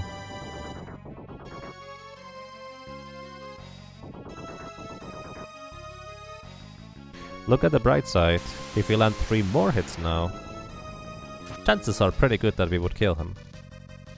The catch is, landing 3 more hits is not particularly likely.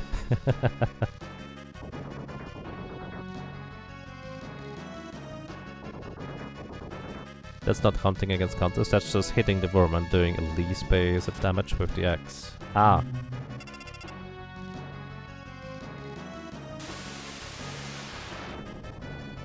Well, I mean, you can just hit the sandworm with the axe 5 times as well. It really all comes down to how many hits, or how likely is it for us to get 5 hits in without proccing additional counterattacks versus potentially having more luck or better probability of killing him because higher damage roll potential with the axe. Your calculation assuming your damage roll is correct. Well, let's put it this way. According to my damage roll range, I can only deal at minimum 400 damage, but this was less than 400. So something wrong. Somewhere something is wrong. It changes all your numbers. Yeah, that's fair. Either way, probability too low. For now.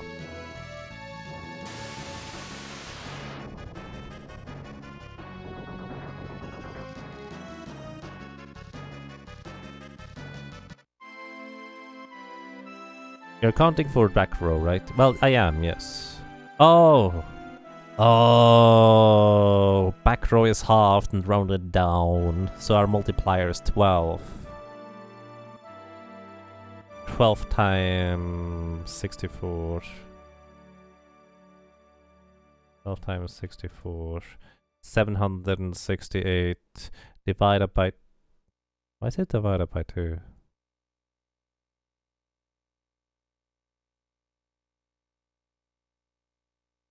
Either way, I get to the correct number. But actually, that's a really, really good point. I didn't even account for that so far. So, here's the catch real quick. But yeah, here's a catch real quick. So, we are currently level 61, which means our damage multiplier is 25. Unfortunately, because Sandworm's always in the back row, this number here gets halved. And we actually lose half a damage multiplier because it is rounded down. So specifically, from 24 to all the way here, this is all the same damage rolls because the Sandworm is in the back row. It actually does not change our damage output until we reach level 63, and then subsequently level 68 afterwards. So I actually was kind of wrong on that end here. It actually has absolutely no difference whether we are level 63 or 61 for how much damage we deal. It makes a bit of a difference how likely we are to resist the attacks. Is there any way we can get health regen? Not until World 3. Otherwise this would be easy. This fight is stacked against you in every which way? Yep, pretty much.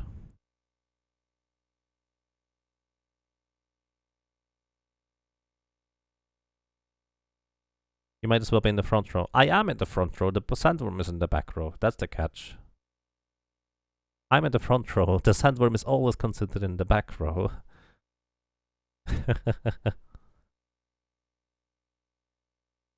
That's the problem. For some reason, he's always considered in the back row. So there's 3 things going against us. I don't worry about it. Alright. However, that is it from me for today. So everybody, thank you so much for playing along, counting along, mathing along, because that's actually pretty awesome. So I hope you enjoyed your stay. I hope you enjoyed being around. Then, well, hopefully until next time. Good night and take care.